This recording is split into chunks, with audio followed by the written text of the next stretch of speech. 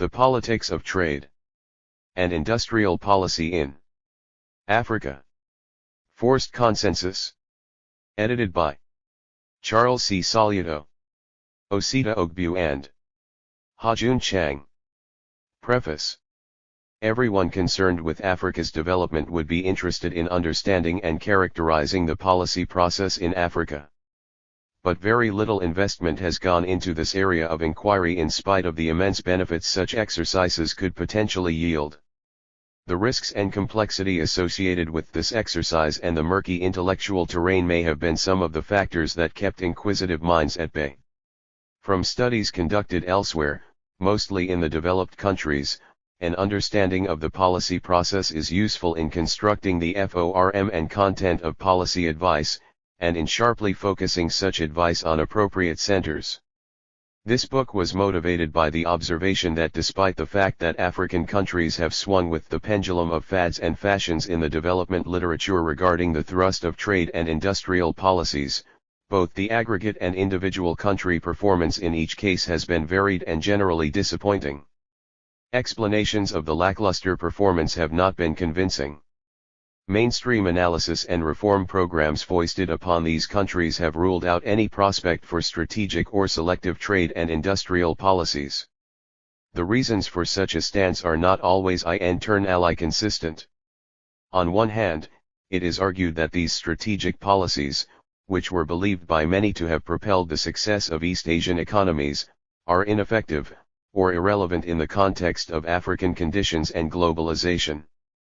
On the other hand, it is argued that because of past failures and the peculiar African institutional deficiencies, such policies cannot be expected to succeed in the region. Paradoxically, despite nearly 2 decades of laissez-faire reforms, guided by no active industrial policies and neutral trade policies, aggregate performance has not been any better. More African countries continue to join the League of Least Developed Countries, and the concentration of exports on primary commodities is worsening with the consequences of the highly volatile terms of trade. Again, failure is blamed on institutional weaknesses and implementation failure. There must then, in effect, be some peculiar African conditions that make trade and industrial policies of all vintages not to succeed as designed. The searchlight, in our view, has to shift to a proper understanding of the policy environment, the political economy of policy choice and implementation, together with all the domestic and external factors that circumscribe such an environment. In this regard, several questions beg for answers. Why, for example, have past policies, selective or laissez-faire, failed in most countries? Who designed the policies and what were the motivations and constituency for such policies? What bargaining process, and the actors, led to the policies, and how did this affect the implementation process? How could one characterize the policy environment, its dynamic evolution over time, and what impact, if any, has this dynamic evolution had on the effectiveness of policy design and implementation? What is the relevance of mainstream, neoclassical, political economy models in explaining policy choices and implementation in Africa? What is the nature of institutional capacity and its evolution over time? What role, if any, has the current democratization process had on the effectiveness of implementation? Why and how could the least developed countries of Africa design and implement selective industrial or strategic trade policies in today's world? What are the current policy challenges, especially in the context of WTO and globalization? How are policies and institutions being adapted to respond? This book was motivated by the need to provide answers to these and a host of other questions. As this book illustrates, Africa's policy process cannot be generalized. There are as many similarities as there are differences in individual country experiences, especially in the area of implementation. There is a broad set of factors which have shaped policy implementation, but the extent of each factor has differed from country to country. A key feature of the policy process is the loss of policy autonomy in almost all the countries, to the extent that while domestic politics and institutional capacity can affect the implementation process and some specific policy choices at the margin, the broad policy thrust is either dictated, as under the policy conditionality of the Structural Adjustment Program, or have to be approved, as under the process conditionality of the current Poverty Reduction Strategy Papers, PRSPs, by the boards of the Bretton Woods institutions. In either case, policies have to be made in the image of Washington. Given that most African countries are heavily indebted and aid-dependent, as well as members of the WTO, the broad and specific choices of trade and industrial policies have increasingly been tailored to meet the demands of the Bretton Woods institutions and the WTO. What has therefore emerged as the broad consensus on the nature of trade and industrial policies is rather a forced consensus. In spite of this, the case studies are rich, and provide powerful insights and explanations to the underlying motives for the various trade and industrial policy processes and regimes. The nuances brought out by these studies, the identification of actors in new policy roles and the mapping of new influence centers with respect to trade and industrial policy changes point to the inadequacy of the existing literature in explaining the African case. However, this book is more than just the case studies. The thematic papers which provide the theoretical guide to the case studies make this book wholesome.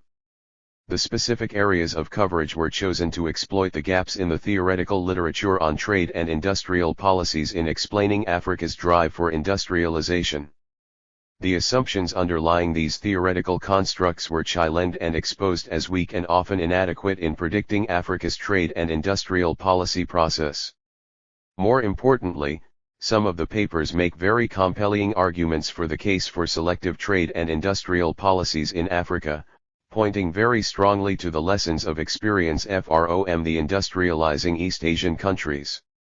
As selective industrial policy or strategic trade policy have become old-fashioned in the mainstream literature, much of the literature calling for such strategic interventions argue for a domestic investment strategy or a business plan. Whatever the tag, the thematic papers suggest a strong, supportive role by the state to address many of the pervasive market and institutional failures in Africa.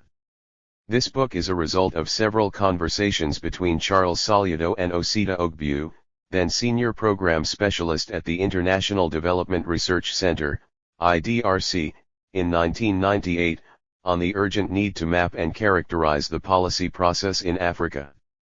As the ideas crystallized, it became necessary to have a sectoral focus for analytical rigor and empirical validation. Trade and industrial policy was an obvious choice because of its importance, the frequency of change, and lack of consensus among economists on the use of such policy for Africa's reconstruction. The studies were conducted between 1998 and 2000. Professor Charles Salido coordinated the project and was assisted by a steering committee comprised of Professor Adibia Olukosi, Kotsria, Dr. Hajun Chang, Cambridge University, UK, Professor Sanjay Alal, Oxford University, UK, and Dr. Osita Ogbu. The committee was responsible for quality oversight of the project. We acknowledge the generous financial support of IDRC to this project. We are also grateful to Professor Ndungwanje Yaguna and Ms. Joanne Wendamuhesha of IDRC who continued to provide administrative support to this project as a matter of both institutional and personal commitment. The researchers, without whom this project would have remained in the pipeline, worked tirelessly to revise and respond to queries from the editors.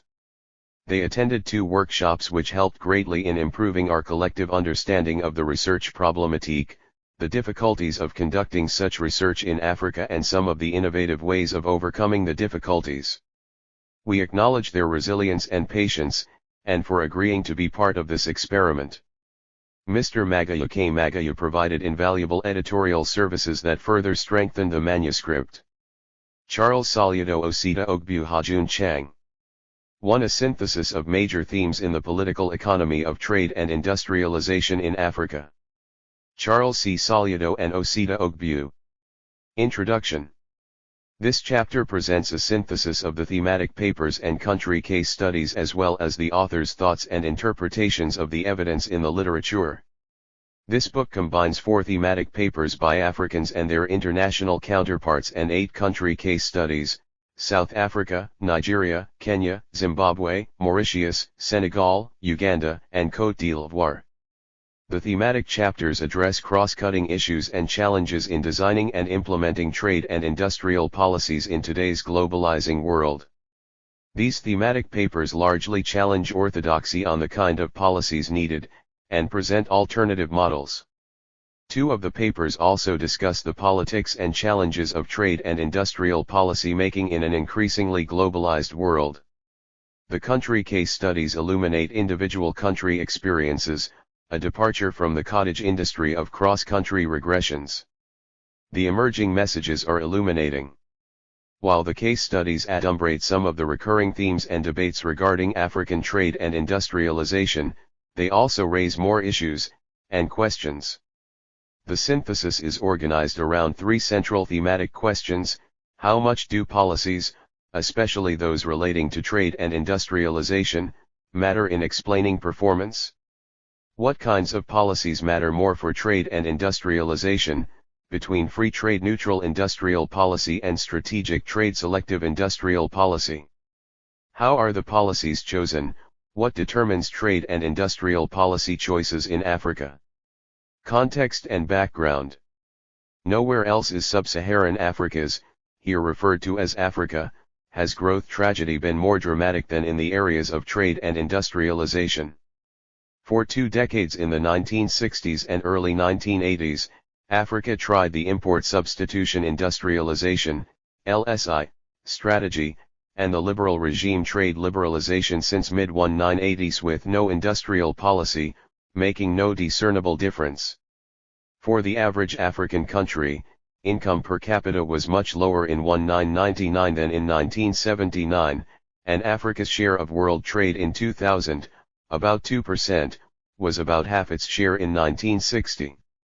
Rather than diversify, Africa has witnessed increased concentration on a few primary commodities with highly volatile terms of trade, and annual income loss due to the terms of trade estimated at an average of $68 billion per annum for SSA for the period 1972 to 97, World Bank ETAI, 2000.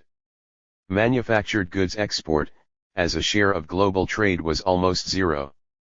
This is despite 4 decades of quantum development assistance, preferential trade arrangements such as the EUACP Lomé and Cotonou agreements, and experiments with various brands of trade industrial policies.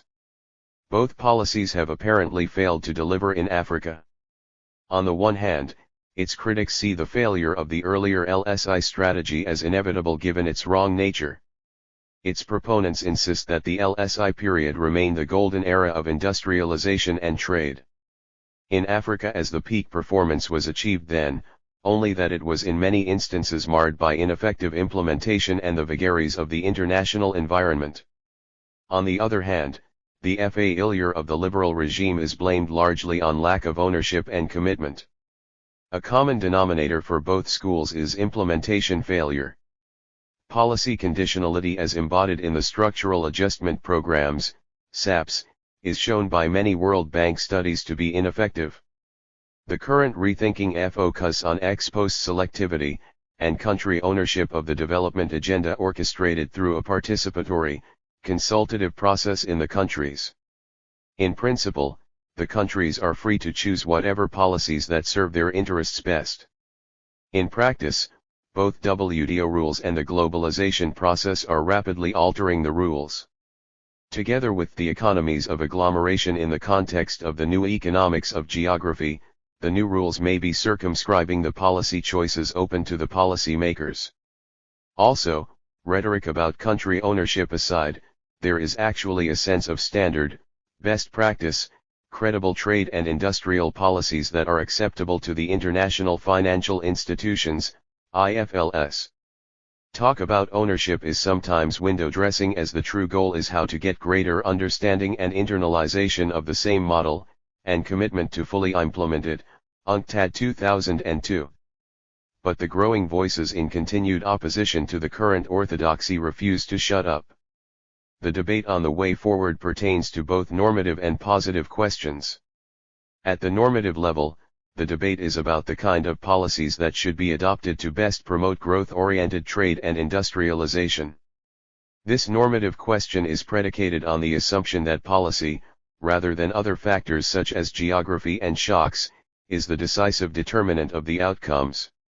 The positive question is about what factors influence the trade and industrial policy choices policymakers make.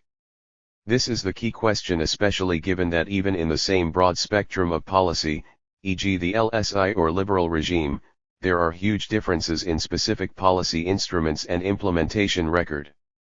Little surprise that in the literature, no matter the vintage of explanations proffered for Africa's industrialization and trade tragedy, there is almost a consensus that Africa's politics or governance which determines policy choice is the binding constraint. See Wood, 2002, and Collier 2002. Implicitly, once Africa gets its politics right and chooses the right policies and institutions, Africa's industrialization will be on autopilot. While the veracity of the above premise needs scrutiny, a better characterization and understanding of the policy process in Africa is critical for the way forward. Consequently, a number of questions beg for answers. Who and what determined the past trade and industrial policies in Africa, or why have policymakers failed to effectively implement policies which they designed? Under the prevailing international rules of the game and the aid relationships, what room do African policymakers have to maneuver in terms of true country ownership of their policies?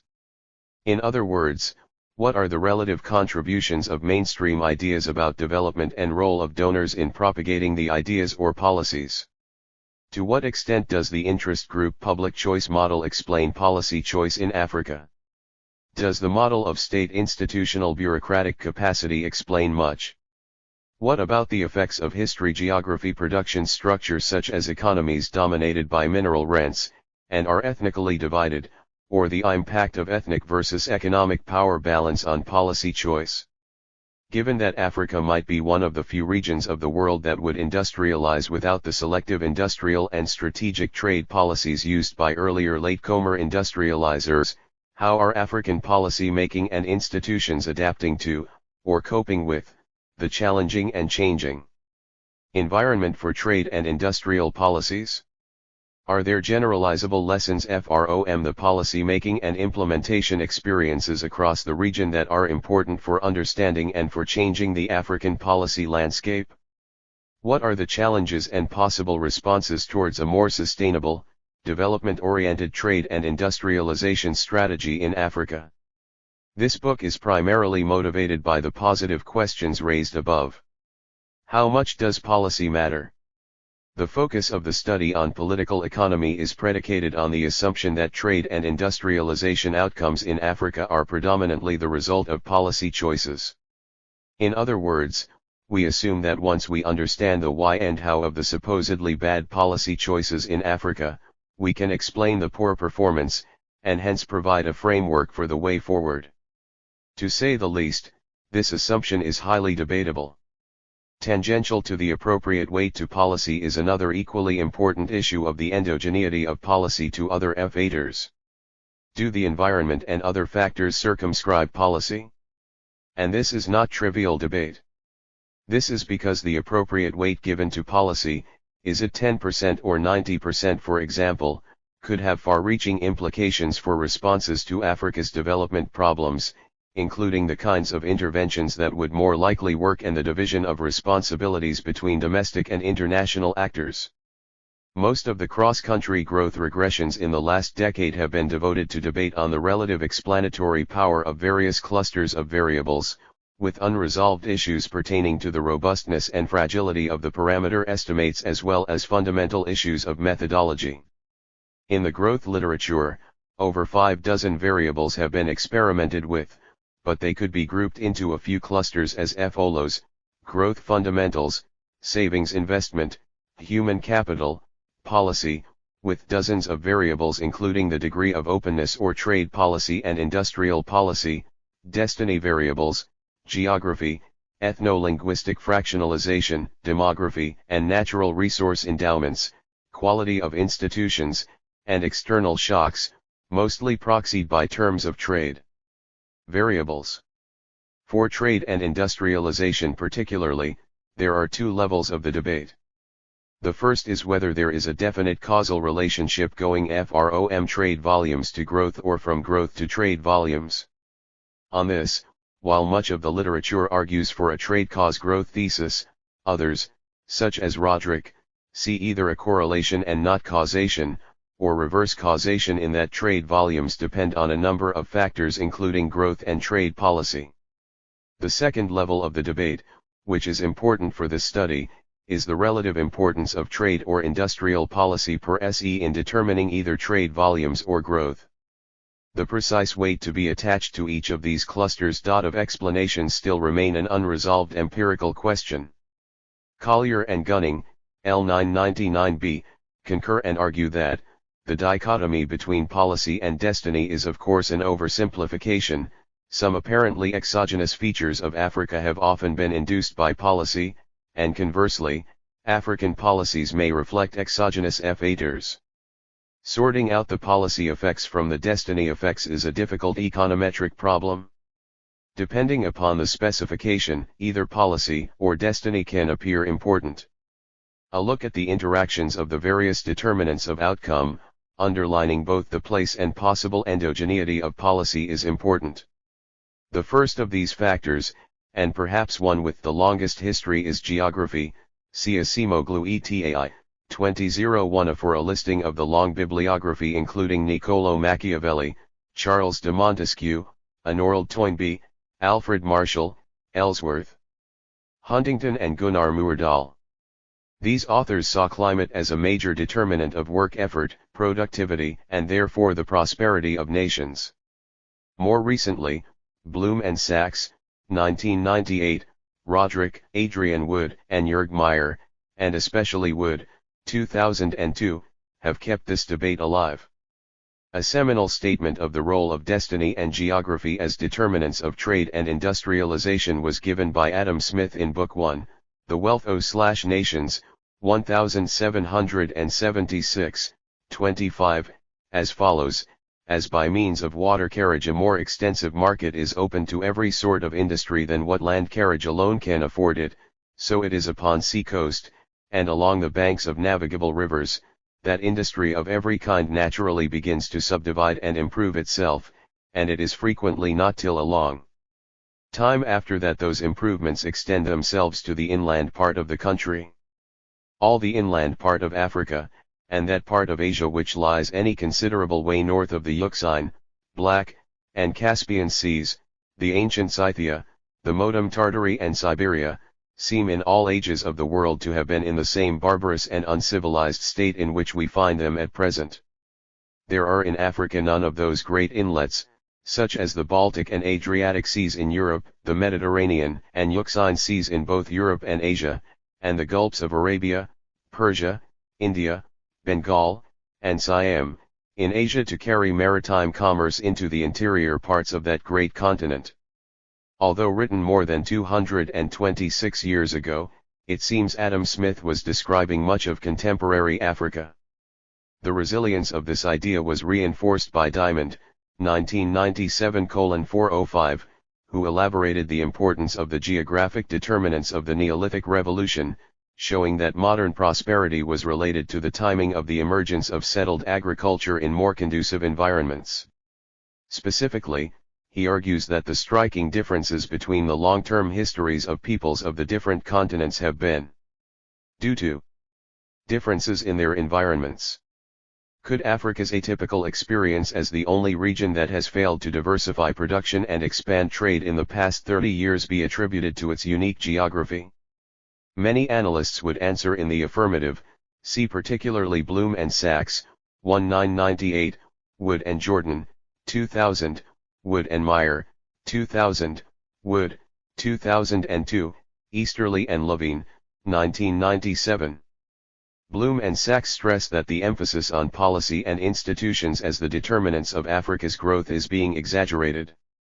They suggest instead that 60 to 90% of Africa's slow growth is attributable to geography and demography, tropical climate and a tropical disease burden, hostile and unfertile soil quality, a high youth dependency ratio, a semi-arid climate with rainfall subject to long cycles and unpredictable failure, among others.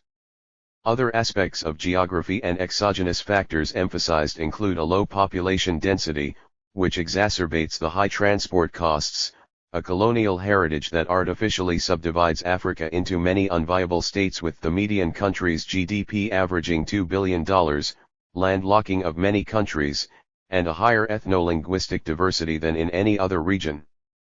The other, and perhaps major aspect of the nature and geography thesis is the consequence of natural resource endowment. An important statement of this thesis was provided by Wood and Meyer, 2000, based on an extended Heckscherholin model of differing paths of development, see Kruger 1977 and Lemur 1984. A key aspect of the Kruger-Lemur extended HO model is that it shows that the sectoral structures of production and trade will evolve differently in the course of development in different countries, depending on their initial land-labor ratios. Countries specialize in the sectors in which their mix of factor endowments give them a comparative advantage. Therefore, the differing evolution of sectoral structures in land-abundant and land-scarce countries depends on the assumed number and factor intensities of the goods in the model. With this framework, Wood and Meyer show that because Africa is better endowed than Asia with natural resources, especially land, but less endowed with human skills, it has an endowment-based advantage in primary commodities. Besides the skill-land ratios and possibility of the Dutch disease, there are other channels through which dependence on natural resources could hinder growth and industrialization, see Collier 2002, and Collier and Den, 2001.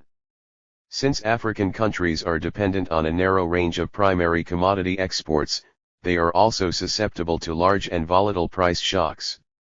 As Collier, 2002, p.4, argues, the sort of shocks that are hitting those developing countries which are dependent upon a narrow range of primary commodities are analogous only to the Great Depression of the 1930s.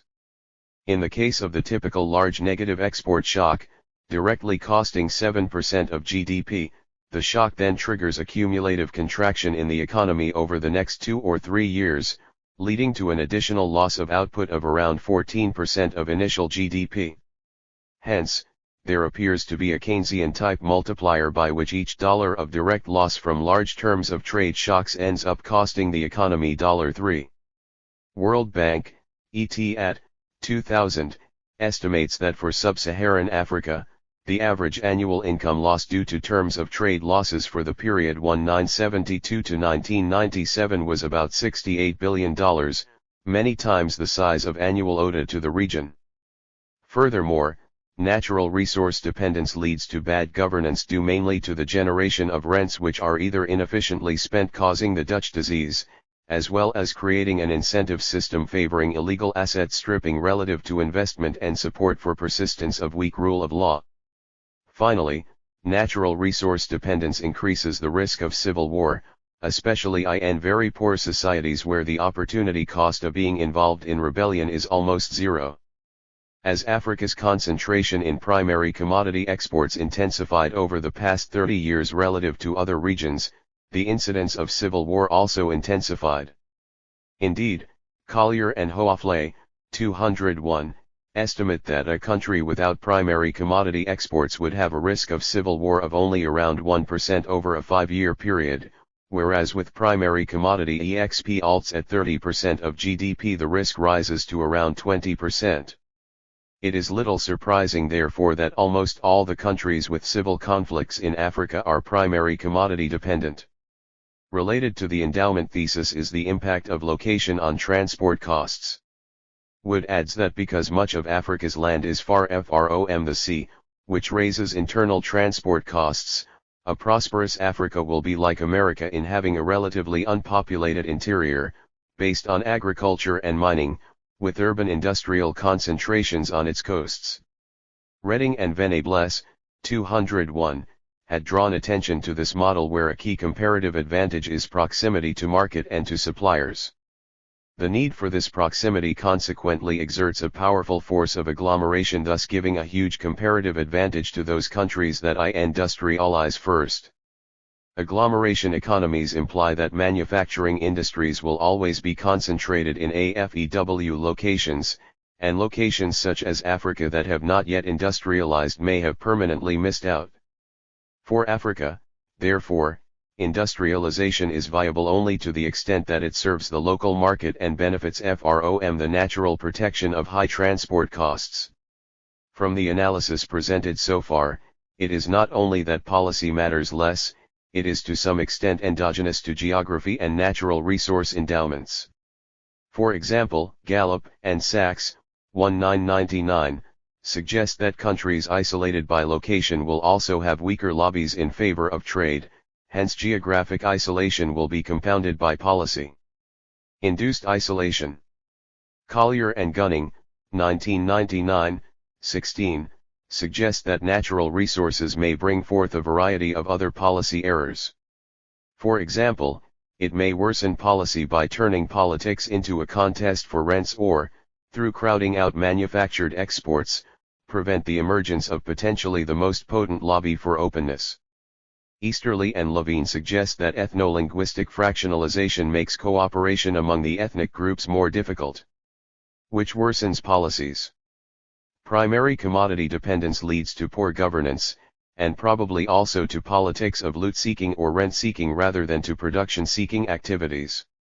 Many analysts attribute much of Nigeria's inability to industrialize and trade to the politics of a rentier economic system and loot-seeking, see Chapter 13. But performance is not explained only by geography, natural resource endowments and exogenous factors. On the contrary, some analysts fly the institutions matter flag and sometimes present it as an alternative explanation for performance, see North and Weingast, 1989, Olson 2000, Acemoglu et at 2001a etc. The analysts largely attribute differences in economic performance to differences in the organization of society and the incentive structure. As with the role of geography, the role of institutions in economic performance also has a long history. Dating back to John Locke, who argued for the necessity of property rights for productive activity, and to Adam Smith, who emphasized the role of peace, easy taxes, and a tolerable administration of justice as prerequisites for prosperity. Acemoglu et not only make the case for institutions as the decisive factor in performance but also challenge the geography hypothesis. The authors argue that if geography is the key determinant of differences in economic performance across countries, then such performance should be highly persistent, since geographic factors have not changed much in recent history. To the extent that other factors also matter for income, persistence will not be perfect, but we should expect relatively rich countries today to have been, on average, richer several hundred years ago. However, since institutions and the way societies are organized are persistent, the institutions hypothesis predicts persistence in income levels. Consequently, if there is a major change in institutions, then we should expect a significant change in the distribution of income across countries. The case of the European colonialism and the consequences of the different institutional changes introduced in the different societies are presented by Acemoglu et as the natural experiment to disprove the geographic determinism inherent in the geography thesis. The authors show that European colonialism made fundamental differences in the development trajectory of their colonies depending on whether productive institutions or extractive institutions were established by the colonizers. The evidence is that major institutional reversals took place in the colonies, and these caused significant reversals in the growth and development paths, with some relatively poorer societies getting the positive shock of good institutions and thus prospering, and some relatively richer societies getting the negative shocks of extractive institutions or the wrong type of capitalism and thus stagnating. Thus institutional reversals have coincided with reversals in development. The major impetus for the wrong or right type of institutions was determined by European settlement. Relatively poorer regions were often sparsely populated, and if they also had a relatively lower tropical disease environment, such as malaria, then Europeans settled in large numbers and developed institutions encouraging investment. This was certainly the case in many East and Southern African countries, South Africa, Mauritius, Kenya, Zimbabwe, etc. On the contrary, a large population and relative prosperity made extractive institutions more profitable for the colonizers, for example to force the native population to work in mines or plantations, or tax them by taking over existing tax and tribute systems. In other parts where settlement was not conducive because of the disease environment such as in West and Central Africa, the systems of economic structure and institutions established were geared towards extraction and servicing of European industries rather than development of the colonies. Acemoglu et argue that for these societies, the extractive institutions stacked the cards against industrialization.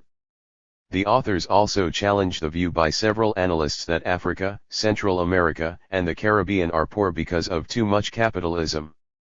They suggest instead that they are poor because of the wrong type of capitalism inherent in the different types of institutions they received.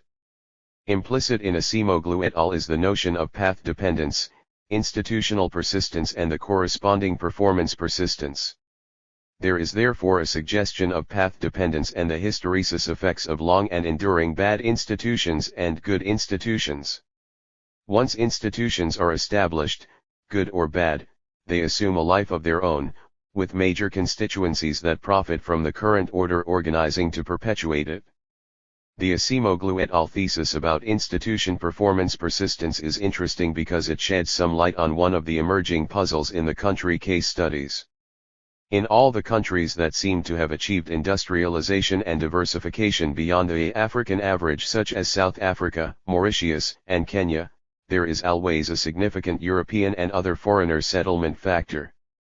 It may not also be an accident that the development of property rights is far more advanced in these countries than in most others. The European settlers also gave the colonies a head start in productive business relationships with more advanced firms and their technology and finance in metropolitan Europe. The social capital fostered information flows. It is also little wonder that these settlers largely own the industrial complexes in the former colonies. In Kenya, for instance, the 175,000 Indian population owns 75% of the industrial complex, while the 5% of Mauritian population which is French owns about 60% of industrial firms. If the foregoing accounts exhaust the explanations for performance, then almost all of Africa would have identical outcomes. Yet, there is some striking difference in Africa. The first decade after independence, 1960s, experienced very rapid growth and development in the region, proving that Africa is not condemned by nature and inherited institutions to a life of misery. Botswana, for instance, has the world record as a country with the fastest rate of growth in the past 35 years despite being landlocked, small, and dependent upon abundant natural resources. Most of the explanations for the Botswana case point to a combination of policies and institutions. Thus, at least in the single spectacular case, policy is seen as the differentiating variable. With respect to trade and industrialization, Africa's dismal performance is often blamed on bad policies, import substituting industrialization, statist command and control policy regimes, overvalued exchange rates, restrictive trade policies or lack of openness, investment climate, and poor public service delivery and infrastructure. See the World Bank's 1981 Berg Report, World Bank 1994, Sachs and Warner 1995, Collier and Gunning 1999a, 1999b, Collier 1998, 2002, Bates 1981. Besides the various publications of the World Bank, perhaps the most vigorous protagonist of policy as the key explanatory variable for Africa's development failures is Paul Collier. In his comments on Blum and Sachs, 1998, Collier, 1998, p.276-7, argues that Africa has suffered a growth failure, but this has not been due to fixed effects.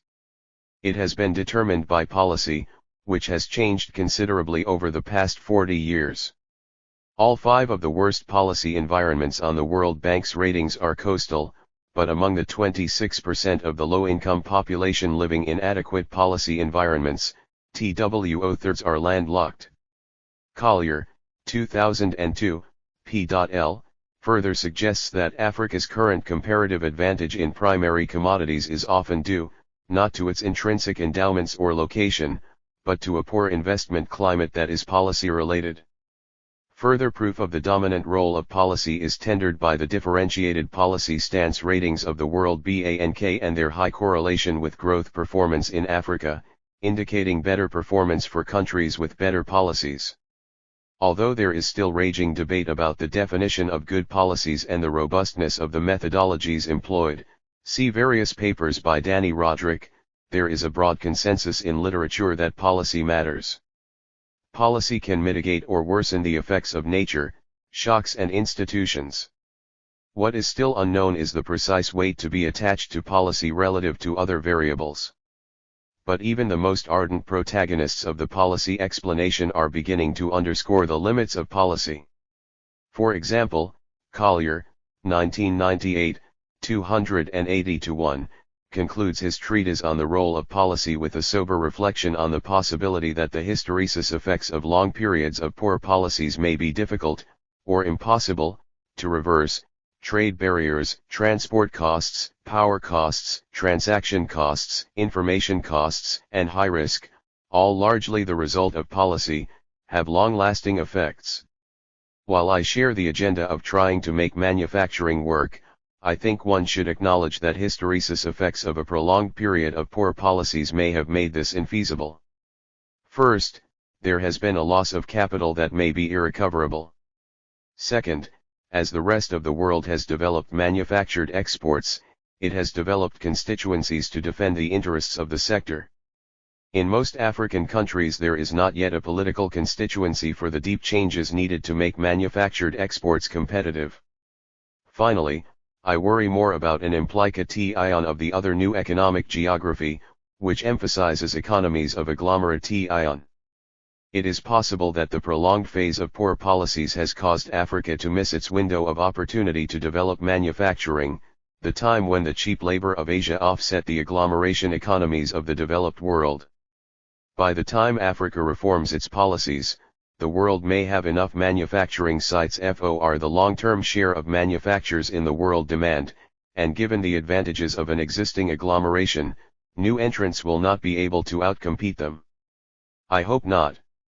I hope that agglomeration economies are sufficiently specific to market niches that Africa could quickly reach agglomeration thresholds. But this is another unresolved empirical question. 4 years later, Collier, 2002, continues to state the limits of policy thesis with greater authority and conviction. In his summary, Collier, p.3, states that, my overall argument is that Africa should adopt differentiated strategies. For many countries diversification is in principle feasible, but has not occurred because dependence, on primary commodities, has certain trap-like features that make it persistent. For some countries, diversification cannot be a credible strategy, and for these countries it is vital that the international community takes the actions that would improve their chances of successful poverty reduction.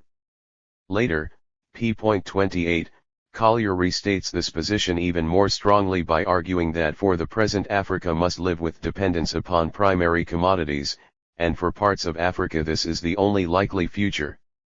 In other words, no matter what these countries do in terms of policy, their future seems sealed in primary commodity dependence, probably because of the environment or constraints that are almost impossible to surmount. For these trapped countries, Collier suggests that their option is to learn to live with the problem, and recommends that the international community helps with a contingent aid regime to assist them live better with their FATE. A similar pessimistic message on the slim prospects for latecomer industrializers is also stressed by UNIDO, 1996. See Box 1. 1. Coincidentally, in a separate study using a different methodology and framework, Wood, 2002, reaches a conclusion similar to Collier's. Wood argues that, because it is land abundant, as is America, Africa will always have a larger primary sector and a smaller manufacturing sector than the land-scarce regions of Asia and Europe. Africa could surpass the current income level of South America, although it may never quite catch up with North America because of its tropical climate and its division into many countries, which obstructs internal movement of goods, ideas, and people. Woods is both a message of doom and hope. Doom in the sense that, like Collier, he sees a limit to African industrialization and trade because of its atypical geography and natural endowment. Hope because he projects that Africa can attain income levels higher than that of South America, which would be a significant improvement. A similar optimistic scenario is shown in a major study of African economy, see World Bank et at. 2000, Chapter 7. The study shows that for labor-intensive manufacture exports, the catch-up effects of the coastal African countries benchmarking their policies and institutions to those of Asian developing countries could be significant. For example, such benchmarking could increase the current production and exports by several 100%. In a sense, the limits of policy thesis could be likened to the analysis in mainstream literature in the early part of the 20th century that gave no chance of development to Japan, Korea, or many of the current Asian tigers, ostensibly because given the orthodox development models of those days, these countries did not fit into the model and so were written off. History has proved those predictions wrong. Can Africa also turn the predictions of doom on their head? For example, many reforming African. Box 1.1, 9 Challenges of Competitive Industrialization in Low-Income Africa. The comparative advantage of African countries lies chiefly in low labor costs, sometimes also in low raw materials and energy costs. These 10 WER order comparative advantages are less important in global competition today. Their main competitive strengths are in precisely those industries where demand growth is slowest and where international competition, especially from low-cost Asian suppliers, is intense. They are not part of a cluster. There is no Japan, Hong Kong, or Singapore to undertake FDI on the scale witnessed in East or Southeast Asia. They are at a serious disadvantage in infrastructure costs, especially transport.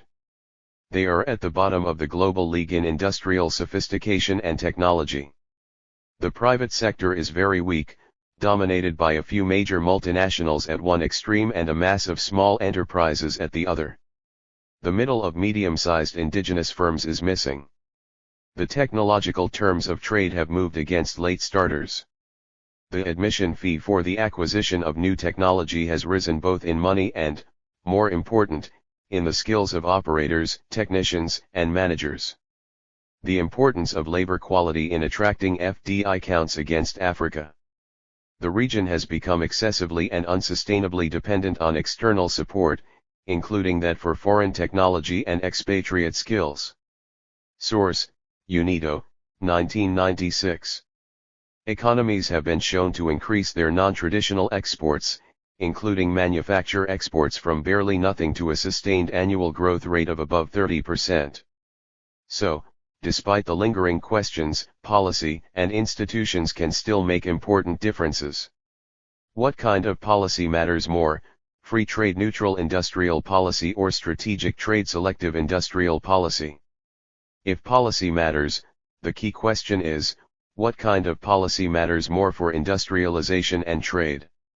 It is remarkable that despite the claim that bargaining among different interests in society determine policy, the debate about policy options has been dominated by highly structured theoretical models, powerful ideas, that in practice have divided the policy menu into two broad categories. The first is the orthodox liberal trade theory, which underlies the strategies of free trade, together with the general or neutral industrial policy that aims to provide a conducive business climate to all industries without preference or selectivity.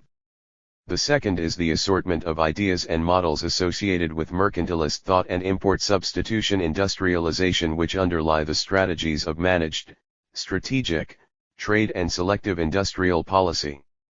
The experiences of the US on the one hand, and Japan and South Korea, on the other, seem to have provided some live examples that both models can work with remarkable success. Selective industrial policy here refers to an economic policy that is designed to improve the long-run welfare performance of a national economy by intervening in the allocation of resources between industrial sectors, or in the industrial organization of a specific sector, if the competitive market equilibrium fails to function efficiently. Suzumura 2000, p.175. Suzumura further argues that because market failures often arise from imperfect information, the cost of information acquisition, transmission, and coordination, factors generating Marshall-Lian externalities, and imperfections in risk and capital markets, the relevance of industrial policy as a strategy for developing market economies and economies in transition seems to be beyond dispute. The examples of Japan, South Korea, and other East Asian economies illustrate the potency of government's role in actively complementing the market mechanism. The idea, as Stiglitz puts it, is that although the government cannot simply replace the market or any significant part of it, it can play a critical role through the market's eye in promoting economic growth. More broadly, industrial policy can be classified into four categories, see Suzumura, pages 177-8. The first category consists of policies affecting the nation's industrial structure. Policies in this category either nurture and promote industries that are of strategic importance or regulate and facilitate the shift of resources away from declining industries towards more promising ones, either by restricting trade and FDI, or by providing pecuniary incentives such as subsidies and favorable tax treatments, with the purpose of improving the nation's long-run welfare performance. The second category consists of policies designed to correct market failures associated with technology development and imperfect information. Policies in this category encourage and promote the shift towards more appropriate use of research and development resources and knowledge by providing a public information exchange and transmission and dissemination mechanisms, or through the use of favorable tax and subsidy measures. The third consists of policies seeking to raise economic welfare by means of administrative intervention in the industrial organization of specific industries. Specific policies here exemplified by entry and exit regulations, are used to intervene either in the competitive structure of industries, or in the allocation of resources among industries through the use of administrative authority or guidance. The fourth category refers to those industrial strategies based on political rather than economic considerations. In its classical form, mercantilism gave great priority to policies promoting the power and autonomy of the state, often expressed in terms of maintaining self-sufficiency in industries relating to defense or food security. Interestingly, it was Adam Smith who provided the strongest defense of such policy when he justified the Navigation Acts by stating that defense is of more importance than opulence. The efficacy of both models, the relevance for or replicability in Africa, or their relative contributions to the success of the earlier industrializers are subjects of continuing debate and the literature is too long to cite, but see for example, Chang, 2002, numerous papers by Danny Roderick, Berg and Kruger 2002, Dollar and Cree, 2001. See also chapters 2, 3, 4, and 5 of this book. As Moon, 1999, 44, notes, the single most discordant element between liberalism and mercantilism concerns the goals meant to be satisfied by trade policy. While liberalism focuses almost exclusively on allocative efficiency in order to maximize aggregate consumption, mercantilism seeks a number of goals that compete with and sometimes outweigh that value. See Chapter 4 for elaboration of other goals of trade policy. The liberal model of trade liberalization and neutral industrial policy has dominated the mainstream policy choice since the 1980s.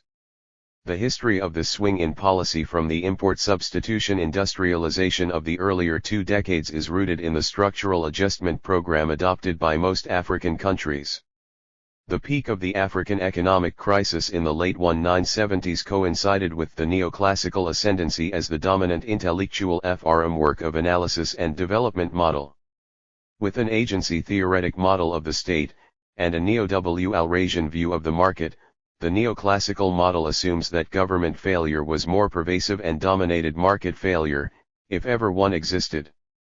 Under this framework, the African crisis was blamed squarely on an intrusive state that has intervened extensively in the economy and therefore caused despicable distortions, which prevented markets from functioning efficiently. Liberalization of markets, especially trade liberalization and outward orientation, constituted the fulcrum of the reform packages. Trade policy under this model has entailed a gamut of measures to remove all trade restrictions, deep and unilateral import liberalization, exchange rate reforms, removal of all domestic policy distortions that constrain exports, elimination, or tarification of all non-tariff barriers, (NTBs). The reforms aim to bring trade regimes in several developing countries as near as possible to the classic free trade model, or at least to similar regimes in the industrial countries. In summary, the policy calls for African governments to commit themselves irreversibly to opening their economies to international competition, and in the process, ensure a more neutral incentive structure which does not discriminate between exportables and importables or between production for the domestic market and for exports. Thus, the reform generally involves both liberalization and movement towards a neutral incentive structure, even though the two terms are often used interchangeably. See box 1-2. Trade liberalization is assumed to confer several productivity-enhancing and growth-inducing benefits to the economy. It reduces static inefficiencies arising from resource misallocation and waste. 2. It raises learning effects from the development of new products, technologies, and information sources. 3. It increases ability to cope with adverse external shocks. 4. It reduces wasteful rent-seeking activities. It creates. Box 1.2, Ramifications of Trade and Competition Policy. Trade policy now encompasses a wide array of policies, with the distinction between them and what are usually considered industrial and competition policies blurred. Traditionally, trade policies are those, which are aimed at altering the relative price of goods traded through tariffs, subsidies, quotas, safeguards, and anti-dumping and countervailing duties. The essential feature of all these measures when used as instruments of trade policy is that they drive wedges between the foreign and domestic price of a good or service at a given exchange rate. Trade policy encompasses not only the traditional tariff and non-tariff instruments, but also exchange rate regime, and a gamut of other policies that could be ascribed to competition policy. The non-tariff barriers, NTBs, take at least three forms, and within each group UNCTAD distinguishes between Group A measures which operate primarily through quantitative restrictions on trade, and Group B measures, which operate through prices and costs, and these classes are as follows. Type I, commercial policies designed primarily to protect import competing sectors or to promote exporting sectors, e.g. Group A, quantitative measures, import quotas, restrictions of public purchases to domestic goods, export restraints. Group B, price-cost measures, variable levies, production subsidies, income tax concessions on export profits, advanced deposit schemes for imports, different exchange rates for different transactions, multiple exchange rates. Type 2, measures not primarily associated with commercial policy, but have sometimes been used for protective purposes, e.g. Group A, excess trade documentation, delays in customs procedures, advertising restrictions. Group B, customs valuation procedures, health requirements, labeling requirements, sales and excise taxes, selective employment taxes. Type 3, measures applied with no intent of protection, but which may have spillover effects on trade, e.g. Group A, government spending plans, restrictions on toxic materials. On the other hand, competition policy encompasses the area commonly referred to as antitrust or anti-monopoly law and practice, as well as various micro-industrial policies affecting markets. These policies seek to deter and prevent abuse of market power, dominance, exclusionary practices, and the reaching of agreements among competitors. They aim to promote and protect competition and economic efficiency, rather than competitors. Evidently, there is a natural convergence between trade and competition policy measures, and the distinction between them has become blurred. For example, During the Tokyo and Uruguay rounds of trade negotiations, among the issues that came up for negotiations were, specification of technical standards, government procurement, domestic subsidies, intellectual property rights, trade-related investment measures, and services. Furthermore, Thomas, et 8/1991, 11-12, distinguish between liberalization and neutral incentive structure. According to the authors, liberalization means a reduction in trade restrictions and an increase in the use of prices instead of discretionary intervention by bureaucrats and politicians.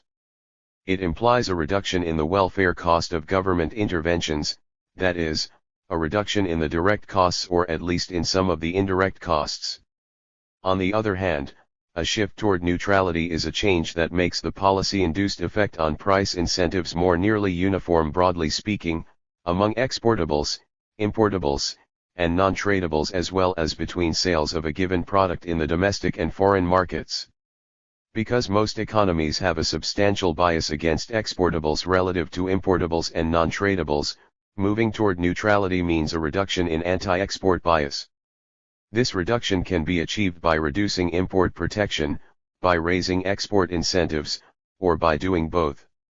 Source: Thomas et al., 1991, Winters 1991, Guas and Rajapatirana, 1994. Opportunities to achieve scale economies that could not be achieved in many developing countries with relatively small domestic markets. 6. It generates benefits from linkages between export industries and other sectors. 7. It weakens monopoly elements that may affect foreign trade, which, in turn, would result in more favorable import and export prices. Or, 8.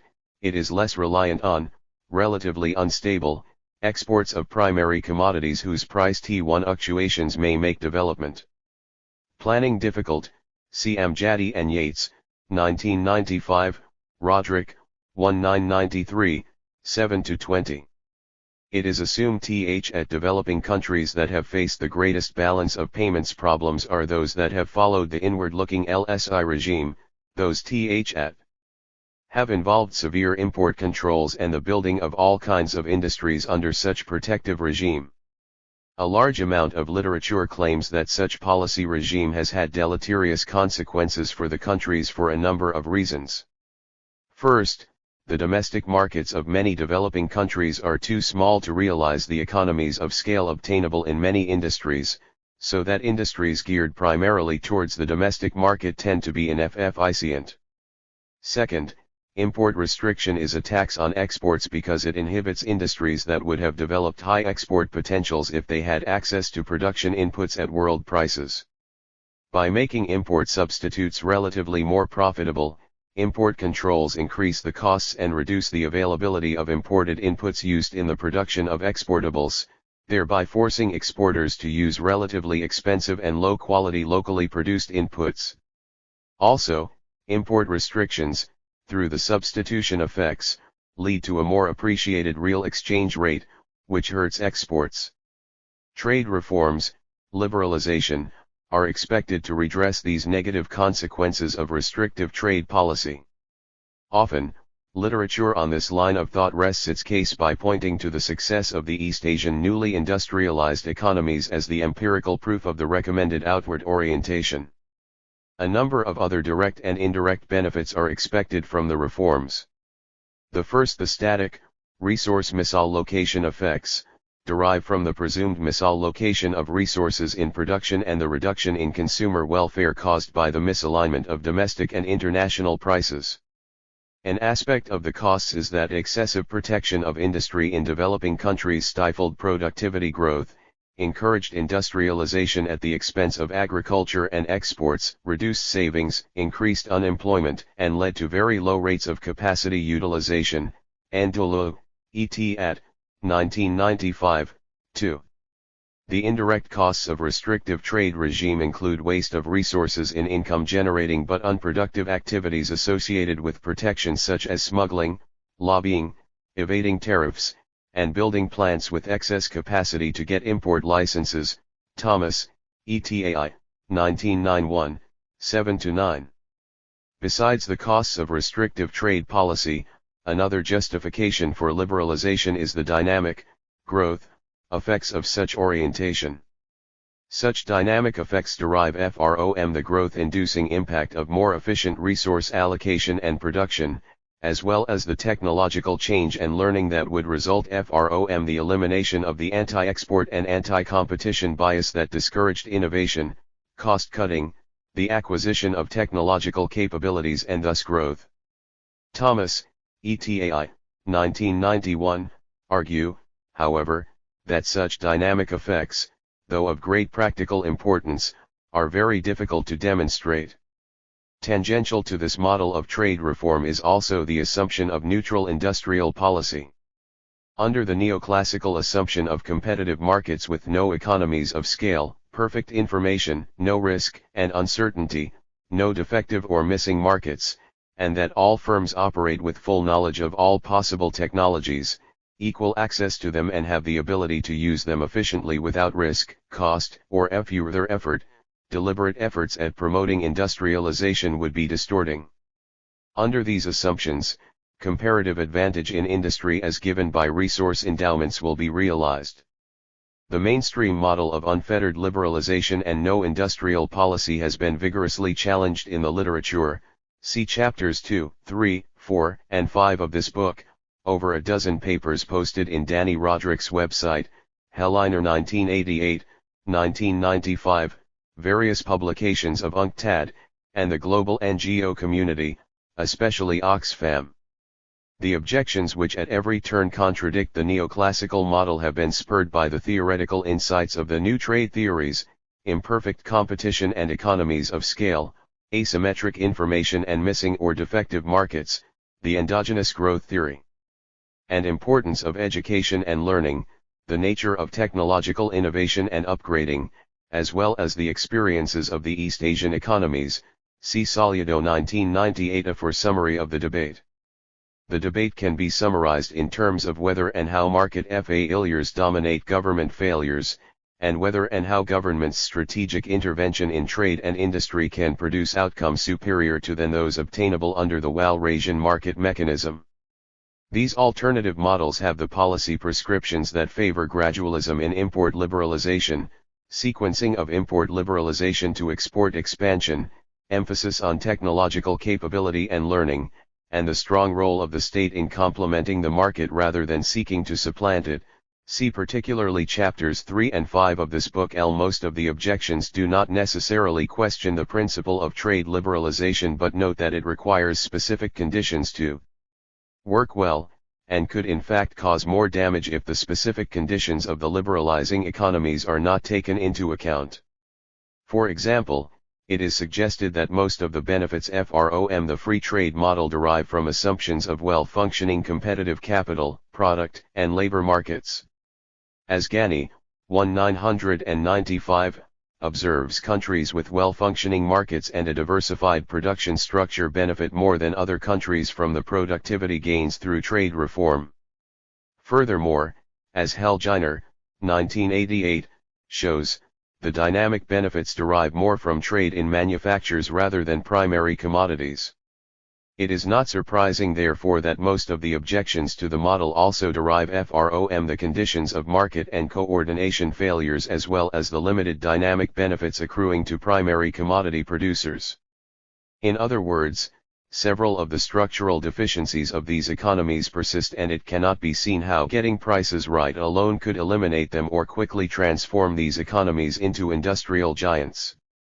Furthermore, a large body of literature has emerged which attributes the miraculous transformation of the East Asian economies to the pervasive government interventions to promote industry and trade. This theoretical and empirical evidence underscores the need for state interventions either to resolve the coordination problems or to design and implement strategic trade policies. Furthermore, there have also been legitimate challenges to the robustness of the orthodox neoclassical framework. For example, Roderick, 1993:9, argues that, the analytical foundations of such arguments regarding the dynamic benefits of liberalization have never been too clear. Too often, the preferred method of proof is a casual appeal to common sense. In particular, no distinctions are typically made between policies for which received theory is silent as regards learning, or has ambiguous implications, and those for which a definite theoretical presumption exists. Relative price distortions, such as trade taxes and investment subsidies, are of the first kind. Such distortions affect relative profitabilities across industries and sectors. If some sectors are adversely affected by intervention, others must be left in better shape. Consequently, even if changes in a sector's profitability could be presumed to have unambiguous consequences for innovative activity, which they do not, the net change in economy-wide innovation would still be unpredictable. Innovative activity would be reduced in some sector, but enhanced in others. Another benefit of outward-oriented trade regime pertains to the presumed robustness in responding to negative external shocks. Implicit in this argument is that the absence of microeconomic distortions that bias incentives away from exports help facilitate adjustments to negative shocks. Roderick, 1993, argues however that it is difficult to see how such distortions could be causally related to the balance of payments crisis that have typically followed external shocks. First, no empirical study has been able to make a convincing case that microeconomic distortions were at the root of the economic crisis that befell most developing countries in the early 1980s, not even the studies reported in Thomas, et. 1991. Second, basic economics predicts that trade restrictions would lower both imports and exports, and thus have no obvious implications for the balance between the TWO. Furthermore, the logic of rent-seeking as a case against trade restrictions seems somewhat tautological.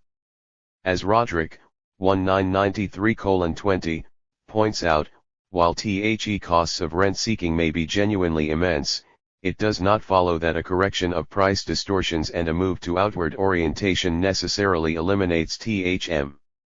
As long as governments exist and implement policy, individuals and groups will exercise political power to obtain particularistic benefits for themselves. In effect, the rent-seeking argument is an issue about government policies in general and not a specific case against trade and industrial policies. Helleiner, 1995, 11-12, has seriously challenged the anti-export bias argument. In a general equilibrium context, and given the Lerner symmetry, it is assumed that taxes or barriers on imports are equivalent to taxes on exports. First, anti-export bias can be reduced, and frequently has been, via the provision of export subsidies as well as by lowering import barriers. It follows then that by deploying the symmetry argument, one must begin by measuring the degree of protection, or anti-export bias, net off the effect of export subsidies.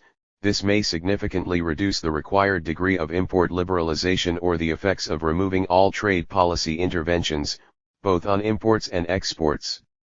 Second, it is possible that movements in the real exchange rate, and hence in the price of tradables, exports and import substitutes, relative to non-tradables, can, and frequently do, swamp those in the anti-export bias in the tradable sector. In that sense, therefore, export expansion can be motivated by the high price of exportables relative to non-tradables, rather than a high price of exportables relative to importables. By the same argument, real currency appreciation can discourage exports even when imports have been fully liberalized. Also, and more fundamentally, the effects of the degree of dispersion of governmental wedges between world and domestic prices for both importables and exportables need to be analyzed, not just the average size of such wedges. It is expected that trade liberalization will have substantially different effects on the pattern of manufacturing, including that for export, depending upon whether previous governmental interventions had been relatively uniform or diverse from industry to industry. Helleiner concludes that for all of these reasons, it is easy to contemplate, on theoretical grounds, the possibility of significant expansion of manufactured exports without prior or simultaneous overall import liberalization. The summary message of much of the criticism is that faith in the magic wand of liberal trade regime and no active industrial policy can be excessive, and that given the pervasive market failures and institutional weaknesses in these African countries, the state needs to take a more activist role. Roderick, 1999:18-9, summarizes the skepticism and concerns. Development policy is susceptible to fashions. During the 1950s and 1960s, when import substitution was in vogue, there was excessive optimism about what government interventions could achieve. Now that outward orientation is the norm, there is excessive faith in what openness can accomplish. Early on, planning models emphasized capital AC accumulation at the expense of price incentives and the role of markets. Today, the importance of investment is consistently downplayed. The swing of the pendulum from one extreme to another creates blind spots, causing the risk of yet another unproductive change in fashion. Policymakers have to understand that integration into the world economy is unlikely to bring long-term growth on its own. They have to complement openness with other policies, including an explicit and coherent domestic investment strategy. In practice, Roderick's reference to an explicit and coherent domestic investment strategy is a veiled reference to the need for active industrial policy. Despite the objections to industrial policy of the Asian type in the mainstream literature, chapters 3 and 5 show that there is strong theoretical and empirical basis for active industrial policy. Both chapters as well as chapter 2 also highlight, as in a lot of other literature, that the fundamental challenge is whether these kinds of policies can still be put in practice, especially in Africa. There are two key issues in the impossibility thesis, namely the failures of past industrial policies and the capacity of the African states to replicate the East Asian model, and the constraints imposed by WTO rules to which most African countries are signatory. On the workability of industrial policy, Chang, 1996, 89-90, cautions that, industrial policy, needless to say, is no panacea. Like any other policy, or any other form of economic coordination, it has its own costs and benefits. Its benefits seem to have more than offset its costs in success stories like those of Japan and Korea, but we have plenty of other examples that show that its costs may overwhelm its benefits. The real question is not whether industrial policy can work or not, because it does, but how it can be made to work. In Chapter 3, Lal argues that a considerable part of Africa's failed industrialization is, indeed, due to its poor industrial policy, mistakes in trade, domestic competition and ownership policies, wrong interventions in technology transfer and development, weak human capital creation and neglect of institutional support. In addition to what Lal describes as the structural impediments to competitive industrialization in Africa, small size and fragmentation of local and regional markets, poor infrastructure, low entrepreneurial base and weak human, particularly technical, capital, he lists in Chapter 3 the major poor policy errors of the past to include poor information and capabilities on the part of policymakers, neglect of lessons from other regions, insufficient data, inability to withstand analytical pressure from outside agencies and experts, weak negotiation in and preparation for WTO membership and so on. Lack of clear industrial policy objectives, and conflicts with other objectives. Excessive and prolonged protection not offset by export promotion measures or pressures that would provide incentives for learning and upgrading. Inadequate domestic competition policies to stimulate technological upgrading. Permit the entry of dynamic new enterprises and enforce competitive behavior. Lack of coherence between product and factor market policies, such as education and training, technology support, capital markets, and export promotion. Inability to target and attract FDI into efficient manufacturing and facilitate the upgrading. Weak, often non-existent, institutional structures that are unable to support capability development, training institutions, effective quality and standards bodies, R&D support and SME extension services, practically no linkages between institutions and the industrial sector. Lack of involvement of industrialists in policy design and implementation. lack of monitoring of industrial policy and its effects, and lack of flexibility in adapting policies to changing world market and technological conditions. 17. Weak legal structures that do not facilitate property rights and contract, and dispute resolution, and widespread and constant political intervention, corruption at all levels, lack of commitment and infighting by bureaucrats and leaders. The question therefore is what has changed to warrant continued faith in the industrial policies to deliver, or whether indeed, African states are capable of making selective industrial policies of the Asian type happen. As Olukosi argues in Chapter 2, the impossibility of the replication of the East Asian experience in Africa was hinged primarily on such arguments as the softness of the African state, its capture by special interests, its lack of embeddedness, its technical and analytic deficiencies, its weak administrative capacities, and the suggestions that the countries of the continent are hemmed in by weak states and weak markets. Kalaki, 1993, World Bank, 1993, Lewis, 1996. Without question, capacity is a key problem in Africa, especially institutional capacity. See also Lal, Chapter 3. Chang, however, argues in Chapter 5 that the other policies, liberal regimes, do not require any less state capacity or institutional sophistication to implement than the selective industrial policies. So, the issue of developing the institutional capacity of the African states to implement policies of all kinds, is a general problem not necessarily restricted to selective industrial policies.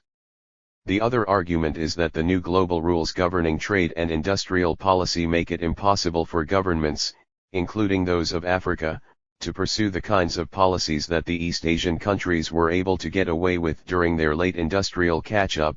World Bank, 1993.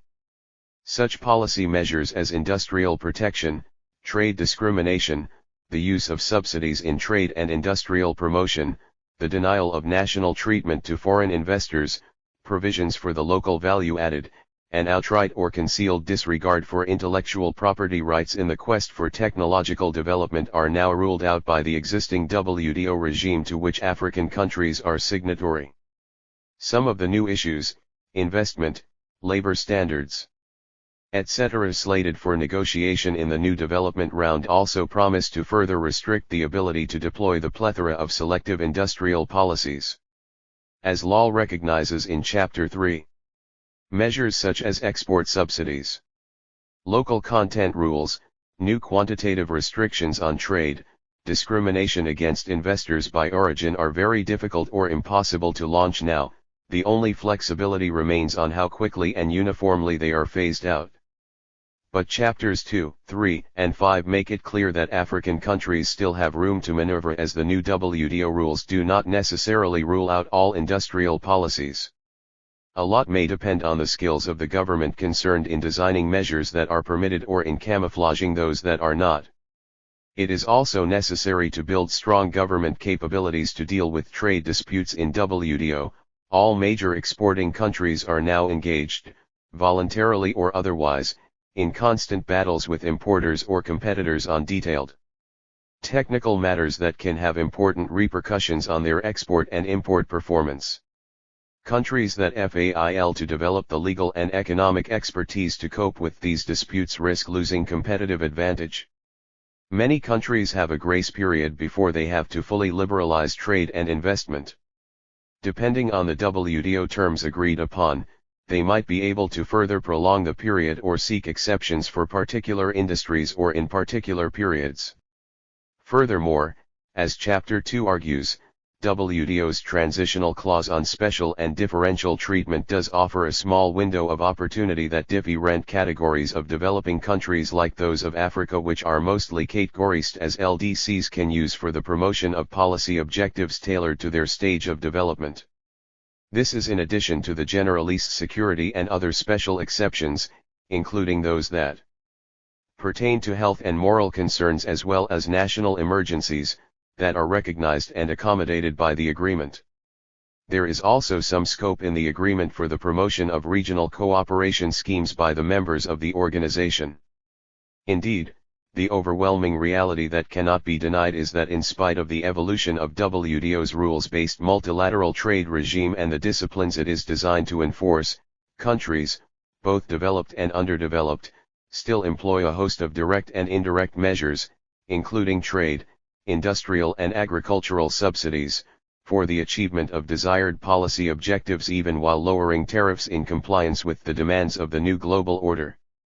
Furthermore, there is no reason to believe that the existing rules of WTO or any future ones that may be agreed upon are not subject to review, renegotiation and reinterpretation in the light of experience. Indeed, there is a lively political contestation presently going on around the WTO regime both in and outside the organization. Politics remains a strong conditioning element of the evolving international trade regime. The message here is that Africa, in collaboration with other countries and regions, can in principle demand, negotiate and shape WTO rules to its advantage. In summary, it is fair to say that the debate on the policies required for Africa to industrialize and trade has narrowed considerably and some broad consensus is emerging. Advocates of strategic trade and selective industrial policy also admit that the scope for these policies has narrowed substantially and that they have to acquire a new form. There is a broad acceptance of the market economy framework, and that policy interventions should be geared towards complementing rather than supplanting the markets. This ideological shift has been ratcheted under the aegis of SAP, but the region is currently undergoing a process of ideological consolidation centered around the market economy, a private sector-driven framework. 4. Under the rubric of the market economy, there is a growing consensus that rapid industrialization and trade can now be achieved on a sustainable basis by achieving systemic competitiveness, in the sense of a framework for the interaction of the state and societal factors in creating the conditions for successful industrial development and thus national competitiveness. This framework is predicated on the assumption that competitive advantages only partially emerge due to the invisible hand of the market, and are to a significant extent being created by deliberate, collective actions. Such competitiveness also goes beyond firm-level productivity. See Box 13L. To create the environment for systemic competitiveness, there is also a growing consensus that despite the debate about content and sequencing of liberalization, a certain dose of trade liberalization is required. Lal summarizes this consensus in Chapter 3 by stating that I fully accept that the removal of many existing policies, including classic import substitution strategies and interventions that give rise to rent-seeking, is necessary for development, and that a substantial dose of liberalization is a precondition for industrial success. I also accept that the progress of technology and globalization over the past 3 decades limits the exercise of industrial policy today. Roderick, 1997, 2, reinforces the consensus by noting that, there is actually a fair bit of consensus on what constitutes a reasonable trade strategy for countries of Africa. The consensus can be crudely expressed in terms of a number of do's and don'ts: demonopolize trade, streamline the import regime, reduce red tape and implement transparent customs procedures, replace quantitative restrictions with tariffs, avoid extreme variation in tariff rates and excessively high rates of effective protection, allow exporters duty-free access to imported inputs, refrain from large doses of anti-export bias, do not tax exports too highly. Box 1.3, Elements of Systemic Competitiveness. The major elements of the market-state balance involve analysis and actions at 4 key levels: meta-, macro-, meso, and micro levels. Meta-level, this refers to the nature of the control and governance capacity of government and collective problem-solving arrangements. Systemic competitiveness cannot happen without social transformation and social integration. This is more so in the context of weak markets, weak firms, and weak states that characterize many developing countries. In some countries this has further deteriorated due to the structural adjustment programs, SAPs, and failure to establish regulatory and governance capacities, government reform, formation of complex linkages between strategic actors, and the requisite social structures. The governance structure should produce a basic consensus on the necessity of industrial development and integration into the global system. If fundamental differences exist on these issues, macro and meso policies designed to support industry will be erratic, and firms will develop a defensive posture in order to be able to react quickly to changes in the rules of the game. Thus, some of the major elements of this level include, the development-oriented pattern of politico-economic organization, ability to formulate strategies and policies, learning and change-friendly value attitudes, and social cohesion. Macro level, this requires an enabling and well-functioning macroeconomic environment, developed and well-functioning factor, goods, and capital markets, as well as a stable and predictable macroeconomic framework. This should include a competitive exchange rate policy and general trade policy regime that stimulates local industry. Generally, it is almost impossible for firms to become globally competitive when national macroeconomic environment facing them is not competitive. Meso level, this refers to specific policies and institutions targeted to shape industries and their environment. In the current world order, it is no longer only individual firms that compete with each other but industrial clusters, groups of firms organized in networks, whose dynamic development depends on the potential of the particular location, in other words continuous and close contact with R&D facilities, technology formation and dissemination institutions, universities, training institutions, finance institutions, export information and other institutions.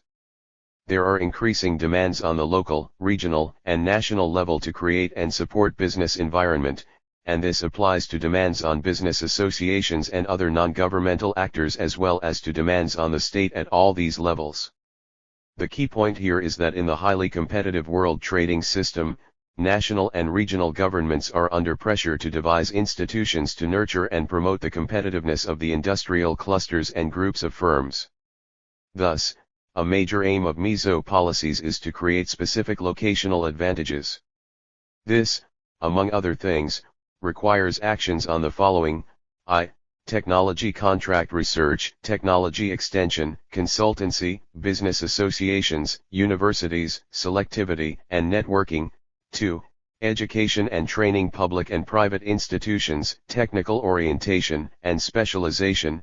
3. Finance, investment, credit, working capital, equity, insurance, export finance, patience and risk-friendly disposition. 4.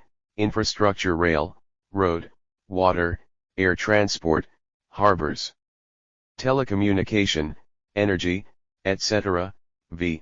Exports, foreign market information, design, trade insurance, trading companies, specialization and close links to private business, and 6. Environment, supervision, pressure and support, etc.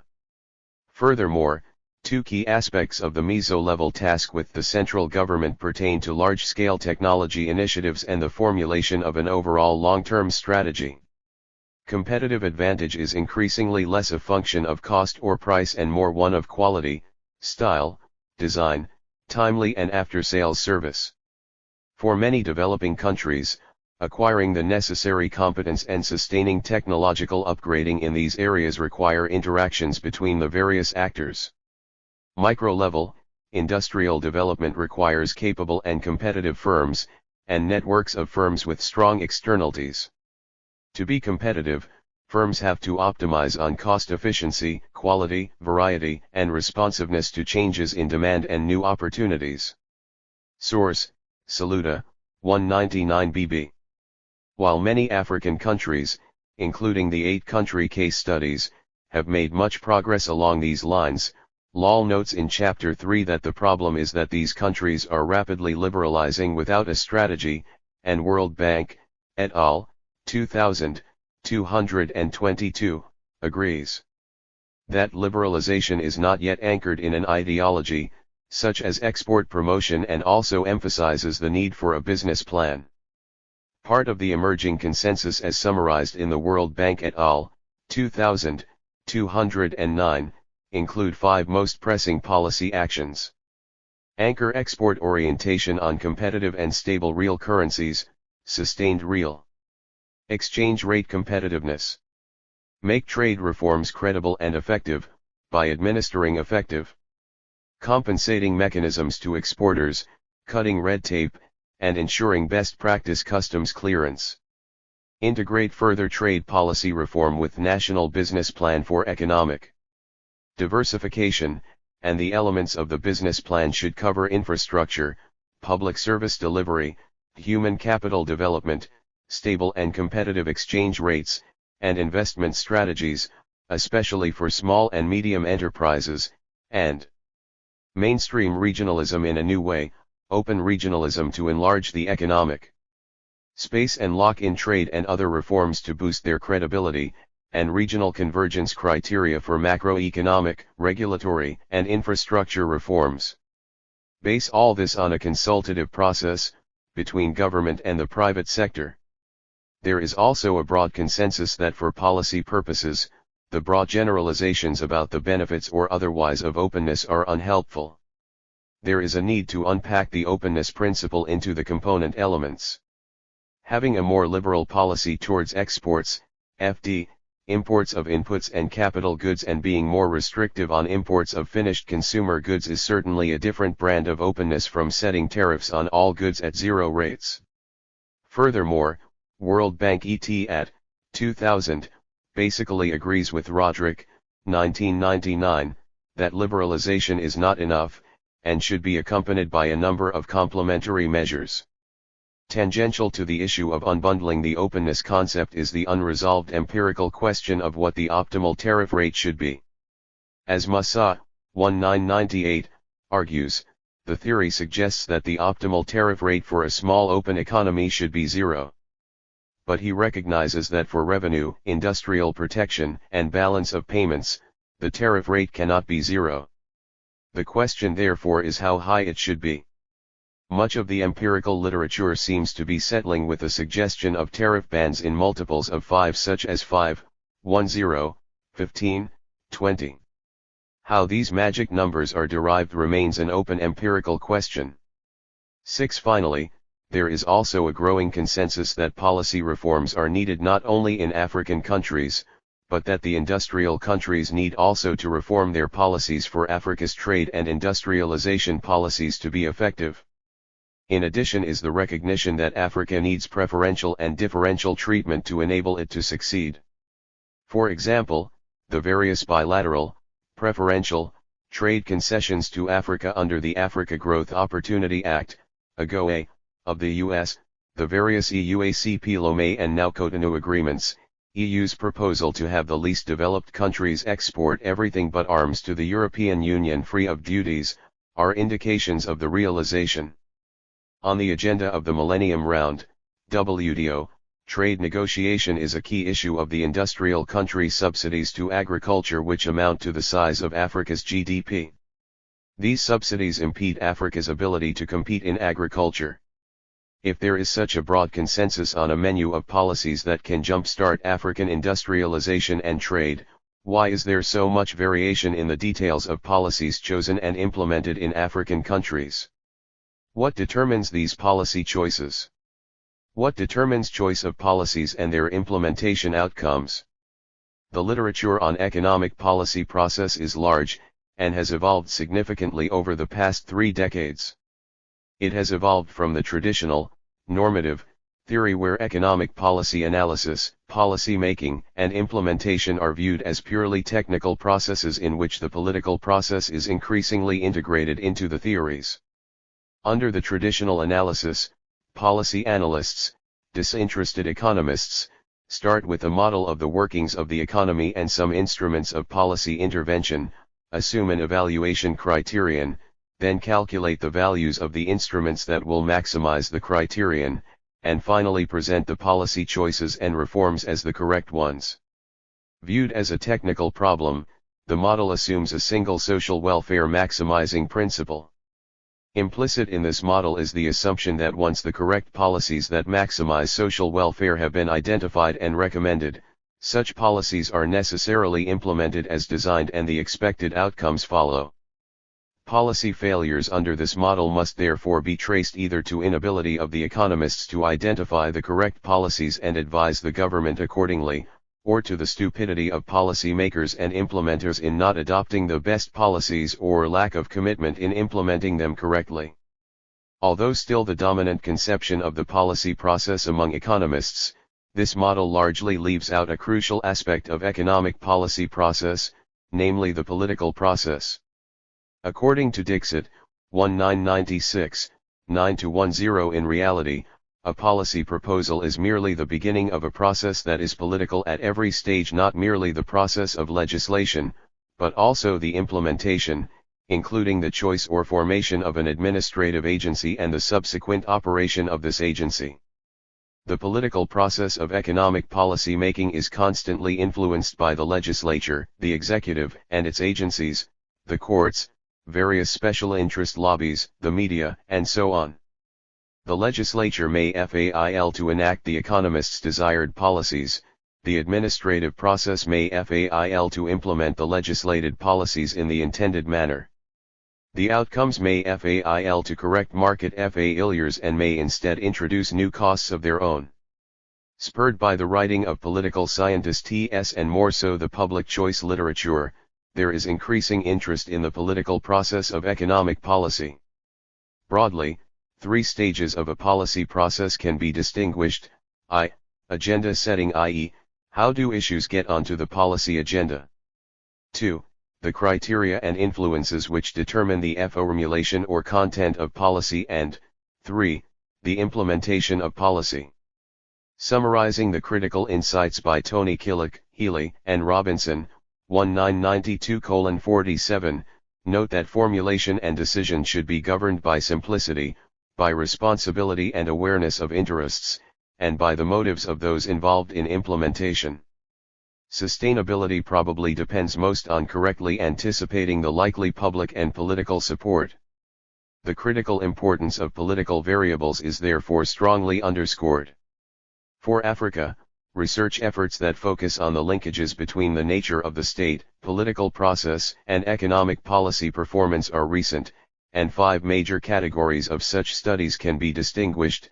First, general political studies which analyze the nature of the state, the character of political institutions and political culture in Africa, seeking to explain the state's influence on policy making, administration and socio-economic outcomes. See, for example, Bates, 1981, Hayden, 1983, Sandbrook, 1985, Gulhady, 1991, etc. Second, studies on the political economy of particular countries or regions, e.g. Chazan, 1986, Holm, 1986, Rimmer, 1986, Pryor, 1991. Third, case studies and comparative work on adjustment policy experiences especially since the 1980s, e.g. Kalaki 1990, Grindle and Thomas, 1988, 1990, Mosley et al., 1991, Gulhady, 1988, 1990, Picard and Garrity, 1994. Fourth, studies of specific aspects of public sector management and public administration, e.g. Leonard, 1987/, and fifth, recent studies on institutions and growth, e.g. Aaron, 1996, 1997, Collier 1996a, 1996b. These studies contain important, but disparate threads about the motives, organization, and influence of the different actors in economic policy, and the implications of these for performance. Recent literature on the analytical framework for explaining the politics and constraints of the policy process is dominated by theories of the new political economy and new institutionalism, which derives from the work of Ronald Coase, Mancur Olson, James Buchanan, Gordon Tullock, Douglas North, Anthony Downs, and Oliver Williamson. From the thematic papers and case studies, 4 key factors emerge as central to shaping and understanding the choices and implementation of trade and industrial policies in Africa. These include the power of mainstream theories and ideas of development and role of donors, the state institutional bureaucratic capacity approach, the interest group public choice model, the impact of history, and the structure of the state and production ownership structure on policy choices, including the role of geography. See Figure 1.1. Power of ideas and role of donor agencies. Lord Keynes had recognized that nothing else influences economic policies more than the power of economic ideas.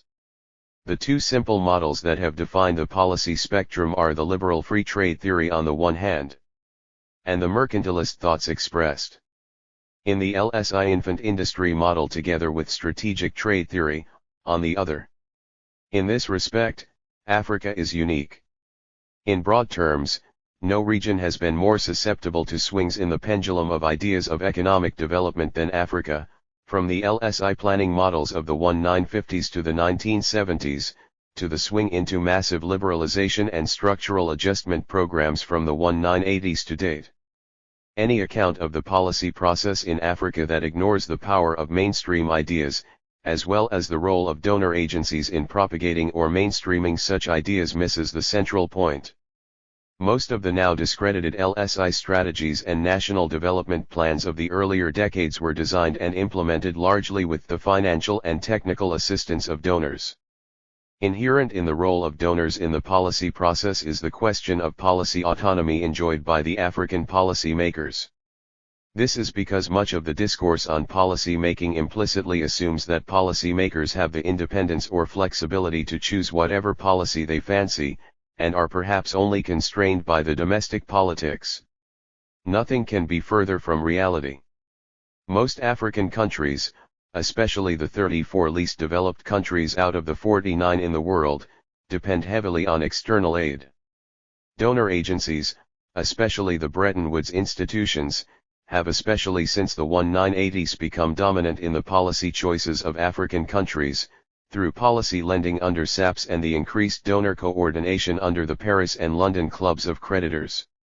Joseph, 1989, 116, summarizes the phenomenon very well by noting that, the African post-colonial state which has sought to determine the utilization of its people's economic resources, has in many instances become a rubber stamp for decisions made by others, usually non-African in nationality. The decision-making powers of aid agencies in Africa have expanded as a result of the default of those who man the political kingdoms. There is taking place an implicit loss of sovereignty desirable in some instances, in view of the misuse of it by those in power. It is not in doubt that the World Bank and the International Monetary Fund, IMF, have come to wield unprecedented control over the economic policies and institutions in most of Africa since the 1980s. The implications of this are not only in loss of policy autonomy, but increasingly also, the undermining of existing capacity in the policy institutions. With over 100,000 technical assistants and advisors all over Africa, costing over $4 billion, it is little surprise that these foreign experts overwhelm the policy-making process in Africa. As J. Cox, 1993, 1-2, FORMER World Bank Vice President for Africa, correctly notes. Most of this technical assistance is imposed, it is not welcome and there is no demand for it really except on the donor side. This is in fact an endemic problem in the donor community, expatriate management substituting FOR domestic management. What is left in that demoralized ministry is being attracted away by donors and salary supplements. From the foregoing, it is evident that because most African states depend on bilateral and multilateral aid for basic financing, and because of the conditionalities attached to the rescheduling of existing, unsustainable, debt stock, it is impossible for the states to have an autonomous policy process. He who pays the piper, it is said, calls the tune. Thus, to the extent that aid money can be regarded as a form of rent, the policy process is essentially beholden to the interests of donors more than the demands of the civil society, sometimes even in countries with highly developed civil societies. The organized groups might scream, sometimes violently protest, but in most cases, the states have little choice but to muster all their instruments of coercion to ram through the policies as dictated by the donors. The more recent reflections by donors, especially by the World Bank and the OECD-DAC on the ineffectiveness of conditionality-driven aid, as well as the new emphasis on policy ownership by recipients makes the point. Olukosi shows in Chapter 3 that despite the hype about democratization and policy ownership, the highly indebted countries still operate largely what Nganda Iyer calls choiceless democracies.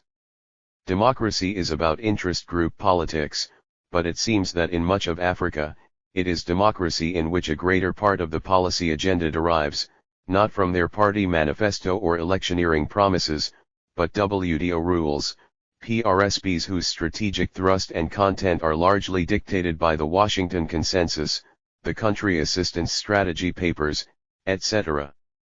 In these countries, Parliament rubber stamps what a technocratic elite submits to them as the non-negotiable policy agenda. Most of their policies, including the PRSPs, still have to be approved by boards of the IMF and the World Bank, at least for purposes of RIPC debt relief, and so the countries indirectly try to censor themselves and fill in the Washington matrices in order to produce PRSPs acceptable to Washington. Furthermore, trade and industrial policies are being locked in under various regional and preferential arrangements.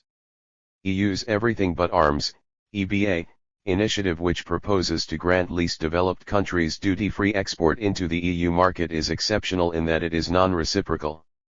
For America's AGOA, it is tied to dozens of conditions designed to ensure that benefiting countries use American raw materials or inputs in the production of those products. The US model could significantly redirect the production and trade structure as it stacks incentives in certain sectors but not in others. The EU-ACP agreement, and the waves of FTA negotiations with the EU have the additional pressures of locking in certain kinds of liberalization and industrial policies. Thus, once these agreements are signed today, the policy makers of tomorrow have little room to choose their own trade and industrial policies. Thus, ideas, donors and external obligations matter more in determining policy choices. But despite the broad characterization of policy regimes, countries have differed significantly in details. Even under the ISI planning regime, details of trade and industrial policies adopted by Botswana and Mauritius on the one hand, and many other countries on the other, are remarkably different, and with different outcomes. Why? Other factors could explain the differences.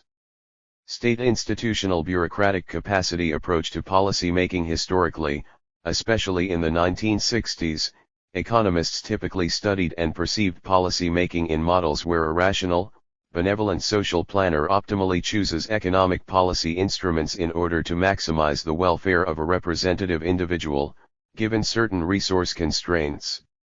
The economy was treated like a piece of putty that could be molded and shaped by the model builders or policy makers, as required, to fulfill their vision of the public interest or social welfare. Policy makers were counted upon to recommend or adopt whichever mix of policies was in the public interest. Brunner and Meltzer, 1983, 7. This model focuses on the analysis of decision-making in the organizational context of the state, and assumes that the policy maker has significant autonomy, not constrained by societal pressure groups, historical context, or the legacies of prior policies, in an attempt to choose and implement the optimal policies. In these state-centered models of policy choice, popularly couched as rational actor, bureaucratic politics, and state interests models, the policy maker is 25. Considered a rational actor who accumulates information, assesses alternative courses of action, and chooses among them on the basis of potential to maximize the social welfare function. See Robinson and Majak, 1967, March 1978, Killick 1976, and Allison 1971. The activities of the policymaker correspond to rational choices or to bureaucratic games in which the stakes are personal, organizational, and positional. The perfectly rational actor model has been modified greatly to introduce such concepts as bounded rationality, satisficing, and incrementalism. Kinder and Weiss 1978, March 1, 1978. These revisionist perspectives generally argue that because of the complexity of perfectly rational choice and its costs in terms of time and attention, decision makers, whether individuals or organizations, do not usually attempt to achieve optimal solutions to problems but to find ones that satisfy their basic criteria for an acceptable alternative or ones that meet satisfactory standards. Grindle and Thomas, 1991, 28. Furthermore, while rational actor models tend to focus on the individual in the decision-making process or on organizations acting as rational individuals, they are also useful in exploring how organizational contexts simplify the decision process, minimize the amount of conflict engendered through policy change, and constrain the choices available. Frahawk, 1979, 59. The rational actor model certainly has some attractive features. In the first instance, it would be difficult to deny rationality of some sort in the policy-making process. Also, the concepts of incrementalism and satisficing are useful in explaining why revolutionary policies are rarely adopted or why optimality may not always be achieved. A shortcoming of the models is that they restrict the rationality of policymakers to their organizational contexts and suggest that politics and policies take place within the confines of bureaucratic organizations. These models ignore the role of societal interests, values, alliances, and historical issues in shaping or determining the policy process. Another variant of the state-centered models is the bureaucratic politics approach. In this approach, state policy is the result of competing activities among bureaucratic entities and actors constrained by their organizational roles and capacities. For instance, the executive and bureaucratic actors compete over preferred solutions to particular policy problems and use the resources available to them through their positions, hierarchy, control over information, access to key political actors and decision-makers, to achieve their objectives. The model argues that the views of the bureaucrats on what policy should prevail are shaped by their positions in government, that is, the position of each player is defined by the bureaucratic position he or she occupies, so that where you stand depends on where you sit. Allison, 1971, 176. Thus, the autonomy of the policy makers in shaping and pursuing policy is potentially very great in the bureaucratic politics approach, for it is constrained only by the power and bargaining skills of other bureaucrats and by their own hierarchical position of power, their political skill, and the bureaucratic and personal resources available to them. This model provides some insights that are useful for understanding conflict and negotiation in the state and that indicate the extent to which policy is the result of intense political processes and power relationships in government.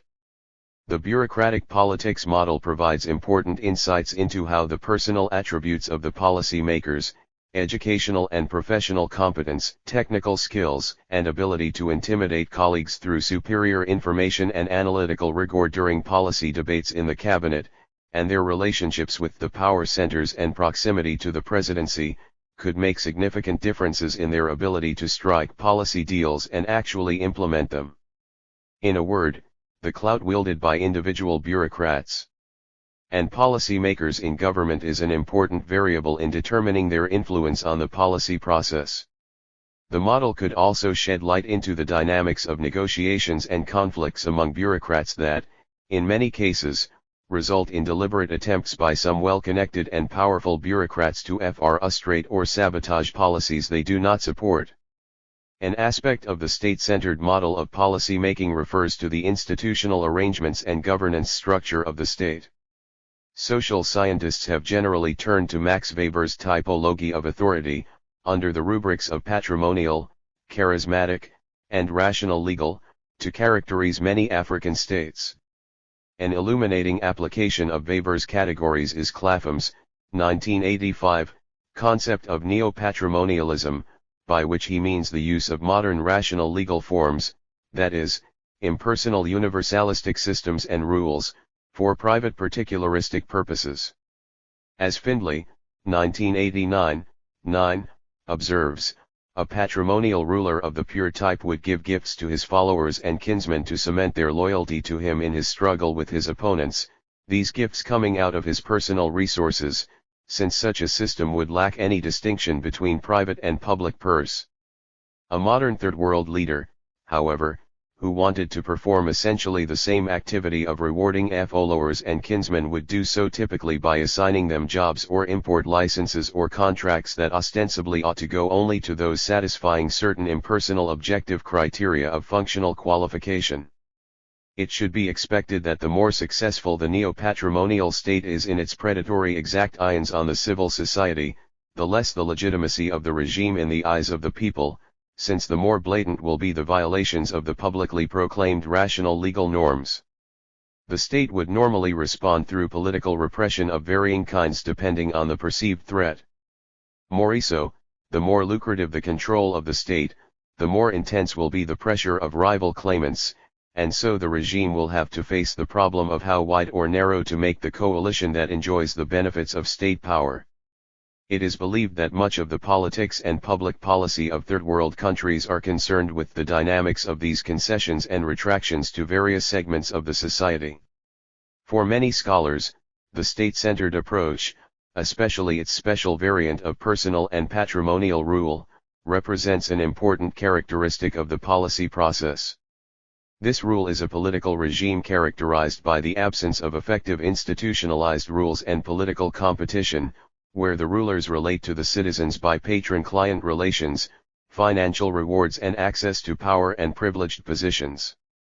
In such authoritarian regimes, often pejoratively referred to as one-man state, the ruler effectively monopolizes power and can eliminate or circumvent constitutional checks and balances. Thus, the personal characteristics, competence, vision, ideology, idiosyncrasies, etc., of the leader can have dominant impacts in determining policy making and implementation. When expressed in the positive sense, such concentration of power can be used for developmental goals as in South Korea under General Park, or in Chile under General Pinochet, or as the recent successes in Uganda under Yoweri Museveni and in Ghana under Jerry Rawlings. On the other hand, such rule may adversely impact on the policy process because of the extreme uncertainty about policy change and its durability, unpredictability and abruptness of policy, lack of accountability, leading to little consideration for the wider societal environment. Given its autocratic nature, sometimes the regime is more preoccupied with the requirements for personal and regime survival than considerations for policies required for industrial growth and capital accumulation. The extent to which this represents a correct characterization of individual countries in Africa at particular periods in their history remains an empirical question. From some studies and survey of literature on African policy process, see for example, Healy and Robinson, 1992, Mosley, et at. 1991, Grindle and Thomas, 1988, the major conclusion is that the policy process, especially the formulation stage, is dominated by state elite, sometimes a single autocrat and in others a small oligarchy. Policy debates and formulations seem, in the majority of cases, confined to small exclusive political circles. The dexterity with which the state exercises this policy-making role and the nature of the final outcome depend not only on the competence of the bureaucracy, but also on the degree of the elite's autonomy from numerous pressures and influences. The weakness of the bureaucracy in most African countries is widely recognized and the case studies confirm this. Many of the bureaucrats are said to lack independence, and to provide limited technical analysis of policy options. This could be attributed to a combination of two factors. One is the low technical competence of the bureaucrats since the reward system is too poor to attract and retain highly qualified and experienced people. From the case studies, it is evident that bureaucratic capacity is a real problem. Also problematic is the extent of development and organization of the entrepreneurial class. Only when the state is capable and developmental, and has a vibrant capitalist class can industrial policies be effective.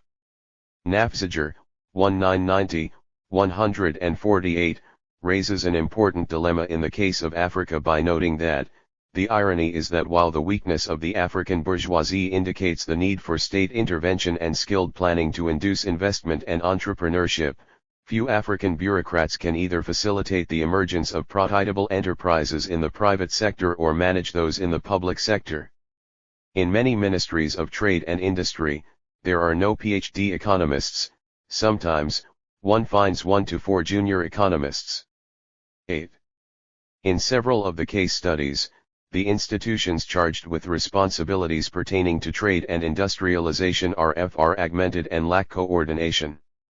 It is also evident from the case studies that countries with settler European populations generally have better institutions for policy design and implementation than others, thereby confirming the Acemoglu et thesis on institutional quality.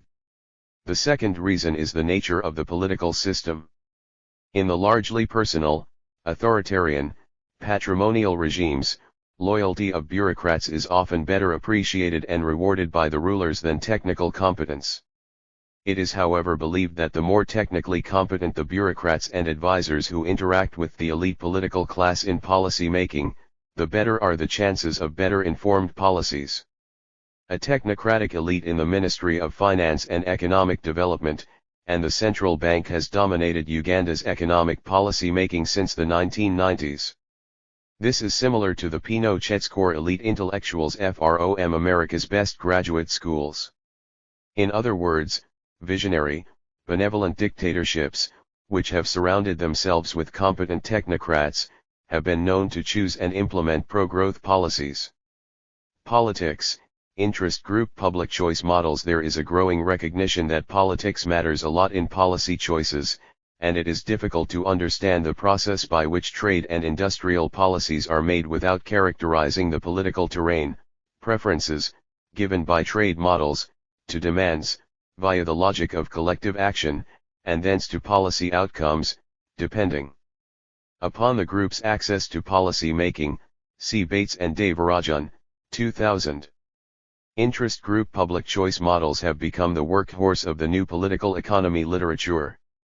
These theories purport that the causes of decisions made to adopt, pursue, and change public policies lie in understanding relationships of power and competition among individuals, groups, or classes in society, or in international extensions of class-based or interest-based societies.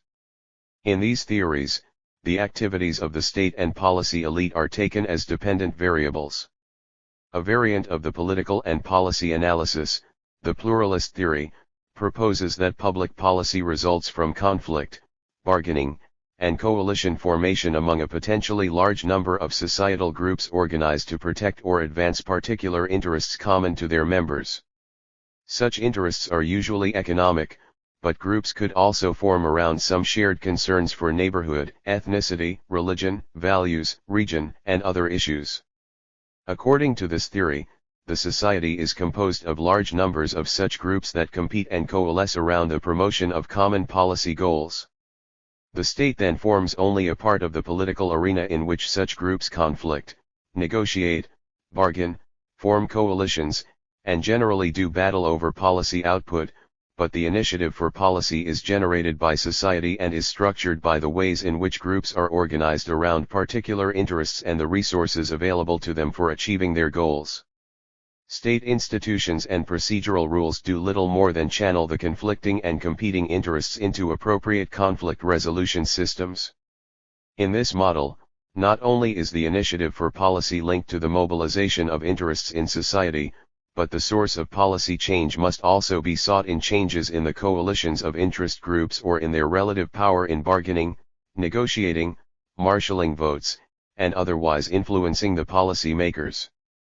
As Grindle and Thomas, 1991:24, argue, however, this perspective may be particularly difficult to apply in the case of many developing countries, where votes and lobby activities may not be useful currencies for interpreting societal preferences, and where much policy may never be discussed outside the halls of government. In such countries, a model of policy change that takes the activities of organized interest in society as unique independent variables may be misleading. This observation might seem plausible especially for dictatorial regimes. The political economy literature has been recently dominated by the public choice theory, which has extended and altered the pluralist theory. Much like the pluralist theory, the public choice theory assumes that the society is composed of self-interested individuals who coalesce into organized interest groups. Once formed into groups, they use money, expertise, political connections, votes, and other resources to extract benefits, or rents, from government through lobbying activities, elections, and other direct forms of involvement, or through the imposition of rewards and sanctions on public officials. The elected, or unelected, public officials who are fundamentally concerned with remaining in power also complement the interest groups in capturing favored status in the distribution of resources in the society. To accomplish this, the officials consciously seek to provide benefits to a range of interests they believe will help them retain office. They systematically favor certain interests over others, and they maximize their returns from the allocations of public expenditures, goods, services, and state regulation as a way of attracting and rewarding supporters. Politics, in this setting, becomes the sum total of individuals seeking special advantage through public policy and individual officials seeking to benefit from public office through re-election and rents. This theory has been widely adopted by neoclassical economists because it offers a coherent and relatively parsimonious explanation for seemingly irrational policies by governments. The society, like the classical marketplace, is composed of self-interested individuals who form coalitions and compete to acquire benefits from government. Unlike the marketplace where the competition generates efficiency in resource allocation, in the political arena, self-interested behavior generates negative outcomes for the society, a state that is captured by narrow interests, policies that are distorted in economically irrational ways by self-seeking groups, and public officials whose actions are always suspect. Thus, in contrast to the pluralist perspective which assumes that rational policies emerge from the resolution of contextual interests in society, the public choice theory extends the analysis by contending that the emergent policies need not necessarily be rational or maximize public interest. It also shows the incentives which public officials have in responding to the pressures and implications of lobby and special interest groups. The theory thus provides some coherent explanations for policy choices that are obviously inferior to available alternatives and whose consequences are known to be harmful to the society in both the short and long runs. At best, it explains why things are the way they are and why the public interest is not often achieved. It is, however, less able to illuminate the policy process itself, and explain how the motivations of policymakers are developed or altered over time. Traditional analysis, especially the new political economy, would locate issues about trade protection and industrial policy within the confines of interest group politics. A political market for these particularistic policies would be assumed to exist where the demand side is made up of particular groups of voters, firms and associated interest groups, while the supply side is constituted by politicians and government bureaucrats.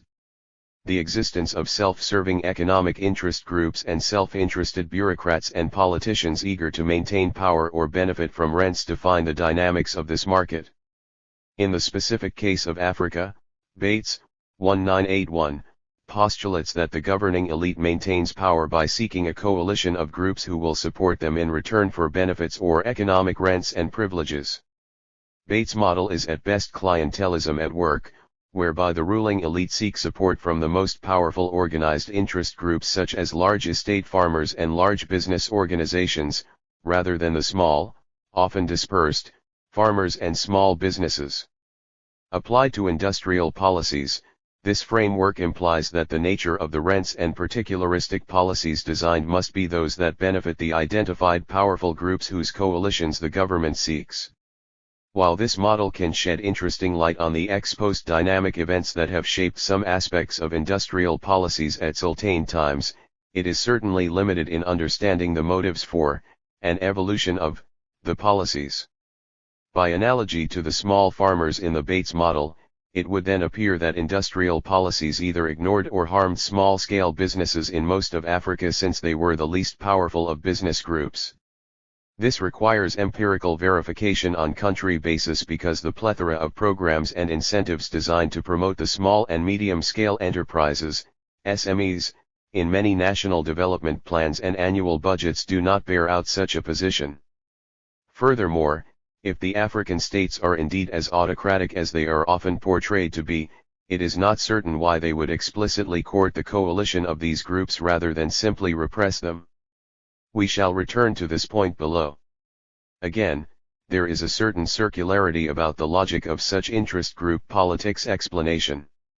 It is understandably difficult, especially in developing countries, to know ex ante, which interest groups have lobbied for particular policies.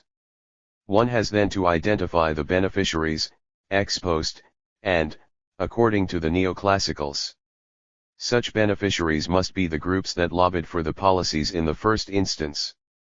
If, for example, an industry is cited in my district, and after some years there is a threat to its existence and I oppose such a move, then the public choice school would conclude that I must have lobbied for its citing in the first instance. Thus, outcomes must logically be related to the initial conditions.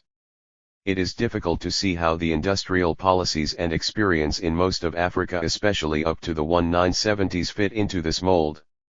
The discussion of the historical background of industrialization above indicates the need to distinguish certain epochal phases of policy, especially the nationalist drive after independence. Such drive defined the purpose of industrialization, the character, ownership, and protectionist measures required for it. To assume that these initial nationalistic reactions were driven by narrow interests to create or extract rents might be overly simplistic. There is little doubt that, over time, some of these industries provided avenues for rents and the states became rentier in some cases. The extent to which the industrial policies were designed to benefit some identified interest groups and regulators is an empirical question, which requires country-specific evidence.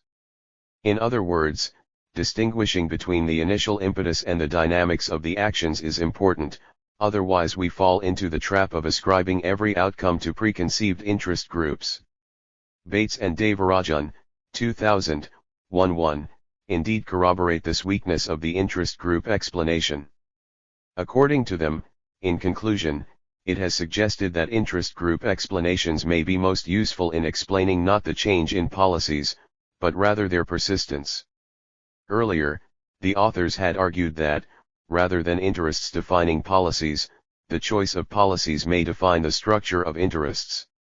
In Africa and elsewhere, for example, vested interests grew up around the policies of import substituting industrialization, p.ll.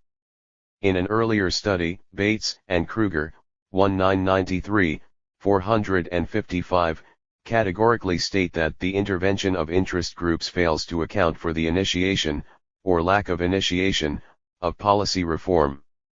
The authors, and indeed the interest group model, fail to explain how such policies could emerge in the first instance independent of interest groups. Reference to LSI reaffirms the point in the previous section that policies can just be chosen simply because such ideas and policies are fashionable or because of the mainstream orthodoxy or simply because they were imposed by donors.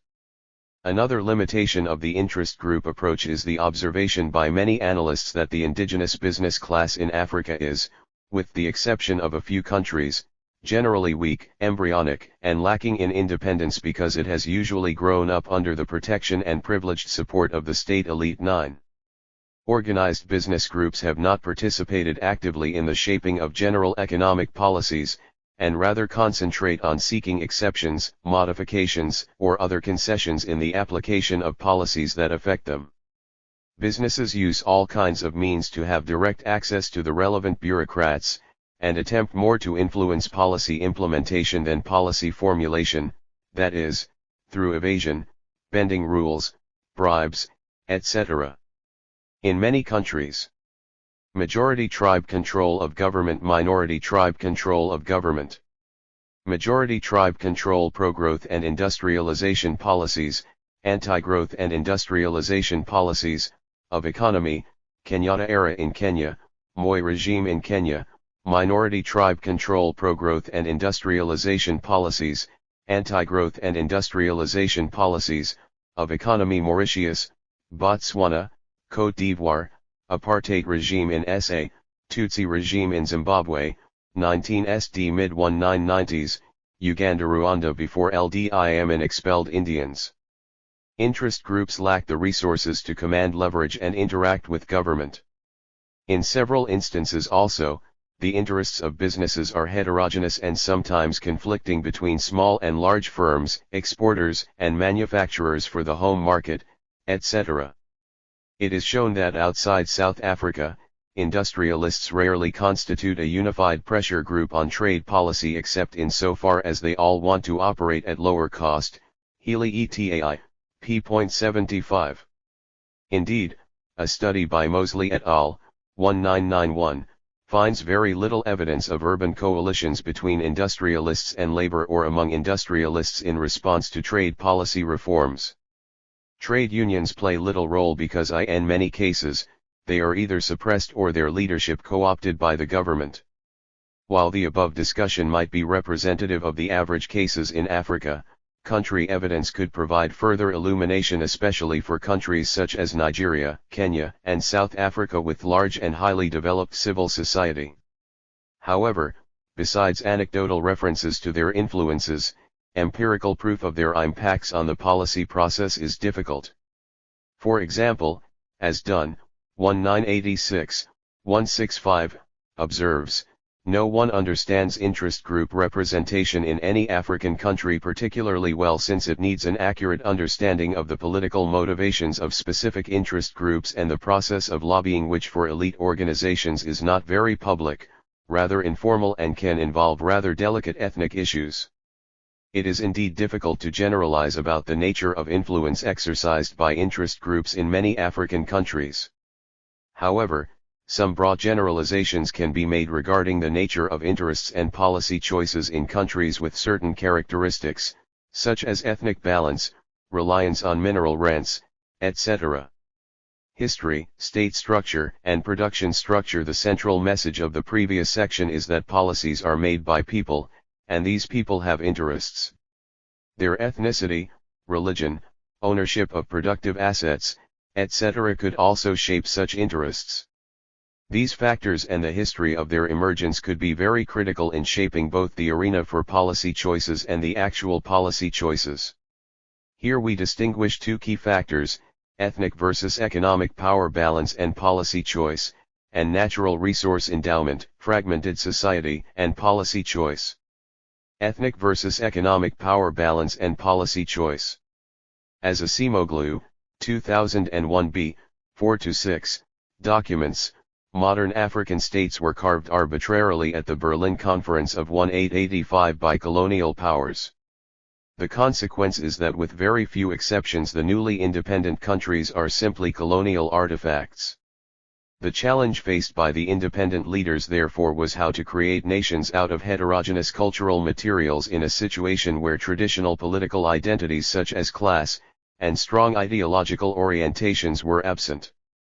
With many of the strange bedfellows, diverse ethnic nationalities forced into countries, actively interacting under a single political control for the first time, the competition for power was ostensibly fought along ethnic lines, and politicians had to do whatever it took to stay in power. Creating viable institutions was necessary for effective governance, a social order, fiscal system, a bureaucracy, a viable state. But the nature of politics and demands of staying in power mitigated against the construction of such institutions, as emphasis was on strategies that consolidated their power base. Under such circumstances, sound economic policies were bad politics, as they did not contribute to the immediate task of consolidating power. In most African countries, government remains the dominant player in the economy, and most of the private sector depends on it for patronage, construction contracts, supplies, source of credit through state-owned banks, a plethora of rents through exchange rate and trade controls, subsidies, licensing requirements, and business permits, policies directed towards industrial structure, location, and ownership, infrastructure development, nationalization and privatization, granting of import licenses, etc.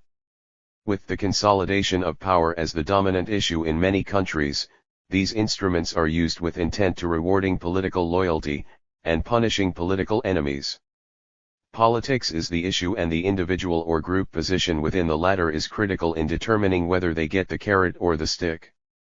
From the case studies, An interesting taxonomy of political economic structures and impacts on policy choices can be illustrated as shown in Figure 1. 1. In countries where political power was in the hands of the majority, ethnic, group, there was little threat to the power base. Such governments are often content to allow policies that favor accumulation by the majority, Kenya under Kenyatta regime, Côte d'Ivoire under Houphouët-Boigny.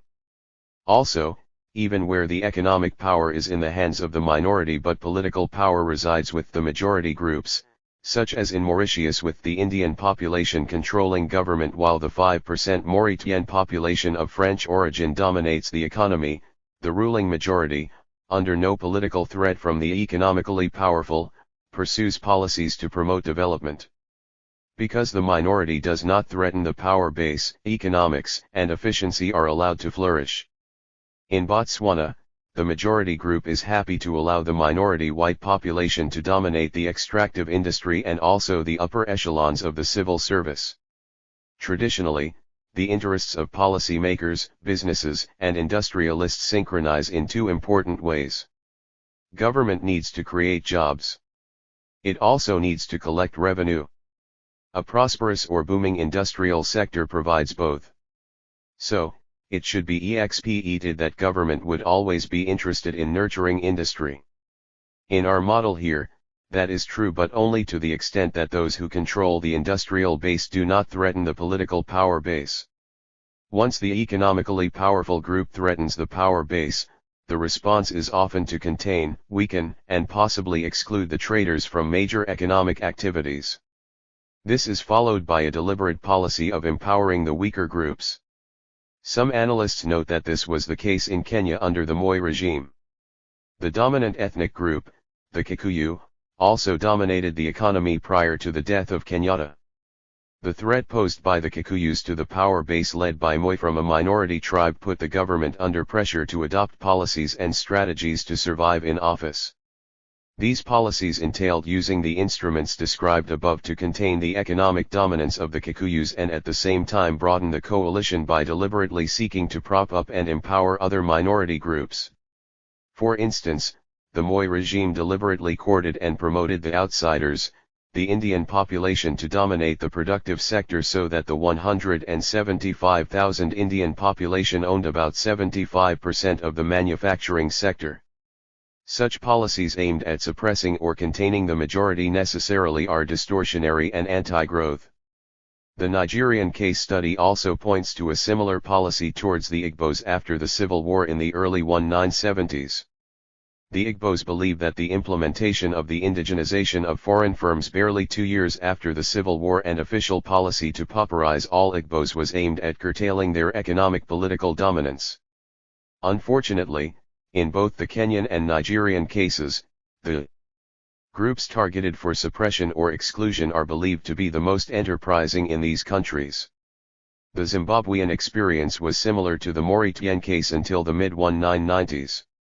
After independence in 1980, the majority black rule under Mugabe had no problem with the less than 100,000 white farmers owning more than 80% of the FERDL land in the country, and the bulk of the industrial structure.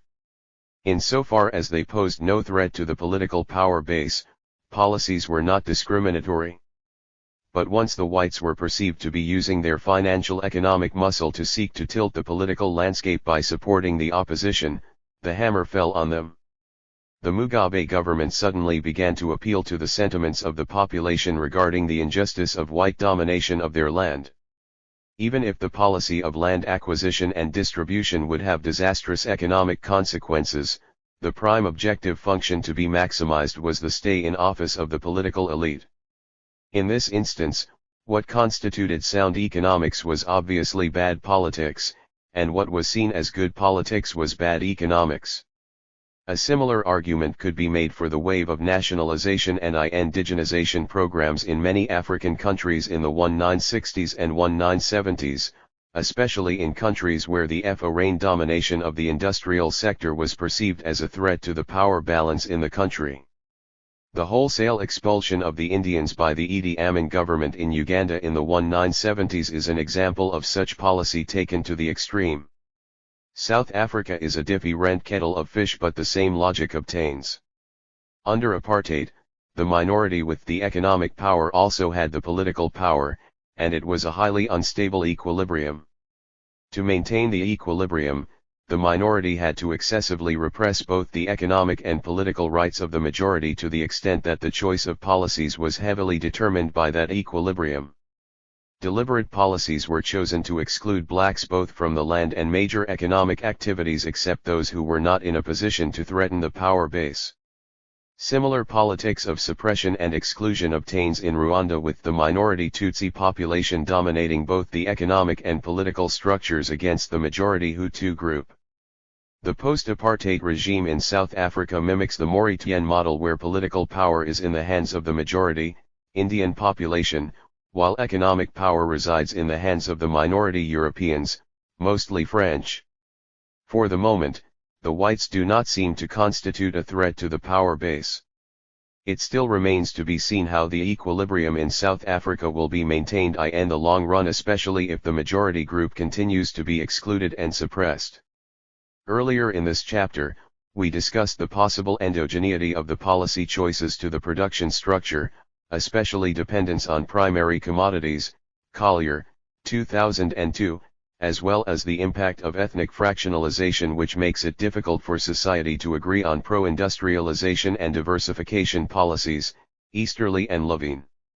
Dependence on primary commodities raises the probability of conflict, especially in ethnically diverse societies, as the competition for the rents becomes intense.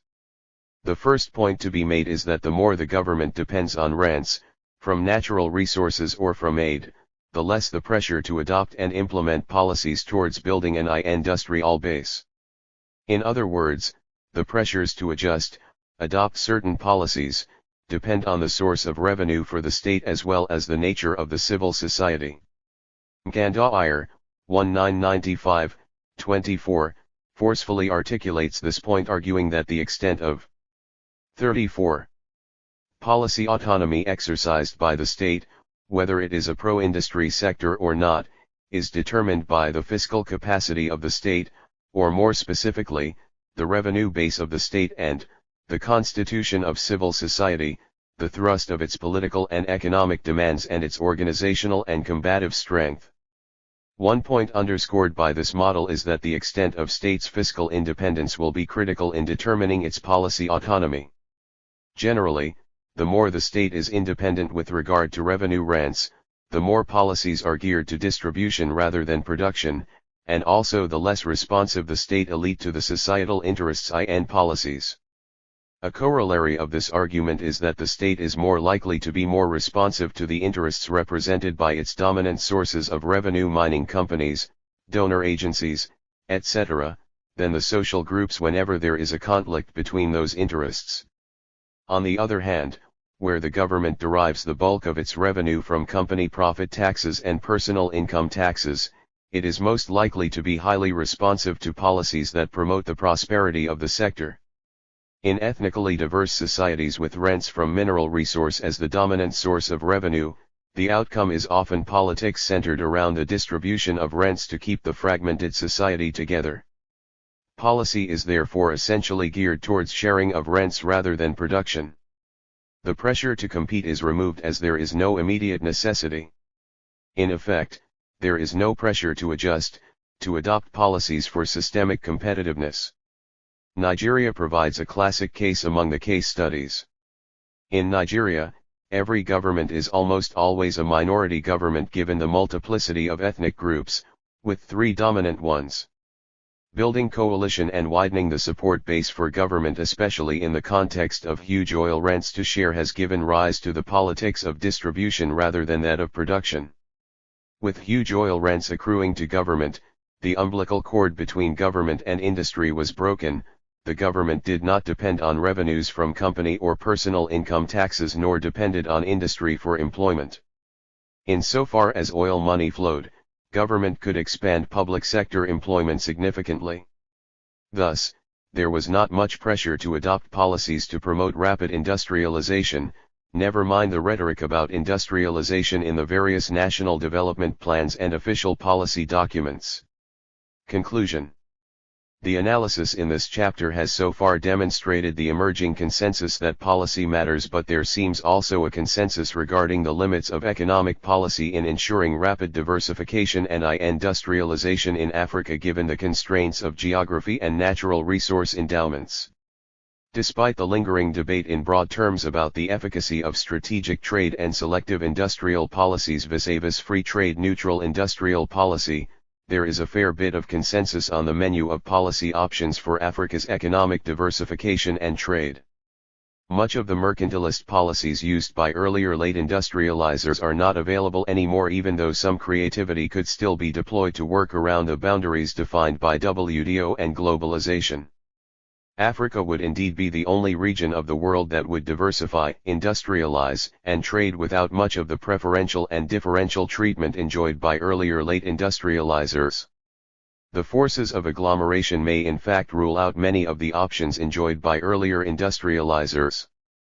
But new opportunities and preferences emerge: the new EU's Everything But Arms initiative, the USAGOA, regionalism, NEPAD, EU-ACP Cotonou Agreement, etc., and are waiting to be exploited.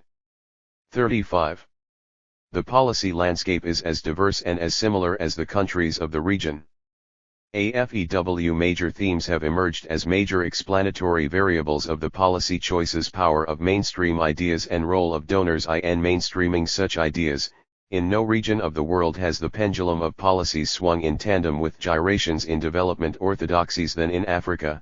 The state institutional bureaucratic capacity, the role of interest group politics, and the role of the history-geography production structure.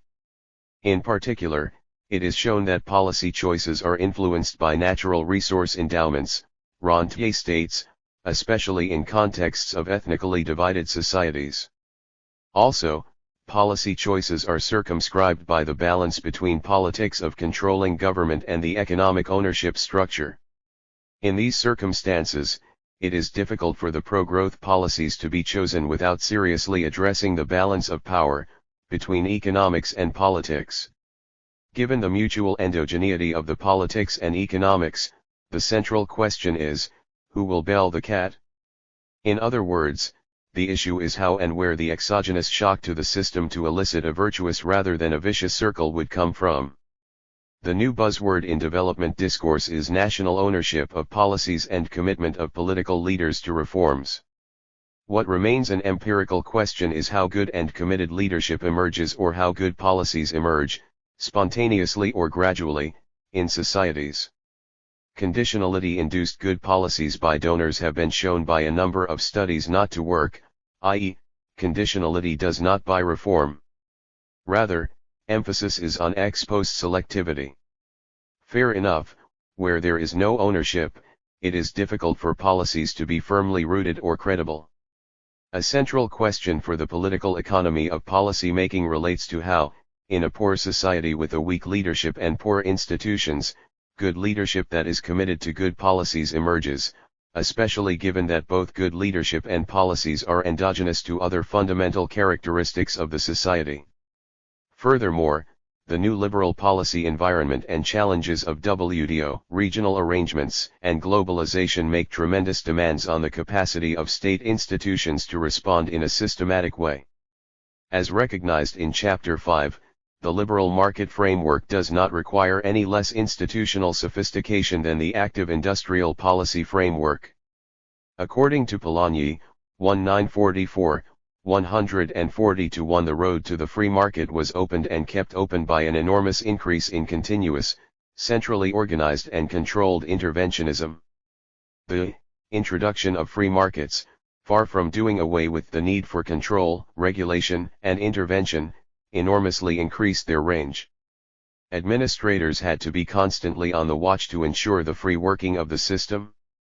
Thus, even those who wished most ardently to free the state from all unnecessary duties, and whose whole philosophy demanded the restriction of state activities, could not but entrust the self-same state with new powers, organs, and instruments required for the establishment of laissez-faire.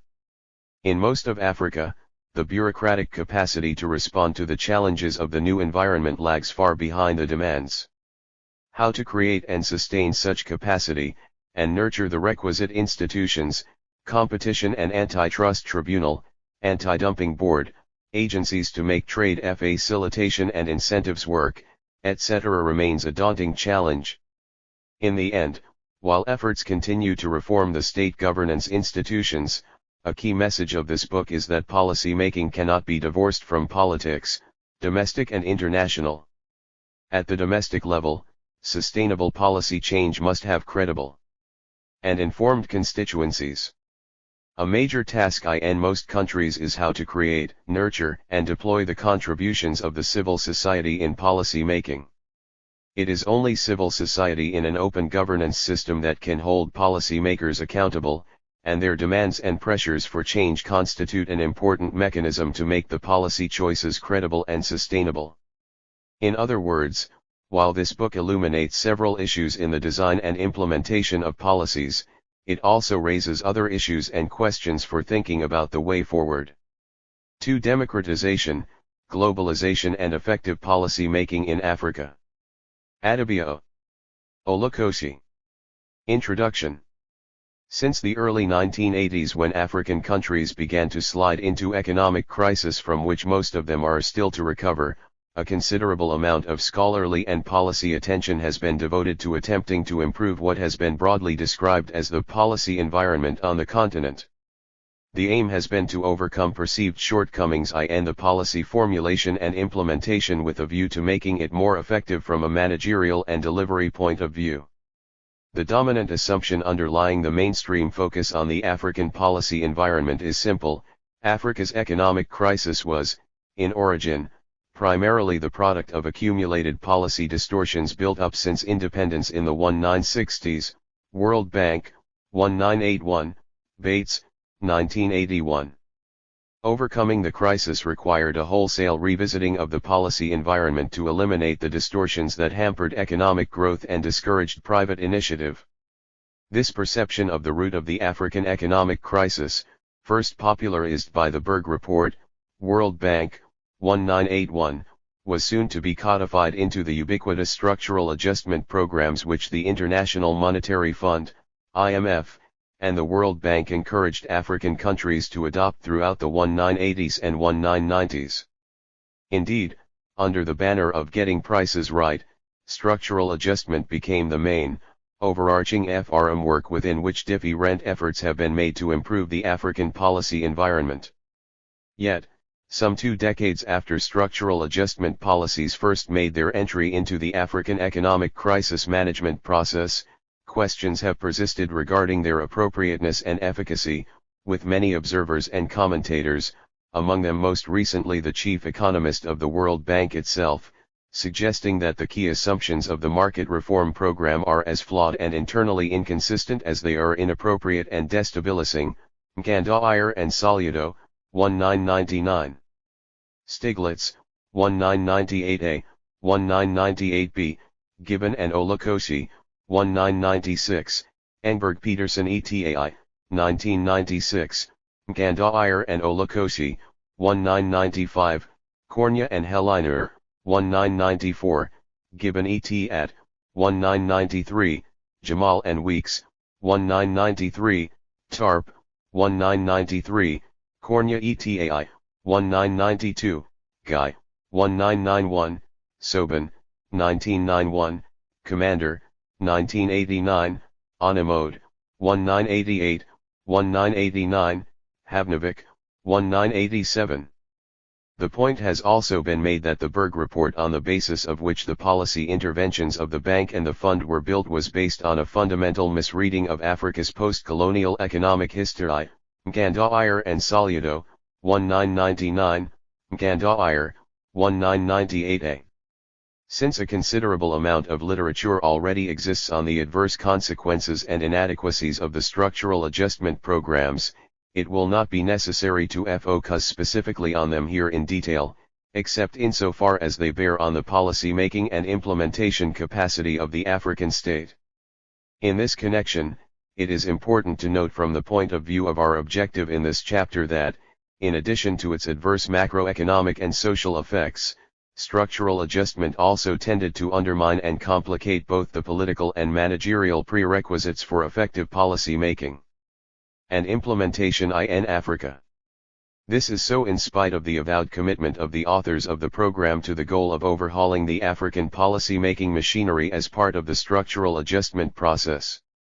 It is ironic that in spite of the widespread recognition of the limitations of IMF World Bank structural adjustment programs, the quest for African economic reform still continues essentially to be defined in strictly neoliberal market terms. Indeed, conditionality and cross-conditionality clauses designed to compel adherence to neoliberal macroeconomic policies remain an important feature of the donor relationship with African countries both at the bilateral and multilateral levels. These policies have come to constitute the new and dominant international conventional wisdom on the basis of which rationality in the public policy process is defined. However, whereas in the early 1980s structural adjustment was pursued within a political institutional framework that was dominated by single-party or military authoritarianism, by the end of the 1980s this context had changed dramatically in two interrelated directions which both have far-reaching consequences for policy making generally and for economic reform policy design and implementation in particular. The first of these changes is the accelerated process of globalization which has been witnessed over the last decade and which, like the structural adjustment policies promoted by the international financial institutions in Africa, is underpinned by a strong emphasis on the liberalization of markets, trade, and investments. The second context is the wave of political reforms, mainly taking the form of multi-party elections, that swept through Africa from the end of the 1980s, resulting in the onset of a transition from authoritarian to more liberalist forms of governance. It is a central argument of this chapter that both democratization and globalization have profound implications for the realization of the goal of effective policy making in Africa, but that the path to improving the policy environment on the continent lies less in the approaches and prescriptions which have flowed from the neoliberal paradigm and more in the establishment of an appropriate political and institutional framework to guide state intervention, market reform, and social redistribution. For the purposes of our argument here, effective policy making is understood as one which, because it is properly anchored in a prevailing social bargain that is democratically arrived at and in which the leading players in society are involved, is able to deliver the stable and internally coherent political administrative framework that would enable elected officials and the managerial cadres of the state to pursue the broad objectives that it is designed to tackle. This formulation immediately takes us back to the terrain of politics and the kinds of alliance building, pacts, and coalitions that are required for the attainment of long-term policy sustainability and effectiveness. It also broaches on the all-important question of the general role of the state in the policy process and the particular type of state that is best suited for tackling the problems that confront Africa at the present conjuncture. Central to all of these is the legitimacy of institutionalist political authority and the capacity of the state to generate and renew citizen support for the public policy process. To be sure, it is perfectly possible, in the short term at least, for committed governments to articulate and implement major reform policies without bothering to establish a political institutional framework for securing the prior consent or understanding of the populace.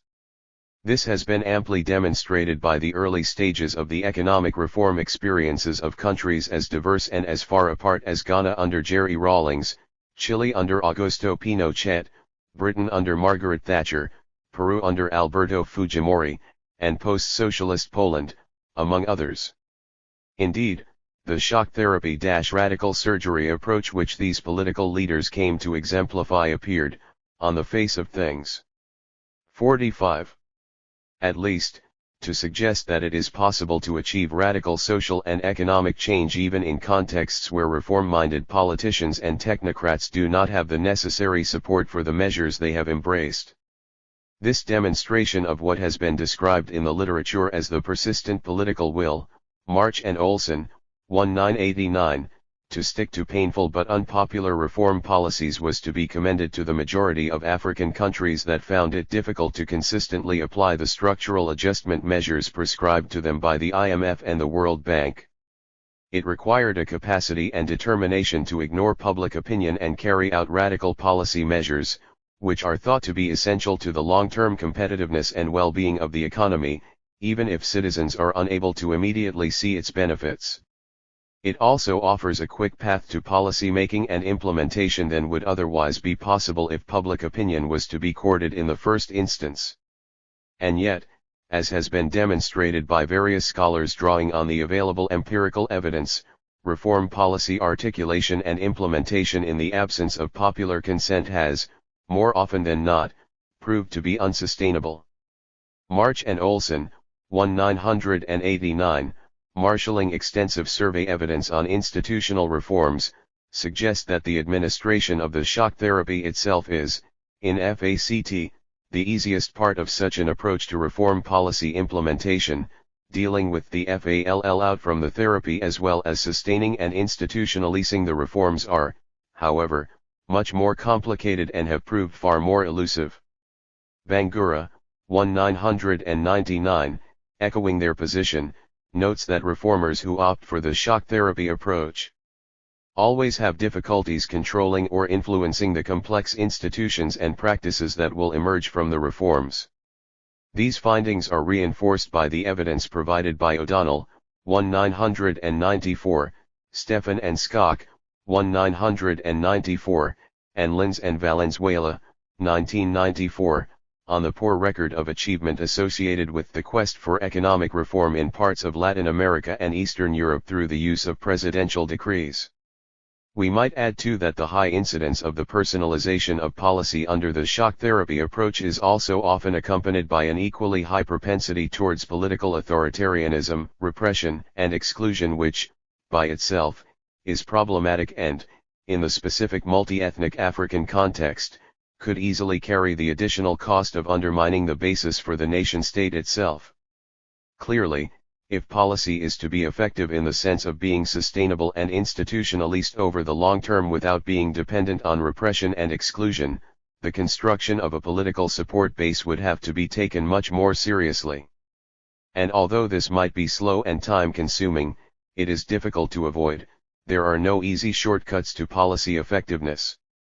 It is further suggested in this chapter that one bane of the structural adjustment years was the initial assumption that policy effectiveness was essentially, even solely, an economic matter and that once the economic policy framework was right, all else would fall into place.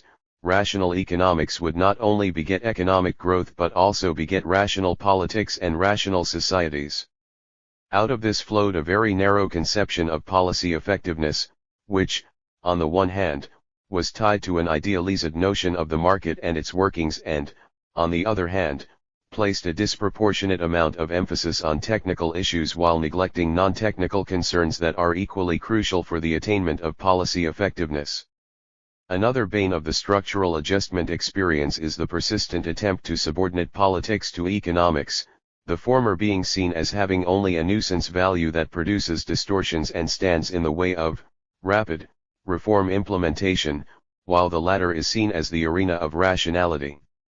Both shortcomings of the structural adjustment approach fed into the one-sided anti-statism that has been characteristic of the structural adjustment years, an anti-statism which did even more damage to the prospects for effective policy making in Africa.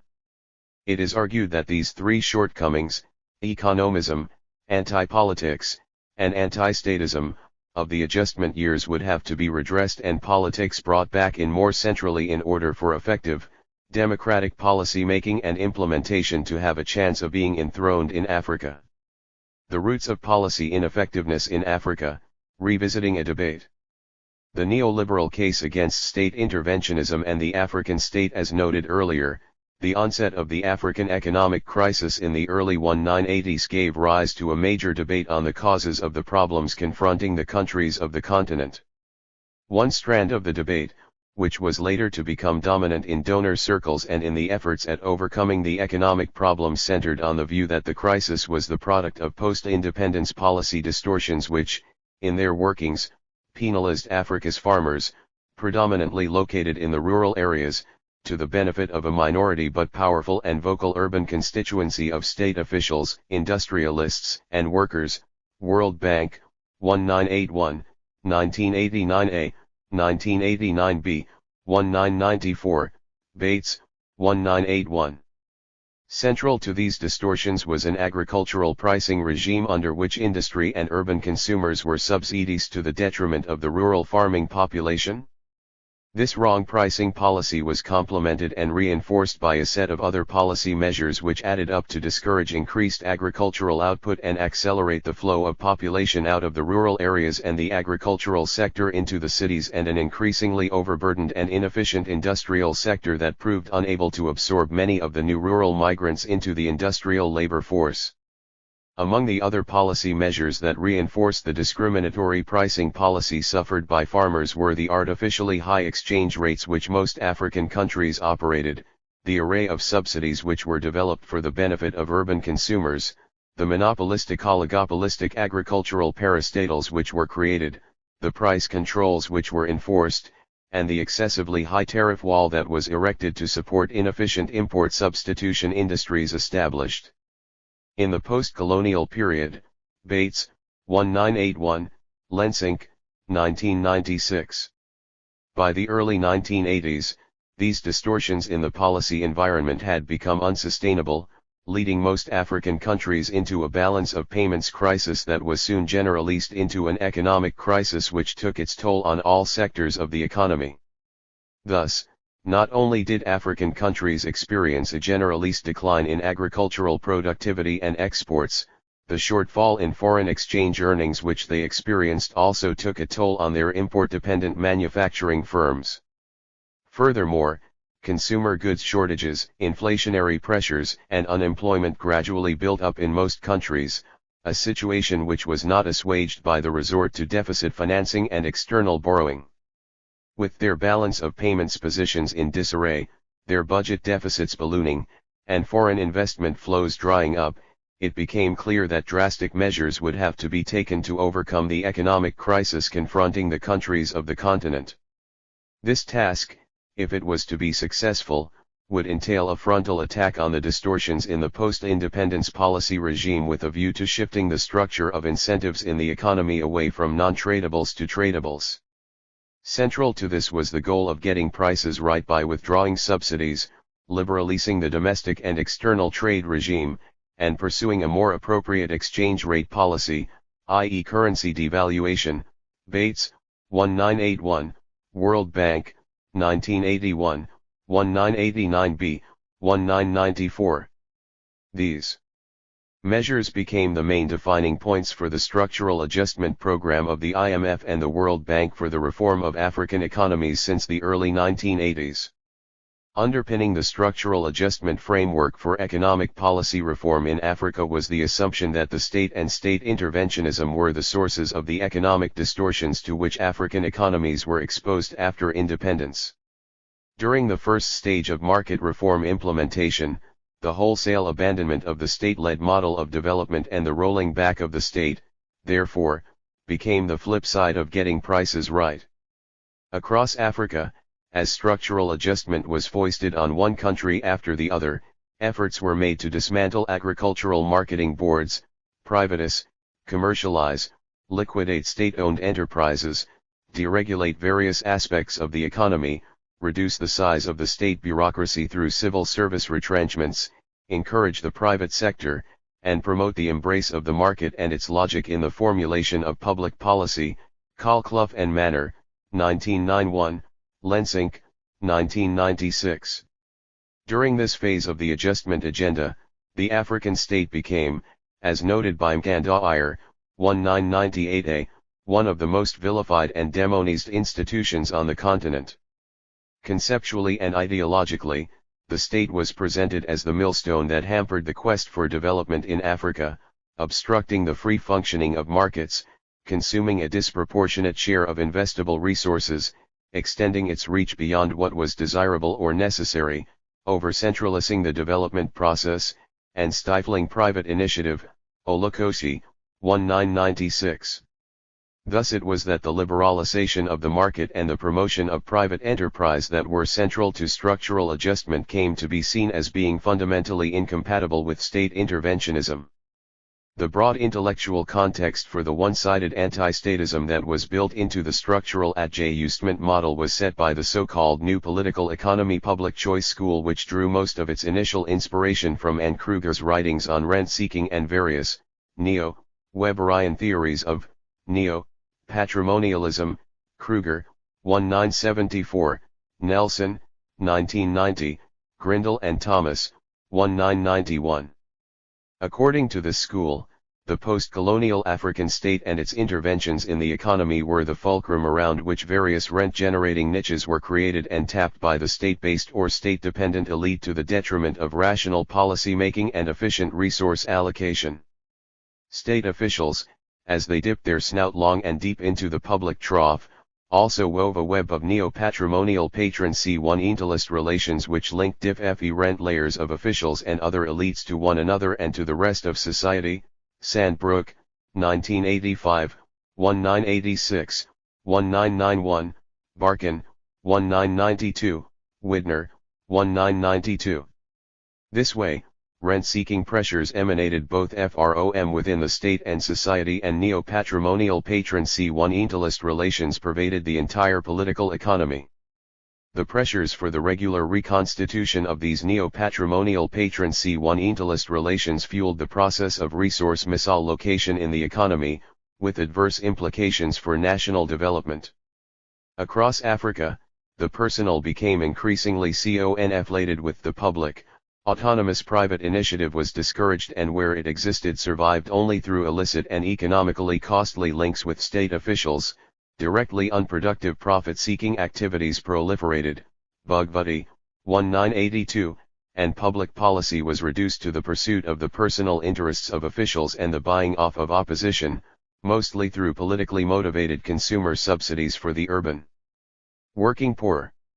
According to Bayard, 1993, the complex of neo-patrimonial patron-clientelist relations embedded in society produced a politics of the belly whose paralyzing effects have been such as to crush most of the strategies and institutions, in particular the Christian churches, the nationalist parties and the civil services, which have worked for the advent of modern Africa. p. 268. 48. Under the regime of state interventionism, the civil service became overbloated, populated as it was with clients and cronies of the dominant state-dependent elite.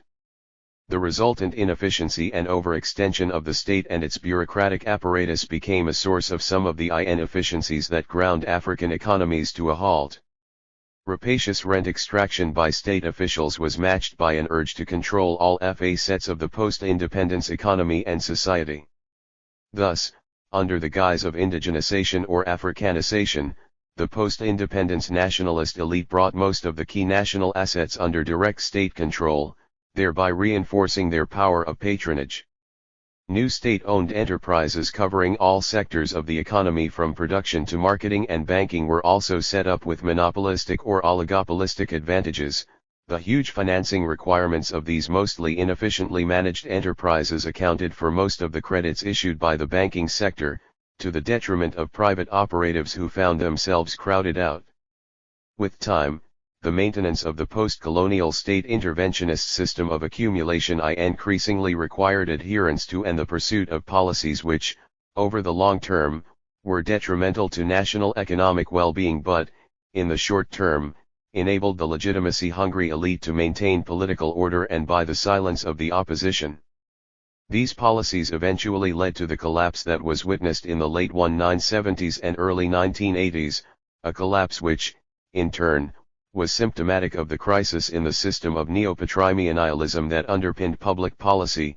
Bates, 1981, Joseph, 1989, World Bank, 1989b, Herbst, 1990a, 1990b, Barkin, 1992, Hayden and Bratton, 1992, Widner, 1992, Jeffries, 1993.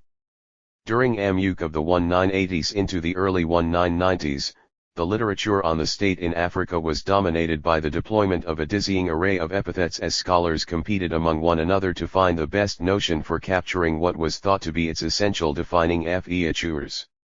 Depending on the particular angle from which they entered into the debate, the state was variously described by different scholars as neo-patrimonial, unsteady, omnipresent but hardly omnipotent, a lame leviathan, soft, sultanist, prebendal, hemmed in, overextended, kleptocratic, predatory, parasitic, crony, inverted, and Humpty Dumpty. Jackson and Roseberg, 1982, Kalaki, 1987, Ergas, 1987, Rothschild and Chazan, 1988, Medad, 1991, Barkin, 1992. Fatten, 1992, Widner, 1992, Bayard, 1993, Kalaki and Ravenhill, 1993, Bratton and Van de Waal 1994, Harbison etai, 1994. Taming this state by cutting it down to size and preventing it from further intervening in the smooth functioning of the market was defined as the key intellectual and policy challenge facing Africa. Bates, 1981, World Bank, 1981, 1993, 1994, 1995. As can be expected, this prognosis translated into the endorsement of the structural adjustment FRM work by the New Political Economy Public Choice School as it developed an organic relationship with the bank and the fund.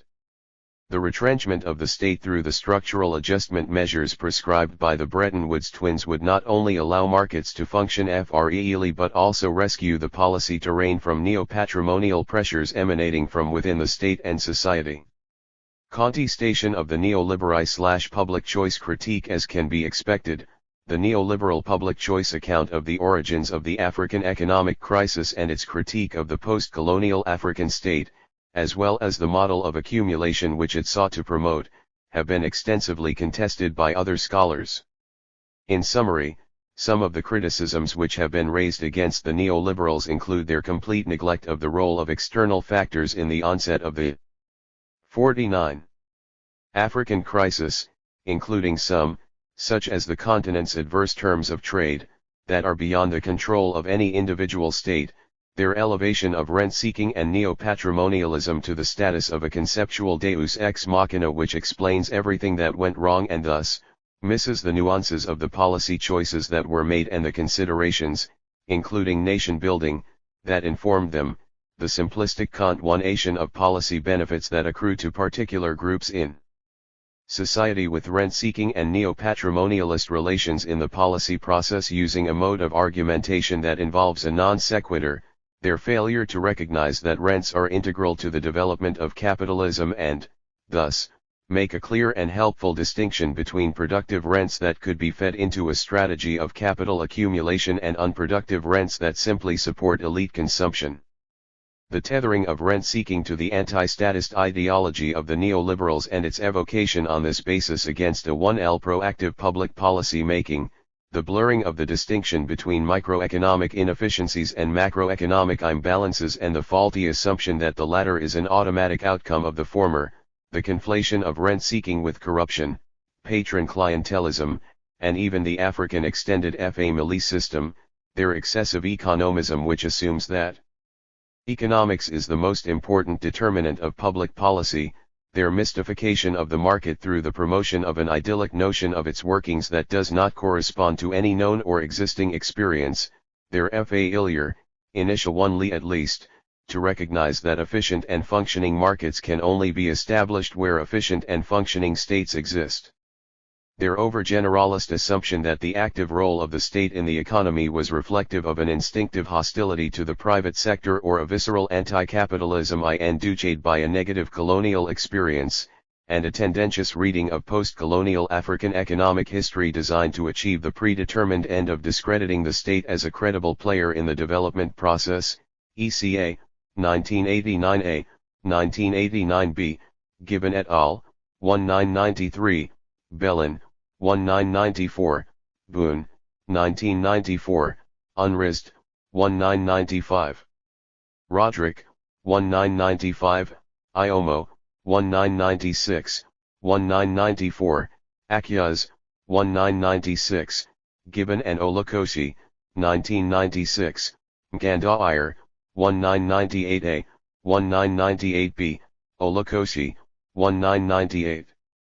But perhaps, more important than the foregoing, the most critical indictment of the neoliberal prognosis and of its structural adjustment model was the FACT that across Africa, as it was adopted by various governments, it fed into the existing dynamics of crisis and decline across the continent, compounding many of the problems which it was designed to solve.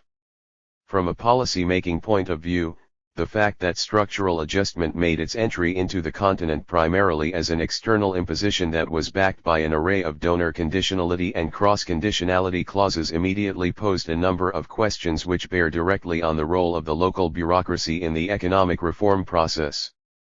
Was this bureaucracy expected merely to serve as a vessel for the implementation of policies favored by external donors, or was it to take a frontline role in the search for solutions which were both relevant and politically sustainable?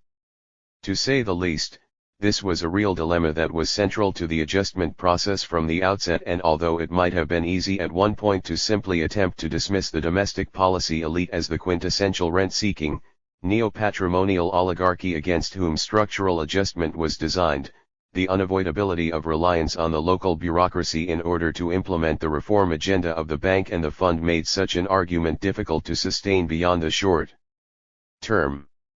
We shall return to this issue later in the chapter. Suffice it to note for now that, in addition to its own limitations and internal contradictions, some of the obvious policy and political lapses of the orthodox adjustment model also owed a great deal to the absence of a proper domestic anchor for the program and the policy and intellectual communities. There could be no question of 50. Successfully reforming the state and economy without the local bureaucracy and the various policy publics playing a fulsome part in the process. The search for pro-adjustment constituencies. Faced with the limited achievement of the structural adjustment program, the World Bank and, to a lesser extent, the IMF, began to search for explanations as to why their market reform agenda was not making much headway. This search marked a second stage in the bank's structural adjustment implementation experience, and it was characterized by an effort at formulating a specific political economy of policy making in general and structural adjustment reforms in particular. As part of this endeavor, several of the leading lights of the new political economy public choice school were recruited to supplement the bank's own policy research team. Initially, the focus was on the commitment of African governments to the IMF World Bank reform agenda and their consistency in applying the policies prescribed to them. African governments were generally blamed for failing to show the requisite political will required to push through harsh but necessary austerity in a consistent manner. Instead, many adopted a stop-go approach that entailed pandering to public opinion or succumbing to interest group pressure that translated into frequent policy reversals and backsliding.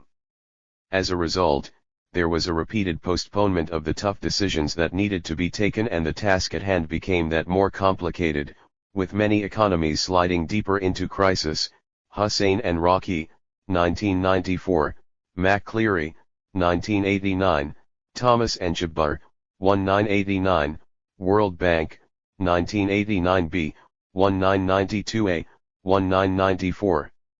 While many explanations were proffered by the bank for the alleged lack of commitment and consistency on the part of African governments in the implementation of structural adjustment, none seriously addressed the fact that in all countries where the market reform program had been pushed through by the Bretton Woods institutions, prior effort had not been made to build domestic consensus around it. Neither was there a politically viable domestic constituency for the program. Instead, in the eagerness to secure quick adoption of the program, the bank and the fund relied on the extensive use of conditionality and cross-conditionality in a manner which practically precluded all alternatives and narrowed the room for maneuver for the adjusting countries. The coordinated deployment of donor leverage was the order of the day. Bank and fund officials were also content to cut deals with well-placed government officials who were thought to be sufficiently powerful or strategically positioned to, single-handedly, push through the market reform agenda. Internal governmental processes and procedures for policy adoption were also short-circuited. That the content of the program was, initially at least, shrouded in secrecy hardly helped matters. The net result of all this was that the bank and the fund found themselves having to try to play the domestic political terrain of African countries, a role for which they were not equipped. 3. Thus, in summary, structural adjustment was negotiated in a framework conditioned by a diplomacy of conditionality and implemented in the absence of domestic consensus about its goals. From a policy effectiveness point of view, this was to have profound implications.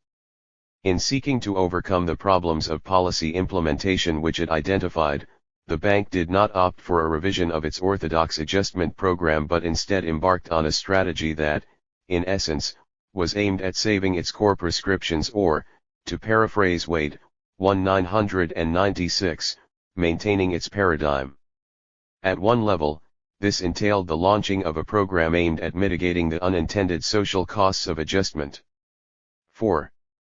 At another level, an attempt was made to pinpoint the coalitions of vested 51 interests either in the state or society that were thought to be in the vanguard of opposition to the reform agenda.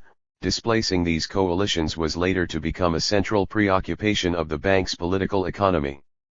As part of this endeavor, attention was devoted to issues of timing, phasing and sequencing of the reform agenda, the construction of pro-adjustment constituencies in the state and society, and the options available for wrong-footing and sidestepping local opposition to adjustment, including a number of Machiavellian schemes for riding roughshod over critics.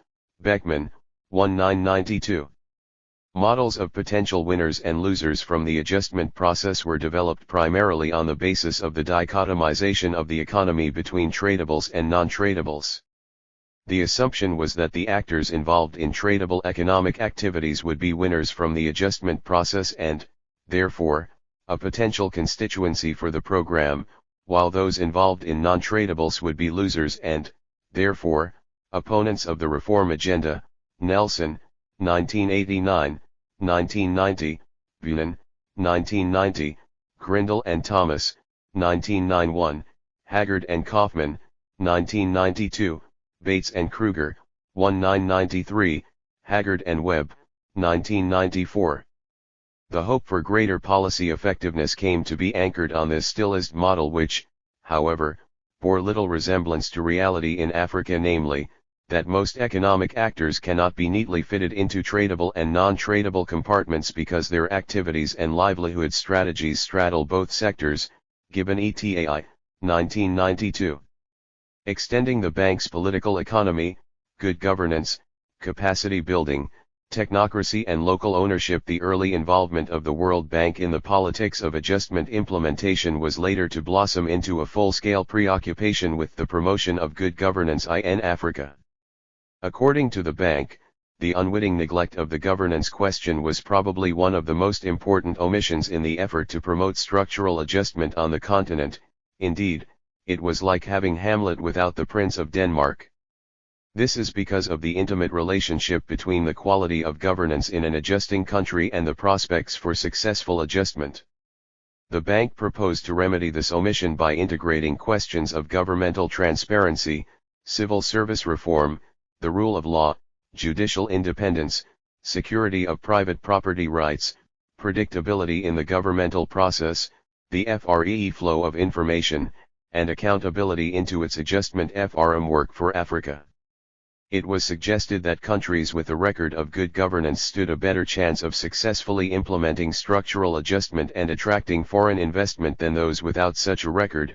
World Bank, 1989b, 1992b, Carter Center, 1989, Dia, 1993, 1996, Way, 1994, Landell Mills and Sirageldin, 1991, Landell Mealy's, 1992, Hayden and Bratton, 1992, Jeffries, 1993. Examples were drawn from East Asia to attempt to prove that such a correlation existed. While the bank's interpretation of the East Asian experience has been vigorously contested for its inaccuracies, see, for example, Yomo, 1996, Wade, 1996, Evans, 1997, Chan et al., 1998, What is really important to note for our purposes in this chapter is the fact that for this institution, governance became little more than another instrument in its armory to be deployed for the goal of perpetuating an adjustment framework which was increasingly being questioned but whose key underlying assumptions and principles the bank was still not prepared to alter. Attention was also paid by the bank to the mobilization of community and hometown associations, non-governmental organizations, and the private sector as structural resources that could serve as local constituencies for the promotion of market economic. 52. Reforms and simultaneously pressure the state to embrace good governance, Landell Mills, 1992. In a certain sense, however, this preoccupation with associational life in Africa simply fed into the deep-seated distrust of the state that inheres in the structural adjustment model and the bank's political economy of reform implementation. Thus, even as resources were expended on the promotion of good governance and renewed attention appeared to be paid to the question of how to make the state a better functioning institution, non-state actors were also being mobilized and empowered to serve as alternatives to the state in the provision of basic social services and the implementation of development projects. Yet, quite apart from their own internal organizational weaknesses and shortcomings, Beckman, 1992, Gibbon and Olukosi, 1996, the persistent question of the extent to which it is possible to promote long-term development through primary reliance on non-governmental organizations and with an incapacitated state is one which was not explicitly addressed. It is also a question which was not resolved by the emphasis which came to be placed in the period from the early 1990s on capacity building as a central element of the project of governance reform on the continent, World Bank, 1991, J. Cox, 1993. Indeed, coming as it did after an earlier campaign, backed with donor conditionality clauses, for, sometimes massive and ill-planned, staff retrenchment in the civil service, the further depletion of the public sector through the exodus of qualified personnel on account, partly, of the declining real wages and salaries associated with adjustment implementation, the demoralization of the bureaucracy by a succession of external donor policy and personnel impositions, and the generalist brain drain from Africa, capacity building simply reflected a self-fulfilling predicament that has been integral to the entire adjustment experience. For, as Mkandawire, L998A, notes, the very adjustment framework which, at an earlier stage of the reform process, squeezed the state fiscally, ideologically, and politically, leading to the severe erosion of its capacity and the observed inability to carry out basic functions, was, at a later stage, to become the same context within which measures were defined for supposedly overcoming this incapacitation. This, in turn, is tied to an anti-statist ideological and diagnostic predisposition that initially defined the African state as being completely incapable of promoting any development policies but which, at the same time, insists on overloading that very same state with a plethora of tasks, including the demonstration of good governance, the provision of an enabling environment, the stabilization of the economy, etc. Out of this self-fulfilling and circular logic has emerged the case for capacity building.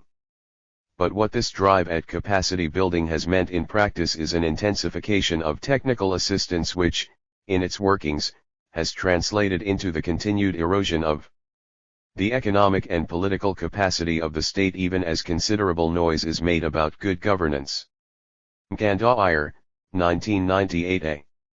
Beyond the search for private structural resources for adjustment and the attention paid to capacity building, the promotion of the bank's governance agenda was also undertaken side by side with a commitment to the identification, isolation, and nurturing of a technocratic core within the bureaucratic apparatus of African states which could be relied upon to push through the market reform agenda. Both the bank and its organic intellectuals devoted a considerable amount of resources to this question, including the ways in which the pro-adjustment technocracy that is identified or established could be insulated from anti-adjustment pressures within the state and society that could derail the economic reform process, Haggard and Webb, 1994. Although this seemed to run in the face of the bank's own avowed commitment to good governance as defined in its own terms, attempts were, nevertheless, made to encourage the emergence and functioning of 53.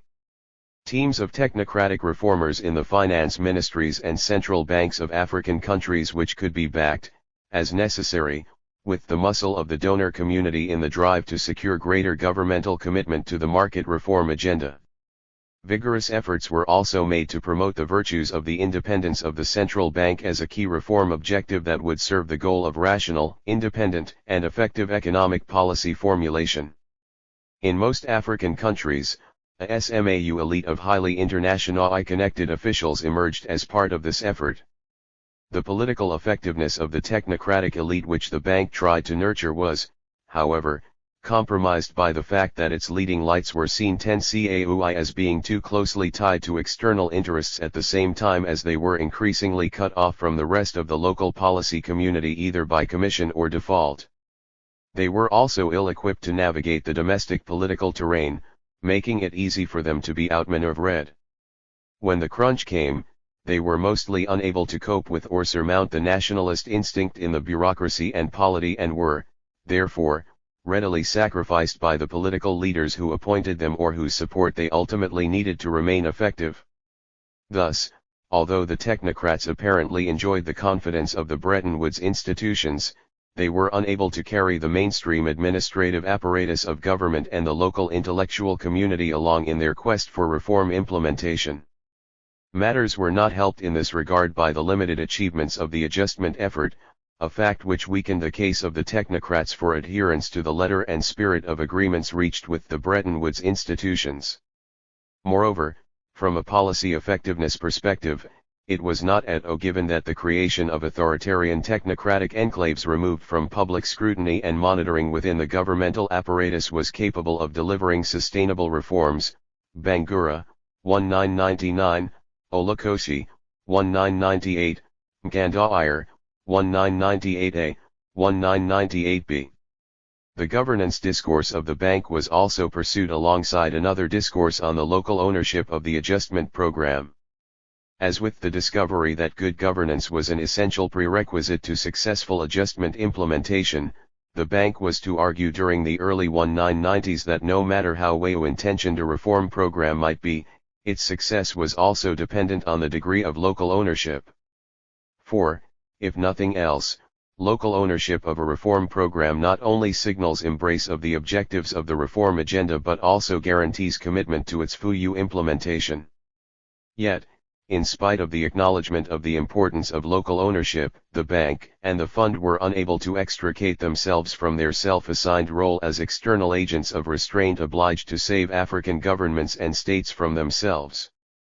Throughout the 1990s, they demanded and often succeeded in getting African governments to accept the installation of their own experts, monitors and auditors in the key segments of the economic bureaucracy, especially the central banks and the finance ministries.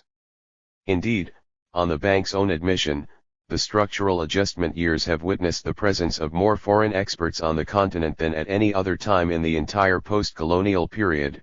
J. Cox, 1993. 5.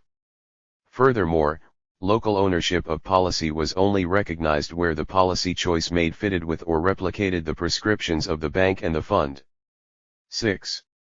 In some of the worst cases that have been reported, officials of the Bretton Woods institutions drafted policy documents and then sought the cover of local ownership by getting high-ranking local officials to append their signatures and claim authorship. UNDP, 1993, Botchway et at. 1998, Bangura, 1999, Olukosi, 1998. 54. In addition to the concerns which we have noted in the preceding paragraphs, a lot more has been written in criticism of the bank's program for promoting good governance, capacity building, and insulated technocracy and local ownership of policy in Africa. Among some of the other points that have been raised against the bank's various initiatives in these areas is the suggestion that they were designed, in theory and practice, primarily to save the adjustment framework itself rather than open it up to amendment in line with the requirements of good governance and local ownership. They resulted in the devotion by local officials of a disproportionate amount of scarce time and resources to meeting with and accounting to a variety of bilateral and multilateral donors, and this was done to the detriment of accountability to the peoples of the adjusting countries by their rulers and policy makers. They tended to reinforce the authoritarianism that inheres in economic policy making and, in so doing, are in danger of creating a disjuncture between the political liberalization process that is taking place in Africa and the economic policy making process, and, finally, that in order for it to be meaningful, an agenda for governance should not only be democratic by definition but also developmental in orientation with a clearly articulated role for the state. Beckman, 1992, Havnovic and Van Arcady, 1996, Gandauer, 1998a, 1998b, Olukoshi, 1998. These criticisms were emboldened by the fact that well over a decade and a half after structural adjustment began, African countries still continued, for the most part, to wallow in crisis and decline. Selectivity and the effective state. The bank responded to criticism of its adjustment and governance programs by, at one level, promoting a principle of selectivity and, at another level, attempting to revise the single-minded anti-statism of the early adjustment years. With regard to selectivity, the bank suggested that its long experience of reform implementation in Africa indicated the necessity for increasingly scarce donor resources to go only to those countries where a sustained record of commitment had resulted in the creation of an appropriate policy environment for market reforms to succeed and development assistance to make a difference. Donor assistance stands a better chance of succeeding where the policy environment is right. Those countries that have consistently failed to show commitment and whose basic macroeconomic policies continue to be faulty would have to be left out as resources expended on them would most likely fail to yield desired results. World Bank, 1998a.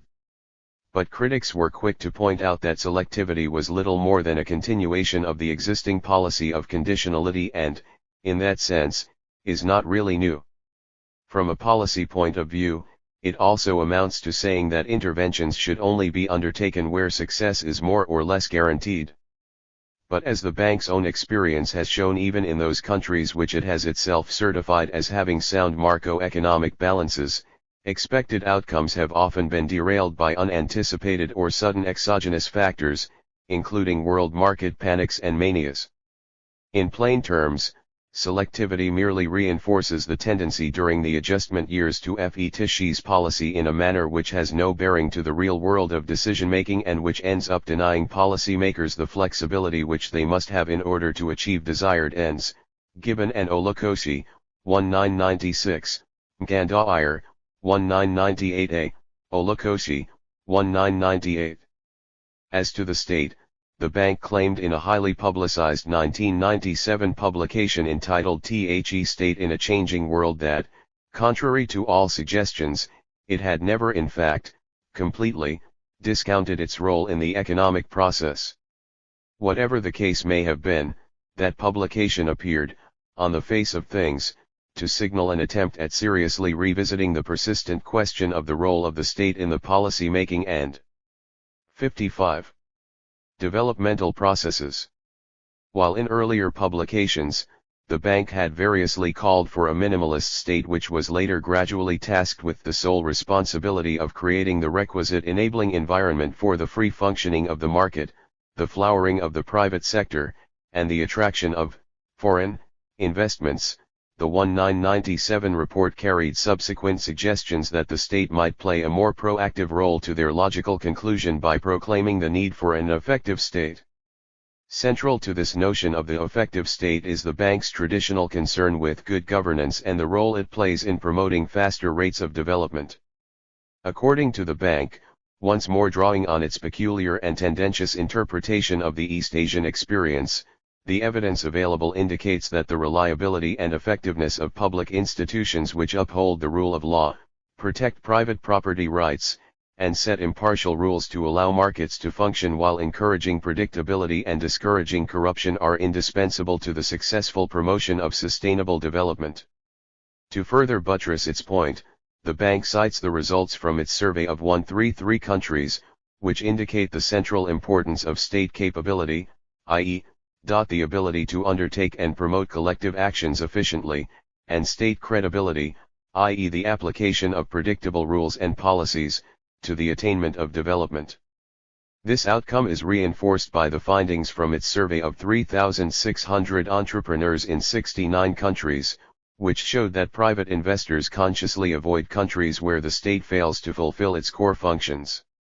60% of the companies surveyed in sub-Saharan Africa, Central and Eastern Europe, and Latin America also stated that policy unpredictability was a serious disincentive for business and investment.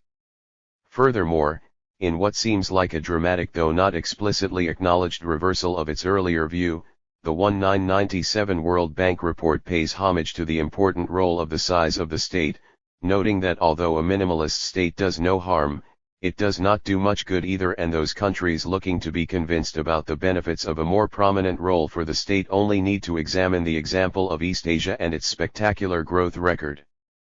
The report also attempted, in the usual World Bank methodological tradition, to establish a correlation between state capability and economic well-being, in countries such as those of sub-Saharan Africa where state capability is weak. Per capita income was only increased by 0.5% over the 3 decades to 1997, while in the parts of the world, such as East Asia, where state capability is strong, per capita income grew by 3% over the same period. To reverse this situation and overcome what the report describes as their crisis of statehood, African countries need to do what their Asian counterparts did much earlier, namely embrace openness to external trade and investment, avoid price distortions in the context of the broader goal of getting key macroeconomic fundamentals right, reduce or eliminate parallel market foreign exchange premiums, and increase the levels of investment in higher education and infrastructure. This task is all the more urgent for African countries in part because the majority of them now have lower capability, including state capability, than they did at independence, and the accelerated process of globalization that is currently being experienced represents a serious threat to weak or capriciously governed states. On how to handle the relationship between the state and the market, the 1997 World Bank report argues that markets and governments are complementary, with the latter having the task of putting in place the appropriate institutional foundations required for the former to function properly. In this formulation, governments are called upon to serve as partner, catalyst, and facilitator for the markets. Drawing on the experience of the East Asian and Latin American countries, it notes that while governments cannot provide growth, they must provide the framework to underpin the markets that do. This requires 56. Governments to match their role to their capabilities by concentrating on getting the basics right and avoiding trying to do too much. In essence, adherence to the principles of good governance is indispensable to the capacity of the state to effectively complement the market and implement policy reform. With regard to economic policy reform implementation, state effectiveness would, inevitably, call for far-sighted political leaders who are able to spell out a longer-term vision for their society, allowing people to see beyond the immediate pain of adjustment. Effective leaders give their people a sense of owning the reforms, a sense that reform is not something imposed from without, p.14, and the presence of someone who can convince the public that the leap is worth making is a potent reform weapon indeed, p.156. While on the face of things, the bank's 1997 report would seem, finally, to represent an acceptance by the Bretton Woods institution that the state is a key player in the development process. A more careful reading of the publication would, in fact, suggest that this is not entirely the case. For, in spite of all the homage, embellished with the appropriate terms, that was paid to the necessity for an effective state, the report was essentially a manifesto on how to gain wider acceptance of the market as the sole effective institutional framework for and side of development. From this point of view, the central thing that changed in the bank's message was the language in which this ideologically driven attachment to the market was couched. Stripped of all the jargon, however, the effective state emerges as little more than the kind of state which is thought to be best suited for the market and which, in addition, is able to, selectively, bring the market mechanism into its inner workings as broadly advocated by the new public management school. Throughout the report, state effectiveness is reduced to a dependent variable of properly functioning markets.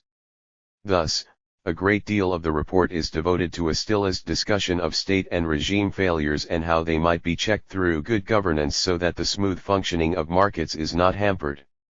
At the same time, the report is substantially silent on market imperfections or failures, the costs which they exact, and the measures that are needed to overcome them.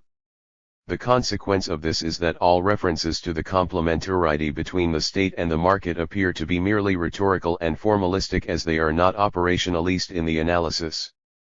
It is little wonder that earlier notions of good governance and local ownership were resurrected and repackaged to constitute the kernel of state credibility and capacity, together with an advocacy of the infusion of a market-driven managerial ethos that would entail greater emphasis on subcontracting, competitive bidding, and decentralization within the state system.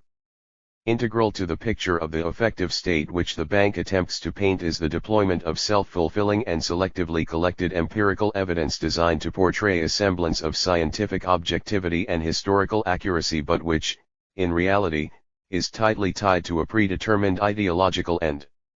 This ex post facto mode of discourse purports to explain success only in its own terms, ignoring the prevailing historical context within which policy actions were defined and pursued and the relevant conjunctural factors that may have been at play. It ends up being tautological, since evidence of state effectiveness is deduced from the performance of the economy. Thus, the state is effective and credible only if the economy is successful and performing well, and, conversely, if the economy is not doing well, even if only for temporary conjunctural reasons, then the state is not effective and is lacking in credibility. As it relates to Africa, there were two distinct but interrelated levels at which this approach was operationalist in the report. At the first level, the report continued the trend, started by the Berg report, which the bank had commissioned in 1981, whereby Africa's post 57 colonial economic history is consistently misrepresented and caricatured as being little more than an ensemble of unmitigated and undifferentiated disasters, an approach which has already been extensively and effectively critiqued by Mkandawire, 1998a. The failure to differentiate among post-independence African and to periodize their economic history so as to be better able to understand the patterns of growth that were initially recorded and the complex roots of the difficulties that were later to follow paves the way for the creation of a straw man that is then held up against an idealized notion of the state and the market which the East Asian experience is presented as typifying. That the policies that were followed by African countries in the 1960s and 1970s were the prevailing orthodoxy of the day, much like the market is today's orthodoxy, is ignored. At the second level, therefore, a tendentious and one-sided interpretation of the East Asian experience, supplemented with examples from Latin America, is presented as a contrast to the African case. Yet, the attempt, for example, to downplay the role of rent-seeking in the East Asian experience runs in the face of the evidence that has been marshaled by other authors and, as we observed earlier, detracts attention from what is really the interesting policy challenge for Africa, namely the distinction between productive and unproductive rents and how the former can be linked to the correct development strategy. Besides, it is remarkable that following the outbreak in 1997 of the East Asian financial crisis and the FEAR of contagion which it triggered in the West, bank and fund officials instinctively forgot their idealization of the region's experience and condemned the state and society in the region for crony capitalism, which they blamed for the problems and which, up until then, was presented as a disease that was uniquely African. All of a sudden, East Asian states which were painted in the report as having established the quintessential effective state with an appropriately insulated economic technocracy were excoriated for their illicit links with private business cronies, links which ultimately became dysfunctional and led to the financial collapse. The mainstream prescription that emanated from Washington included a strong attack on the state, World Bank, 1998b, Wade, 1998a, 1998b, Wade and Veneraso, 1998. Throughout the report, it is hard to find an independent vision that underpins the state and the factors, including ideology, which both motivate policymakers to follow particular paths and serve as the platform for the mobilization of the populace. The conclusion is difficult to avoid that the bank persists with a fundamentally flawed understanding of the state as an institution. For, if we proceed from the question what is the purpose of the state?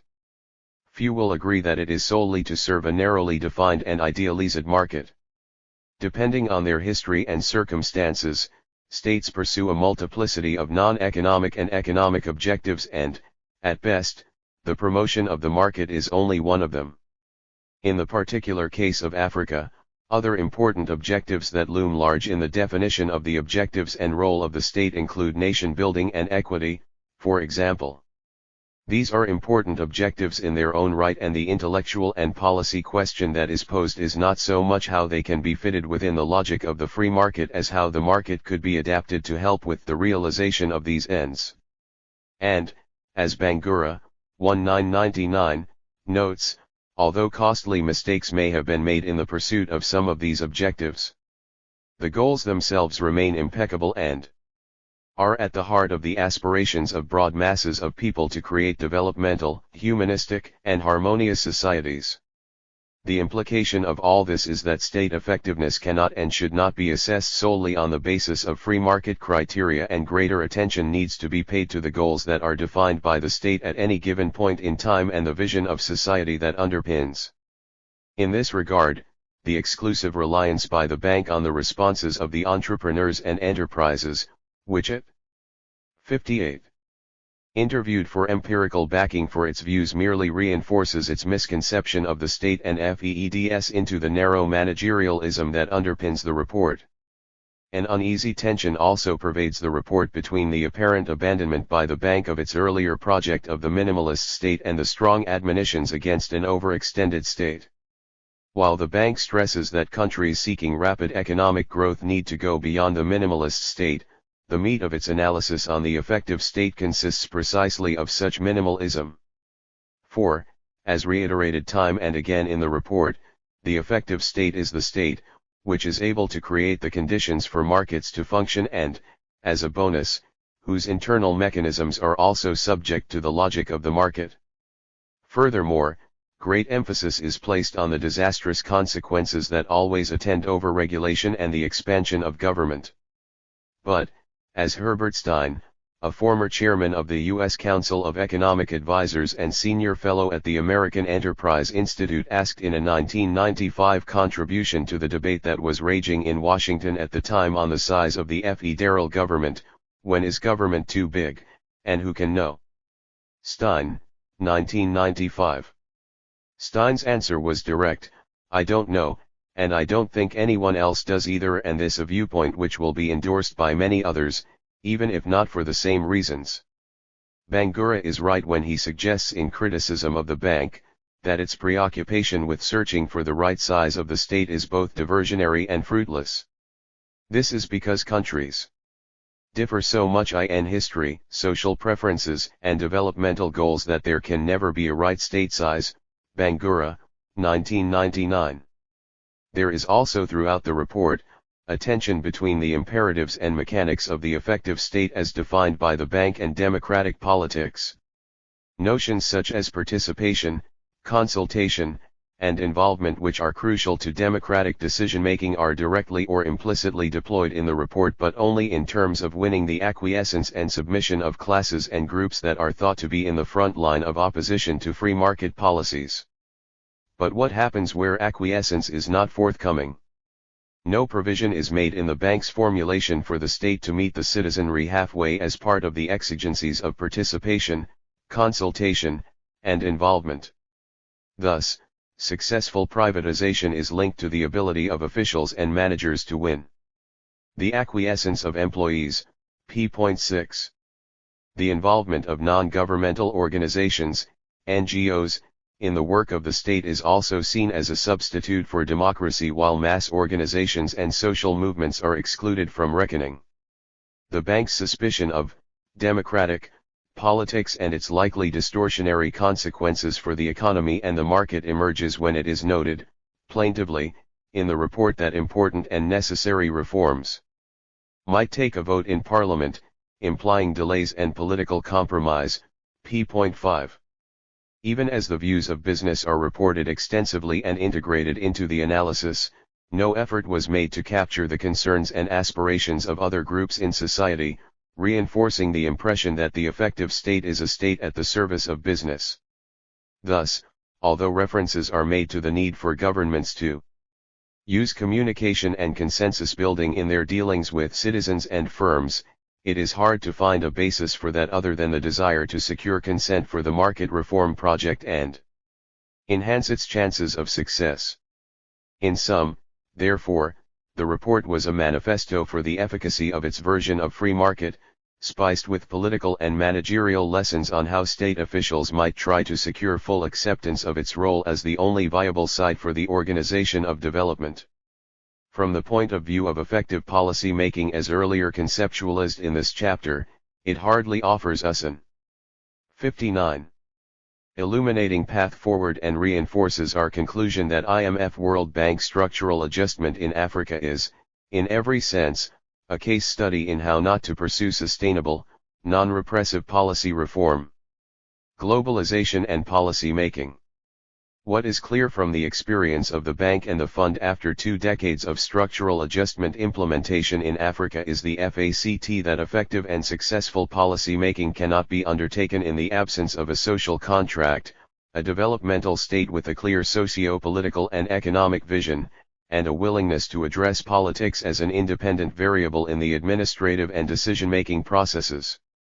This is by no means a simple task, and it is one which is made even more difficult by the terms on the basis of which the accelerated processes of globalization have been taking place. There is a lively debate going on in the literature on the implications of globalization for the state as an actor in the international system and for its sovereignty. This debate is also linked to the scope, which exists for local, national level policy making in a rapidly changing world. An important strand of the ongoing discussion is underpinned by the expectation, promoted by the new public management component of the public choice school, that globalization will compel states to undertake managerial and administrative reforms as they struggle to enhance their chances of being active players in the world economy. These managerial and administrative reforms, rooted as they are in the promotion of the market logic and market competition, will result in the emergence of a standardist state and public administration system across the world. Osborne and Gabler, 1992. In sum, a strong message which comes across in much of the ongoing debate on globalization is that both the old-type state, if not the state as an institution itself, and state interventionism are no longer feasible or permissible in the emerging New World Order. As it affects the countries of Africa and their policy-making capacity, several points from the ongoing debate about the consequences of globalization for the state and policy-making deserve to be highlighted. The first of these is the fact that at a certain level, globalization, underpinned as it is by a strong neoliberal laissez-faireism, represents a continuation of the continent's experience with market-driven structural adjustment and all of its implications for the local policy-making environment. In this sense, globalization would seem to reinforce the structural adjustment policies that have been followed over the last 2 decades, especially in the area of trade, financial, and investment liberalization. Secondly, the establishment of the World Trade Organization, WTO, as a successor to GATT following the conclusion of the Uruguay rounds of agreements launched and accelerated a process whereby an ever-widening sphere of local policy and decision-making spaces are being further eroded in favor of agreements negotiated at the multilateral level and which are binding on all signatories. Already, African countries are being exposed to a new additional conditionality, that of prior membership of WTO and adherence to its rules on trade liberalization, in exchange for development cooperation assistance, debt relief, and market access. Thirdly, it poses serious questions about the renewal of state capacity to cope with the demands, pressures, and opportunities associated with globalization at a time when the structural adjustment experience has resulted in the near-total erosion of state capacity and the decimation of the morale and coherence of the bureaucracy. The fact that WTO rules on issues as diverse and technical as trade, industrial, agricultural and competition policies as well as trade-related intellectual property rights, TRIPS, and trade-related investment measures. 60. TRIMS, are being negotiated and implemented at a time when state capacity is at its lowest on account of prolonged economic crisis, and the maladjustments occasioned by IMF and World Bank policies is clearly a serious cause for concern. While the consequences of globalization for the state and policy making in Africa clearly need to be addressed frontally, there is, however, an unhelpful, and at times ideologically driven tendency to foreclose all possibilities for creative action by African policy makers. This impossibility thesis, which originated in earlier debates about the role of the state in East Asian industrialization and the prospects for its replication in Africa, has been repackaged and fed into the discussion on the challenges posed for the continent by globalization.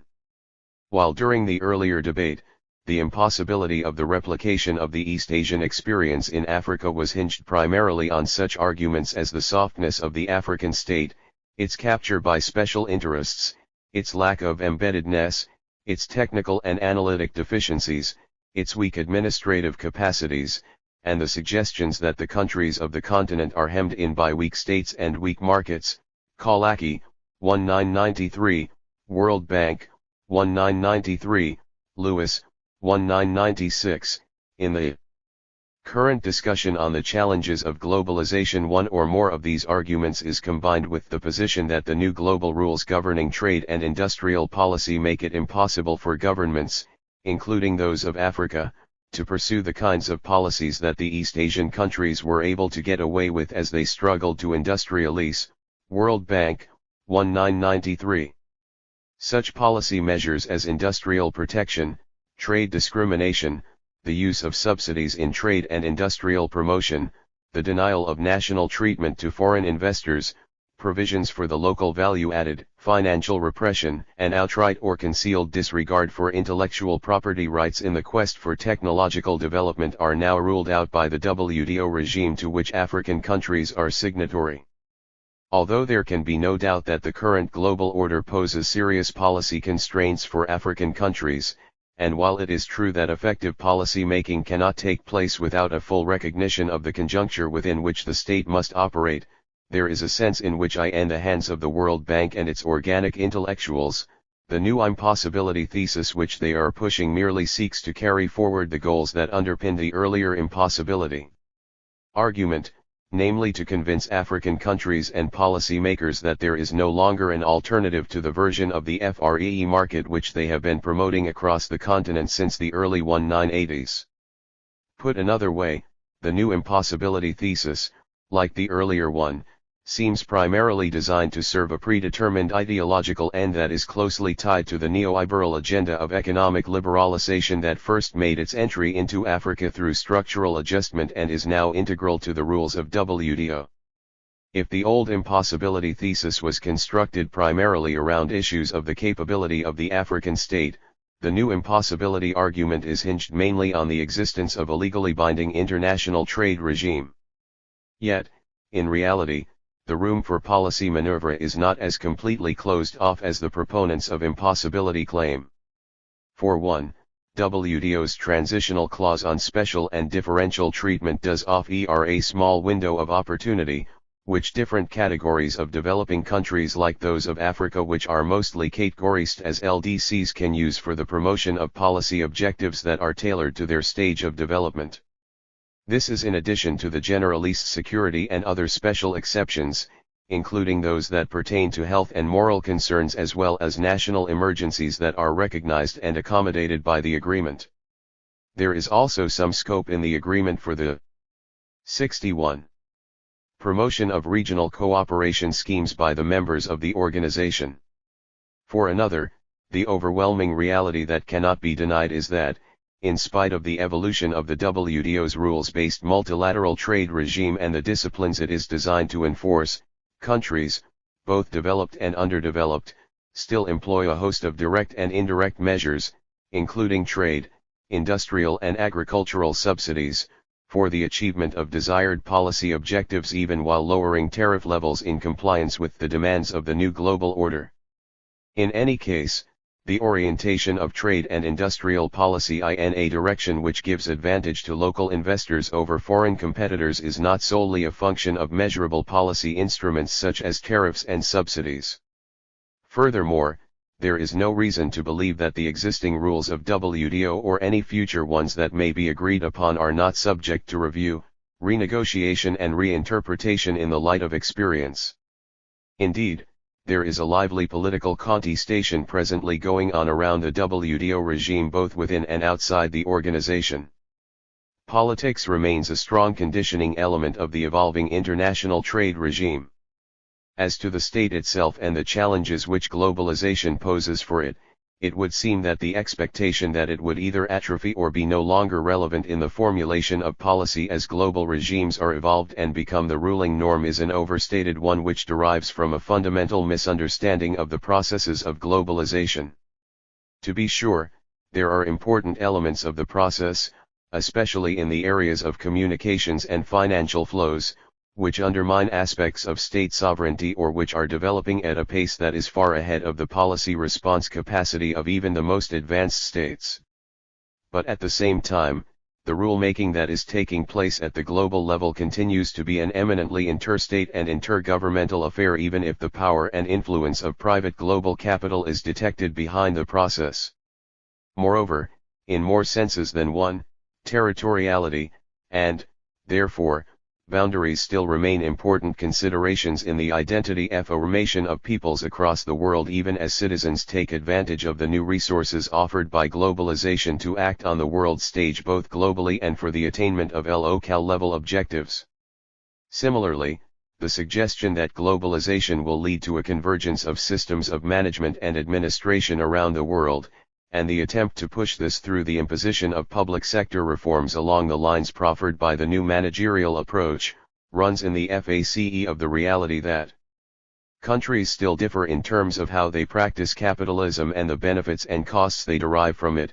Bangura, 1999.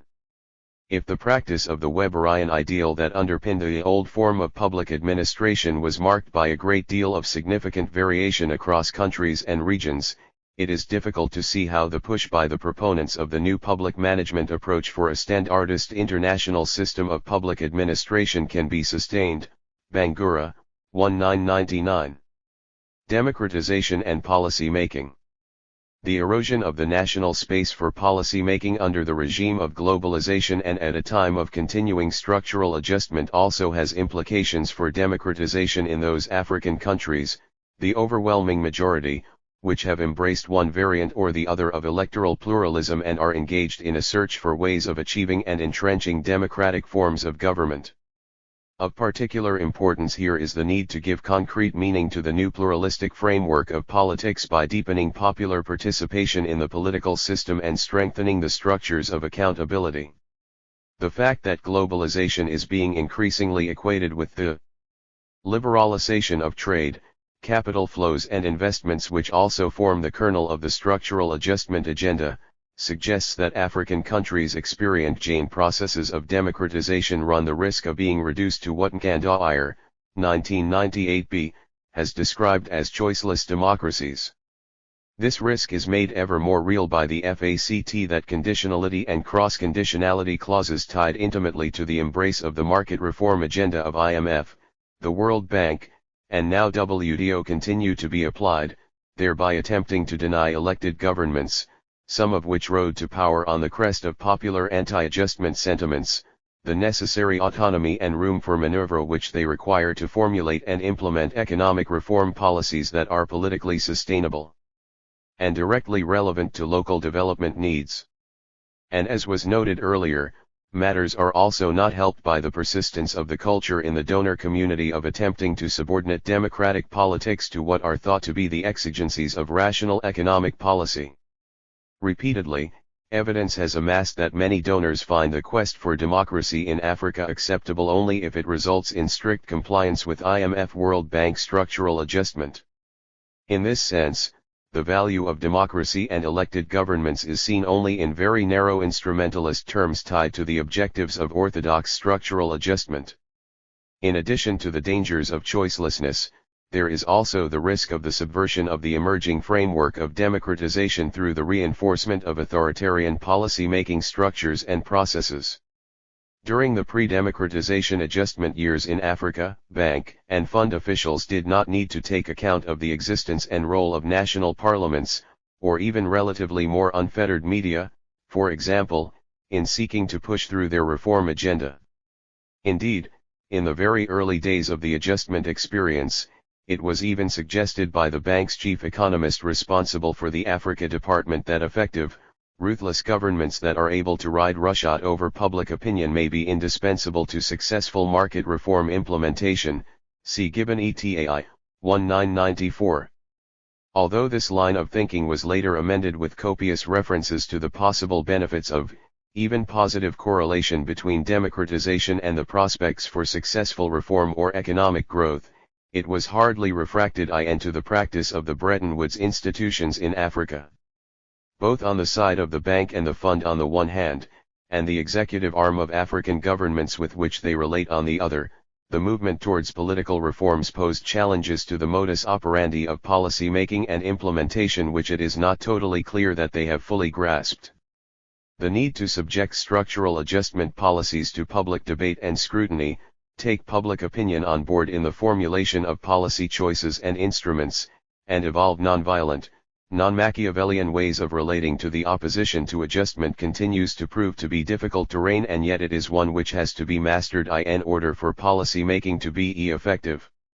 The 1997 report of the bank suggested that charismatic leadership might be a useful strategy for successful reform implementation, but just how this is different from strongman politics or could be made compatible with democratic politics is not explored, as is the problem which could be posed for policy sustainability by overdependence on an individual personality. In any case, the experience since the early 1990s, when the transition to more liberal and plural forms of politics began in Africa, has been the evolution or intensification of attempts in some countries to take the entire adjustment framework out of the purview of Parliament, or release limited information selectively, and, in the case of Uganda, bully the legislative arm of government to embrace a donor-driven Land Reform Act which most parliamentarians initially opposed. These experiences point to a continuing determination. 63. On the path of the bank and the fund to subordinate politics to their version of market economics, it also underlines a deep-seated distrust of democracy which, from the narrow managerialism of the Bretton Woods institutions, is seen as a source of delays in reform implementation and compromises that distort policy. Yet, what the bank and the fund refer to as the delays caused by democratic politics in the economic decision-making and implementation processes, and the so-called distortions associated with policy compromises, have been shown, on the basis of longitudinal, empirical evidence, to be one crucial secret of the relative success with economic reform that sets parliamentary democracies apart from presidential systems. O'Donnell, 1994, Stepan and Scatch, 1994, Linz and Valenzuela, 1994. 4. While parliamentary politics, often involving coalitions of parties, necessitates compromises around policies which once agreed upon, become easier to implement and sustain, presidentialism, based on the promotion of reform by presidential decrees, has proved to be much less able to deliver and sustain reforms. Such massive and compelling evidence as has been amassed by O'Donnell, 1994, Stepan and Scott, 1994, and Linz and Valenzuela, 1994, have, however, not influenced intellectual and policy approaches to the African situation. Instead, the dominant path, which much of the prescriptive and analytic literature has followed, and which is reflected in the practice of multilateral and bilateral donors, continues to be premised on an intense suspicion of the state even in the era of political pluralism. Thus, at one level, and as already noted by Ogbu and Solido in this volume, scholars like Collier, 1996, insist on the need for an external agency of restraint to keep the state in line for the sake of the integrity of the IMF World Bank market reform agenda. At another level, scholars like Kolacki, 1993, bemoan the near impossibility of successful reform in the framework of open political structures and a state system that is hemmed in by neo-patrimonialism and weak markets. The implication, even if not explicitly stated, is that democracy is not compatible with successful and broad-ranging economic reform implementation. Both in the formulation by Collier and Kolacki, the policy options which are derivable smack of a profound disregard both for the African state and of democratic politics on the continent. Questions such as the interest which an external agency of restraint serves and how it can be held accountable both to the citizens of specific countries and the global commons in order to avoid or limit the potential for a moral hazard are sidetracked in the eagerness to employ all means available to push a dogmatic market reform agenda. It is little wonder then that in the practice of the Bank and the Fund across Africa, no clear distinction is made between authoritarian and democratic states, with the consequence that the very same kinds of measures and methods that were applied to the pre-political reform African state of the 1980s continue to be applied to the African state of the 1990s that is experiencing a renewed effort at democratization. Thus, conditionality and cross-conditionality efforts at the creation of technocratic enclaves removed from the purview of local political structures, and civil service retrenchment have remained features of the African adjustment experience in the 1980s as much as in the 1990s. These measures, which define the basic donor approach to economic reform on the continent, are not only authoritarian by definition but are also promoted within the framework of an essentially authoritarian donor-recipient relationship.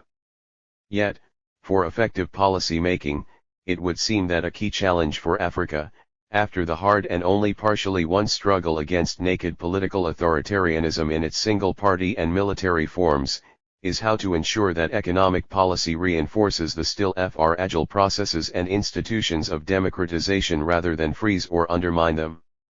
64. Towards effective policy making in Africa. Demystifying the policy process. The first step in the effort at achieving effective policy making in Africa in the context of democratization and globalization is to begin by demystifying the policy process itself, essentially by rescuing it from many of the stated and unstated assumptions about it that have dominated the discourse in Africa throughout the adjustment years. In this regard, it is important to place policy in its proper context and recognize that in Africa, as elsewhere, outcomes are not always directly correlated with the policy pursued. There are very many other factors and forces other than policy as such which bear directly on the performance of an economy, including the weather and other natural factors, as well as a bout of good or bad luck, sudden shifts in the external economic environment, and even outright miscalculation. Gibbon, 1996, Olukosi, 1996, Roderick, 1997, Mkandaire, 1998a. Thus, although policy could help to shape outcomes, it is not and cannot be the sole determinant of performance. This point bears underlining in view of the excessive fetish that is being made of correct macroeconomic policy by the World Bank and the rigid correlations that it attempts to establish between it and performance.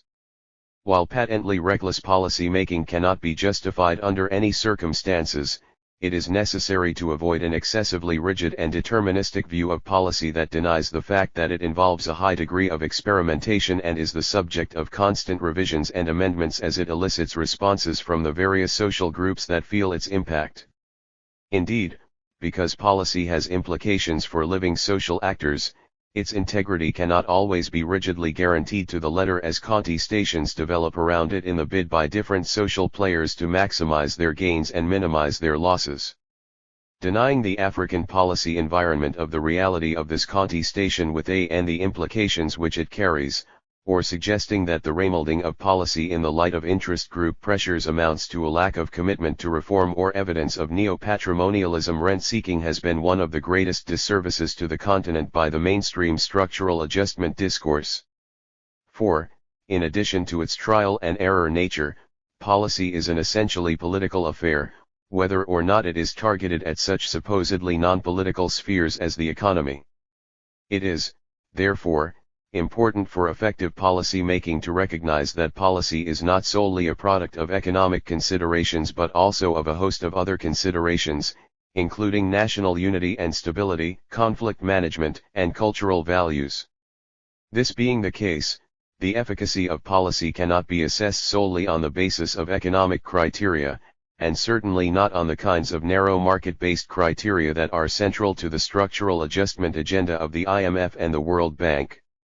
Similarly, the tendentious interpretation of experiences such as those pre-crisis East Asia which, as noted by Mgandair, 1998a, fed into a methodological approach that involved a myopic concentration of analysis around success to the neglect of the trial and error nature of policy making promoted a superhuman image of the successful policy maker who always got it right. The myth-making which this entailed led bank officials to resurrect Confucianism and pay homage to the Asian values that allegedly provided cultural and political context for the policy maker. It took the financial crisis of 1997 for this myth-making enterprise to be exploded. Infusing policy with a democratic content, the inevitability of a social contract given the various limitations of policy making over the last 2 decades of structural adjustment in Africa, it would seem clear that beyond a more realistic understanding of 65 policy, a starting point for effective policy making will entail the establishment in countries of the continent of a social contract that can serve as the minimum, overarching framework for governance. Such a social contract once existed in Africa and revolved around the twin goals of national unity and development, on the basis of which the nationalist elite mobilized the populace against colonial rule and hinged the promise of independence. The crisis of that contract has been discussed in greater detail elsewhere and need not detain us here. Olukosi and Loxo, 1995. Suffice it to note that it was a central ingredient in the construction of the legitimacy of the post-colonial African state, its collapse in the course of the 1970s and the inability to construct a viable alternative basis for state-society relations on account of the prolonged economic crisis and the donorization of the search for solutions was also integral to the challenge to the nation-state that became evident in the course of the 1980s and 1990s. Yet, such a bargain is absolutely indispensable for the establishment of political legitimacy and policy sustainability, without which reform efforts are bound to founder. To be relevant to the aspirations of the majority and acceptable to the populace, the bargain must, by definition, involve all the key interest groups in the society. In this sense, it offers the prospect of being democratic from the outset, not just in terms of the vision of society that it projects but also the popular participation that goes into its construction. It also serves as a framework within which policy making can be disciplined to the needs of society and policy makers held accountable to the citizenry. Crucial to the structure of governance and accountability that should underpin the construction of a new social contract in Africa is the strengthening of the evolving processes and structures of democratization on the continent. In this regard, and as noted by Bangura, 1999, such thorny areas of the ongoing quest for democratic governance as the credibility of elections, the integrity and autonomy of the judiciary, adherence to constitutionally established mechanisms for sharing power and changing governments, respect for human rights and civil liberties, self-organization by the citizenry, and the creation of public channels through which policymakers and politicians can be held accountable by the populace will need to be addressed in order that the political system that is built on the negotiated social bargain can enjoy credibility in the eyes of the citizenry and participation from the populace.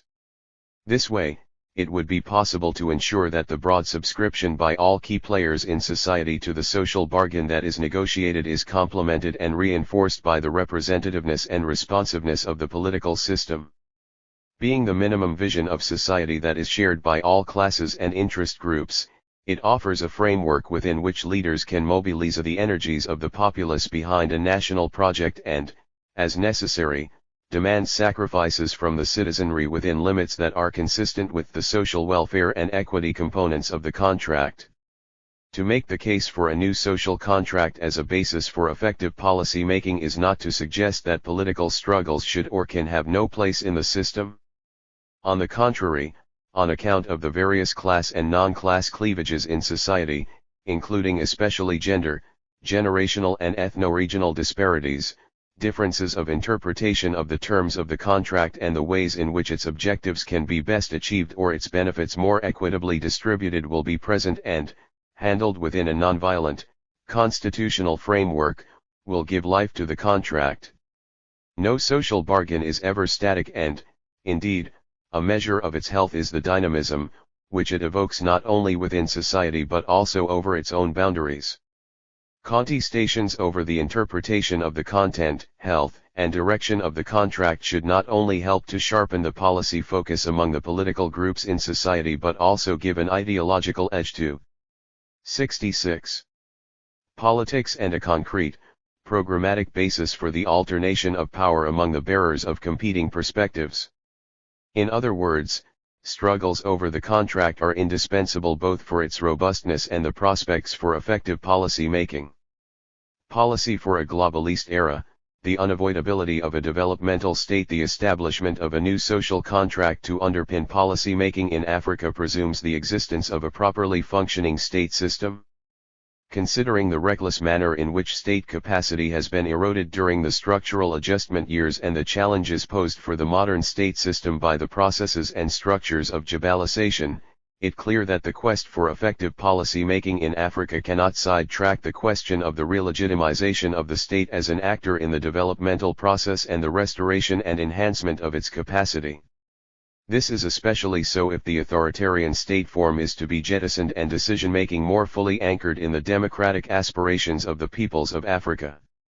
Nowhere in the world has a stable democratic system of governance and a sustained process of economic development been achieved without a properly functioning state system that is able to take a central role in mobilizing national resources and directing the market through a well-articulated structure of rewards and penalties tailored to the prevailing developmental needs.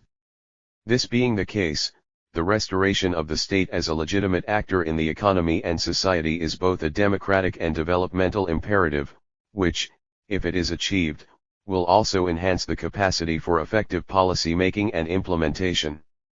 There are at least two levels at which the necessity for the rehabilitation of the state will have to be simultaneously pursued. Firstly, the one-sided anti-statism of the structural adjustment years will need to be jettisoned and a systematic program of retooling embarked upon to redress the worst legacies of the structural adjustment years. In this regard, such issues as the morale and remuneration of the civil service, the exodus of qualified personnel from the public sector, the brain drain from African countries, the neglect of state-owned training and staff development institutions, the hijacking of the key policy formulation and decision-making functions of the civil service by international financial institutions, the systematic pillage of the public sector through hasty and ILJ-conceived privatization schemes, and the delegitimatization of a developmental vision and ideology in public policy process will have to be seriously addressed as part of the effort both to re-enhance the state as a functioning institution and restore ownership of policy making to its cadres. Clearly, the rebuilding of the infrastructure of local decision-making is inseparable from the renewal of the state itself as a legitimate and coherent factor in the developmental process. And, as observed by Mgandaire, L998A, the issues involved here go well beyond sloganeering about capacity building, which is but a euphemism for externally driven technical assistance. They entail a concerted effort at the valorization and utilization of existing capacity. 4. To reiterate the point, the primary issue in many African countries is not so much the lack of technical competence as the debilitating consequences of structural adjustment as manifested in low public sector pay, the erosion of the decision-making role of the bureaucracy by foreign experts imposed by donors, and the systematic stripping of the state of its assets. Secondly, and closely related to the argument in the preceding paragraph, is the reaffirmation of the continuing relevance to Africa of the developmental state. Throughout the structural adjustment years, efforts have been made to systematically deny the African state of the kinds of roles in the economy and relations with economic actors which, in spite of a spirited effort at historical revisionism, are, in fact, routine in all other 67 countries and regions that have successfully industrialized and built a strong international economic presence in the form of foreign trade and investment. The creative use of subsidies to promote production and export activities, the pursuit of a long-term development vision underpinned by planning, the pioneering of investments in new growth areas and strategic infrastructure, the employment of policy to redress the worst consequences of uneven development, the promotion of a mutually reinforcing synergy between the state and the local business community, deliberate measures aimed at creating a national bourgeoisie, the encouragement of labor business governmental pacts, the management of the labor market to serve the anticipated needs of the economy, and the advancement of the welfare of the citizenry in part through an active role in the distribution of the gains from economic growth and the costs associated with crisis and adjustment, all of these roles which have been denied the African state on a variety of spurious, ideologically driven and historically unfounded grounds need to restored as part of the goal of reinventing the developmental state in Africa. Integral to this objective is the need to reaffirm the crucial importance of the nation-building role of the state in the development process. To be coherent, the developmental state project will also need to be anchored on a clear national ideology that is tied to the prevailing social bargain. One of the criticisms launched against African countries in early 1980s by the proponents of structural adjustment was that they were too preoccupied with ideology. Today, however, after 2 decades of an adjustment effort that is itself driven by ideology, African countries are beginning to be berated for lacking an ideological focus. While this shift in favor of the place of ideology in policy making is welcome, it is important to emphasize that in the African context, for ideology to be relevant, it would have to be integral to the developmental aspirations of the populace and the challenges of promoting national integration in multi-ethnic societies. In other words, it would have to be an ideology that is anchored on a national drive to catch up with the rest of the world and promote nation building. Such an ideology will provide motivation for policy making while focusing national energies.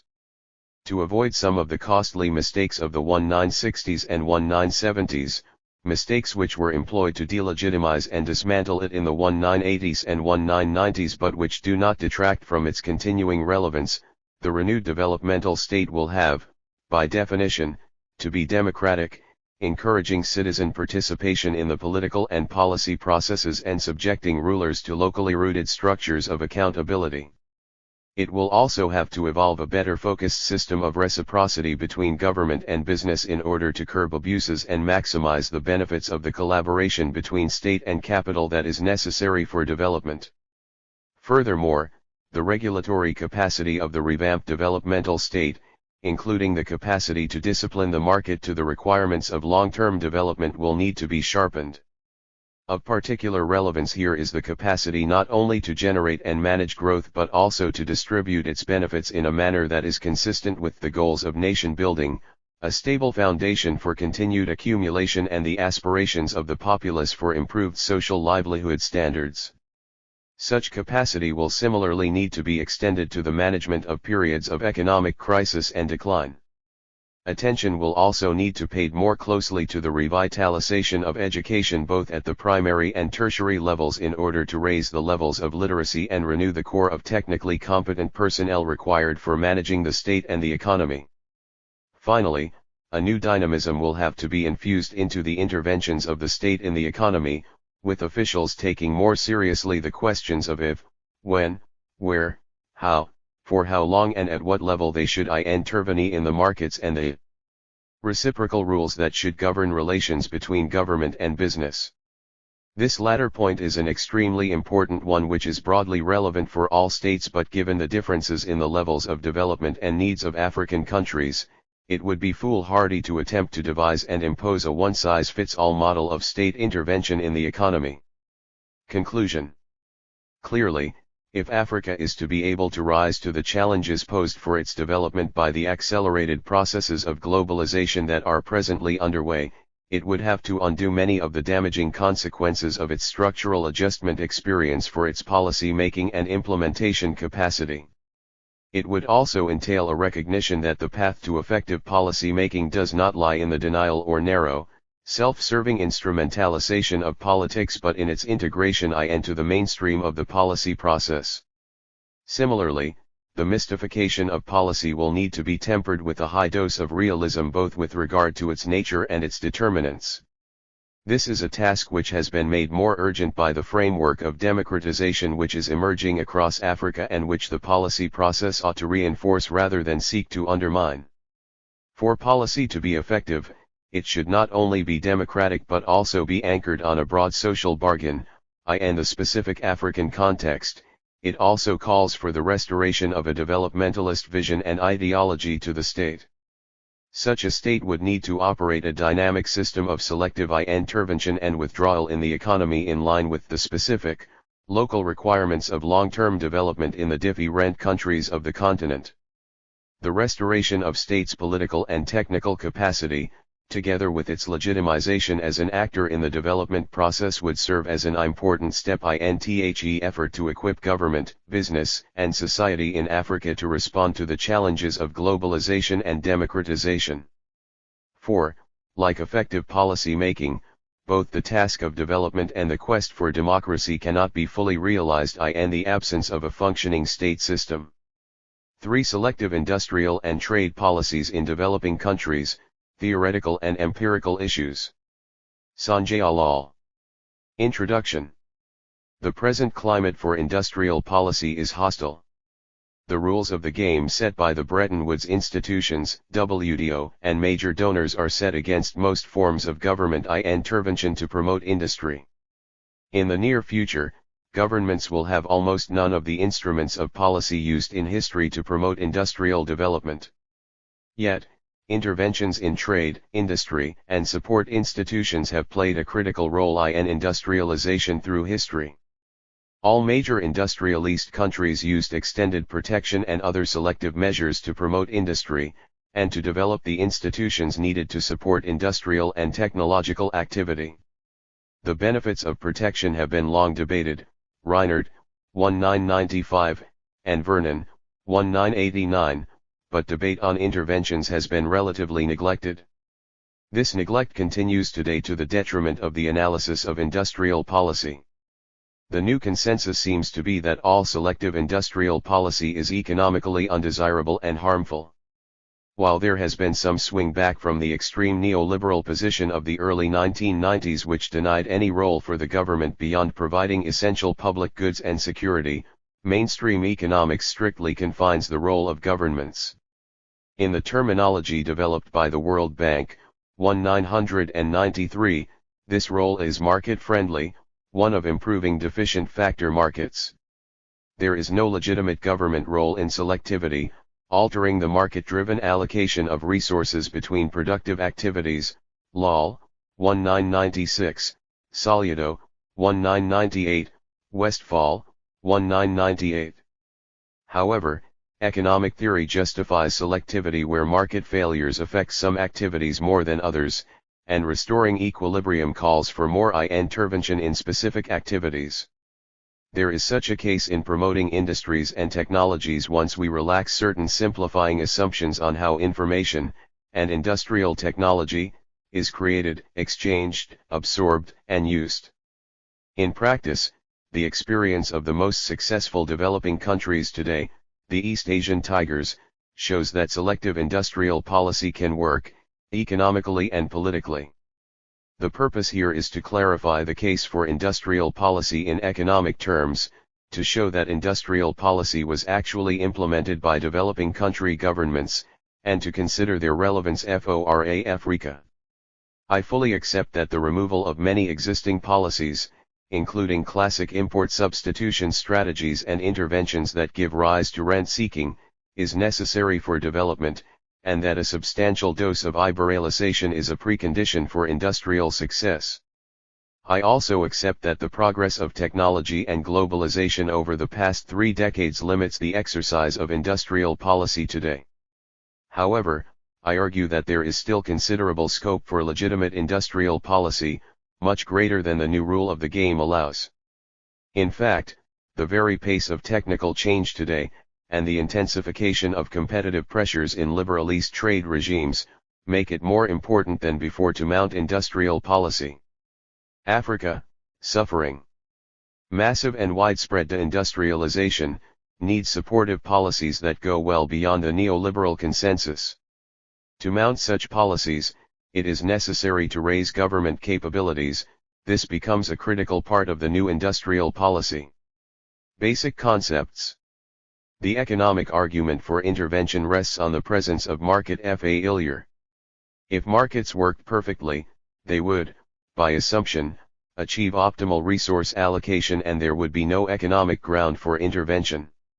If, on the other hand, markets were missing or functioned badly, intervention to restore optimality would be justified. This argument derives from static models of perfect competition, in which failures are defined by departures from Pareto optimality with its host of simplifying and rigorous conditions. Textbook versions of market failure are imperfect competition, public goods, and externalities. These are relatively restricted cases of failure that can, at least in theory, be corrected by governments. They do not seriously affect the theoretical case for perfect markets. However, as economists like Stiglitz, 1994, 1996, point out, failures in information markets are much more widespread and diffuse and do threaten the theoretical case. When such diffuse and pervasive market failures are present, it does not even make sense to think of conventional market failures, where it is possible to return to an equilibrium state with perfect information, certainty, lack of externalities and scale economies and full property rights. How then can the concept of market failure be used to analyze the need for policy? The industrial policy literature draws a distinction between functional interventions, that are not directed as specific activities, and selective interventions, that are, Pack and Westphal, 1986, Lal, 1996. The mainstream position today, as noted, is that functional interventions may be justified but selective ones never are. It defines the former as market-friendly and the latter as undesirable industrial policy. The case rests on two, mutually reinforcing, arguments. The first is economic, that governments cannot improve on the information processing capabilities of even imperfect markets to mount selective policies, though they can mount functional ones. The second is political, that governments are inherently corruptible and can never be trusted with selectivity. The argument is tendentious and biased. Both functional and selective interventions are industrial policy, since both try to improve upon free market outcomes. Whether or not governments can improve upon free markets depends on the circumstances and stage of development. A priori generalizations are impossible. Similarly, whether or not governments can handle selectively efficiently is a context-specific issue. Political preconceptions should not be introduced to pass sweeping judgments. While the distinction between functional and selective interventions appears to be useful at first sight, it is impossible to apply in practice.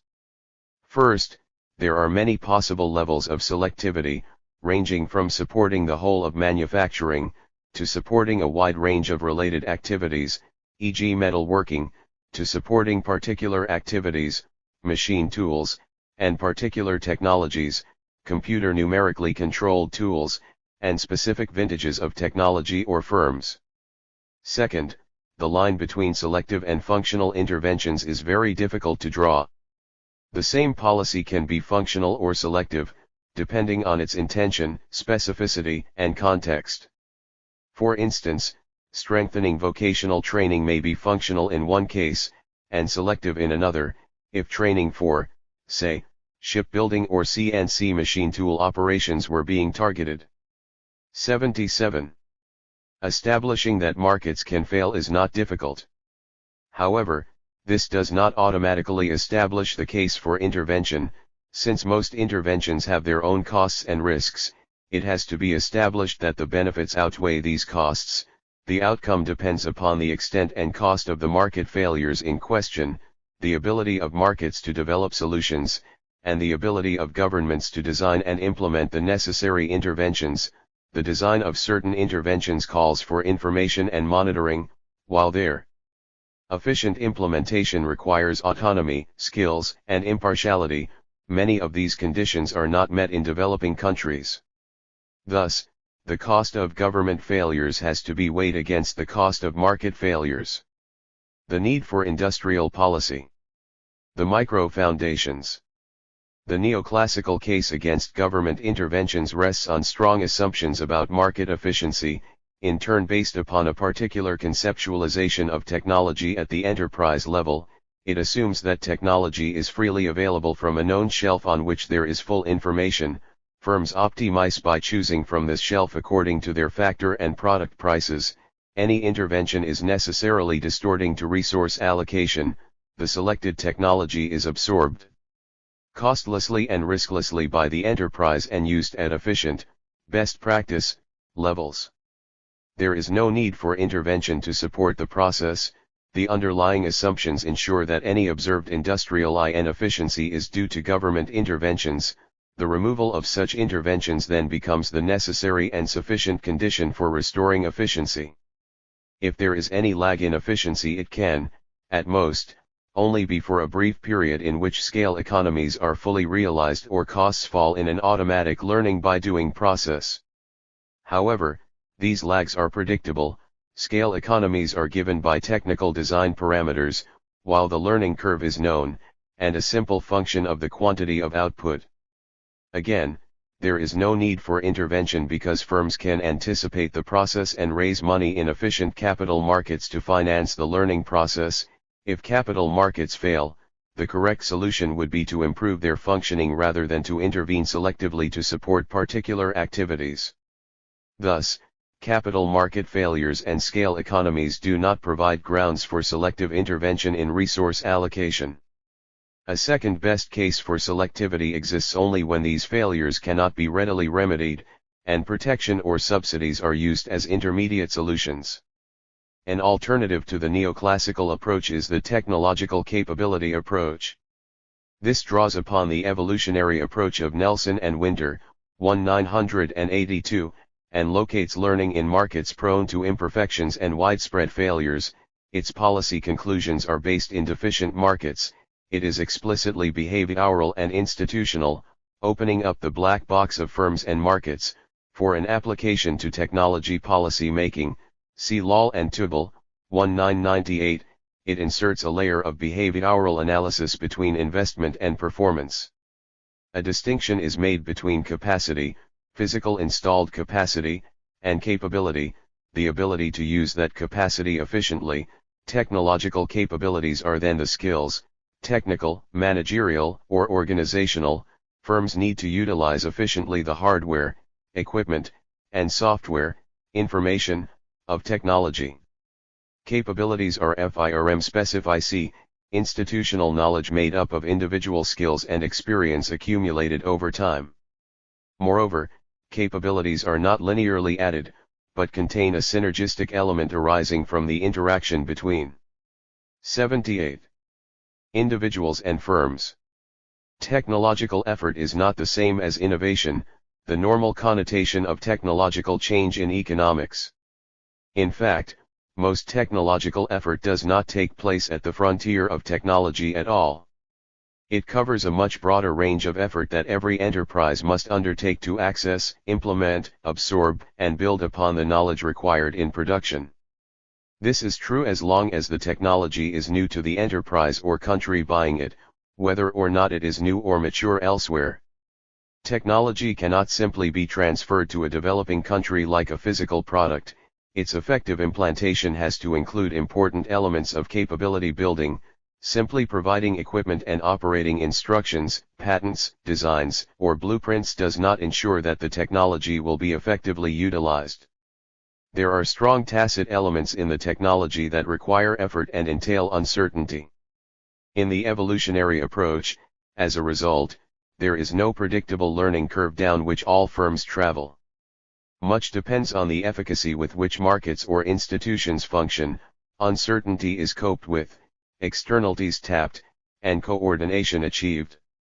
If the learning period, costs, uncertainties, and leakages are very high, coordination with other firms in the supply chain exceptionally difficult, or information, labor and capital markets particularly unresponsive, difficult knowledge may not be absorbed, even where it would be efficient to do so. The capability approach does not suggest that no industry will take root in free markets. Where there is a modicum of skills, infra structure and cheap labor, simple labor-intensive activities will start. However, upgrading into more complex and demanding technologies may be limited in the absence of interventions to overcome learning costs. Such interventions cannot be functional since technologies differ in their learning needs, they have to be selective. The protection of infant industries is one, and historically the most popular and effective, means of selective intervention. However, protection can be a dangerous tool. Apart from the cost it imposes on consumers, it dilutes the incentive to invest in capability development, the very process it is meant to foster. Firms are very sensitive to competitive pressures in deciding to invest in capabilities, and the protection offered in typical import substituting regimes tended to detract from costly and lengthy investments in competitive skills and knowledge. There may be many solutions: offer limited protection, impose performance requirements, or enforce early entry into export markets while maintaining domestic protection. The last has the added advantage that it taps the information externalities of export activity, and was the one used by the larger Asian NIBs. It is important to distinguish the ownership of enterprises. Market failures are particularly binding for local enterprises, particularly smaller ones. Foreign investors tend to face fewer failures. Their raison d'etre is the internalization of intermediate markets, for capital, skills, and technology. This is why MNCs may be an effective means of launching industrialization, as long as complementary factors exist. Their significance is greatest where technologies are changing rapidly, production is tightly linked across nations, and market access is difficult for new entrants. However, the advantages offered by FDI does not mean that the best way to develop is to adopt passive open-door policies that leave matters entirely to free markets. There can be two important types of market failures in the foreign investment process. Background. 79. Lessons from East Asia. Let us start with a brief historical sketch of the growth of competitive industry in East Asia, focusing on the leading tiger economies. These were first countries to launch export-oriented manufacturing. The Asian tigers adopted outward-looking policies in the early 1960s. Hong Kong was always free trade, and led the first wave of LT assembly exports, garments, textiles, toys, footwear, and the like. Over the 1970s and 80s, they upgraded their export structures in different ways and moved into more complex products. In Hong Kong, once the leader in the developing world in manufactured exports, there was quality improvement in the same products, but its laissez-faire policies led to relatively little structural deepening. As a result, with rising wages, most manufacturing shifted to lower-wage countries, and industrial and export growth stagnated or turned negative. The export structure remained at low technology levels, the lowest among the tigers. In Singapore, by contrast, there was considerable deepening, allowing it to combine rising wages, nearly 20% higher than in Hong Kong, with continued output and export growth. Singapore moved rapidly from LT to petrochemicals and then producer electronics and equipment, simultaneously raising its technological levels from simple assembly to high-end manufacturing, design, and development. The process was dominated by MNCs which provided state-of-the-art technologies and access to their global networks. This gave Singapore the most high-tech export structure in the developing world, though its research base remained relatively small and the sources of innovation remained overseas. The deepening was driven by strong industrial policy, using FDI targeting along with selective investments in skills, technology, and infrastructure, all directed to meeting the specific needs of the sponsored activities. Lal, 1996. In Korea and Taiwan, MNCs played a much smaller role, domestic firms led the deepening and upgrading. Their governments used infant industry protection, offsetting its harmful effects by strong export incentives, credit allocation and subsidies, FDI restrictions, and skills and technology support, to induce them launch into difficult activities, raise local content and take on advanced technological functions. Korea's interventions were pervasive and detailed, and involved fostering the chaebol, the conglomerates that spearheaded its heavy industry and high technology drive. It learned the most advanced technologies, and became major multinationals in their own right. Taiwan intervened less directly in the industrial structure, though it used public enterprises to launch into several heavy industries. It supported its small and medium enterprise-dominated structure with an array of technology, training, finance, and export marketing policies and institutions. Wade, 1990, Lal, 1996. As a result, Korea and Taiwan have the greatest technological depth in the developing world, and their exports embody the most intense learning. This has been supported by the massive investments in research and development and technical skills, described at greater length below. 80. Learning among the leaders. Introduction. The mature Asian tigers had many common elements in their industrial development. According to the World Bank, 1993, they had sound macroeconomic management, a good initial base of human capital and strong export orientation. They provided stable and predictable incentive frameworks for investment. They had high rates of saving and investment, some of the highest in recent history, which financed investments in the hardware and software of learning.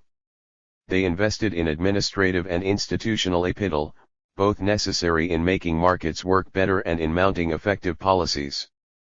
Their governments had close and continuous dialogue with the private sector, and the granting of privileges was closely monitored and made to depend on export performance. They used contests to monitor performance and to ensure that FA hours were returned, unlike in other countries where privileges were generally granted to industry with no monitoring or performance requirement.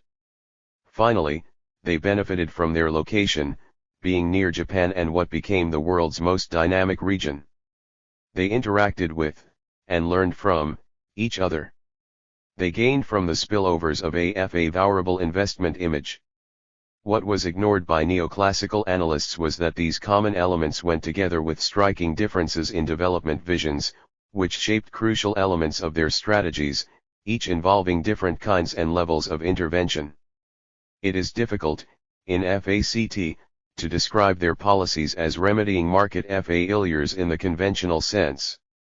The tigers were not trying to make markets work better to achieve some static equilibrium. They were choosing between countless potential equilibria, and bending their resources to obtain the ones they had, more or less clearly, selected. Though there were generic problems they addressed in similar ways, improving the technology infrastructure or providing basic education and training, they used various tools of policy differently to pursue their different visions. Lal, 1996. Since they were all successful, to a greater or lesser extent, because of the coherence of their policies and good administrative capabilities, it was clear there are not only many roads to heaven but also many heavens. The tools were not that different from those used in less successful economies. The secret lay in the combination of policies and the efficacy of their implementation. Different incentive regimes. Korea had the strongest ambitions to develop a diverse, technologically advanced, nationally owned industrial structure, and had to mount the most comprehensive set of interventions to achieve this. These included quantitative and tariff restrictions on imports, strong export subsidies and targeting, subsidies, and guided credit and the promotion of giant conglomerates. Westphal, 1990. FDI was kept to the minimum, with foreign technology sought aggressively in all non-equity forms. Korea was at the time the largest importer of capital goods in the developing world. The government, to ensure better terms and deeper knowledge transfer, vetted other forms of technology import, such as licensing, consultancy and turnkey contracts. It shaped industrial development at a very detailed level, and with it the technological effort that was needed to compete in world markets, export orientation disciplining both firms and bureaucrats. Entire sets of heavy industries were promoted together to exploit linkages and externalities, with changes being made as events unfolded and some activities proved unviable. As its conglomerates grew in strength and spread, they were encouraged to establish affiliates overseas, to increase market presence and seek new technologies. Taiwan lacked the political economy to mount such detailed interventions. Nevertheless, it used trade and credit policies to guide the technological upgrading of an economy dominated by small and medium-sized enterprises. Public enterprises were used to launch into areas where the private sector was reluctant. Enterprises were encouraged into skill and technology-intensive activities, with inputs from selectively used FDI and a superlative extension and technology support system, Dahlman and Sananacone, 1990. The government guided and coordinated the import and absorption of exceptionally difficult new technologies. Taiwan did not achieve the extent of heavy industrialization like Korea, but retained a more flexible, less concentrated structure. The government encouraged outward investment to relocate labor-intensive activities that had become uncompetitive over time. As with Korea, it had a series of comprehensive technology plans that guided the allocation of resources in this area, and, similarly, it encouraged outward investment to seek cheaper locations and new markets and technology. Singapore, the smallest of the tigers, started with a weak entrepreneurial base and decided to rely heavily on FDI, which it targeted and guided to enter more complex activities and functions within a free trade setting. As with Taiwan, public enterprises were used to spearhead particularly difficult activities. It developed the perhaps most efficient and honest system of administration in the region. Its FDI targeting worked not only because of this, but also because the government could build up a base of technical and managerial skills geared specifically to the industrial targets it set. Singapore reputedly has one of the most skilled and efficient workforces in the world. The result was that it built up the most high-tech export structure in the region. Hong Kong was closest to laissez-faire among the tigers. Its industrial development started with a unique base, developed financial and trading services, excellent infrastructure, and a supply of entrepreneurs, engineers and technicians. It provided cheap land to manufacturers, extension and information services to producers and exporters, and then let firms follow the dictates of the world market with little interference.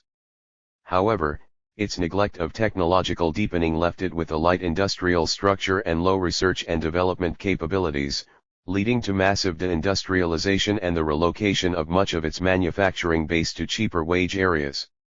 This process did not reverse its overall growth, since its unique location and its developed services structure allowed it to move into other activities, heavily dependent on the mainland. However, Hong Kong has been the only tiger to suffer a consistent decline in manufacturing output. The share of manufacturing in GDP has fallen from 27% at its peak to under 7% today. Accessing technology. Foreign knowledge is the primary input into the development of local capabilities, and it is available in many FORMs. Facilitating access to knowledge in all its FORMs is vital to development policy. As noted, however, not all forms of transfer have equal effects on domestic learning. FDI inflows are perhaps the most important form of access, but developing countries use this channel to very different extents. Table 3.1. Others include a variety of links with technology suppliers, FROM the purchase of equipment to lengthy licensing and other arrangements. The tigers were open to international information flows and sought foreign knowledge, embodied and disembodied, avidly. Nevertheless, each adopted a different approach on how it tapped this knowledge, and how it combined it with diff-ring strategies for promoting local learning. Let us recount the main strategies used. Hong Kong, in line with its laissez-faire approach, the Hong Kong government did not influence the extent or form of technology imports. Its industrial and manufactured export growth was sparked off by an influx of seasoned textile and other entrepreneurs and technicians from mainland China. This led to the growth of dynamic small and medium-sized exporters specialized in labor-intensive activities such as textiles, garments, toys, and simple consumer electronics, mainly aimed at world markets. Given the initial endowment of skills and learning, they obtained the information and technologies they needed in mainly externalist forms, primarily capital goods. The economy's colonial administration, its long experience of entrepot trade, and the strong presence of expatriate-run trading, finance, property and other enterprises, the Hongs, strengthened the initial base of skills with an advanced physical, administrative, trading and financial infrastructure for export activity. Despite open-door policies to FDI, Hong Kong's manufacturing was dominated by indigenous firms. MNCs went mainly into service activities, while those that entered manufacturing specialized in more advanced technologies within the same broad labor-intensive set of activities as local firms. The government made no effort, at least until recently, to target high-technology FDI or to induce industrial deepening and technological upgrading. Technological information needs were relatively simple, and were fulfilled by scouting around for international suppliers of equipment, greatly helped by the liberal trading environment and the Hongs, growing contacts with export markets, and some government technology support institutions. The presence of foreign buyers was a vital source of technological information and assistance. Over time, there was significant upgrading of equipment and products within the low-technology activities that the colony started off with, but there was relatively little entry into complex and research-intensive technologies that the other NIS were targeting.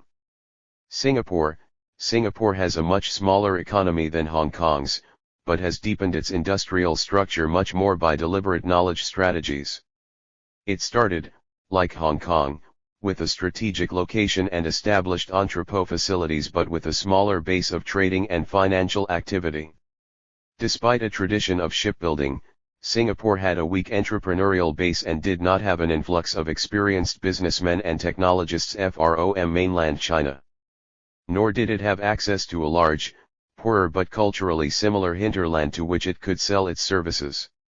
After a spell of import substitution, it switched to free trade and pursued growth through seeking and targeting foreign direct investment, while raising domestic resources through various measures.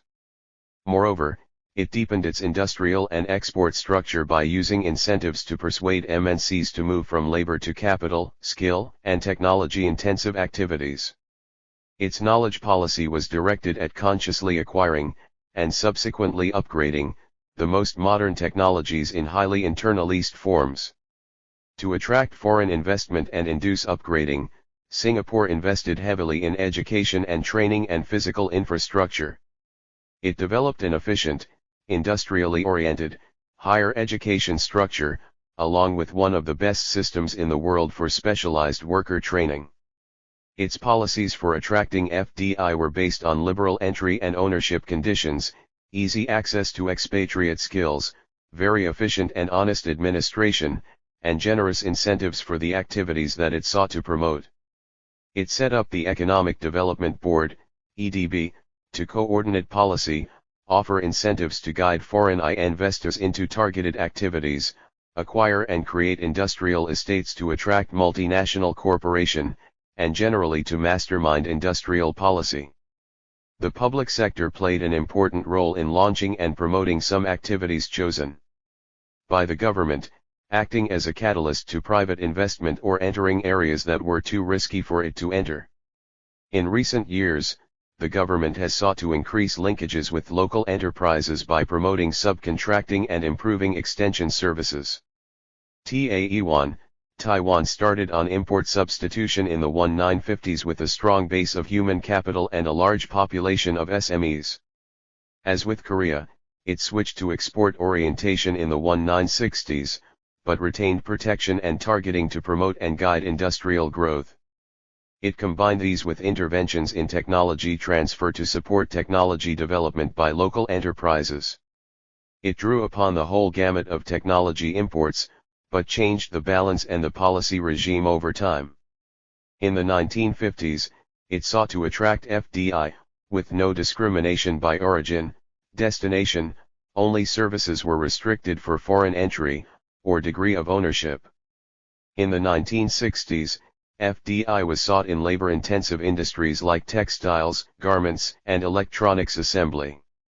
In the 1970s, with rising wages and a need to upgrade industry, the government targeted higher technology, discouraging labor-intensive FDI and favoring it in automation, informatics, and precision instruments. Targeting was strengthened in the 1980s. Thus, as the industrial sector developed and technologies deepened over time, FDI policy in Taiwan became more discriminatory. The government exercised more detailed surveillance, often on a case-by-case basis, to ensure that the technology was in line with changing national priorities. It targeted emerging technologies, and placed strict conditions on investors to benefit the technology development of domestic firms. Where domestic firms were strong, FDI was actively discouraged. Where they were weak, foreign firms were made to diffuse technology and contribute to local capabilities. With yet more development of local capabilities, controls on FDI were relaxed but support of technology development continued.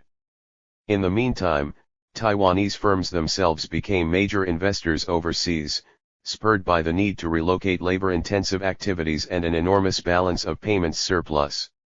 The government sought to maximize benefits from FDI for local firms by promoting local sourcing and subcontracting, an exceptionally successful strategy for enhancing technological and skill linkages with foreign firms, Dahlman and Sananikon, 1990.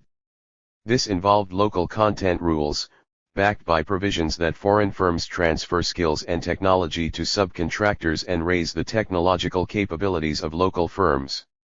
The Taiwanese government also played a direct role in developing technologies, where it found the private sector unable to develop the necessary capabilities.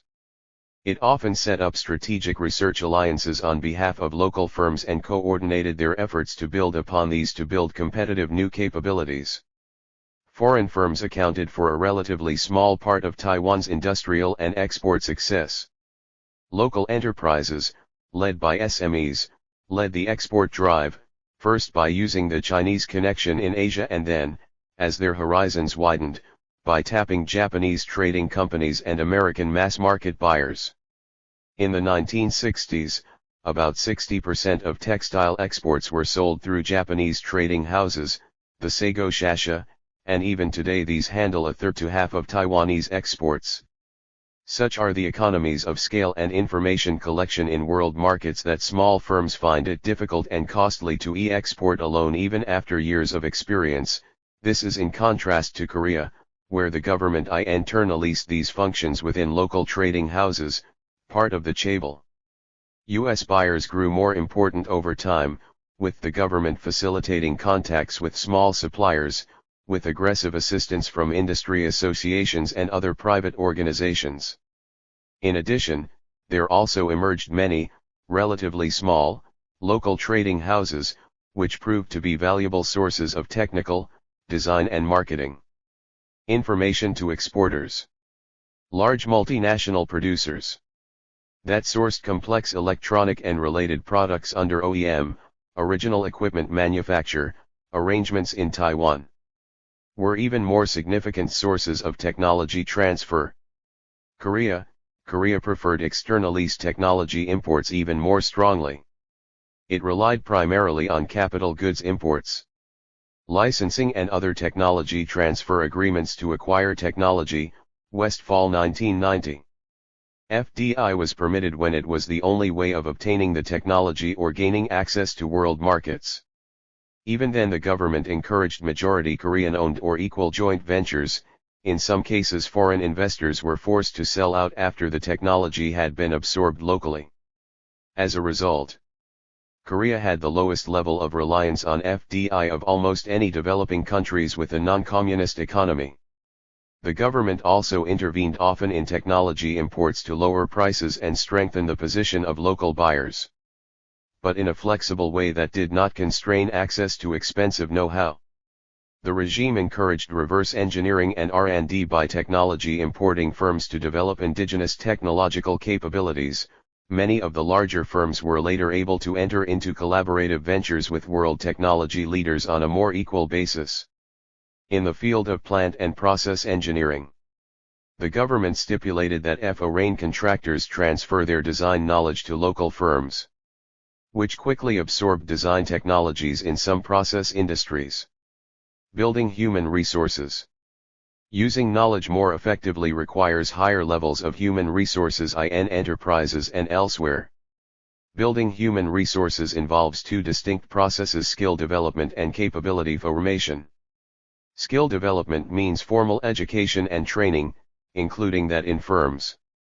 Capability formation means the development of skills and knowledge derived from technological and managerial effort, both formal in the form of R&D and informal. As the industrial sector grows more complex and sophisticated, the challenge of providing better and more appropriate human capital becomes more important.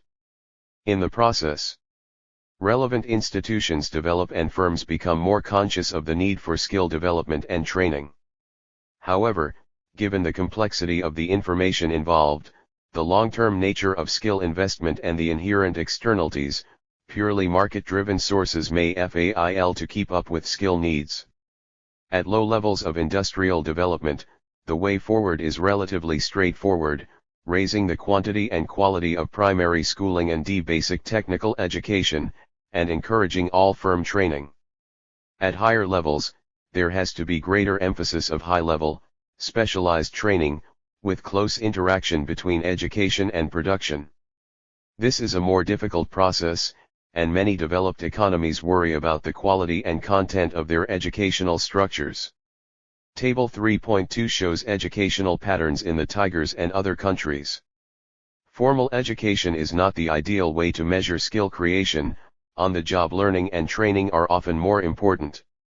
Enrollment data may not be a sound indicator even of formal education. Dropout rates differ across countries. Moreover, the quality and relevance of the education system for modern needs differ greatly by country. Nevertheless, enrollment data are available on a comparable basis, and the rates say something about the base for skill acquisition. Primary education is almost universal in all the Tigers and New Tigers, and there is relatively little to differentiate between countries, at least according to official enrollment figures. Secondary enrollment rates are very high in the Tigers, with Korea and Taiwan at developed country levels. Hong Kong and Singapore are slightly behind, followed by Malaysia, Indonesia, and Thailand. However, there are reasons to differentiate between school education in terms of quality. Educational quality is always very difficult to judge, and the best one can do is look at indirect proxies. In terms of dropout completion rates, the Tigers perform far better than other countries. Sub-Saharan Africa is particularly weak in these terms, as are parts of South Asia. In terms of facilities and relevance of curricula to technical needs, the East Asians also do much better. Korea and Taiwan have tertiary enrollments at developed country levels, followed by Hong Kong and Singapore. Singapore has very large enrollments in polytechnics, reflecting its strategy of concentrating on production-related skills for technologically advanced activities. If we include these with universities, Singapore's total tertiary enrollments reach 46%, near Korean levels. The breakdown of tertiary enrollments in technical subjects is probably more relevant than general enrollment for assessing capabilities to absorb technological knowledge. The data, Table 3.3, show much higher differences between countries than general enrollments. Note that the figures are now expressed as percentages of the total population rather than of the relevant age group. The most relevant indicator of skills related to industrial technology is enrollments in core technical subjects: natural science, mathematics, computing and engineering. In Asia, Korea and Taiwan are now ahead of the technological leaders in the OECD, taking first and second places in the ranking. Singapore comes just after France, with Hong Kong coming 2 places later, after Argentina. The ranking of the Tigers matches the general intensity of their policy interventions to develop their technological capabilities. At the other extreme, Sub-Saharan Africa, except for South Africa, hovers below 0.02%, with Zimbabwe standing out at 0.06%. All developing countries are highly dependent on imported technologies. However, they undertake a lot of technological activity themselves, to absorb, adapt and improve upon imported knowledge. Such activity is difficult to measure. It takes place at all levels of the firm and cannot be separated from production, engineering, quality control, procurement, design, and so on, and so cannot be compared across countries. What can be compared is JORMAL R&D, Table 3.4. While R&D does not capture the full extent of technological activity, it is still a useful indicator of technological effort. Its relevance rises as countries mature industrially, basic technological capabilities are then more standardized, and formal R&D is a more accurate measure of differences in technological effort. Note that R&D does not mean that countries are on technological frontiers. R&D can be used for absorbing and monitoring technologies as much as for innovating, and being a follower in innovation is a very respectable way of keeping up with new technologies. R&D financed by industry is generally regarded a better indicator of directly productive technological effort. Korea leads the world with 2.27% of GDP, a direct consequence of its strategy of creating chaebol and pushing them into export markets. This R&D is highly concentrated. The 20 top spenders account for some 65% of the total. A. R&D financed by productive enterprises, UNESCO, or by industry, OECD, as percent of GNP. B. Last available total R&D as percent of 1995 income, dollar, using income figures from World Development Report 1997. Korea is followed by Japan and the OECD technological leaders, with Taiwan as the next developing country in LITH place. Unlike Korea, more than half of Taiwanese R&D is financed by the government because of the large presence of SMEs. Singapore, at 20th place, is the next developing country on the list. R&D propensities diverge widely in the developing world, and the ranking, at least at the top, is very similar to that yielded by the skill figures. Korea and Taiwan lead the developing world, the former by a large margin, followed by Singapore and then other countries. Hong Kong does not figure in R&D, with the total only coming to 0.1% of GDP. The industry-financed figure is not available but is likely to be very low as well. At the very bottom are some large African and Asian countries. The smaller African countries do not even have R&D data. So, surprisingly, are most of the new tigers, highlighting the very low technological content of their industrial activity. This has not held back their past export growth, but is likely to become a constraint in the future as their main competitive advantage, in low-cost assembly, is challenged by newer entrants. The most interesting lessons for technological development thus come from the three mature tigers. How did they stimulate technological activity? Take them in turn. Korea, the Korean government supported technological effort directly in several ways. Private R&D was directly promoted by incentives and other forms of assistance. There were a number of direct incentives. These included tax-exempt TDR, Technology Development Reserve, funds, which were subject to punitive taxes if not used within a specified period. The TDR funds could, however, be used for investment in the first venture capital fund, Korea Technology Development Corporation, launched with World Bank assistance, and in collaborative R&D with public research institutes. The government also gave tax credits for 1 to 5% of R&D expenditures as well as for upgrading human capital related to research and setting up industry research institutes, accelerated depreciation for investments in R&D facilities and a tax exemption for 10% OF cost OF relevant equipment. IT reduced import duties for imported research equipment, and cut excise tax on technology-intensive products. The KTAC, Korea Technology Advancement Corporation, was set up to help firms to commercialize research results. A 6% tax credit or special accelerated depreciation provided further incentives. The import of technology was promoted by further tax incentives. Transfer costs of patent rights and technology import fees were tax deductible, income from technology consulting was tax exempt, and foreign engineers were exempt from income tax. In addition, the government gave grants and long-term low-interest loans to participants in national projects, which gave tax privileges and official funds to private and government R&D institutes to carry out these projects. The Korea Technology Development Corporation provided technology finance. However, the main stimulus to industrial R&D in Korea came less from specific incentives than from the overall strategy that created large firms, gave them finance and protected markets, minimized their reliance on FDI, and forced them into export markets. This is why, for instance, Korea now has 25 times higher R&D by industry as a proportion of GDP than Mexico, which has roughly the same size of manufacturing value added but has remained highly dependent on technology imports.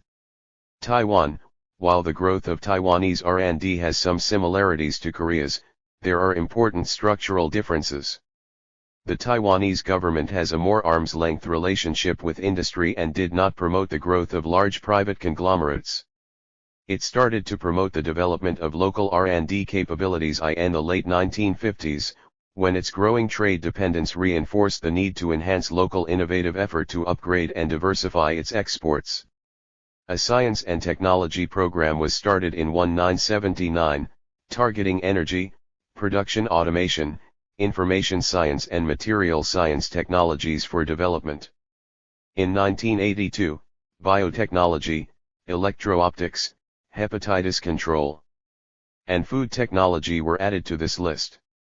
The S&T Development Plan, 1986-95, continued strategic technology targeting, aiming at a total R&D of 2% of GDP for 1995. It did not quite achieve this. It reached 1.8% by that year. Around half of R&D in Taiwan is financed by the government, though the contribution has come down over time. Private sector R&D has been weak relative to Korea's because of the preponderance of small and medium enterprises, SMEs, which cannot afford the large minimum investments involved in much of industrial research. However, enterprise R&D has risen over time as some local firms have grown and, like Acer and Tadung, become significant multinationals.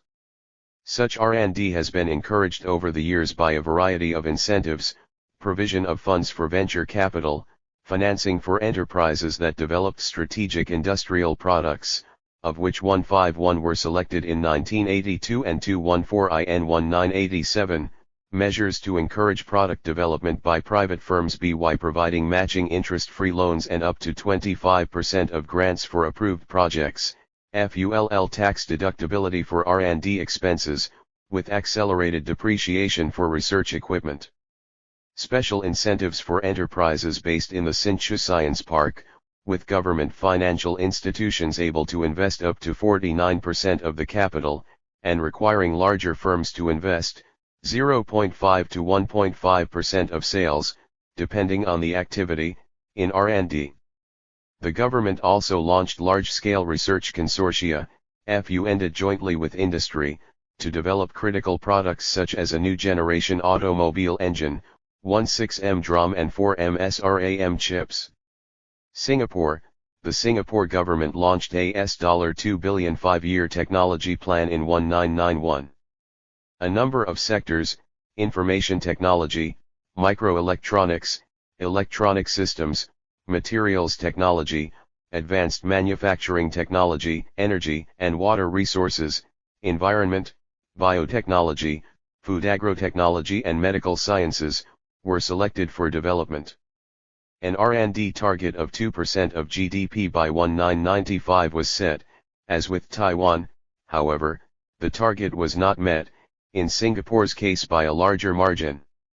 The new Science and Technology Plan, launched in 1997, doubled S&T expenditures, to $4 billion over 5 years, of which 30% is directed to strategic industries picked by the government. There are several schemes to promote R&D by the private sector. The Research Incentive Scheme for Companies, RISC, gives grants to set up centers of excellence in strategic technologies, and is open to all companies. The R&D Assistance Scheme, RDAS, gives grants for specific product and process research that promotes enterprise competitiveness, and is also open to all companies.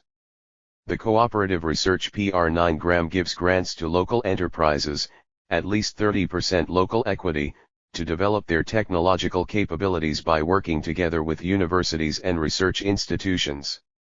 The National Science and Technology Board initiates research consortia to allow companies and research institutes to pool their resources for R&D, and 5 consortia are already in existence, on marine technology, aerospace, enterprise security architecture, digital media, and advanced packaging. The Innovation Development Scheme, IDS, provides a 50% grant to all promising innovation projects. The latest round provided $130 million to 90 companies, local and foreign, in April 1, 1997. According to the government, these schemes have succeeded in raising the share of private R&D to 65% of the total. The Singapore government also plays a catalytic role in promoting selected technologies. Financing technological investments. This section is not concerned with financial interventions in general but with the ability to finance investments in technology development. Such ability becomes increasingly important at higher levels of economic development. At low levels of industrialization, when firms are small and using easy technologies, with low capital requirements and limited possibilities of improvements, specialized technology finance is not an important consideration. Working capital covers most technology development activities, production engineering, quality improvement, and productivity improvement, though even here there is a risk that sufficient financing will not be available to small firms without proper collateral. As development proceeds, the financing gap may be more serious. Enterprises need to undertake long-term and risky investments in new technologies, and new technology-based start-ups, without a track record, need to raise initial risk capital. The normal financial system is generally unable to finance such investments. Large firms can cross-subsidize their R&D activity while smaller ones have to depend on internal or family sources.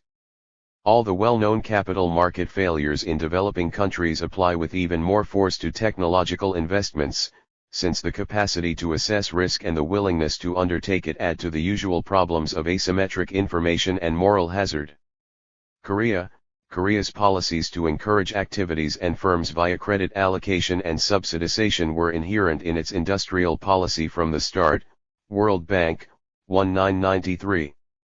As the industrial sector matured and entered more demanding areas of technology and the government reduced the direct allocation of credit, its role in technology financing increased rather than decreased.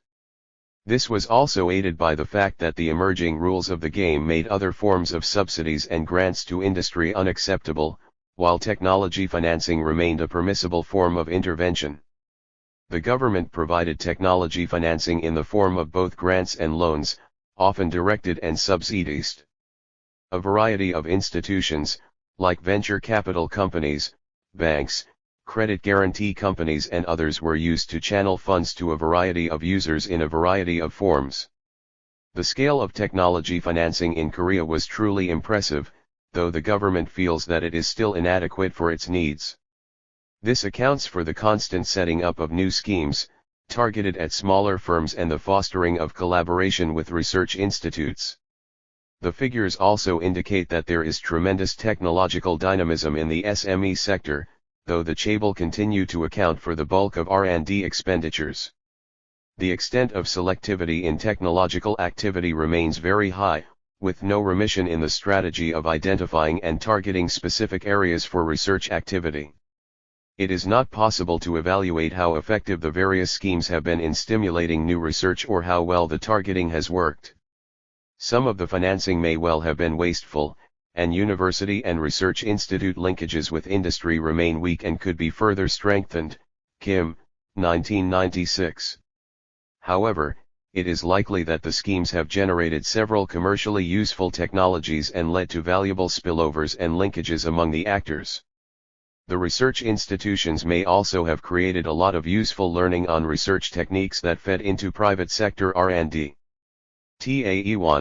Taiwan has also developed a comprehensive system for financing technology activity. In the early 1980s, the government felt the financial system was failing to meet the need of technology-based enterprises. It set up a capital investment fund of $800 million in 1983, which it augmented in 1991 by a second fund of $1.6 billion. By mid-1993 it had 23 venture capital companies, which had invested some $9 billion. $340 million in nearly 400 companies in high technology industries. Nearly half the funds went into two activities, information and electronics, technology infrastructure and SME support. The technology infrastructure consists of four sets of institutions. The MSTQ structure, consisting of metrology, standards, testing, and quality institutions, provides the basic language and measures of all technological activity. Public, private, and collaborative R&D institutions conduct basic, applied and contract research. The university and technical college system does basic research as well as applied work for industry. Technical extension services help small and medium enterprises. Some countries also have institutions to provide information on foreign sources of technology, help firms to matchmake with potential technology suppliers, commercialize technologies developed in public research bodies, stimulate innovation networks and promote new entrepreneurs. This is in addition to the physical infrastructure that supports R&D, science parks, technology cities, and the like, and the institutions that provide the human capital for technology. A significant part of the knowledge infrastructure is intended to provide the public goods of technological activity, such as standards, information, extension, or basic research. Some fill in for the private sector until sufficient capabilities have developed to undertake the activity. And some substitute for private services. In general, these institutions are a country's antenna on knowledge creation in the world, monitoring trends, translating them to practical local use, training people in their use, creating new technologies and diffusing information to enterprises and researchers. Unfortunately, the reality of public technology institutions in developing countries tends to be very different. Many institutions do not support productive technological activity. Research bodies are generally delinked from the sectors they are to serve, doing basic research of poor quality and no practical use. Many are out of touch with international trends, have outdated equipment and libraries and employ underpaid, badly managed, and unmotivated personnel. Even service providers like extension or quality bodies tend to be badly staffed and managed, and do little to help their prospective clients. Universities do little research, and cannot link what they do to what enterprises need. As a consequence, in most developing countries enterprises have little regard, and even less time, for public sector technology institutions or universities. Nevertheless, the need for good knowledge infrastructure is undeniable. The technological leaders in Asia have invested heavily in improving their infrastructure institutions, as the following examples illustrate. Korea, the Korean government set up a large array of technology infrastructure institutions. In 1966 it launched KIST, Korea Institute of Science and Technology, to conduct applied research for industry. In the early years, KIST focused on solving problems of technology transfer and absorption. In the 1970s, the government set up other specialized research institutes related to machinery, metals, electronics, nuclear energy, resources, chemicals, telecommunications, standards, shipbuilding, marine sciences, and so on. These were largely spun off from KIST, and by the end of the decade there were 16 public R&D institutions. In 1981 the government decided to reduce their number and rationalize their operations. The existing institutes were merged into 9 under the supervision of the Ministry of Science and Technology. KIST was merged with KISE, Korea Advanced Institute of Science, to become KIST, but was separated again, as KIST, in 1989-94. The government's strategic thrust in this sphere was mainly a series of national R&D projects launched in 1982. These were large-scale projects regarded as too risky for industry to tackle alone but considered in the country's industrial interest. National projects were conducted jointly by industry, public research institutes and the government, and covered activities like semiconductors, computers, fine chemicals, machinery, materials science, and plant system engineering. Centers of excellence were set up to boost long-term competitiveness in these fields. National projects were a continuation of policies to identify and develop Korea's dynamic comparative advantage, orchestrating the different actors involved, underwriting a part of the risks, providing large financial grants, and filling in gaps that the market could not remedy. Since the early 1980s, a number of laws were passed to promote SMEs, leading to a perceptible rise in their share of economic activity. Over 1975 to 86, the share of SMEs in employment, sales, and value added rose by at least 25%. This policy support was crucial to the reversal in their performance. It covered SME startup, productivity improvement, technology development and export promotion. A host of tax incentives was provided to firms participating in these programs, as well as finance at subsidized rates for using support services, credit guarantees, government procurement and the setting up of a specialized bank to finance SMEs. A number of other institutions were set up to help SMEs, such as the Small and Medium Industry Promotion Corporation to provide financial, technical and training assistance and the Industrial Development Bank to provide finance. The government greatly increased its own budget contribution to the program, though SMEs had to pay a part of the costs of most services provided to them.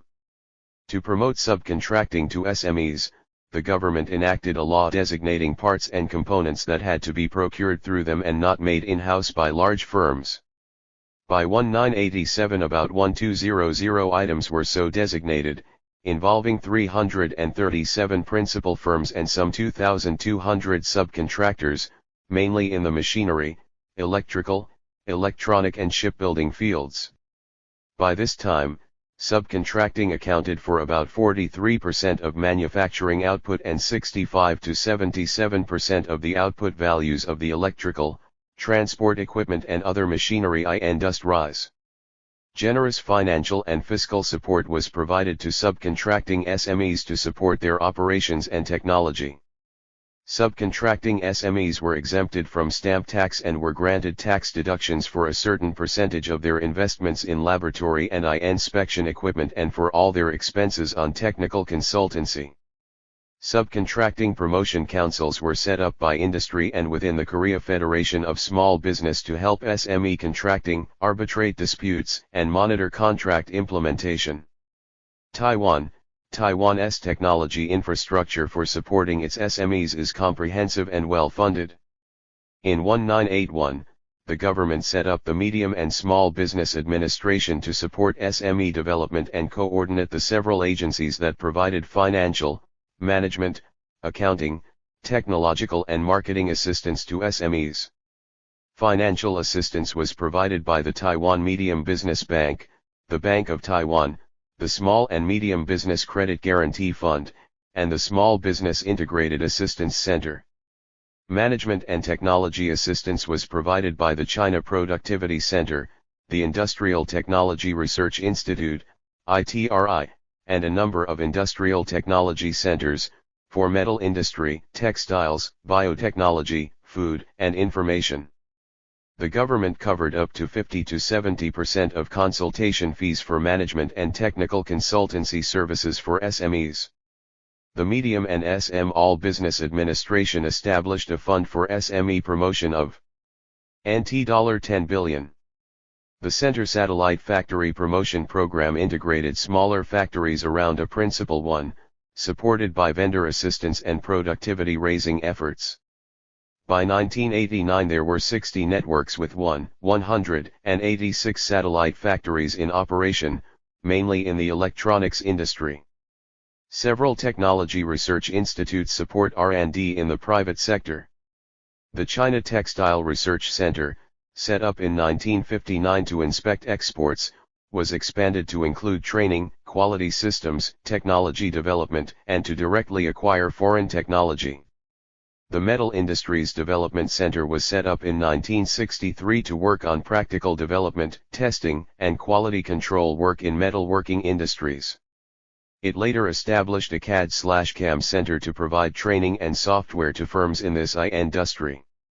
The Precision Instrument Development Center fabricated instruments and promoted the instrument manufacturing industry, and later moved into advanced areas like vacuum and electro-optics technology. The most important center was the Industrial Technology Research Institute, ITRI. ITRI conducted R&D for technology projects considered too risky by the private sector. It had 7 laboratories, dealing with chemicals, mechanical industries, electronics, energy and mining, materials research, measurement standards and electro-optics, but electronics was the institute's principal focus, with its Electronics Research and Service, ERSO, division accounting for 2/3 of the institute's $450 million budget. ERSO has spun off laboratories as private companies including United Microelectronics Corporation, UMC, in 1979 and in 1986 the Taiwan Semiconductor Manufacturing Company, TSMC, Taiwan's most successful integrated circuit makers. The Institute for the Information Industry, 3, was set up to complement ITRI's work on hardware by developing and introducing software technology. The government also occasionally played a lead role in importing very advanced technologies. It entered into a joint venture with Philips to set up the Taiwan Semiconductor Manufacturing Company, the first wafer fabrication plant in the country, today one of the leaders in the world. The government strongly encouraged industry to contract research to universities, and half of the National Science Council's research grants, about $200 million per year, provided matching funds to industry for such contracts. The program for the promotion of technology transfer maintained close contact with foreign firms with leading-edge technologies in order to facilitate the transfer of those technologies to Taiwan. The China Productivity Center, CPC, promoted automation in industry to cope with rising wages and increasing needs for precision and quality. The CPC sent out teams of engineers to visit plants throughout the country to demonstrate the best means of automation and solve relevant technical problems, at the rate of approximately 500 visits making some 2,000 suggestions per year. CPC also carried out more than 500 research projects on improving production efficiency and linked enterprises to research centers to solve more complex technical problems. The government set up a science town in Hsinchu, with 130,000 researchers in 2 universities, 6 national laboratories, including ITRI, and a huge technology institute, as well as some 150 companies specializing in electronics. The Science Town makes special effort to attract start UPS and provides them with prefabricated factory space, 5-year tax holidays and generous grants. Singapore is renowned for its infrastructure in technology as well as in other fields. Here we consider only its support for SMEs. In 1962 the Economic Development Board, EDB, launched a program to help SMEs modernize their equipment with funds. 96. Provided by UNDP. In the mid-1970s several other schemes for financial assistance were added. Of these, the most significant was the Small Industries Finance Scheme to encourage technological upgrading. The 1985 recession induced the government to launch stronger measures, and the Venture Capital Fund was set up to help SMEs acquire capital through low-interest loans and equity. A Small Enterprises Bureau was established in 1986 to act as a one-stop consultancy agency. This helped SMEs with management and training, finance and grants, and coordinating assistance from other agencies. In 1987, a $5.19 million scheme was launched to cover 8 programs to help SMEs, including product development assistance, technical assistance to import foreign consultancy, venture capital to help technology start UPS, robot leasing, training, and technology tie UPS with foreign companies. In addition, the Singapore Institute of Standards and Industrial Research, SISIR, disseminated technology to SMEs, and helped their exports by providing information on foreign technical requirements and how to meet them. The National Productivity Board provided management advice and consultancy to SMEs. The Technology Development Center helped local firms to identify their technology requirements and purchase technologies. It also designed technology upgrading strategies. Since its foundation in 1989, the TDC provided over 130 firms with various forms of technical assistance. It also administered the Small Industry Technical Assistance Scheme, SITAS, and Product Development Assistance Scheme to help firms develop their design and development capabilities. It gave grants of over $1 million for 29 SITAS in the past 5 years, mainly to local enterprises. Its earnings have risen to a level where its cost-recoverable activities are self-financing. The EDB encouraged subcontracting to local firms through its Local Industries Upgrading Program, LIUP, under which MNCs were encouraged to source components locally by adopting particular SMEs as subcontractors. In return for a commitment by the MNCs to provide on-the-job training and technical assistance to subcontractors, the government provided a package of assistance to the latter, including cost-sharing grants and loans for the purchase of equipment or consultancy and the provision of training. By the end of 1990, 27 MNCs and 116 SMEs had joined this program. Over the period 1976 to 1988, the total value of financial assistance by the Singapore government to SMEs amounted to $1.5 billion, of which 88% was in the Small Industries Financing Scheme. Grants of various kinds amounted to $23.4 million and the Skills Development Fund for $48.6 million. Export promotion. New exporters, especially smaller ones, invariably face high costs in obtaining information on export markets, a major barrier to the development of competitive capabilities. The Tigers have invested heavily in overcoming this deficiency. In Korea, in particular, the promotion system became a compelling means of forcing firms into export activity. Export targets were set at the industry, product, and firm levels, RETAI, 1984, by firms and industry associations in concert with the government. There were monthly meetings between top government officials, chaired by the president, and leading exporters. Targets were also enforced by denying access to subsidized credit and import licenses to poor performers, and subjecting them to severe tax audits. Successful exporters were given continued access to credit and licenses, and rewarded with perfunctory audits, publicity and prizes. Bureaucrats were also held responsible for meeting export targets in their respective industries, and had to keep in close touch with enterprises and markets. There were regular studies of each major export industry, with information on world market conditions, competitors, technological trends, and so on. The selectivity of these promotion measures mirrored those used to promote infant industries. Korea set up trading houses, owned by the chaebol, on the Japanese model, with preferential loans from the government for stocking products and preferential ceilings on foreign exchange holdings overseas.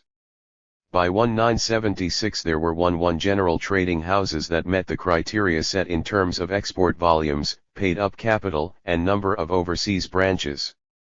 By 1982 they accounted for about half of Korean exports, with an average of 23 offices overseas, RETAL, 1984, p. 53. The initial heavy reliance on foreign buyers was reduced as local marketing capabilities were built up. Today, the chaebol have a massive international presence in practically all foreign markets and are investing enormous sums in building up an image. 2.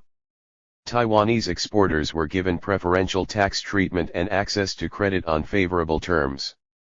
According to Wade, 1990, they were encouraged to form cartels and were provided with quality assistance, marketing information, and prizes. Local enterprises, predominantly SMEs, led the export drive, first by using the Chinese connection in Asia and then, as their horizons widened, by tapping Japanese trading companies and American mass-market buyers. In the 1960s, about 60% of textile exports were sold through Japanese Sogo Shosha, and even today these companies handle a third to half of Taiwanese exports. U.S. buyers grew more important over time, with the government facilitating contacts with small suppliers, with aggressive assistance from industry associations and other private organizations. In addition, there also emerged large numbers of relatively small local trading houses, which proved valuable sources of technical, design and marketing information to Taiwanese exporters. In general, however, there was considerably less selectivity in promoting exports in Taiwan than in Korea. In particular, there was no targeting of specific products, industries, or firms. While the Taiwanese government gave strong general incentives for its firms to go multinational and relocate uncompetitive facilities overseas, these were more functional than selective in nature. An important institutional tool in all the tigers was the establishment of trade promotion centers. The Hong Kong Trade Development Council is highly regarded for its matchmaking between foreign buyers and exporters. Taiwan's China External Trade Development Council, CETC, is, however, perhaps the most effective. The Singapore Trade Development Board, SRDB, was started later and was doing extremely well within 5 years. Again, its scope is fairly limited because over 80% of manufactured exports are from MNC affiliates that do not need such assistance. The Korean Trade Promotion Council, KOTRA, was modeled upon the Japan External Trade Research Organization. It is regarded as less effective than its Hong Kong and Taiwanese counterparts. Most Korean exports are handled by its giant trading companies that buy from smaller enterprises, or else emanate directly from the chaebol. The main contribution of these organizations has been to help SMEs establish contacts with foreign buyers and break directly into new markets. They are highly skilled and professional. For instance, in the first 3 organizations most of the officials come from overseas Chinese communities that are business-oriented in the extreme and highly sophisticated in international trade. Many of their higher officials have MBAs, postgraduate degrees in practical fields such as engineering or design, or substantial previous business experience. Most have degrees from first-rate universities. Each gives its staff excellent training. 3. All 4 have large computerized information bases, and actively help enterprises in establishing contact, participating in trade fairs and missions, conducting research, and often providing industrial and packaging assistance. Limitations to selective industrial and trade policies. Limitations to selective interventions. While it is easy to establish a theoretical case for interventions to promote industry, and to show that it was effective in some countries, this does not prove that it will work in practice in all countries. It is vital to bear in mind the risk of government failure. The history of development is replete with failed policies. The current liberalization is partly a reflection of such failure. By the same token, the failure of some interventions does not mean that all interventions are undesirable. As long as market failures exist, wholesale reliance on free markets has costs, and it may be desirable to see how governmental failures can be overcome. Any industrial policy must include a consideration of which interventions suit its government capabilities and how such capabilities can be improved. The main constraints to selective policies are as follows. Lack of clarity of objectives. Governments often have unclear or conflicting objectives in their economic and trade policies, making it difficult to implement interventions that call for a strong, unambiguous pursuit of efficiency. Leaving it to the market has the advantage that it imposes a clear set of priorities on policy makers and is easily understood by the actors. Clarity of objectives is a matter of political leadership rather than economic analysis, and its nature varies with the country's political system and over time. 4. Information problems. A government using industrial policy needs information on technologies, markets, local capabilities, and institutions. The failures that afflict markets in optimizing resource allocation also affect governments. The government may not have access to better information than firms. In fact, At the detailed level of products, markets, and technologies it is very unlikely to do so. However, the government is better placed than individual agents to tackle coordination problems and externalities, Stiglitz, 1994. Moreover, it is possible to overstress information problems involved in picking winners at the industry level. Neoclassical economists, in their quest for unique equilibrium solutions, cannot conceive how governments can ever optimize, overlooking the problems that private agents face in this respect. The issue facing governments is not, however, how to solve a gigantic optimization problem. Given the possibilities of multiple equilibria, they have to decide upon which path they set the economy upon, not to calculate in detail the costs and benefits of different outcomes. Stiglitz, 1966, notes good decision-making by the government necessarily involves making mistakes. A policy that supported only sure winners would have taken no risks. The relatively few mistakes speak well of the government's ability to pick winners, p. 162. Developing countries choose technologies that are established elsewhere and, with some effort, they can obtain full information on the parameters involved. This is much easier than picking winners at the frontiers of innovation, the problem in advanced industrial countries. It does not matter very much which particular activity countries choose to promote between a reasonable range of technological choices. A coherent and integrated series of interventions can create winners, just what the interventionist tigers did. Each defined a set of favored activities, within a strategic framework, then mobilized factor. 99. And product markets with appropriate interventions to guide enterprises and industries. To offset some dangers of intervention, they imposed export discipline. Mistakes were made, as with private investments, but flexible and rapid response ensured that the costs were kept down. This does not mean that any set of activities would have worked equally well. The choices have, as noted, to be reasonable, but what does this mean? Given the incremental and cumulative nature of technological learning, the activities had to rely on the existing base of skills and capabilities and the rate at which these could be increased. The technologies developed had to have commercial applications, and the private sector that was to use them had to have the financial wherewithal to mount the necessary investments. The main demands were organizational rather than informational. The mistake of import substituting governments was to ignore efficiency and international markets, and to assume away capability problems. In effect, they believed that the necessary capabilities existed within the country, or would be created automatically and without extra cost. The best guide to the design of economic strategies is the experience of countries further along the road of industrial development that pursued successful policies. Of course, the particular model chosen has to suit the political and social conditions of the country. Many governments firmly believe in market-oriented policies and may not wish to emulate the Korean strategy. Many may wish to do so but lack the political economy to direct and control enterprises.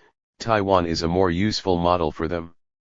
For those that believe in liberal trade policies and openness to FDI, the best model is Singapore. Skills.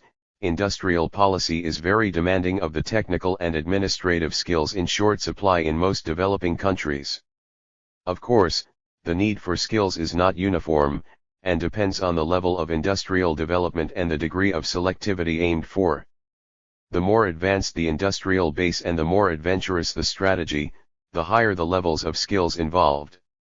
In countries with small and simple industrial activities, the strategies can be devised far more easily and their implementation may need a smaller range of technical skills. The degree of selectivity must be geared to the capabilities of the bureaucracy and the pace at which it can be improved. Note that strong administrative capabilities are not required only for selective strategies, they are just as important for market-friendly policies to provide education, manage competition policy, collect and allocate revenues and so on. Government skills are not given in perpetuity. Improved training, selection, salaries, promotion, and incentives can improve them. The social status of the civil service is a determinant of its confidence and ability to liaise with the private sector. Agency problems, policymakers have to devise suitable incentives and monitoring mechanisms to ensure that the contract between them and agents, mainly in the private sector, is enforced. The Tigers did this in different ways. The most important and common one was export performance as a monitoring and allocation device, creating contests, but there were others. Banks acted as agents of monitoring export policy. Regular meetings between industry and government permitted the interflow of information, backed by detailed industry and strategy studies. Close contact between the bureaucracy and industry was promoted, with personnel moving between the two. Korea's promotion of the chaebol allowed the government to limit the number of agents, and to use them as interlocutors with the rest of the industrial sector. Industry associations also acted as interlocutors. They also ensured close coordination with the private sector. World Bank, 1993. 100. Inflexibility. Many interventions turn out to be costly not so much because they are poorly designed. Private business makes huge mistakes all the time, but because changing course is difficult for governments and there is little accountability for the outcome. Clearly, all interventions have to be designed flexibly and monitored constantly so that mistakes can be rectified as they appear. There are precedents in the corporate sector on how this can be done, but the use of export performance is perhaps the best way to monitor export policies. Sectional interests. While the hijacking of policies by sectional interests is a danger in most countries, regardless of the nature of policies, the danger is greater where the government has selective as opposed to functional interventions. Strong leadership and institutions, and internal checks on the allocation of favors, can offset this. That national interests can indeed dominate sectional interests is illustrated by the Asian experience. Corruption. There may be several levels of official corruption. The higher the level, the more difficult it is to solve. At lower levels, changes in monitoring, employment conditions, salaries, and incentives may help reduce rampant corruption. At the top levels, however, if there is no one able to impose sanctions on wrongdoers and there is no genuine commitment to economic development, there is really no way of mounting selective, or indeed any useful development, policies. Venality at the top will also tend to breed and condone that lower down the scale, and it follows that the greater the risk of corruption, the less selectivity should be exercised. In general, the lower the capabilities, accountability, and commitment of the government, the lower the degree of selectivity that it can safely be entrusted with. The lower the level of selectivity, the lower also the risks involved as well as the payoff in transforming the competitive structure. If a rational choice of strategy differentiated by country were possible, the optimal one would take into account present and future government capabilities. Unfortunately, governments do not choose strategies on a realistic assessment of their capabilities and limitations. External advisors or analysts may be able to provide such an assessment, but there is little guarantee that a government will base its strategy on such advice. Changing environment for policy. Developing countries are faced with a world in which industrial policy faces more limitations than at the time the Asian Tigers mounted their interventions. 4 factors affect this, 2 to do with the changing economic reality and 2 with the policy framework adopted by national governments or imposed upon them by the international rules of the game. They are taken in turn. Accelerating technical change. So rapid and sweeping is technical change that analysts see the emergence of a new technological paradigm. Freeman and Perez, 1988. New technologies are highly intensive in the use of information, new IT skills and the ability to network are among the most important determinants of success. Innovation is changing the nature of knowledge and product flows across countries. Flows of people remain more limited and controlled, with rapid and often striking changes in national comparative advantages. Transport and communications costs are falling, and a growing portion of knowledge is available via the internet at negligible cost.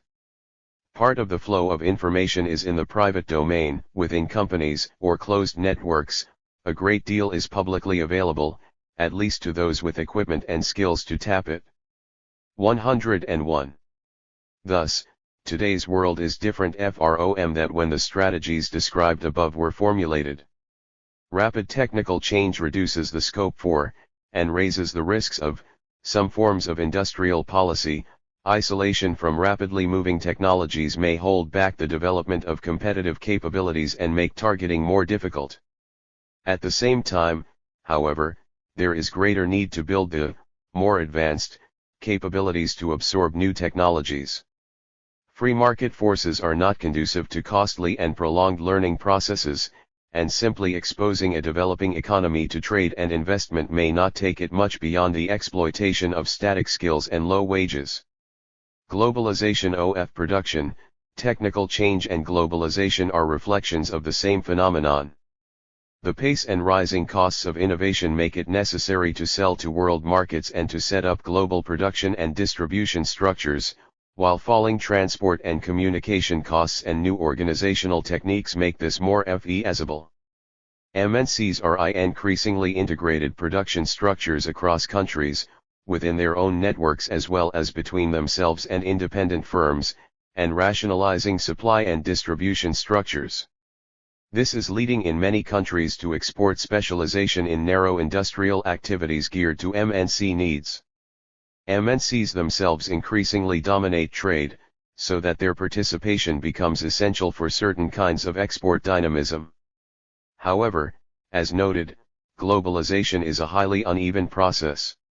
Market-driven trade and investment are not leading to an equitable distribution of the benefits of new technology. The spread of underlying comparative advantages is even less equitable. Innovation continues to be the preserve of a handful of countries. Within them the process is concentrated in a relatively few large enterprises. While the main innovators are the large multinationals, the engines of globalization, their foreign investment activity does not lead the knowledge base to be more widely diffused. The technology that MNCs deploy in any location depends on the ability of that location to absorb that knowledge, to provide the immobile elements, UNCTAD, 1999. Those with low capabilities receive the simplest operational know-how, with the danger that their competitive base remains static.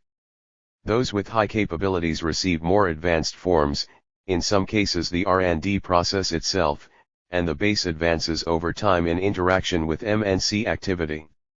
There is new entry from developing countries, but from a small number led by the tigers analyzed here.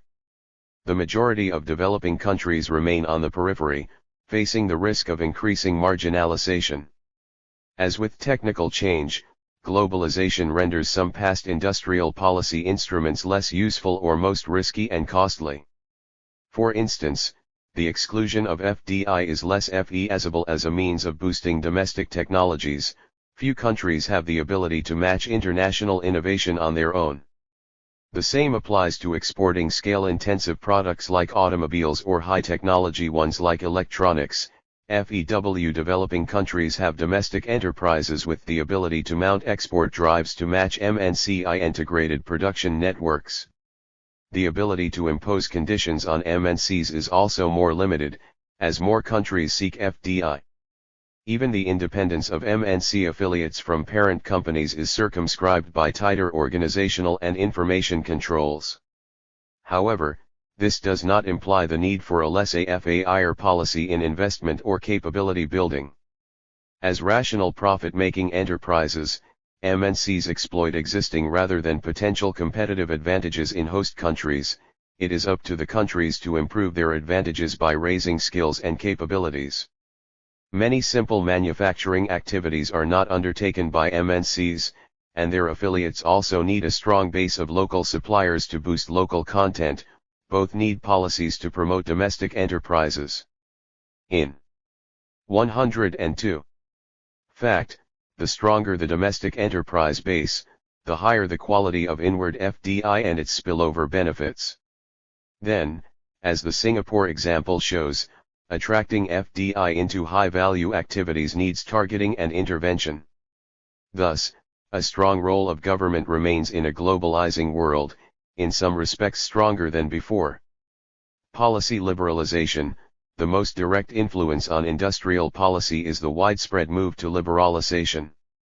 Practically developing countries are reducing trade and investment barriers, willingly or under pressure from the Bretton Woods institutions, aid donors and, increasingly, WTO. The forces driving liberalization are partly ideological in nature, but they also reflect disillusionment with import substituting, state ownership strategies. Many effects of liberalization have been beneficial. Existing comparative advantages that were held back by inefficient controls are now better exploited. Increased competition has forced enterprises to raise efficiency or die out. Improved resource allocation between enterprises and activities has sometimes promoted growth and investment. The more open access to information has not only raised the flow of productive knowledge but also raised awareness of the need for policy reform. At the same time, liberalization is damaging industry in many countries. The case of SSAIS the most striking, Lol, ed. 1999, but there are examples elsewhere, particularly in Latin America. Even where enterprises survive and upgrade production technology, there are instances of lower technological effort as they become more dependent on imported know-how. This holds back their technological deepening and affects their longer-term competitiveness in complex activities. Most important, the renunciation of trade interventions takes away the most powerful tool for promoting new activities and developing infant industries. The theoretical basis for liberalization is weak, Lal and Latch, 1998, unable to support the massive superstructure of neoliberal policy built upon it. New rules of the game. Policy liberalization in developing countries is shaped, forced, and reinforced by the rules of the game. These are the rules, procedures, and norms embodied in international trade and investment agreements.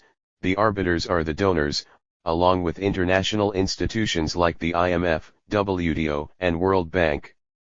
These rules narrow further the role of government in economic life, and subject economies to competition and globalization more strongly, though advanced countries are able to manipulate the rules better than others. Under WTO, they acquire greater force, since the rules now have sanctions to back them up. The rules are spreading to FOI, local content, government procurement, intellectual property rights, and services. Under present trends, they will impose a level playing field on all participating countries. If the level playing field restrains the development of national capabilities, the new rules will increase the dominance of the strong and hold back the weak. This seems to accord with current trends. To sum up, liberalization, technical change and globalization mean that countries are faced with much stronger technological and competitive challenge than before. In theory, the new forces encourage and facilitate learning. They increase the efficiency with which knowledge is transmitted across countries, and remove many of the policies that cut countries off from information flows and distorted the incentives to utilize them. The exploitation of new technologies is undertaken with increasing rapidity in different locations by MNCs or by local firms. Level playing fields remove information barriers and lower transaction costs to enterprises. The same trends make it more difficult to mount industrial policy, partly for economic reasons and partly for political ones. They raise the speed of technical change, the quantity of information available and the breadth and depth of skills and institutions needed to cope. If countries are thrust into this without the ability to cope, and without the tools to build that ability, they will remain beggars at the technological feast. In fact, they will be more marginal than before, since rapid exposure to competition would devastate their fledgling industrial sectors and destroy the small base of capabilities. Industrial policy in Africa. The poor performance of African manufacturing industry is well documented. See, for instance, Lale and Wangwe, 1998. The structure of manufacturing is backward, dominated by the minimal processing of natural resources and by simple consumer goods industries. Import liberalization, with competition largely from other developing countries, is devastating exposed industries, including the simple ones that led export growth in Asia. Despite low wages and welcoming policies on FDI, there is little sign of resources flowing into new, export-oriented manufacturing activities. Apart from primary resources, linkages of large firms with local suppliers remain minimal and superficial. Technological efficiency and dynamism remain low. In many cases manufacturing has been a drag on, rather than engine for, economic growth and structural transformation. Governments have intervened to promote industry, but with these abysmal results. A lot has been written about the failure of government in Africa. For comprehensive surveys see Solido, 1997, 1998, and on drawing lessons from the Asian tigers, Stein, 1995.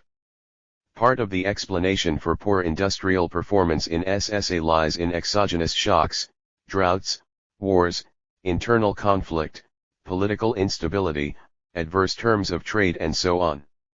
Bad macroeconomic management, debt, inflation, and uncertainty also played important roles. So did policies affecting industry, enforced public ownership, nationalization, price controls, infrastructure lags and so on. All these taken into account, there is still a considerable part that is due to poor industrial policy, mistakes in trade, domestic competition and ownership policies, wrong interventions in technology transfer and development, weak human capital creation and neglect of institutional support.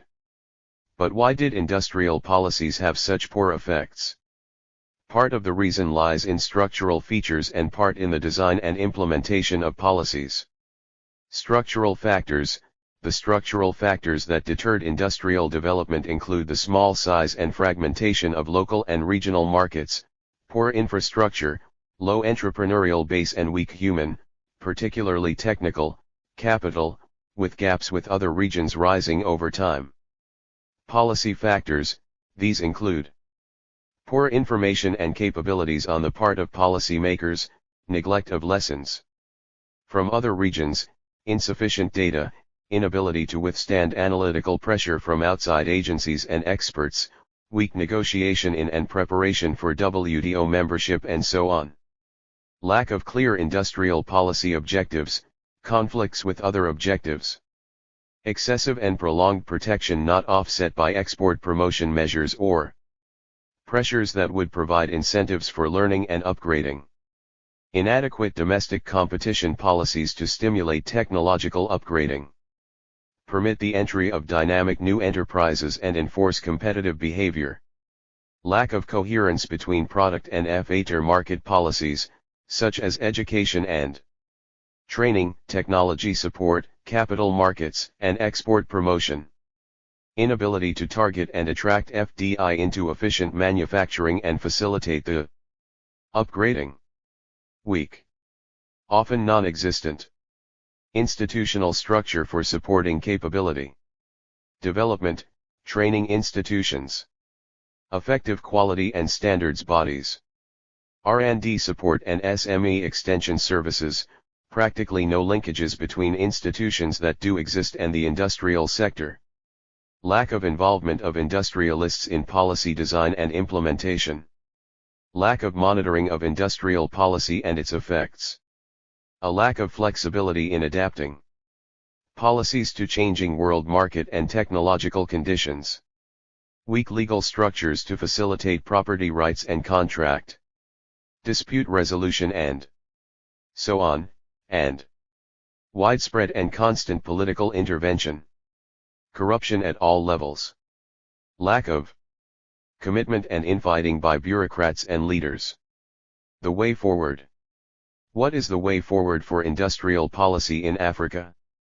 Most countries are already committed to liberalization and options have to be considered in this context. The base of technological capabilities in Africa, what remains of it, is weak.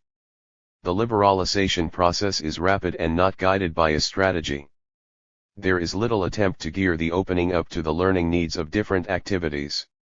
Support policies are virtually non-existent, on the contrary. The institutions that can assist the adjustment process are weak and isolated from industry.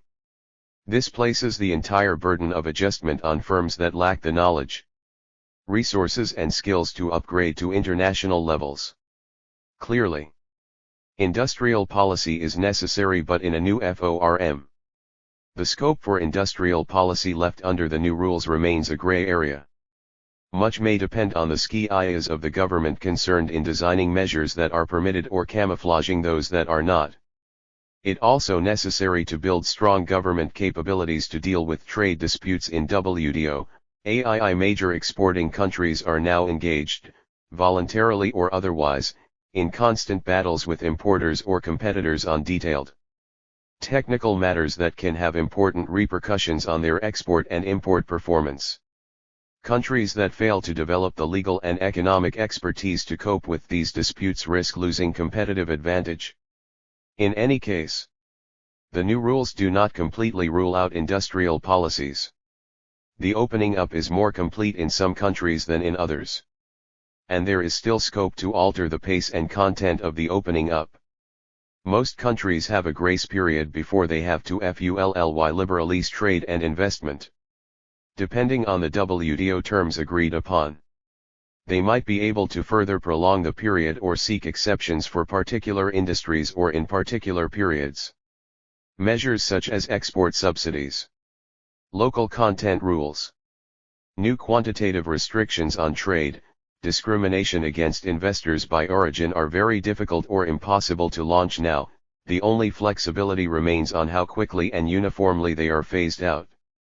For sub-Saharan Africa, therefore, the management of the liberalization process that offers one potential avenue for the exercise of industrial policy over the medium term. The others, considered below, are supply-side policies of the type being increasingly used in industrial countries as part of competitiveness strategy. The TC approach suggests the need for gradualism in the liberalization process. It proposes the removal of high, sustained and indiscriminate protection and other barriers. 105. To competition. These distort the incentive structure and curtail or distort the process of capability building. However, the introduction of competition has to be subject to the time and resource needs of learning. Firms brought up in a protected environment have to relearn competitive capabilities, and this calls for clear signals on liberalization along with supporting measures in factor markets. The provision of these measures is a complex task, involving active government policies and guidance. It has to be undertaken with a strategy, within a time-bound program and with the final objective of becoming fully competitive. Asia offers lessons in liberalization as well as intervention. Korea, for instance, started to liberalize in the 1980s in a gradual manner, retaining considerable control over resource allocation during the process. It accompanied opening up with a strategy of restructuring and upgrading, rather than a rapid, indiscriminate, and sweeping exposure to international market forces. The speed of liberalization was based on a realistic, detailed and differentiated assessment of which activities were viable in the medium term, with the process geared to the learning and relearning needs of various activities. At the same time, there were strong pressures on industries to invest in building up new capabilities to face import competition within a limited period. It was designed to overcome market failures, not to ignore them. It involved close monitoring of the progress of liberalization, and it requires that the government is able to address the supply-side needs of industries along with allowing a phased process of liberalization. The strategy was developed in collaboration with the industrial sector, and pre-announced so that enterprises had time to adjust. Once announced, however, governments were able to stick to the program to minimize backsliding and hijacking by inefficient performers. This is clearly a better strategy of adjustment for African countries than the adjustment they are now undertaking. Note that to recommend a gradual and nuanced strategy of liberalization is not to suggest that the sample countries simply abort the adjustment process. What is needed is not to delay the adjustment and then do little else, but to actively prepare for it in the grace period provided. Even with well-designed adjustment policies, the outcome cannot be expected to be the same as that of East Asia, since the initial conditions, capabilities, market size, location, and infrastructures are very different. Government capabilities have to be greatly improved, with information, training, better incentives, and greater insulation from the political process, to make gradual liberalization work effectively. In contrast to the neoclassical position that the removal of governments restores economic efficiency, it is the strengthening of governments that is needed to make markets work properly. The most difficult part of an effective industrial policy is perhaps to design a coherent strategy. Most governments are not geared to this. Decisions affecting industrial development and competitiveness are scattered over an array of ministries and institutions: finance, trade, industry, labor, education, science, and technology. These often have different objectives and communicate poorly, if at all, with each other. The first step is to set up an agency that can mount a strategy cutting across competing interests and using the resources of each ministry to further national aims.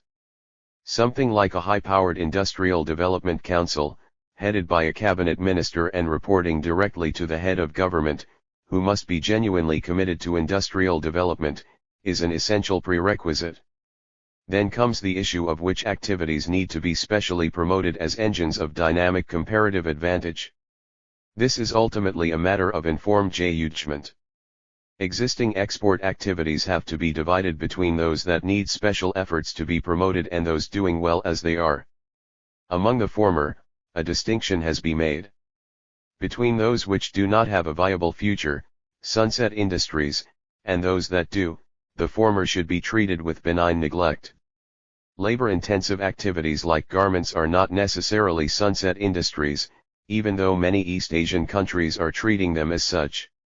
The Italian example shows how well exports can be expanded in a low-technology, labor-intensive activity, as long as quality, design, and flexibility can be raised sufficiently. This type of upgrading has to be a vital part of export strategy, not just picking new winners in high-tech activities. The selection has to be based on the current base of capabilities, the example of other countries, feasible rates of improvement in domestic factor markets, and the expected evolution of demand. In the absence of trade interventions and subsidies, how are these activities to be promoted? Governments have to rely mainly on supply-side support to selected activities. This can involve attracting FDI to targeted activities, with incentives for higher value-added technologies, and building the skill, technology support, and supplier base needed for foreign investors. It must also involve similar measures to strengthen domestic enterprises.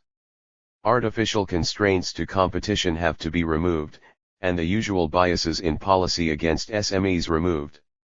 State-owned enterprises must be reformed or privatized as necessary to make them efficient, and they must be subjected to the same market discipline as private enterprises.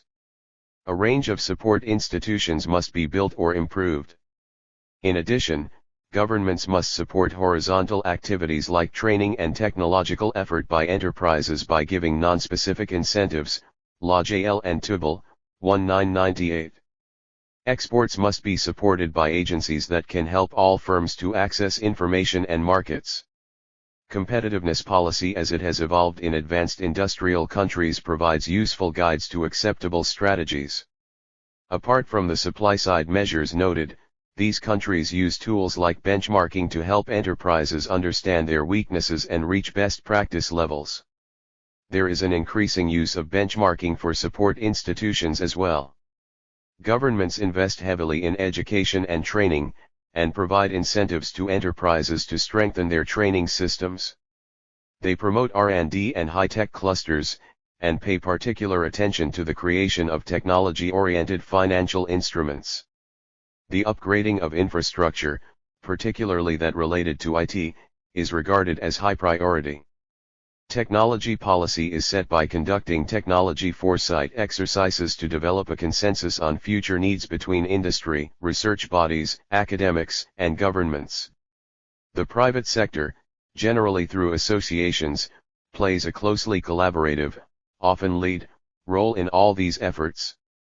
Support institutions and universities are given incentives to be more responsive to industry needs. Many public services and agencies are privatized or thrown open to private sector provision.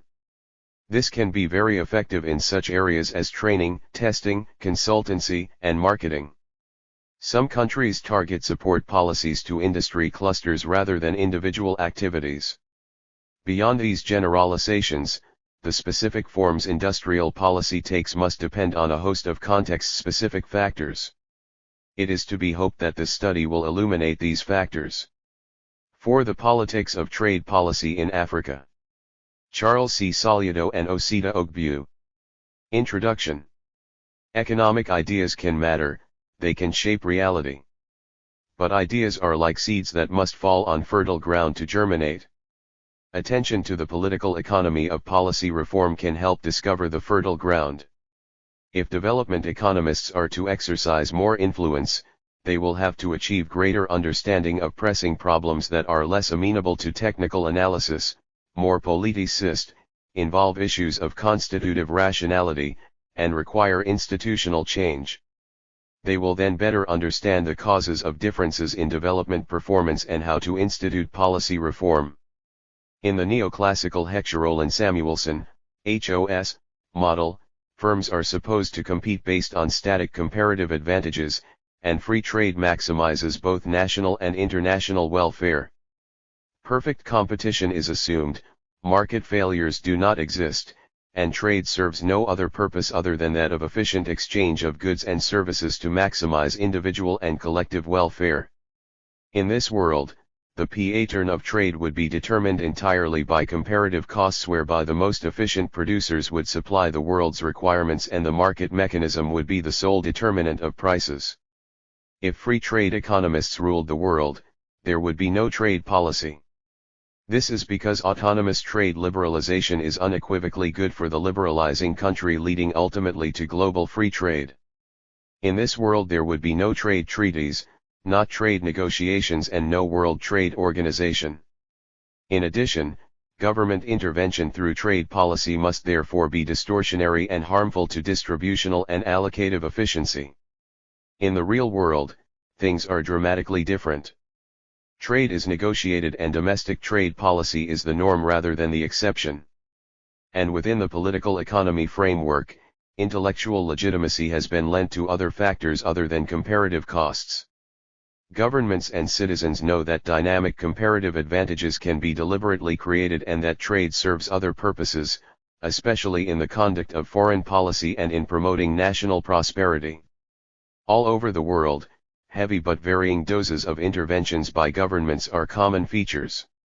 Frey et 1996, 154, observe that tariffs, and other trade restrictions, are prevalent in all periods and countries, and that there is a continual danger of ever-increasing protectionism in the world.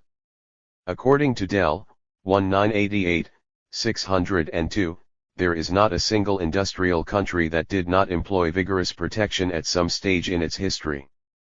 Economic history shows that governments everywhere generally create and maintain distortions in the pattern of trade for reasons they consider more valid than the economist's sole criterion of efficiency.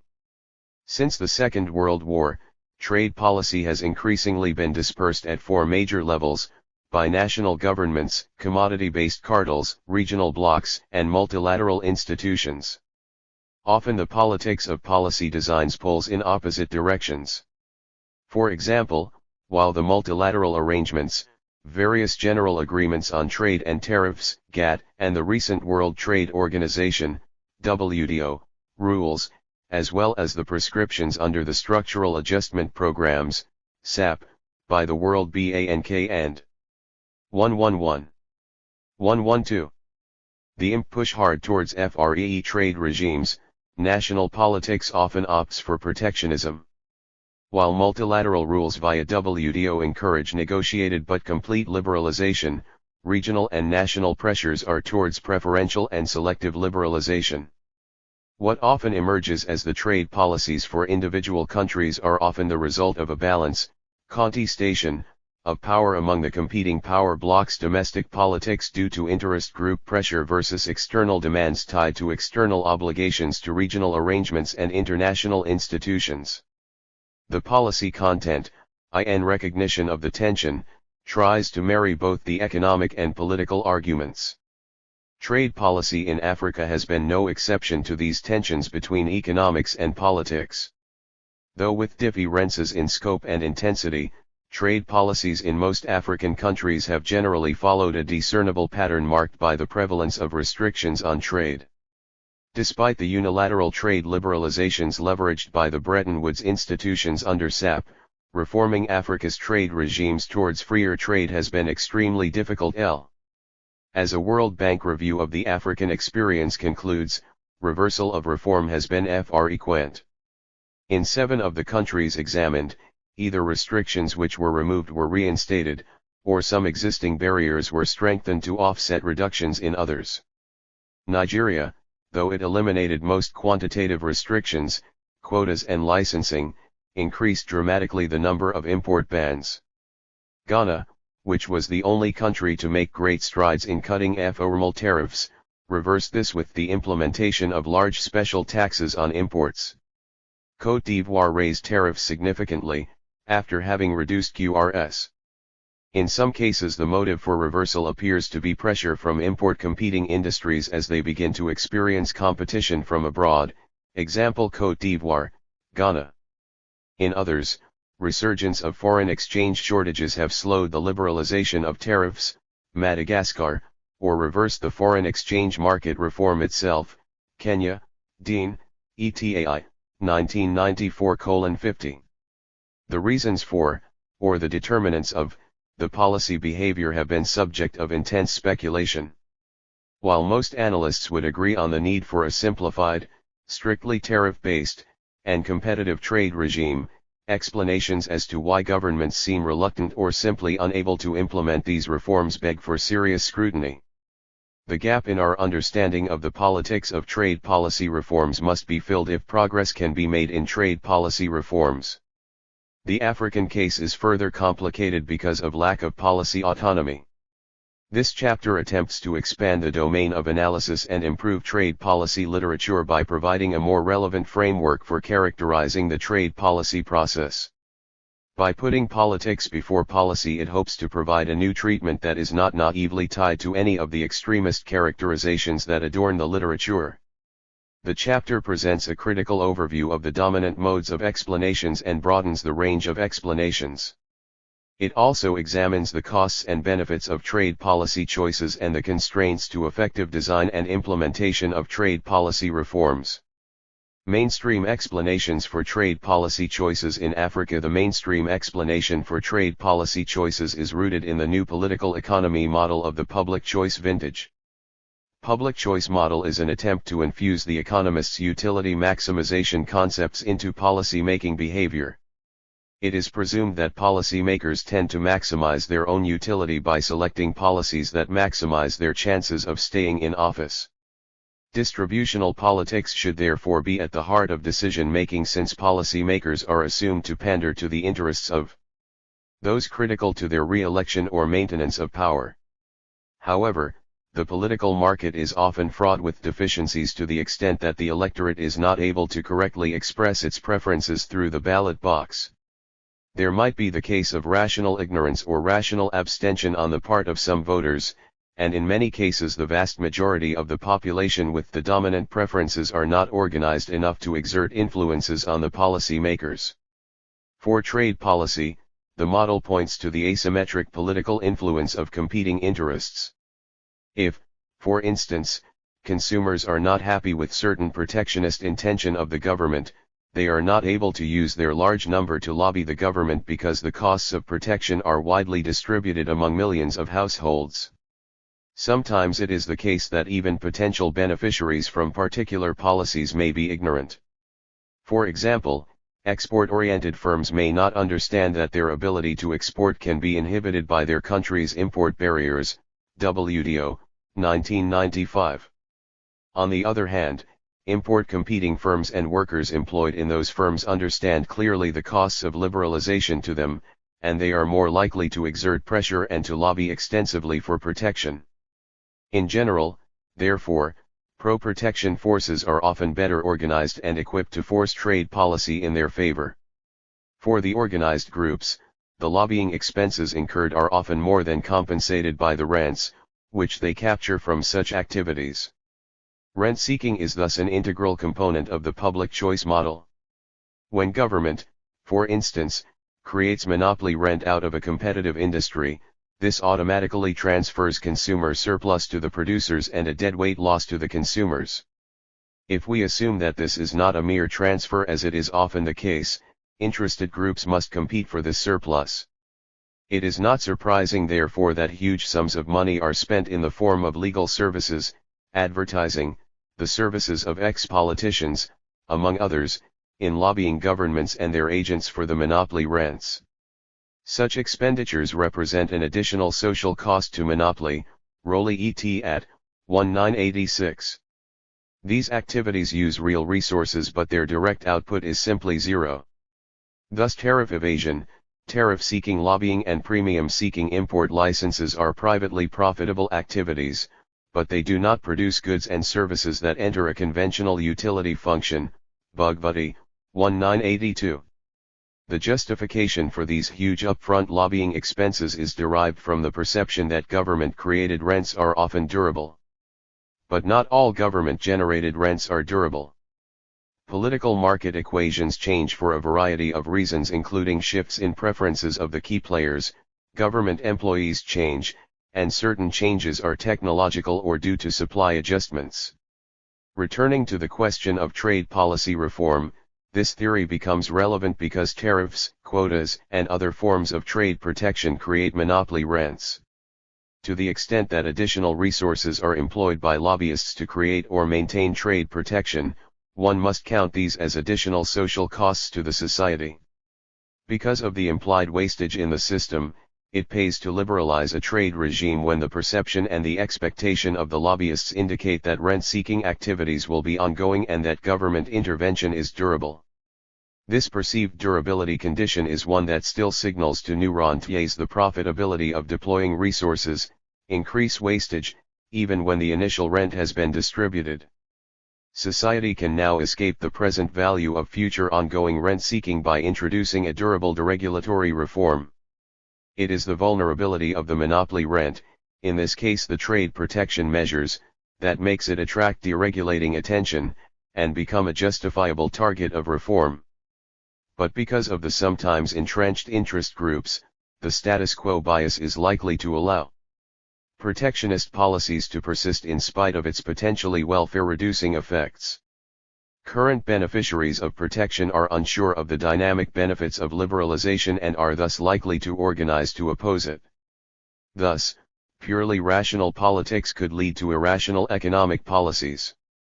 This model has been used by the new political economists to characterize Africa's policy making generally and trade policy in particular.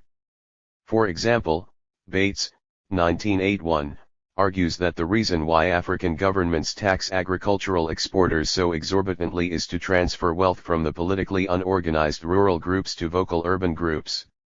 With regard to trade policy, Buchanan, 1991, 76-7, suggests that, trade liberalization po2.size are often extremely hard to formulate and implement in Africa precisely because it is powerful officials, civilian and military, who benefit from the controls that have been established over imports and exports.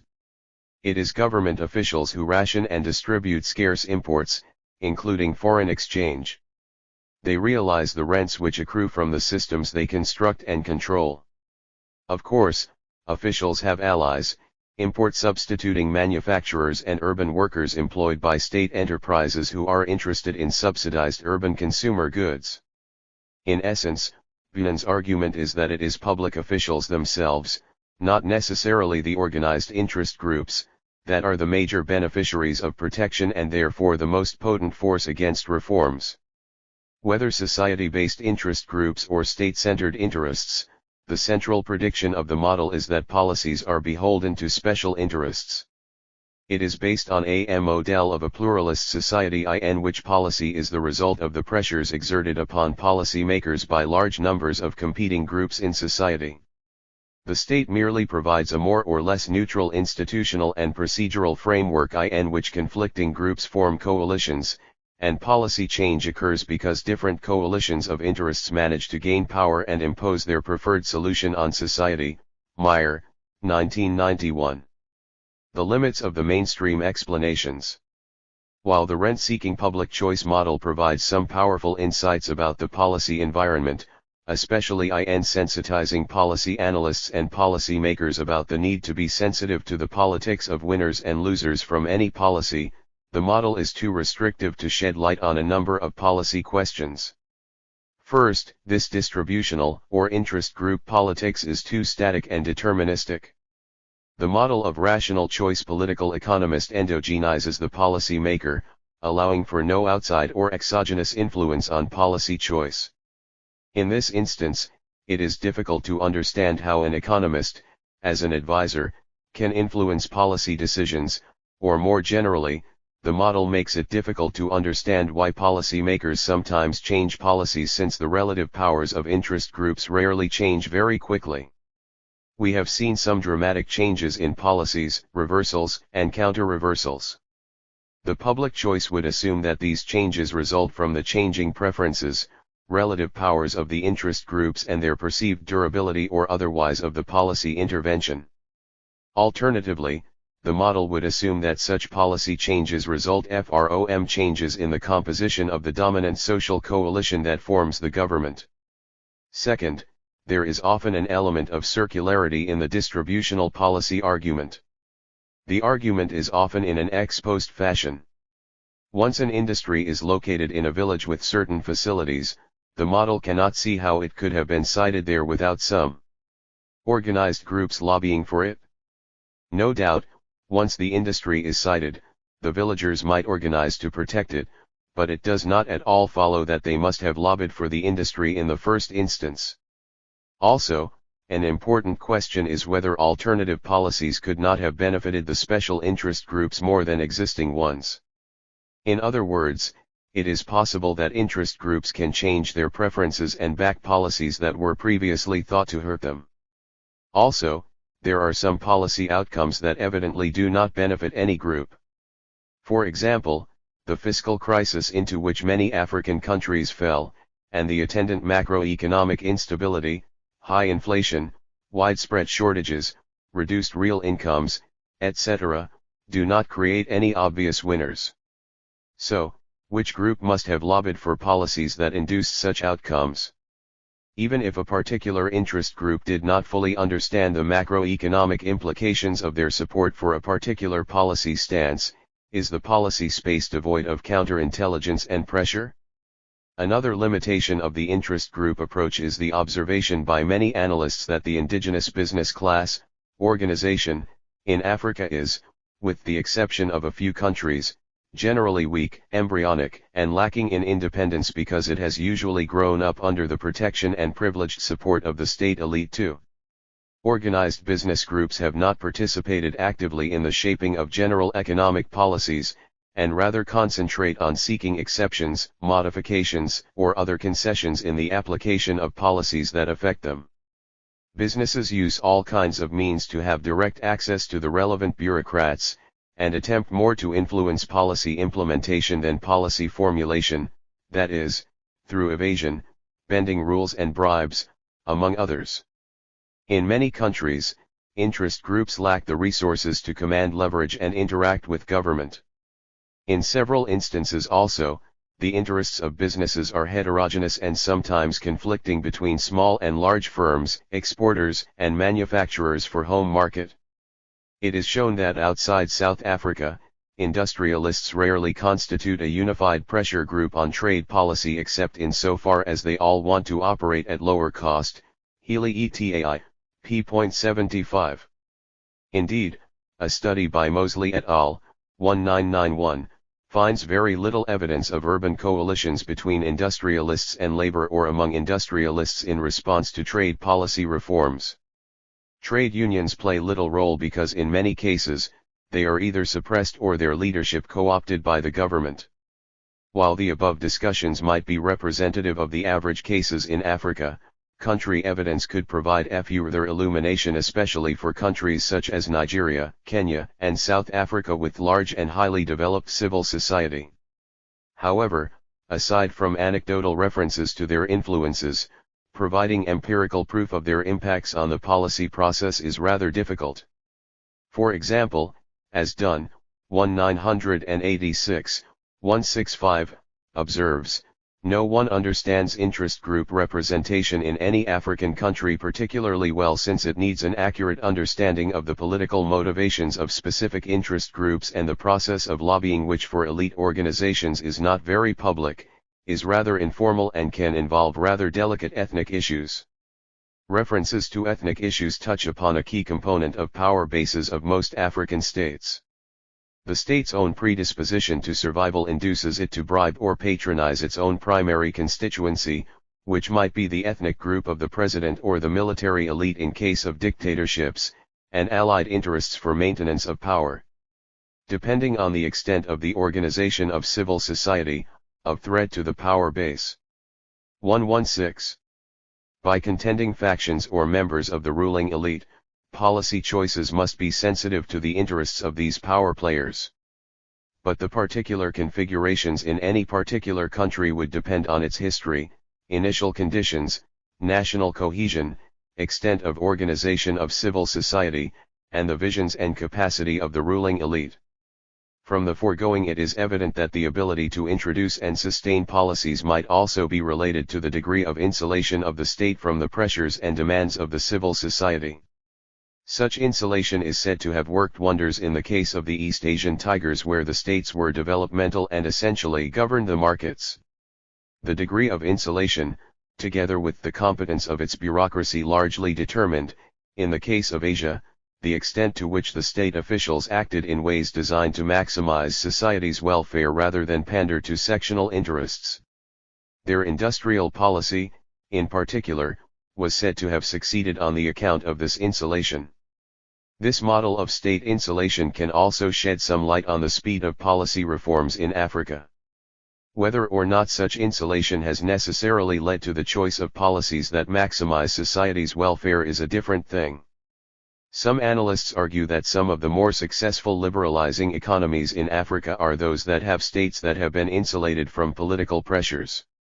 Contrasting the structural adjustment experience of Ghana and Zambia, Kalaki, 1989, points out that the large-scale adjustment program in Ghana and the failure to institute one in Zambia relates to the degree of insulation, which the military dictatorship of Rawlings achieved. There was no organized opposition in Ghana, and the officials were more insulated from political pressures during this period. In contrast, Zambia had strong trade unions and organized opposition, which made the leadership vulnerable. The ability of the military-type leadership in Africa to force down the liberalization measures is not in doubt, as can be illustrated by both the Ghanaian and Nigerian cases. Once reforms have been introduced, though, the ability to sustain them was a different matter. Military regimes very easily become captives of the military class and the ever-increasing number of classless politicians and traditional authorities whom the military needs in order to perpetuate its rule. Besides, the absence of an organized opposition in a military regime is not an indication of the degree of insulation of the state, but can point to the dependence of the state on a few powerful cabals who create and enjoy enormous monopoly rents through state policies. The dissipation of public resources in addition to the misdirection of economic policies for the benefit of a few must lead inevitably to huge social costs. This is the classical syndrome of the privatization of the state, which is pervasive in most authoritarian governments in Africa, from the former Zaire under Mobutu to Kenya under Moi and Nigeria under Babangida and Abacha. The foot-dragging steps towards trade liberalization in Kenya in the 1980s under the Structural Adjustment Loan Program, SAL 2, may have had very little to do with mass protests against reform policies. Rather, analysts believe they came as a result of strong opposition within the government itself. Bunan, 1990. In Nigeria, the Abacha regime in 1993 reversed the gains made under a deregulated exchange rate market of the Babangida era, 1986 to 1993, on the basis of reckless nationalistic sentiments espoused by some of his ministers and members of his kitchen cabinet. It didn't matter that there was a huge outcry from the manufacturing sector, serious-minded economists, the central bank and others who opposed this policy reversal. The regime went ahead and pegged the exchange rate of the naira to the dollar at a ridiculously low rate of N22 to $1 when the parallel market rate was well over N80 to $1. The military class and the few military apologists who stood to benefit applauded the decision. When it became clear that this decision was stunting economic performance, the policy was partially reversed. Again, the military retained the fixed exchange rate under a dual exchange rate system, basically for their own purposes and for patronage. This became a sticking point in Nigeria's negotiation for debt relief under the IMF program. In spite of the importance of this relief, the government of Abacha was recalcitrant. In several African countries, therefore, evidence abounds to show that the strongest opposition to trade liberalization or the deregulation of the exchange market is not the organized private sector or the workers in the private sector who actually stand to benefit from tariff protection. Strong pressures and opposition reside in civil and military bureaucracies. 3. The point here is that while in theory it is easier for a dictatorship to introduce or change policies, the reality is that they are not completely insulated from interest group pressures. They might respond to different pressures emanating from factions within the same elite. Thus, the concepts of state autonomy, insulation, strong state as understood in the literature describing the newly industrializing countries, NICs, must be contextualized with respect to much of Africa. These concepts as initially understood and conventionally presented have been seriously undermined as useful conceptual devices because they do not provide unambiguous attributes of state strength and weakness. They are static and based on outcomes, thereby denying them serious predictive quality. Charlton, 1993.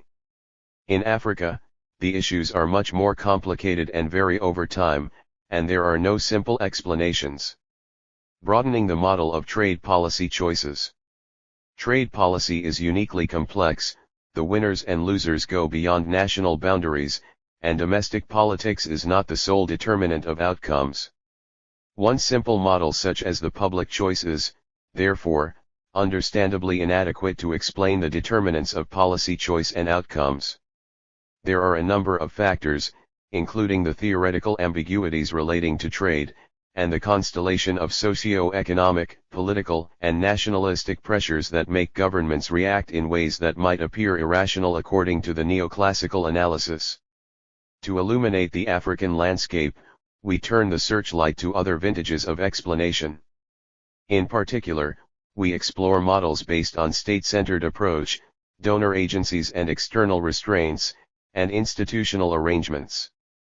As an alternative to the public choice model, and in some ways a supplement to it, one might argue that the state-centered approach to policy making and implementation provides a better conceptualization of the trade policy process in Africa. The state is not, however, homogeneous across countries and over time. Thus, we need to explain why when faced with similar problems, different states arrive at different policy designs and implementation outcomes. Under the state-centered model, we hypothesis that such differences can be explained by three key variables: the state's political capacity, the motivations for policy change, legitimation and accumulation, and the objective conditions of the economy. The objective conditions of the economy impose certain constraints and delineate the boundaries for action. If a country is running unsustainable balance of payments deficits, high inflation, and unemployment, the state would have little choice but to attempt to tackle them.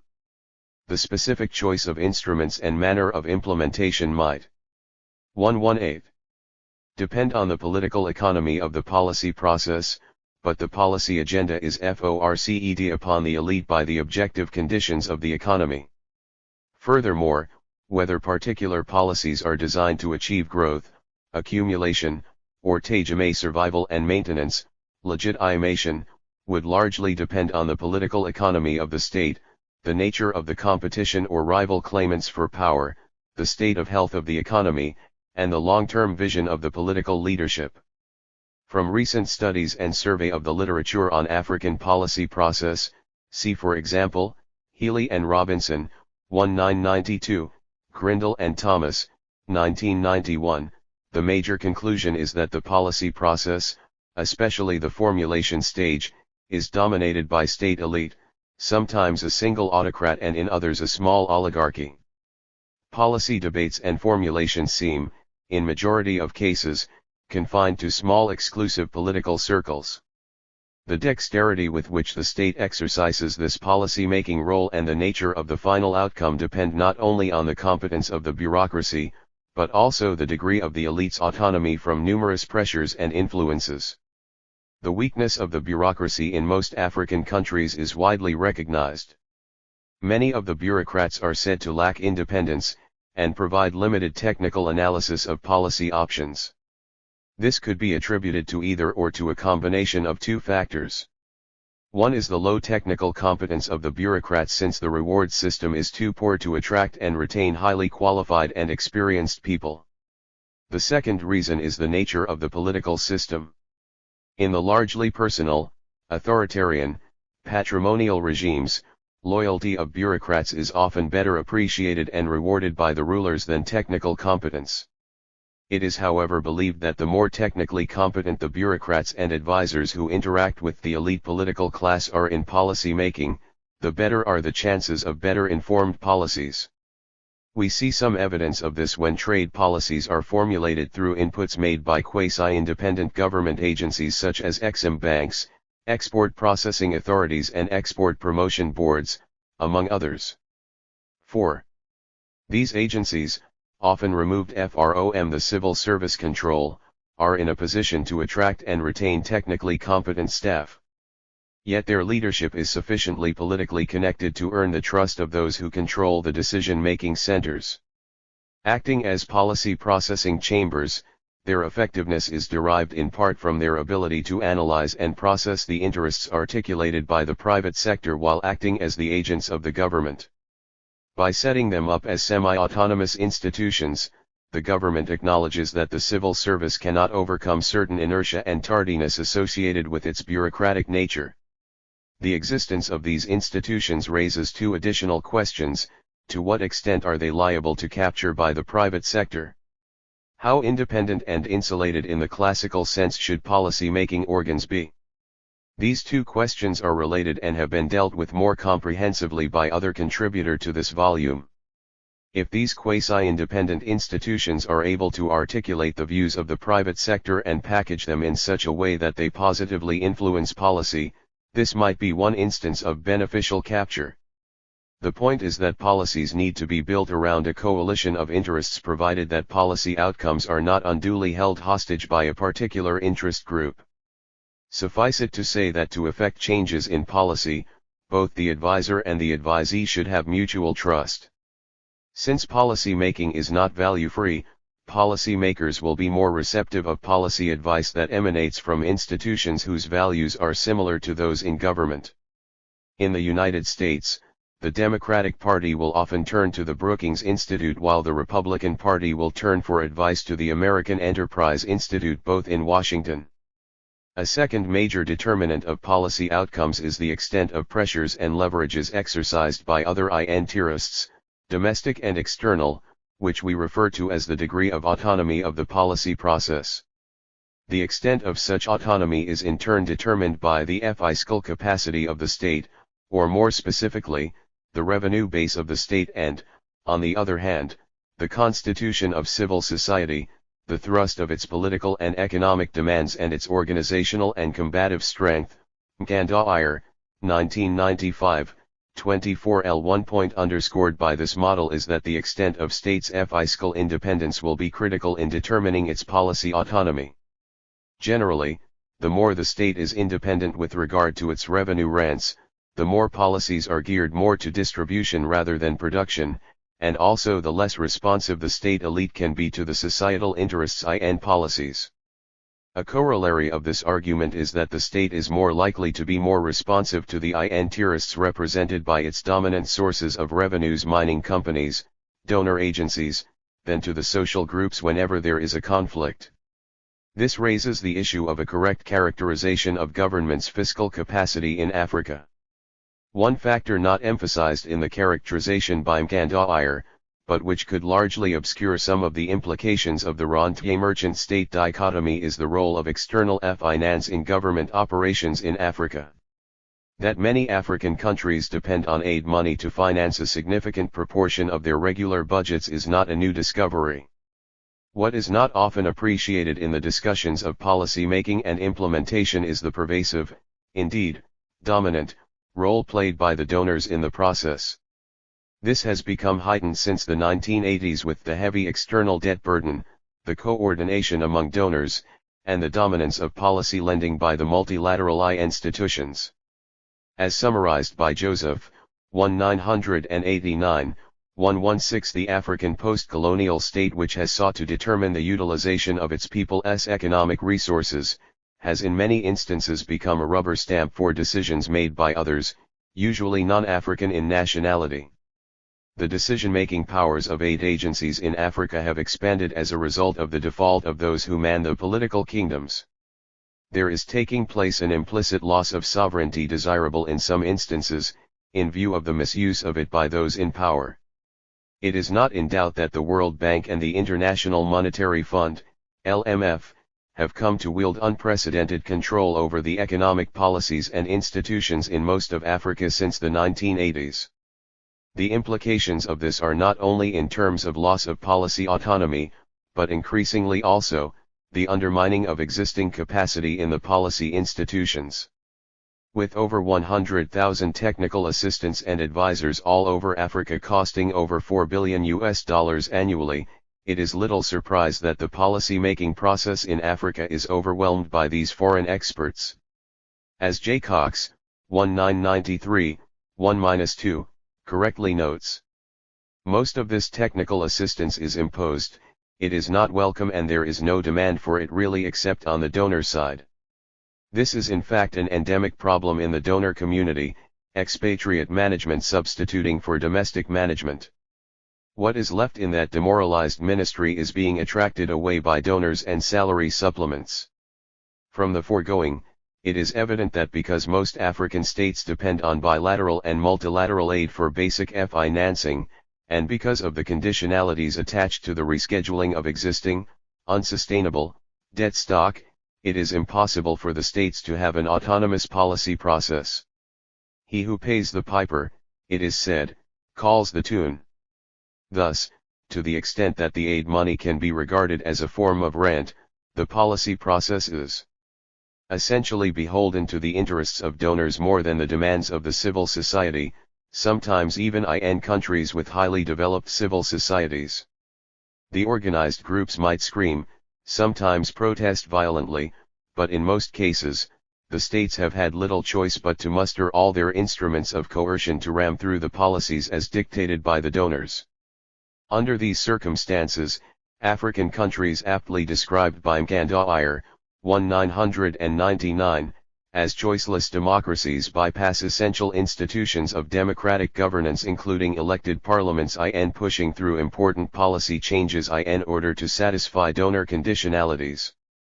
This is in spite of the fact that the same donors acknowledge that democratic ideals and good governance are necessary for improved policy outcomes.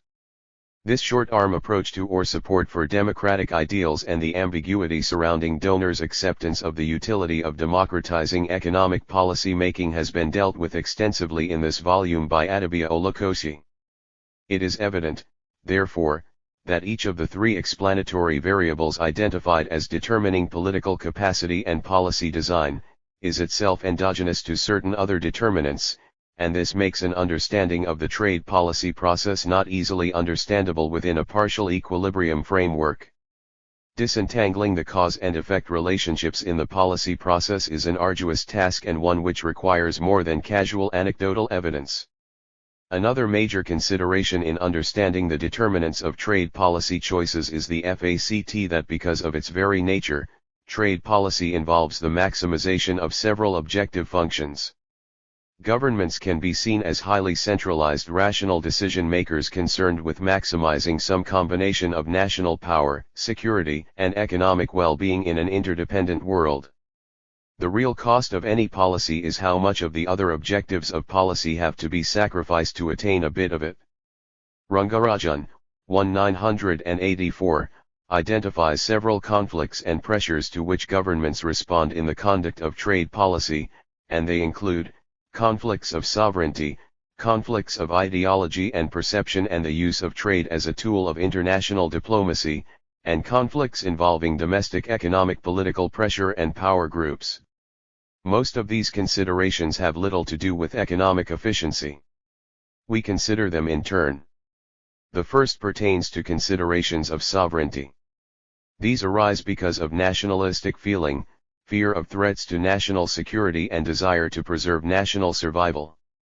Conflicts arise between nationalistic feelings, as in the campaigns to patronize national products, and the desire for wider choice. Given Africa's peculiar colonial legacies, the sometimes extra sensitivity to notions of sovereignty is understandable. The principle of self-reliance underpinned much of the post-independence development thinking in Africa, and in many cases this was expressed in the nationalization of foreign firms, hostility to foreign participation in domestic production, and the influx of foreign goods. The irony of trade policy reforms is that in many countries, it is the same bureaucrats and political elite that erected the pillars of protection partly on nationalistic principles that are being asked to dismantle them. If they resist the change or adopt a lukewarm attitude to it, their sentiments need to be understood rather than offer a simplistic recourse to rent-seeking explanation. For sure, this emotional attachment is not restricted to Africa. In the OECD countries, the fear of threat to national security is at the root of all agricultural protectionism. In response to the pressures on Japanese government to liberalize the import of rice, the government was reported to have responded that in Japan, rice is 90% politics and 10% economics. Most countries do not want to depend on others for food and energy supplies for fear that during wars or strained relations, national survival could be in danger. Food self-sufficiency is still a fashionable and desirable goal. If African governments impose higher than average tariffs on food imports, the rationale goes beyond the farm lobby. It is for the same reason that most countries want to maintain adequate steel, armament, transport, and shipbuilding capabilities. This might explain why, despite the several studies by international experts pointing to the inefficiency and high cost of Nigerian steel, most Nigerian analysts and policy makers still insist that it is a worthy project. In other words, Nigerians recognize that in real life, there is more to trade and industrial policy than static, if in fact, short-run, efficiency considerations. This consideration for national interest and sovereignty perhaps also explains the conflicts and tensions between the developing countries and the major transnational corporations whose greater economic power is to threaten sovereignty and independence of these countries. Another important consideration is that trade has increasingly become a major, if not the most important, tool in international power and diplomacy, and no country wants to lose his tool or be extremely vulnerable to it. When, for example, the United States banned the sale of wheat to the Soviet Union after its intervention in Afghanistan, or the US cut off all trade links with Cuba, or the world imposed economic sanctions on South Africa, to bring down apartheid, market forces were certainly not at work. It is essentially because trade is used in furtherance of wider national objectives that most governments see trade policy as a critical component of their foreign and domestic policies. During the 1997 summit between American and Russian presidents, Bill Clinton pledged to mobilize American private investment for Russia. If the government sets up mechanisms to guarantee such investments, all in the bid to win Russia's cooperation with respect to NATO expansion, analysts note that such mobilized investments are responding to the visible hands of government, and not the invisible hand of market forces. Little surprise then that conflicts continue to arise between the industrialized countries and the developing countries on whether the international trading system is equitable, and also between nations on how much to regulate their trade, or to what use trade policies or domestic policies that have trade implications can be deployed. Under the American Marine Mammal Protection Act 1972, the U.S. government introduced regulation to protect the overfishing of dolphins. What looked like an Animal Protection Act was equally a trade policy bill. As soon as the American fishermen started suffering under this act, They sought relief from Congress to force the U.S. government to ban the importation of Mexican tuna. The National Marine Fisheries Service was slow in developing regulation to force foreign compliance with the act, which was intended to ban the use of fishing technology that increased the incidental mortality for marine animals. In 1990, a California environmental group brought suits that led to the ban of Mexican tuna. Mexico went to GATT and won. GATT ruled that it is allowable to regulate a product but not the method of its production, Haggard, 1995. Thus regulatory harmonization and the forced adherence to universal labor and environmental standards will remain contentious issues between developed and developing countries and will continue to be viewed as trade policy by other means by the developing countries. There are various international negotiations and agreements on the rules of trade among nations. However, whenever there is a conflict between the agreed rules and national interests, the latter prevails. Historically, experience has shown that countries have done whatever they could to circumvent the rules and agreements under GATT. Through the various GATT negotiations and agreements, tariffs on imports have generally been harmonized and cut in most countries. Import duties, tariffs, are generally low or even zero for industrial raw materials, and rise steadily depending on the degree of processing. Also, there are agreements covering technical barriers to trade, non-tariff barriers, quotas, government procurement, subsidies and countervailing duties, customs valuation, dumping and import licensing procedures. Quotas are theoretically considered the worst form of protection, and are prohibited under GATT except when they are agreed upon multilaterally under a commodity agreement to stabilize the market, or as a non-discriminatory, temporary measure for balance of payments purposes. In spite of this, Rangarajan, 1984-144, observes that in practice, however, GATT rules are regularly and increasingly circumvented by voluntary export restraints and so-called safeguard mechanisms. There is a range of non-tariff barriers which are more opaque than quantitative restrictions but also have distorting effects. Some of these mechanisms include, 1. Use of technical standards and health regulations as a means of preventing imports, 2. Use of cumbersome licensing procedures, 3. Using peculiar methods of valuation of goods for calculating the customs duty payable so as to make imports more expensive, and, 4. Giving a special preference to domestic suppliers in purchase by government irrespective of the availability of cheaper goods from foreign sources. All these measures, especially the stringent hygiene standards and the rather clandestine negotiations of the voluntary export restraints, VAR, are in large measure substitutes for the more easily monitorable tariff reductions. These indirect forms of protection are employed by the same countries that press African countries to liberalize trade completely. In this game where nations compete to outdo each other, African countries are likely to respond with whatever form of restrictions they can afford.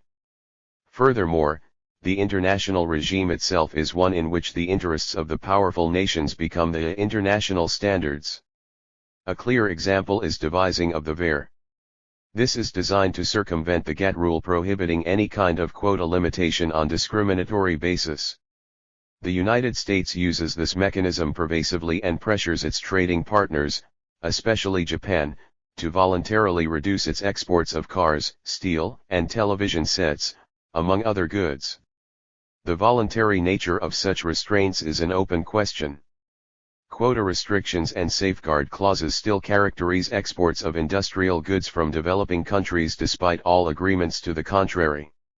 Reflecting the interests of the industrial countries, some of these objections to free trade are institutionalized and multilateralized as in the case of the GATT Multifiber Agreement, MFA, on exports of textiles from developing countries. In theory, MFA was intended to promote the orderly growth of such trade, but in practice, it provides an amour for protectionist walls by the industrial countries. Bilateral agreements on VAR, which is a euphemism for quotas, have become the rule, and they are most pervasive in those sectors where the developing countries are most efficient, textiles, clothing, and leather goods. Also, when OPEC formed a cartel and oil prices rose, cartels were presented as a bad thing. However, while the industrial countries prohibit cartels domestically, they make use of them externally. For example, while OPEC was being vilified as a cartel, the producers of uranium in Britain, Australia, and Canada formed an international cartel with the full backing of their governments. In addition to the prevalence of various forms of non-tariff barriers, NTBs, as rising substitutes for tariffs, there are several schemes for differential and preferential treatment, even in the dismantling of tariff and non-tariff barriers. Besides the generalized system of preferences, GSP, various countries and regions use other forms of preferential treatment according to their political priorities. The US has the pervasive use of the most favored national criteria.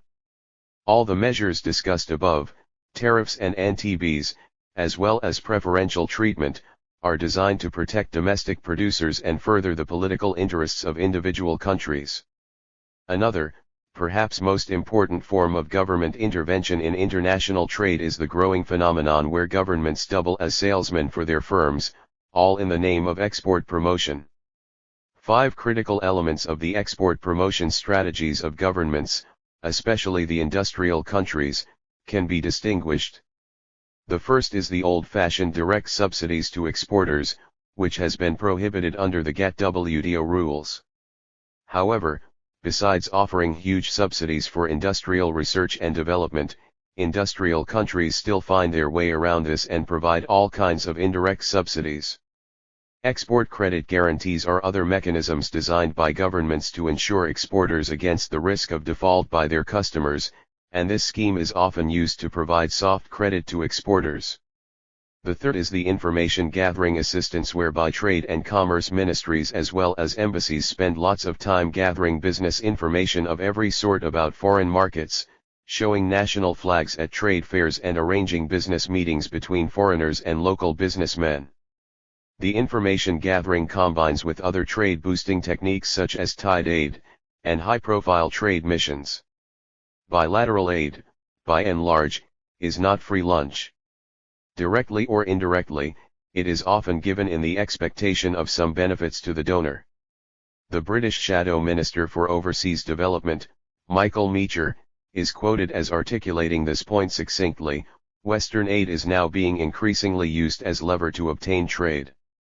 In 1991, no less than 74% of Britain's bilateral aid commitments, amounting to nearly £1 billion, were tied to British goods and services. Moreover, of the further £1 billion of British aid committed to multilateral agencies, such as the EC or World Bank, every £1 is expected to yield £1.40 spent on British goods. See West Africa Magazine, 2-8 August 1, 993, 1344. Besides the use of bilateral aid to open markets for exports and contracts for local firms, governments are increasingly also directly involved in the marketing of products themselves. The Economist, February 1, 1997, devotes some 4 pages to the analysis of this phenomenon and how it goes contrary to the tenets of free trade. 6. As the Economist puts it, in the past few years of free market liberalism, politicians' enthusiasm for promoting national exports has been growing. European politicians and diplomats, as well as the Asian tigers, have long been known for this aggressive government involvement in export promotion. What has for sure intensified the phenomenon is America's conversion to this export activism. This conversion is rooted in the Clintonite theory that the Cold War geopolitics has been replaced by geoeconomics. Under it, trade security matters as much as military security. The American Commerce Department, under Brown Clinton's first Commerce Secretary, set up a war room to track the 100 biggest contracts overseas and plan government support for American competitors. Brown also coordinated the efforts of other 19 government agencies involved in export promotion. The Export-Import Bank, X1M, is used to provide the soft financing for American businesses in the targeted countries. Roughly 2/3 of the cash for export promotion goes to food exports. For example, in 1 year, California's raisin growers secured $4 million to advertise their 124 raisins in Japan, a sum which exceeded the Commerce Department's entire Japan budget. In other words, Treasury resources are used to advertise private firms' products. In the Newsweek magazine, March 3, 1997, 39, a former Undersecretary for Trade under Brown at the Commerce Department, Garton, provides a more succinct explanation of their modes of operations. It is insightful to cite him at length.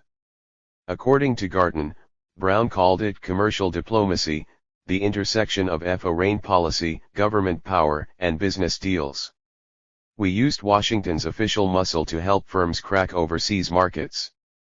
The culture was eclectic. We set up an economic war room and built a trading floor that tracked the world's largest commercial projects. In our single-minded drive to help American companies, we dramatically expanded our commercial involvement in big emerging markets like China, India, and Brazil. Here's how our basic policy worked. In 1994, for example, Raytheon was in heated competition with a French firm for a Brazilian contract to build an environmental surveillance system for the Amazon. Our French foe was heavily subsidized by its government, so we swung into action. Brown made 2 trips to Brazil, and I made 2. The head of NASA called his Brazilian counterpart and said our cooperation with them in outer space would be lost if the French got the deal. The EPA chief did the same. The Export-Import Bank extended the most far-reaching financing available, and Clinton called the president of Brazil. Raytheon won, and Massachusetts got 20,000 new jobs. We still face brutal competition from companies abroad that enjoy increasing support from their governments. And I believe the long-term future of foreign policy will be driven by how best to expand America's commercial reach. Such is the terrain of international trade and international competition. 2 major reasons are given for this growing mode of interventionist stance. The first, even by the Commerce Department's own admission, is that most effort, 90%, goes into helping small firms which cannot afford to set up offices overseas and compete effectively. The second reason is that in areas of big infrastructure contracts in developing countries, the American government is afraid to abandon its firms to market forces when other governments are backing their national champions. There is thus tension between what is promoted as desirable, free trade, and what is practical, interventions. The Economist, 1997, quotes Garton as saying that, in the best of worlds, governments ought to get out of this business altogether. But the marketplace is corrupted by the presence of government. So do you sit on the side and pontificate about Adam Smith, or do you enter the fray? This dilemma, and the question which it raises, also confront the developing African countries. Should they be different and abide by the theoretically elegant models of free trade, or should they enter the fray and by implication subscribe to other models? What emerges from the foregoing is that trade policy choices elsewhere are hardly dictated by the precepts of the neoclassical model. Policymakers in Africa and many other developing countries often point to these distortions in the industrial countries as a bold testimony to their own convictions that the government needs to maintain an activist stance with regards to trade policies. The new trade theory and the literature on strategic trade policy have provided additional impetus for questioning the neoclassical economists' attempt to treat trade policy as a distortion by itself, and have added to the skepticism of analysis in Africa on unilateral free trade. Evidence has clearly shown that comparative advantage as previously understood does not explain all trade. In fact, trade and gains from trade can arise in an imperfectly competitive environment, independent of the pattern of comparative advantage, as firms exploit economies of scale and pursue product differentiation strategies. Furthermore, unilateral free trade is not often accompanied by the flaunted promise of direct foreign investment. The following facts are illustrative of the current situation. In 1985, developed countries were the source of 97% of direct foreign investment flows and the recipient of 75%, The share of all direct investment outflows generated by G5 countries absorbed by other G5 countries has been rising and amounted to 70% by 1988. The growth in the two-way flows has been observed even at industry level. There is mixed evidence as to whether or not the level of direct foreign investment is positively related to trade barriers or transport cost. New evidence suggests that trade barriers and transport cost do cause a substitution effect towards foreign direct investment, even though they may reduce the levels of both trade and investment. Marcuson, J.R. 1995.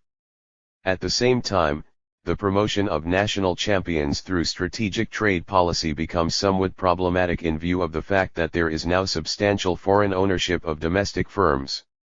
But is the latter notwithstanding, governments may still have an incentive to support domestically located firms which are exploiting their abundant natural resources or through which they are meeting their employment and other economic objectives. The last form of conflict pertains to the degree of protection to be given to domestic producers at any given time vis-a-vis the need to let consumers have access to cheaper goods from abroad. For the rich industrialized countries, this is the conflict between cheaper imports, mainly from developing countries, and employment protection. In practice, the rich countries have taken decisions in favor of protection, sacrificing the principles of free trade and the development of poor countries. Rangarajan, p. 158. Tangential to this is the conflict in the decision of countries to subsidize certain domestic industries in order to preserve them at all costs. The huge subsidies granted by most industrial countries to their steel, chemical, shipbuilding, and other industries are classic examples. In the light of the foregoing, it is evident that trade and industrial policies are not just a matter of economics. They are also integrally related to national survival, to international diplomacy and domestic politics. Indeed, there is no such thing as deciding to leave things to markets and leaving them. Governments will continue to have the power to intervene in the economy and will continue to use it. Dixit, 1996, 12. Thus, the choice of trade policies in Africa, especially the interventionist orientation, cannot be understood purely through the narrow prism of public choice theory. There are multiple objectives that are served by trade policies and the trade-offs are often steep. Cost-benefit analysis. Why trade policy reform is particularly difficult in Africa. Several conjectures in response to the question exist in the literature, and derive mostly from the kinds of models and explanations for policy choices reviewed earlier in this chapter. The mainstream response would logically point to distributional politics and tangentially also to the institutional weaknesses and rent-seeking behavior of the state. To change trade policies to desired ones, the literature is replete with suggestions that either naively assume away the associated costs of trade reforms or make recommendations whose variants argue that, the African state should try to compensate or buy over the losers from trade policy reforms. 2.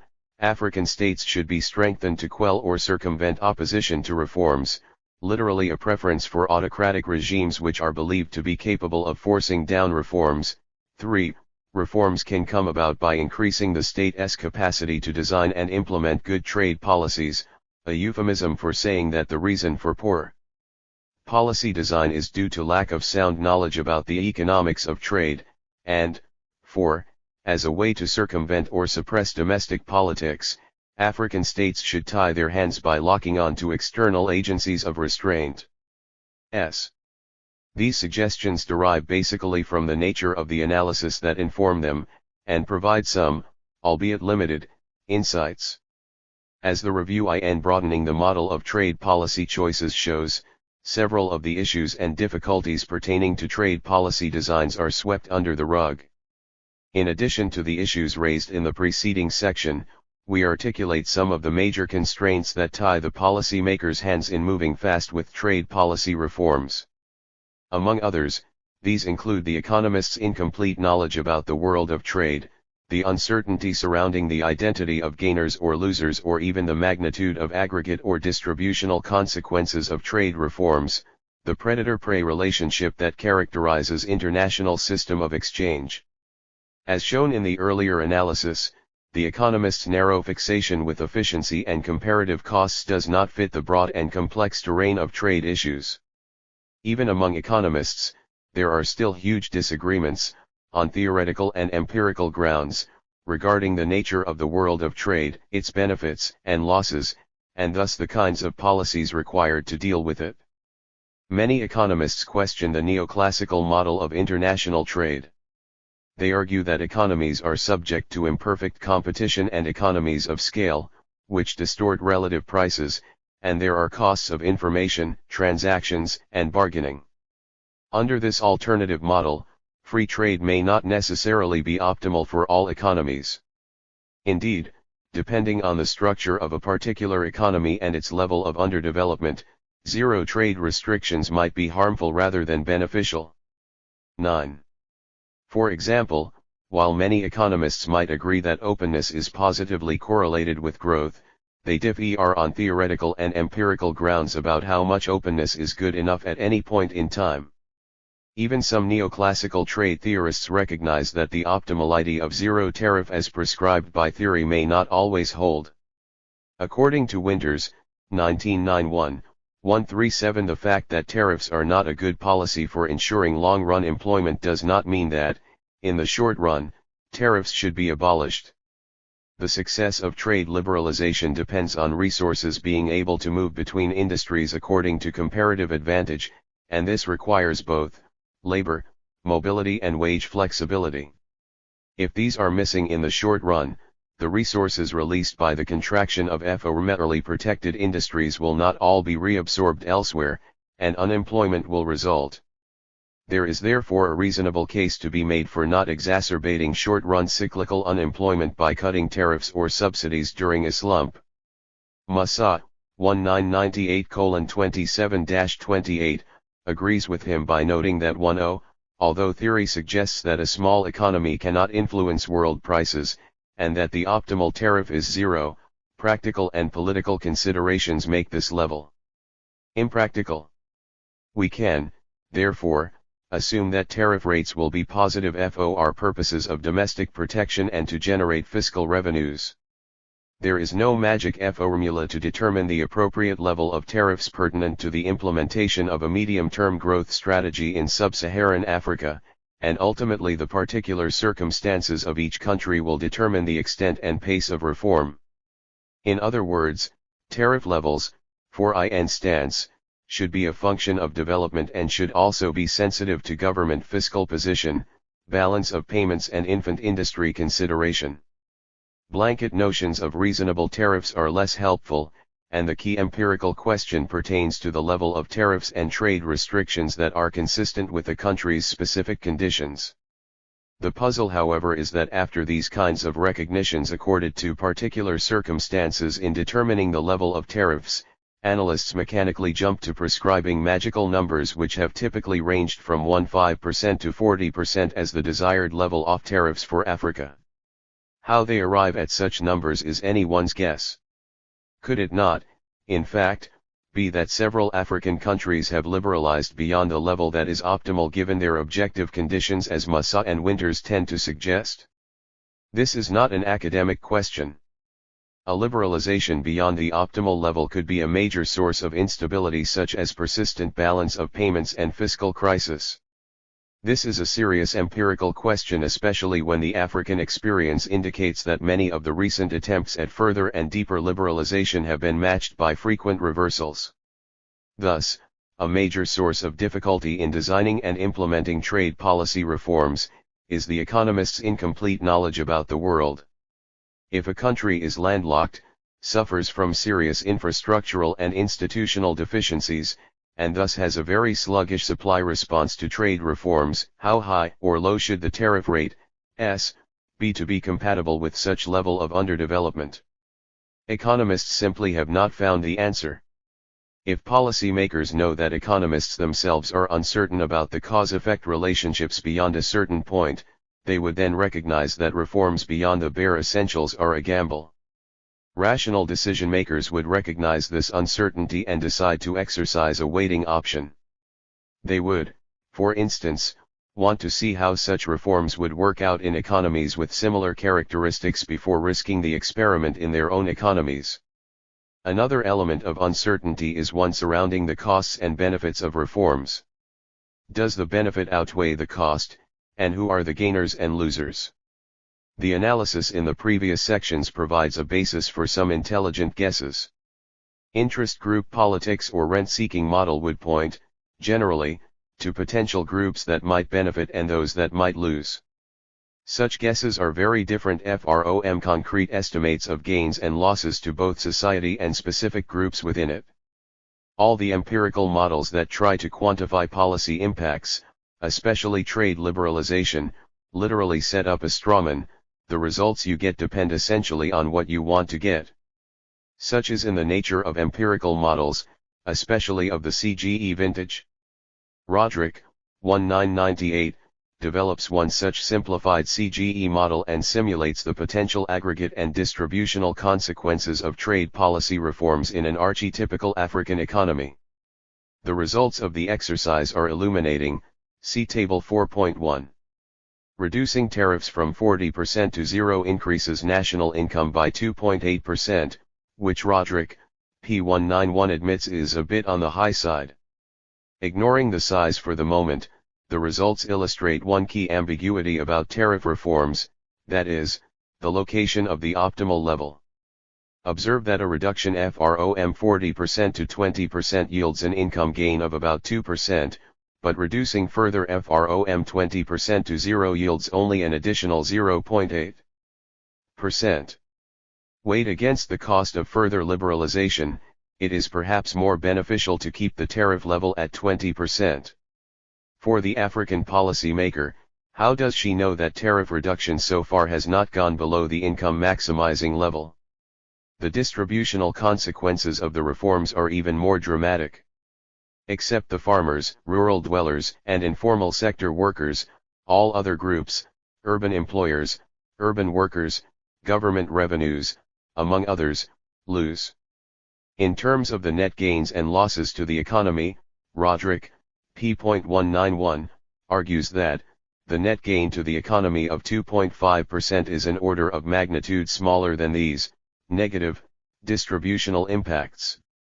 Put differently, the efficiency consequences of trade reform pale in comparison to its redistributive effects. This is the sense in which price reforms, and trade reforms in particular, tend to have high political cost-benefit ratios. It is not only that such reforms entail redistribution, which is well recognized. Most significant is that they entail so much redistribution relative to their efficiency benefits, a point that is surely not lost on those groups whose incomes are at stake.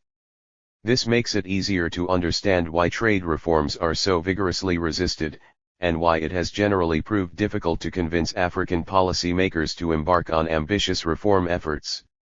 Given the magnitude of losses to different rent groups and the aggregate gain to the economy, any suggestion of mechanisms to compensate the losers does not work. First, the magnitude of the tax revenues required to make the transfers is just beyond several African governments. Second, such taxes also have high distortionary consequences. Furthermore, there are two key aspects of the results, which are critical in the African situation. The first is the impact of tariff reduction on balance of payments, see the result for the astronomical growth of imports. Unfortunately, Roderick does not report the impact on exports. Given the expected minuscular supply response, exports would be minimal and the trade balance would be expected to deteriorate badly. Add to this result the fact that most of these economies are heavily indebted, with unsustainable debt service burden, one gets a picture of serious balance of payments crisis. The second issue is the impact on government revenues. Most African governments depend on trade-related taxes for more than 30% of government revenue. Reducing tariffs considerably wipes out this secure source of revenue, thereby triggering off a fiscal crisis.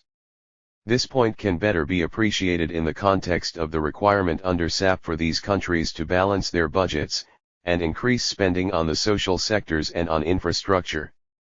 The IMF Research Director, Massa, 1998, 29, aptly summarizes the dilemma by noting that, the relationship between tariff reforms and fiscal revenues is problematic. Sub-Saharan Africa depends on trade taxes for fiscal revenues to a greater extent than most other regions.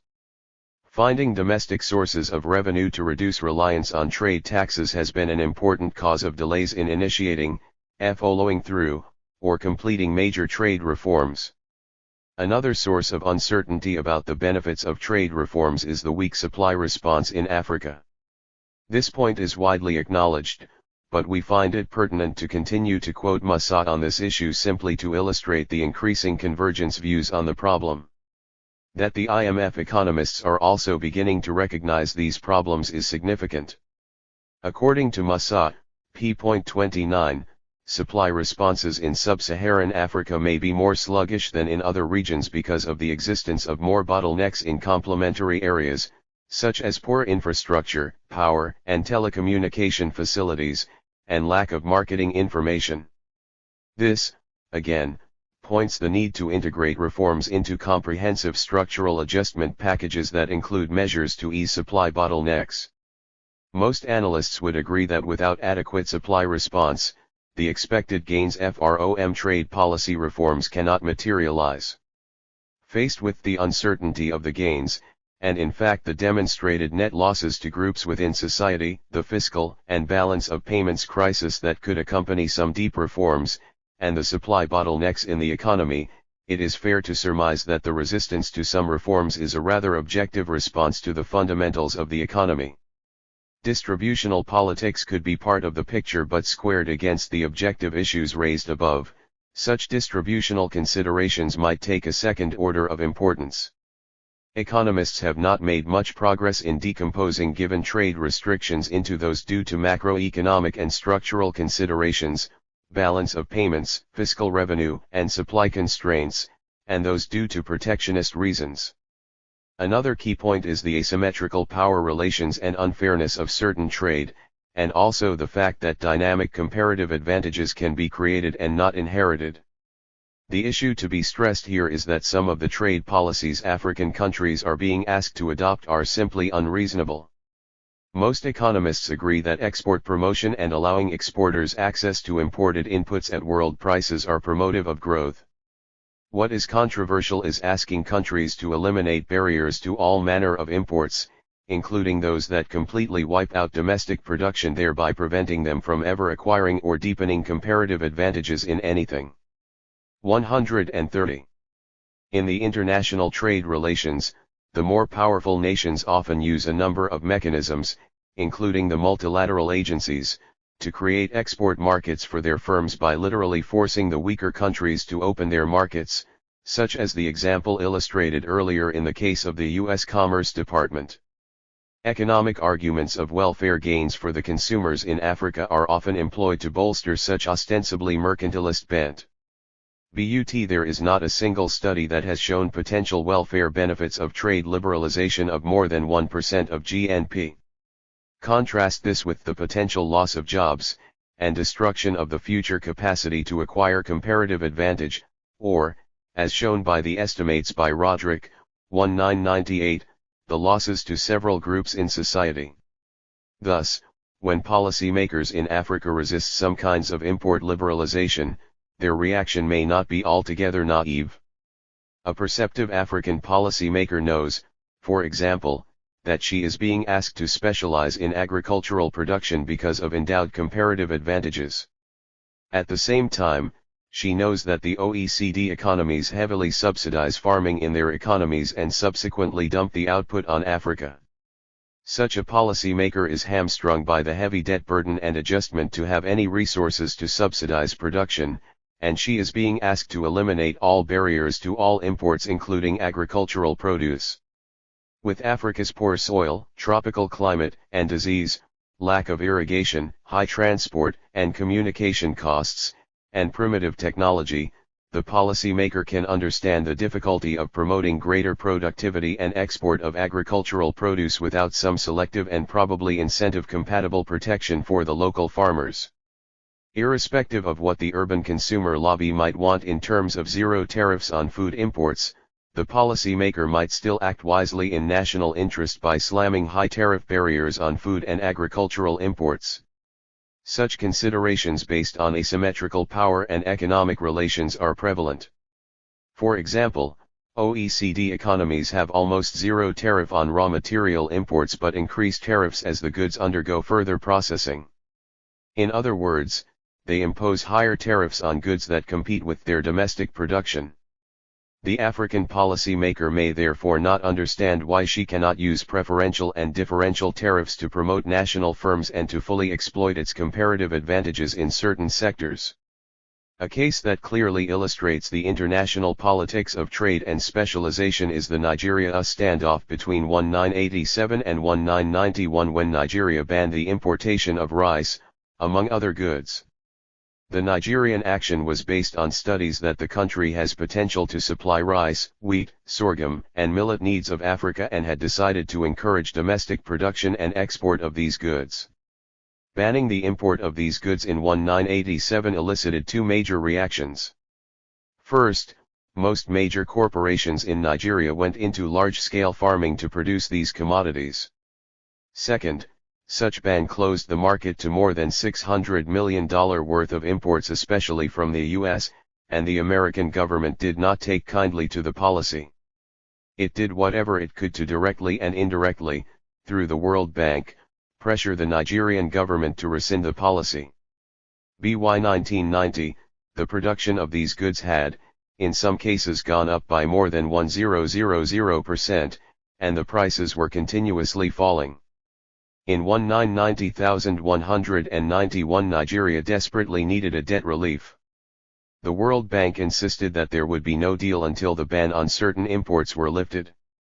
Hemmed in, the government capitulated, and the imports flooded in. Of course, the thousands of acres that were farmed are now monuments of what should have happened and part of the national history of failed policies. The failure here came, not as a result of internal politics but because of the conflicts of the Nigerian trade policy with the interest of a powerful trading partner. This case illustrates two key points. First, it shows that the international system of exchange embodies two sets of rules, one for the powerful and the other for the poor, especially indebted ones. Where the firms of the powerful countries can compete effectively, free trade is advocated. Where they are outcompeted, the US, for example, invokes the voluntary export restraint mechanism to force its trading partners, e.g. Japan, to reduce its exports to the US. Second, the example underscores the overriding dose of external influence and the lack of independence of indebted African countries in choosing policies that maximize the welfare of their citizens. When policymakers realize this choking influence of external forces and that they are, in some cases, being asked to implement policies that serve external rather than their domestic interests, their attitude to the implementation of such policies would be of aloofness or plain sabotage. In the literature, there is often talk about the policymaker's lack of commitment. But such lack of commitment is endogenous to a set of variables, including the lack of ownership and conviction about the potential gains of the policies they are being asked to implement. Thus, unless policymakers perceive a policy as being beneficial to their societies, even if they sign policy documents, at least to reach agreements with the donor agencies, effective implementation is likely to suffer.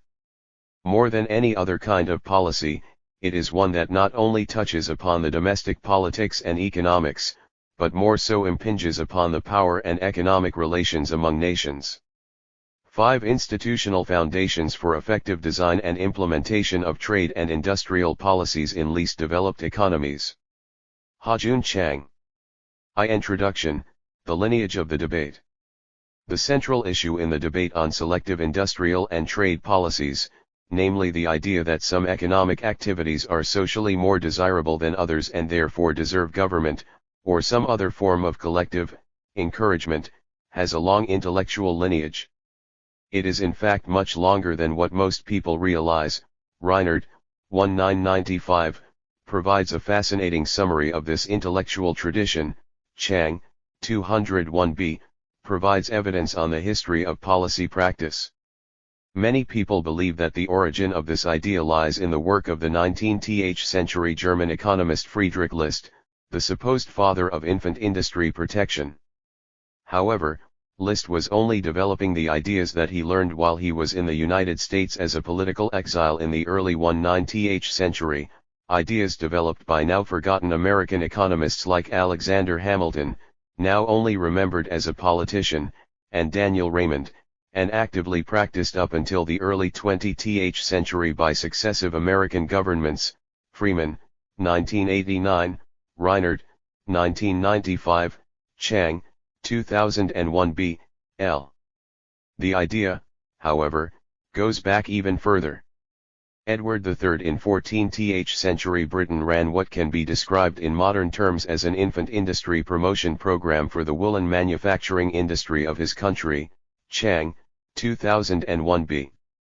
The early Tudor monarchs, Henry VII, 15th century, and Elizabeth I, 16th century, in particular, put the idea in practice by promoting the woolen industry by an array of means, imposing import duties for textiles, first imposing export duties for and later banning the export of raw materials, buying up skilled foreign workers, whose migration was often prohibited by their own countries, Reinert, 1995, Chang, 2001 b.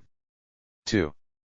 During the last century or so, with the dominance of neoclassical economics, which denies the very idea that some economic activities can be more socially desirable than others, selective industrial and trade policies have received increasingly less support among the academic economists.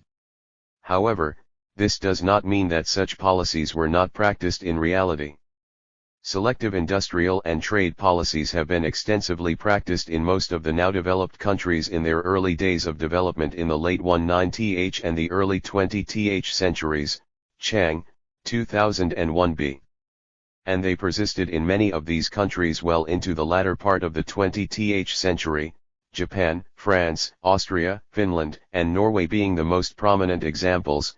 See Cohen, 1997, and Hall, 1986 for France, see Varshainen, 1995, for Finland and Austria, see Fagerberg et at, 1990 for Norway. Right after the Second World War, the idea that some activities are more desirable than others and therefore deserve government support had become popular in developing countries. There emerged various ideas arguing that the developing countries should now use their newly acquired policy autonomy in order to discourage primary commodity. 135. 136. Production and promote manufacturing. For a review, see Chang and Rothorn, 1995a. These ideas were implemented under the, somewhat misleading, banner of import substitution industrialization, LSI, that used tariffs, quantitative restrictions, regulations, and subsidies in order to promote manufacturing industries. Hirschman, 1967 is a classic analysis of this experience. Bruton, 1998 is a recent review of it. The LSI and the ideas associated with it came under severe attack in the 1970s and the early 1980s from the newly resurgent neoclassical development economics, which had fundamental trust in the market mechanism and deep distrust in any government action. 3. However, the tide had turned once again by the late 1980s, when a number of publications on the development of East Asian NICs such as Korea and Taiwan pointed out that these countries did not succeed on the basis of free trade, free market policies as they were supposed to have. 4. Partly drawing on the slightly earlier controversy surrounding the Japanese selective industrial policy of the 1980s. 5. These criticisms finally prompted a partial capitulation by the mainstream in the form of the publication of the controversial East Asian Miracle Report by the World Bank, 1993. One thing that distinguishes the debate on selective industrial and trade policies generated by the success of the East Asian countries, Japan, Korea, and Taiwan, especially, is that its focus has shifted to the institutional prerequisites of policy implementation. With the debates of the last 2 decades behind us, their opponents are more willing, and perhaps more obliged, to recognize the theoretical benefits and the allegedly limited, success in East Asia of selective industrial and trade policies. However, they tend to argue that success of such policies depends critically on the existence of certain types of institutions which make such interventions feasible and, therefore, that these policies cannot be easily transferred to other countries which do not have such institutional prerequisites. For example, in the earlier phase of the East Asian industrial policy debate, the absence of an elite bureaucracy was singled out as the reason why the Japanese-style industrial policy could not be implemented in the U.S., example Badariko and Yafai, 1983, Schulze, 1983, while the absence of institutions ensuring the close cooperation between the state and the industrialists made some British commentators skeptical regarding the implementation of selective industrial and trade policies in the modern British context, example Hare, 1985. Likewise, in the more recent phase of East Asian industrial policy debate, the absence of a functioning, never mind its being elite or not, bureaucracy and of the institutions of productive public-private cooperation have again been identified as the obstacles to the adoption of selective industrial and trade policies by other developing countries. The World Bank was most explicit about this in its controversial East Asian Miracle Report, World Bank, 1993.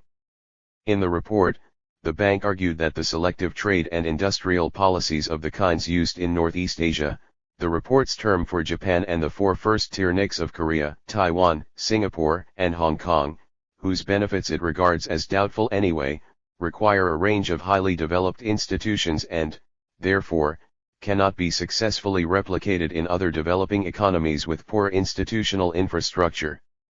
In contrast, the Miracle Report argued, some Southeast Asian economies, namely Thailand, Indonesia, and Malaysia, achieved high growth without using very much selective industrial and trade policies and, therefore, provide a better role model for other developing economies. 137. This chapter aims to examine whether there are indeed certain institutional prerequisites that a country should have before it can implement selective industrial and trade policies and, if so, what they are, by drawing mainly on the experiences of the East Asian countries but also on the historical experiences of the now advanced economies of Europe and North America. Markets, policies, and institutions, some theoretical clarifications. As we have pointed out, it has now become commonplace to argue that, whatever the merits of selective industrial and trade policies, they need certain institutional conditions to be successful. At one level, this is a perfectly valid point. Policies do not operate in an institutional vacuum and, therefore, it is only natural that the success or otherwise of a particular policy depends on the institutions that enable or constrain it. For example, it will be hardly surprising if an income policy is easier to implement in a country with a strong, centralist union, that is, as far as the union accepts the spirit of such policy. Thus, it is more than reasonable to say that certain institutions, for example a strong centralist union, may be necessary for the success of a particular type of policy, such as an income policy. However, many of those who talk about institutional prerequisites for the success of selective industrial and trade policies, henceforth SID policies for short, tend to mean more than this. In making this argument, they implicitly assume that other types of policies do not need such prerequisites, or that whatever institutional prerequisites that other policies need can be relatively easily provided. More specifically, they believe that the more a policy allows the market mechanism to work, the less props that it needs in terms of institutions. Hence, the assertion that a laissez-faire policy regime does not need much institutional prerequisites and therefore can be implemented by any country, whereas the highly interventionist SID policies of the East Asian economies require an array of sophisticated institutions to be effective. However, it is not clear this is in fact the case. First of all, well-functioning markets require certain institutional prerequisites as much as well-functioning policies. It is well known that well-functioning markets require many institutions, including, among others, stable property rights rules, contract law, product liability rules, bankruptcy rules, and well-functioning bureaucratic and court systems to administer. Thus seen, it is not that a successful free market system can operate without institutional props. It may require a set of institutions which are different from those required for a successful implementation of SID policies, but it still needs a lot of them. Moreover, there can be no presumption that the institutions that support more market-oriented policies are simpler than those needed for more difficult, selective, policies. For example, a free trade policy may not be as successful as it could be if the country lacks institutions such as contract laws, trade credit facilities, and effective dispute settlement mechanisms. This is because, without these institutions, international trade becomes costly, as it involves long-distance transactions with significant time lags between parties from different social and cultural backgrounds. For another example, a laissez-faire industrial policy may produce a lot of wastes in the form of excess capacity and unnecessary bankruptcies, and the scrapping of specific assets, if there are no institutions such as industry associations or cartels that can regulate or manage competition in the industry. 138.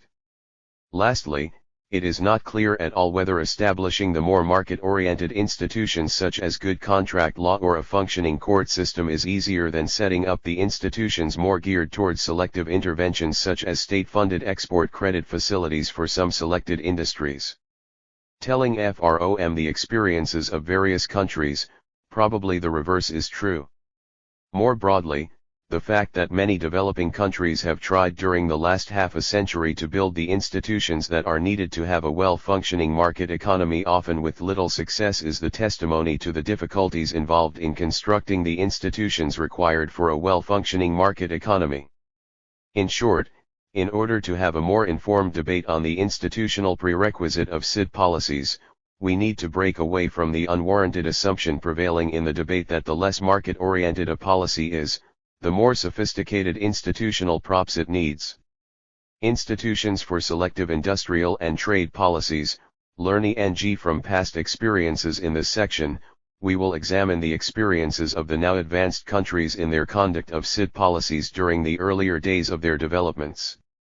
We will try to identify those institutions which may have been critical in the success of SID policies in these countries and see exactly which role they played and, when possible, how they were constructed through conscious government and private sector efforts, if they were.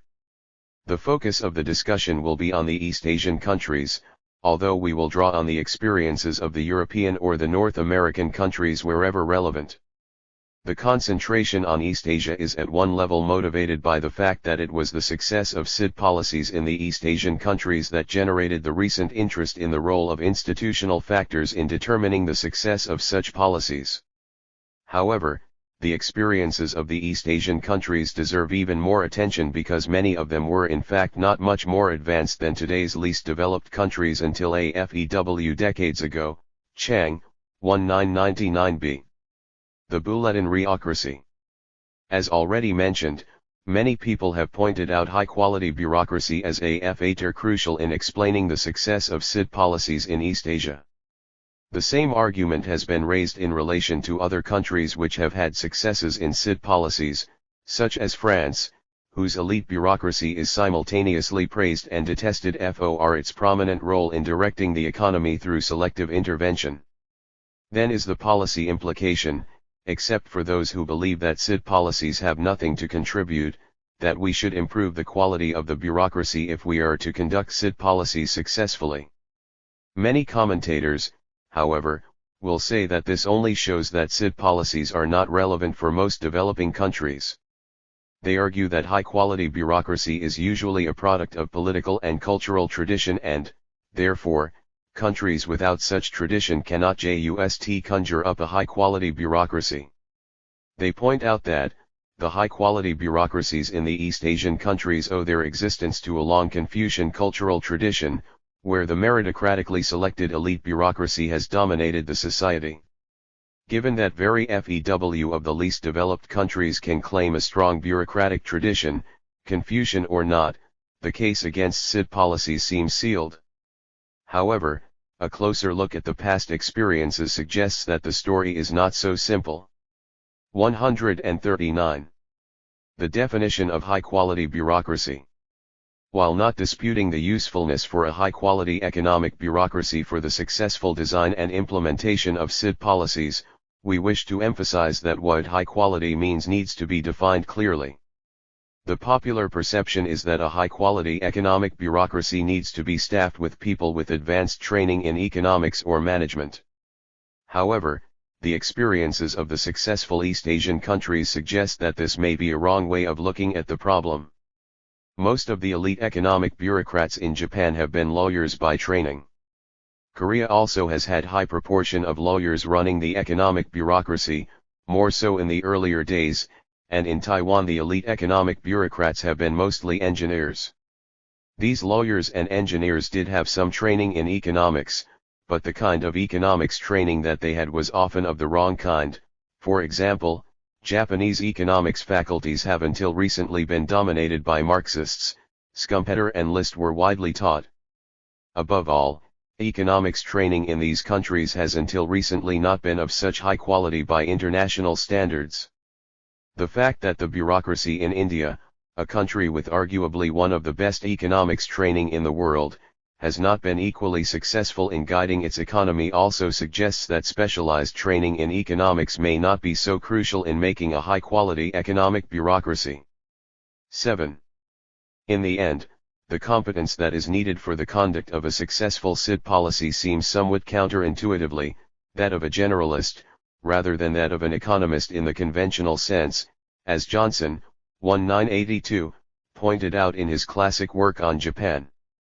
This may be because what is most needed for a successful policy, even of the selective kind, is the ability of the policy makers to make good judgments on main issues, and not specialist knowledge, which can be acquired by consulting experts and also by learning by doing on the job.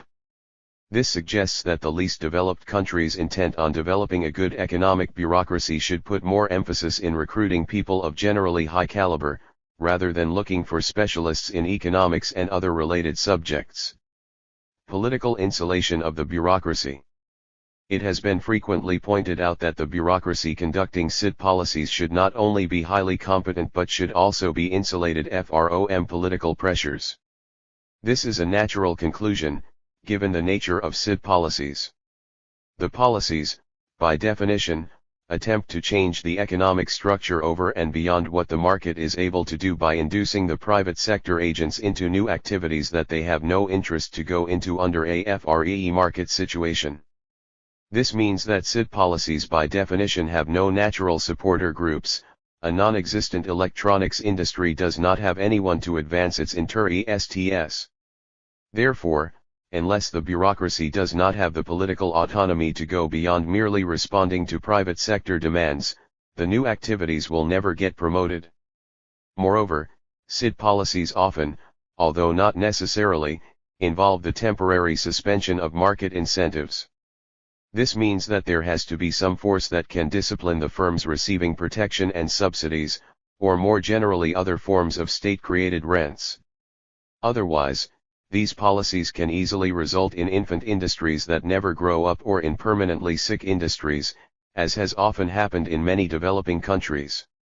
And if the bureaucracy is to discipline the recipients of state-created rents according to some rational plan, it has to have political independence. 140. The existence until recently of a highly authoritarian political regime in some of the countries that successfully used SID policies, such as Korea and Taiwan, has created a widespread belief that bureaucratic insulation is only possible under authoritarianism. However, other countries which successfully practiced SID policies did not have to rely on authoritarianism to ensure the necessary degree of bureaucratic insulation. For example, Japan and France may have had a political system where the executive is dominant, and therefore the bureaucracy not very sensitive to parliamentary demands, but these can by any stretch of imagination be described as authoritarian states. Moreover, Finland, Austria and Norway, the other successful practitioners of SID policies during the post-war period, had strong parliamentary systems. These examples suggest that there is no necessary correlation between a country's bureaucratic insulation and its political system. What seems to be more important than the political system is the existence of a Weberian bureaucracy based on competitive recruitment and well-defined career path that make politically motivated hiring and dismissal difficult, if not impossible. On the importance of Weberian bureaucracy in the developmental process, see Rock and Evans, 2000. Many of the past experiences with SID policies demonstrate the importance of pilot agencies staffed by elite bureaucrats in increasing the effectiveness of the policies. SID policies often involve issues that cut across the responsibilities of many different government ministries and agencies and, therefore, it is useful to have a pilot agency that has the power and the legitimacy to coordinate activities across different agencies and resolve potential conflicts between them. In some countries, the pilot agency took the form of powerful planning ministries with formal power to overrule other ministries and agencies, the Economic Planning Board of Korea and the Commissariat General du Plan of France. In others, it assumed the form of a coordinating committee, the Industrial Development Bureau of Taiwan, or even a single ministry, the Ministry of International Trade and Industry of Japan, where the Economic Planning Agency was powerless, with more informal power over other government agencies. However, the underlying principle is the same: you need an agency that has some power to coordinate different interests within and outside the government.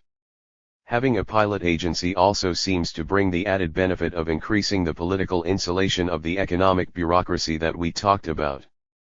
This is because the pilot agencies in many countries that practiced SID policies were not line ministries and therefore did not have to worry about their client interests. This was the case in France, Korea, and Taiwan.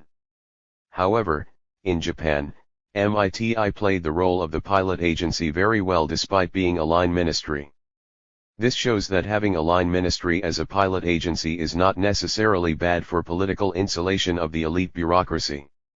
Indeed, some may even argue that the tendency of such pilot agencies becoming all too powerful, which can sometimes lead to unchecked pursuit of mistaken policy, can be usefully restrained by the presence of other powerful ministries, such as the Ministry of Finance in the Japanese case. The role of bureaucratic tradition. Many those who are skeptical about the viability of SID policies in the least developed countries point out that good bureaucracy is something that cannot be built overnight. 141.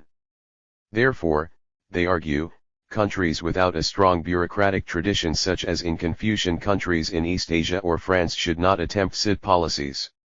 On the surface, this argument seems perfectly sensible. The East Asian countries all have the Confucian cultural heritage dating back many centuries, where meritocratically recruited bureaucrats have played the leading role. Some European countries which actively use SID policies, such as France and Austria, can boast some of the oldest and strongest bureaucratic traditions in Europe. It cannot simply be a coincidence that these were the countries which were most willing and able to conduct SID policies. However, on a closer look, this interpretation becomes less convincing. Also see Evans, 1995, and 1998. First, it is not clear whether it is really the Confucian tradition that made all the East Asian bureaucracies what they are. For example, in the case of Singapore, it may well be argued that it was really the transplanted British bureaucratic tradition, rather than the Confucian one, that formed the backbone of its current administrative structure.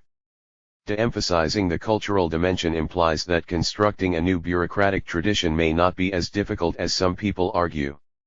Secondly, bureaucratic traditions are quite fragile and can easily decay and even disappear, and indeed many of the East Asian and the European countries that had successful SID policies were once good examples of this. For example, the Taiwanese bureaucracy in the 1950s was regarded as lacking in meritocracy and effectiveness, not a very surprising state of affairs considering the infamous corruption and incompetence of the same machinery in mainland China before 1949, Chen Etai, 1998. And all this with 2.5 millennia of Confucian bureaucratic tradition. Korea, despite 1,000 years of Confucian bureaucratic tradition, was regarded in the 1950s as having an incompetent and non-meritocratic bureaucracy, Chen etai, 1998. The French bureaucracy was regarded as extremely conservative and ineffective for nearly a century before the Second World War despite its previous tradition of centralist bureaucratic rule. Kuzel, 1981. The same may be said about the Austrian bureaucracy during the first half of the 20th century despite hundreds years of bureaucratic tradition of the Austro-Hungarian Empire. Thirdly, our examples suggest that, while it is easy to squander even millennia-old bureaucratic traditions and end up with a poor bureaucracy, a good bureaucracy is not as hard to construct as it is often believed to be. For example, it was after all only after the extensive civil service reform of the 1960s and the 1970s that Korea was regarded as having a high-quality bureaucracy. In any case, it was sending its bureaucrats to Pakistan and the Philippines for bureaucratic training until the late 1905. The transformation of the French bureaucracy from one of the most conservative to one of the most dynamic in the world after the Second World War also shows how good bureaucracies can be relatively quickly built, if there is political will and appropriate institutional reforms. Institutions that provide control over resource flows. One common misperception about CID policies has been that it is all about subsidies and tariff protections. For example, in the early days of recent industrial policy debate, many commentators doubted the very existence of CID policies in Japan on the ground that the Japanese government did not spend more money on subsidies, as a proportion of ODP, than the majority of the DID countries. However, CID policies are about much more than subsidies and tariff protections, although these are obviously important instruments. Many studies have emphasized that one important function of CID policies is the provision of an entrepreneurial vision, which provides focal points around which private sector investment decisions can be, formally and informally, coordinated. Example Renshaw, 1986, Chang and Rothorn, 1995b. Provision of such vision can, and to an extent should, involve subsidies and tariff protection, but it also can be done through less costly measures. These include indicative planning at national and sectoral levels, encouragement of the formation of private sector cartels and consortia for productivity enhancement purposes which may or may not involve price collusion, and the continuation of dialogue with the private sector that will help the relevant actors to forge out a common vision. The Japanese state, especially in its encouragement of the information technology industries, has been particularly successful in this regard. Renshaw, 1986, Okimoto, 1989, Franzman, 1990, but this applies to the other countries that practice CID policies actively. Having emphasized that CID policies are not all about handing out money to those who are running business in favored industries, it should also be emphasized that the implementation of CID policies need to be supported by substantial degrees of control over financial and real resources, if the government announcements are to have a significant impact. Two of these stand out: state-owned enterprises and the control over the financial sector. State-owned enterprises. Many of the countries which actively practice CID policies have used state-owned enterprises, henceforth SOEs, extensively. The popular conception is that the larger the SO sector the less efficient and dynamic the economy. However, evidence from East Asian and European examples flies directly in the face of such arguments. For example, France, Austria, and Norway all had large SO sectors. 9. Moreover, it is not simply that their SO sectors are big, they have been most dynamic, and have led the modernization of their industries. Taiwan has one of the largest public enterprise sectors in the non-oil producing world, especially if one includes the party enterprises owned by the Kuomintang Party which are often classified as private enterprises. Fields, 1998. The Taiwanese SOEs were mostly in the upstream sectors producing intermediate inputs, and their efficiency has contributed a lot to the competitiveness of the country's downstream industries which use their products as inputs. Amston, 1985, Wade, 1990. The Taiwanese government also started off some risky, high-technology SOEs and spun off private sector firms from it. Some of the leading semiconductor firms in the country were created in this way. Korea's SO sector, while not as large as that of Taiwan, has been as large as that of India, which is often touted as the example of excessively large state sector, but has been technologically much more dynamic than the latter. Some of the Korean SOEs are world-renowned firms such as POSCO, the steel producer. Of course, this is not to suggest that an effective SID policy regime requires a large SOE sector. Japan is an important exception to this pattern that proves this point. While its SOE sector is not exceptionally small, it is not very large either, and in manufacturing industries, the role of SOEs in Japan has been minimal. However, it is true that SOEs can provide, and have provided, an important channel through which SID policies can be implemented. Of course, the problem in many developing countries is that the SOE sector has been a drain on state resources rather than an effective channel for state control of resources. Therefore, ways need to be found in order to improve their performance, including, but by no means exclusively, privatization, a subject that we do not have the space to go into. Control of the financial sector. Control of the financial sector has been a more important institutional measure than the control of SOEs for effective SID policies. Needless to say, the mechanism in which such control is instituted and maintained has been different across countries, but the government in all countries with successful SID policy experience has had strong control over the financial sector in one way or another. In many countries, this took the form of state ownership of banks and other financial institutions. In Korea and Taiwan, all the banks were owned by the government at some point. The bulk of the banking sector is still state-owned in France and Taiwan. The Korean state pulled out of banking ownership in a major way since the 1980s, but still owns a number of key banks. In Norway, state banks at one point controlled over 50% of the bank loans, Federberg et at 1990. Japan is an exception once again, as its government owned only a relatively limited part of the financial sector, although its famous post office savings scheme allowed it to control a substantial amount of financial flows in the economy. Direct ownership, however, is only one of the measures the governments in these countries use to maintain control over the financial sector. The East Asian and the European countries that we are talking about all had bank-led financial systems, where banks are highly exposed to highly geared corporations, with the exception of Taiwan, where the gearing ratio is low. This gave the government enormous leverage over the banks, as they had to rely heavily on the state-controlled central banks for their continued survival. Partly because of this, the governments of many of these countries exercised substantial influence on the appointment of top managers in the banks. In Korea, until the radical financial liberalization, 1993 onward, the government decided top management appointments in all banks, including those privatized in the 1980s. With the outbreak of the Asian crisis in 1997 and the prolonged recession in Japan, state control over the financial sector in the East Asian countries has come under fierce attack. The argument is that, by rationing credits, even guaranteeing repayments according to non-market criteria, dictated by SID policies, these governments encouraged inefficient investments. It is also pointed out that, in the absence of effective takeover mechanisms through the stock market and the continued government support for its cronies, it was almost impossible to punish bad investment decisions.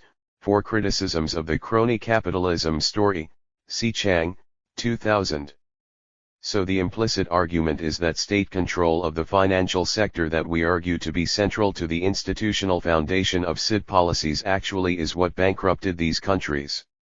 One myth that needs debunking is that the bank-based financial system that has dominated the East Asian and European countries with active SID policies is somehow a deviation from the norm of the Anglo-American style capital market-based financial system. The reality is the reverse. As it is well known, bank dominance of the financial system is the norm in developing countries, and not just in East Asia, but this is also the case among the developed countries. Only the US, UK, and a few other Anglo-Saxon countries have capital market-based financial systems, and all the other developed countries have bank-based systems of one type or another. See Zisman, 1983, Cox, ed. 1986, and Der Tausos ETAI, 1989. 144. It is often argued that the low profitability of their banks and other financial firms in countries with bank-dominated financial systems proves the inefficiency of their financial systems. However, this assumes that private profitability correctly reflects a firm's social contribution and, therefore, that high profitability of the financial institutions means they are channeling money into the most efficient firms. However, this is an assumption that is unacceptable to everyone except to doctrinaire free marketeers. In our view, the best indicator of a country's financial institution's ability to mobilize and allocate resources is the country's overall growth performance in the long run, rather than the profitability of its banks and other financial institutions, which do not necessarily reflect their social contribution. And from this point of view, given their superior growth records of the countries concerned during their periods of active SID policies, we may be able to say that the financial institutions in these countries have performed very well. The cronyism story is also implausible, even for the economies in crisis like Korea and Japan. In these countries, state favoritism was mostly linked to objective plans, rather than to political connections. As far as it concerned the manufacturing sector, areas like urban planning and defense contracts were another story. Moreover, as the earlier studies repeatedly emphasized, the success of SID policies in these countries owed a great deal to the willingness and the ability of their governments to discipline the recipients of state-created rents.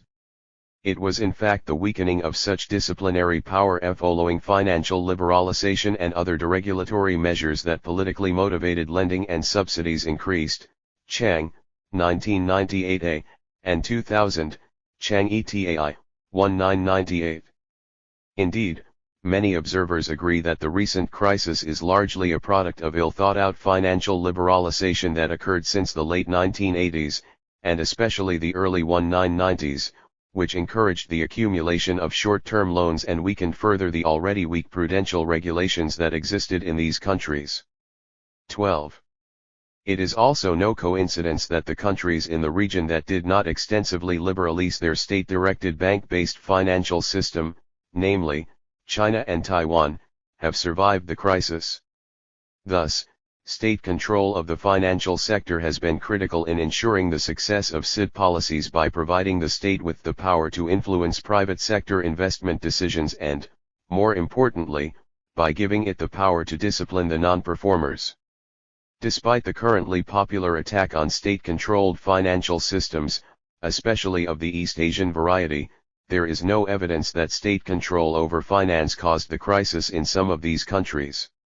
If anything, the evidence points to the other way. In other words, it was the weakening of state control over the financial sector that allowed the rapid and unsustainable build-up of short-term loans that eventually brought these economies down. Intermediate institutions. Many studies of SID policies, especially in the East Asian context, have brought out the importance of intermediate institutions that link the state apparatus with individual firms in ensuring the success of SID policies. The most frequently discussed intermediate institutions are those that provide the interface between the bureaucracy executing SID policies and the firms that are at the receiving end of those policies, such as deliberation councils. As already emphasized, political insulation of the bureaucracy is important for the success of SID policies, but whatever its benefits, it is not something that is unambiguously desirable. Above all, a bureaucracy that is overly insulated from external pressures can pursue its aims without external checks. In other words, while some degree of political insulation is needed for the bureaucracy to pursue a long-term, socially rational strategy, feedback from those affected by its policies is necessary if it is not to become a power unto itself and pursue its own objectives, rather than serve as an institution through which society can coordinate potentially conflicting interests. The experiences of countries with successful SID policies show indeed that their bureaucracies engaged in dialogue with the private sector and, therefore, were able to get detailed feedback on their policies, albeit through different mechanisms depending on the country, and thereby received constant feedback on policies from those affected. For this purpose, Japan used the now famous deliberation councils, which had representations from both public and private sectors, as well as third parties such as academics, the press, and occasionally other social actors such as consumer groups, World Bank, 1993, ch. 4. Korea used similar institutions, including its own unique monthly export promotion meetings during the 1960s and the 1970s, presided over by the president and attended by top bureaucrats and top business leaders, Saekung and Jones, 1980. However, the decision-making process in the Korean institutions were much more government-dominated than in their Japanese counterparts. Taiwan had to use more informal networks. Its political parameters, such as the ethnic division between the political elite from the mainland and the Taiwanese business elite, dictated that the government discouraged the emergence of large-scale private sector firms, which were the main counterparts to the governments in the deliberation councils in Japan and Korea, Fields, 1995. In France, the continued flows back and forth of the top managerial personnel between the public sector and the private sector seems to have ensured a good working relationship between the two, although this has attracted criticisms of revolving door and clubbiness at the top echelons of the French elite. Once broad policy principles were decided at the national level through deliberation councils or their equivalent, the principles would be translated into concrete action plans and enforced by the industry associations. These associations contributed to the resolution of the collective action problems required for the policy objective, example restraint on competition, contribution to a common marketing scheme, in two ways. First, they would share out the overall burden in a manner that is seen as fair, but not necessarily equal in the strict sense, among its members. 13. Secondly, they would devise ways to monitor compliance by its members to the agreed collective action schemes. This was sometimes done by organizing officially sanctioned formal cartels, most notably in the case of many Japanese industries until the 1980s, see Hout and Magaziner, 1980, and Dory, 1986, for more details, but sometimes through informal cartels implicitly backed by the state. This relationship between the state and the private sector has been captured in the notion of embedded autonomy. The term is due to Evans, 1995. Without its embedding in a dense network of public-private interface, it is argued, an autonomous state can easily degenerate into a power unto itself, while without a high degree of autonomy through political insulation, an embedded state will be captured by powerful private sector interest groups L4. And from this point of view, institutions like deliberation councils and industry associations facilitated the information flows between the bureaucracy and the private sector, on the one hand, and strengthened policy enforcement mechanisms, on the other hand, thus helping the success of CID policies. Changing international conditions for the use of CID policies during the last decade or so, there has been a marked strengthening of the global governance regime in the direction of greater liberalization.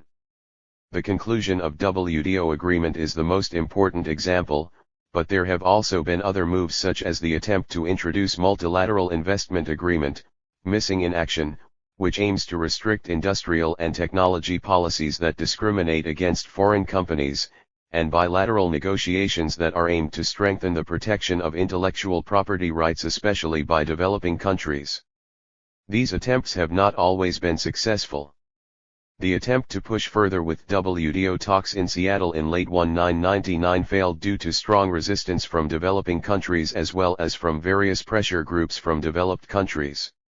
The talks regarding the missing in action initiated by the OECD were also aborted in 1998 by the resistance of many developing countries and some advanced countries. Indeed, surprisingly, by late 1999, even the OECD acknowledged the need to introduce the Code of Conduct for Transnational Corporations, TNCs, something that had not been heard of since the 1970s. Bilateral talks to strengthen intellectual property rights in developing countries have been only partially successful. Despite these setbacks and slowdowns, considerable changes have happened on the international environment for the use of CID policies, and it is important to correctly assess the implications of these changes. Below, we focus on the implications of the WTO regime, as it is central to the new global governance regime. The launch of WTO has prompted many people to argue that, whatever their merits in the past, CIT policies are out now. Is this true? For further details, see Akyaz ETAL 1998, Chang 1999, and Amston, 2000. To begin with, it is still not clear how the WTO regime will evolve.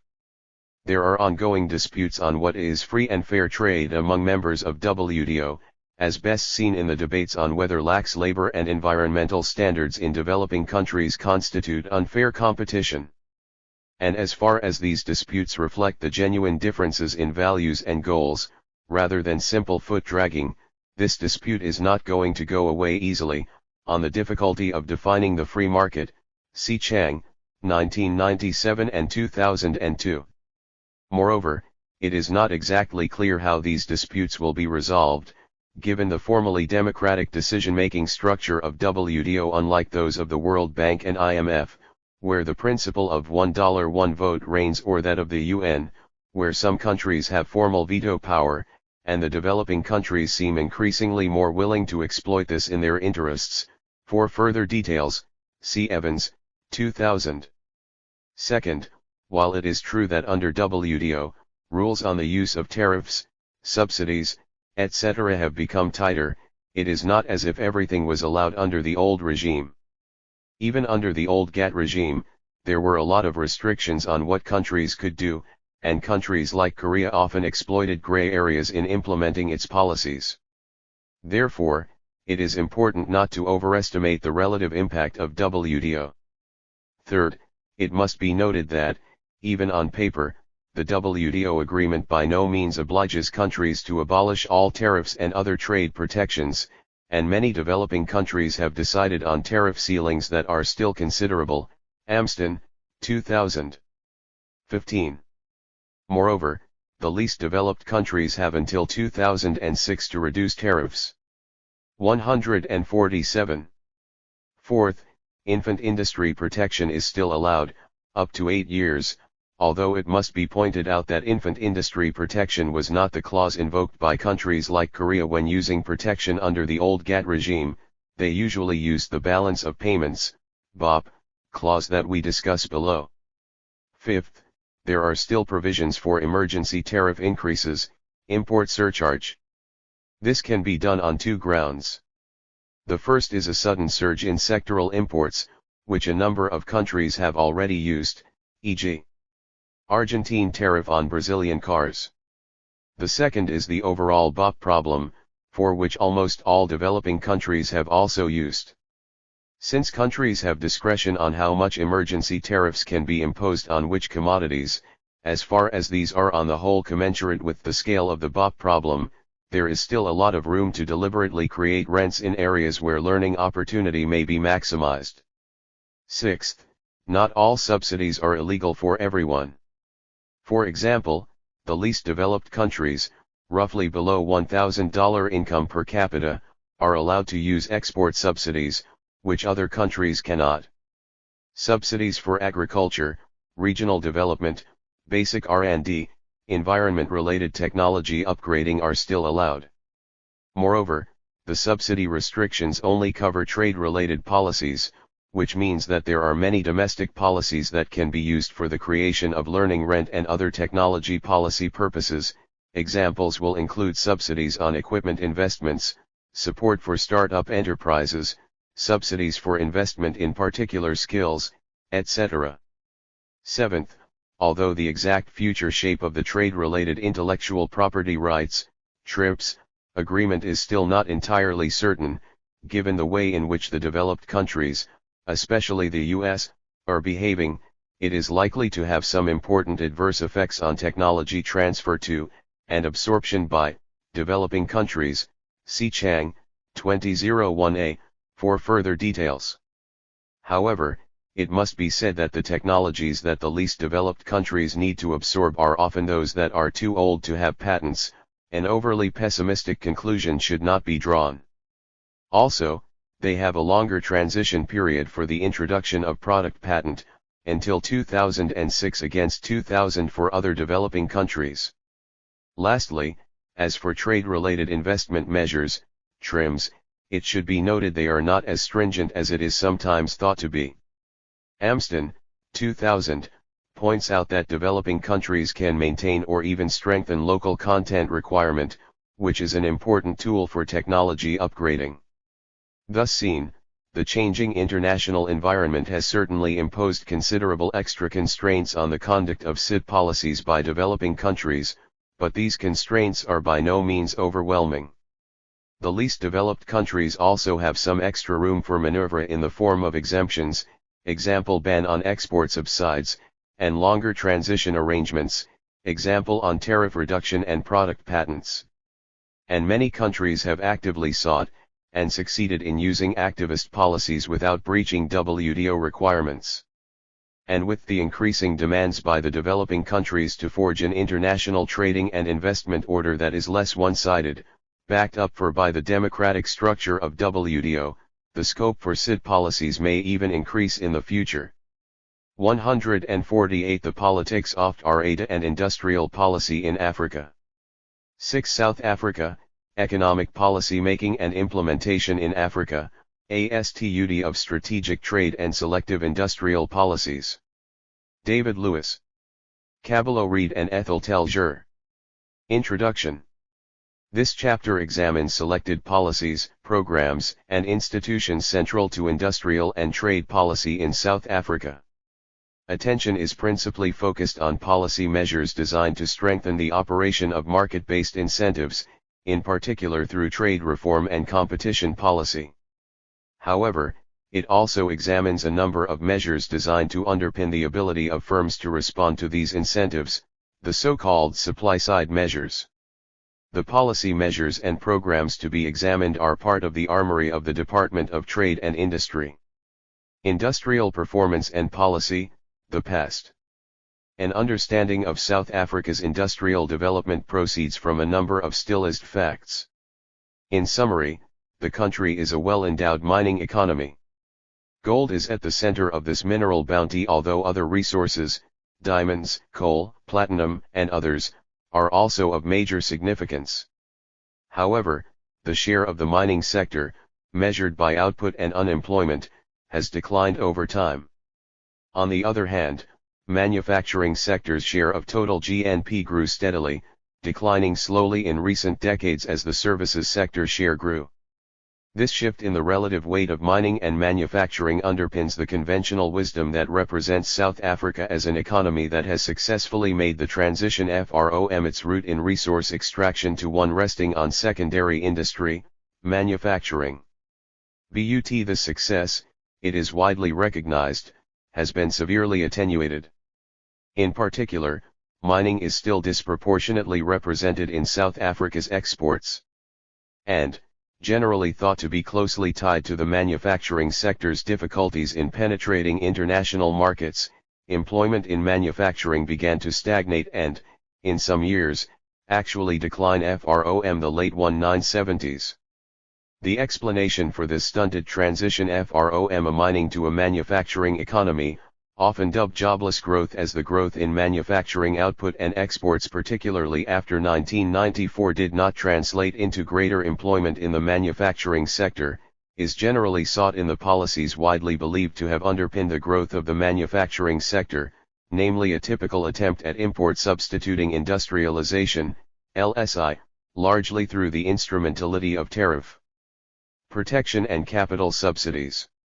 While it is widely held that LSI secured the development of a large and relatively diversified consumer goods producing sector, a range of other policy-induced as well as structural shortcomings conspired to ensure import substitution remained extremely shallow.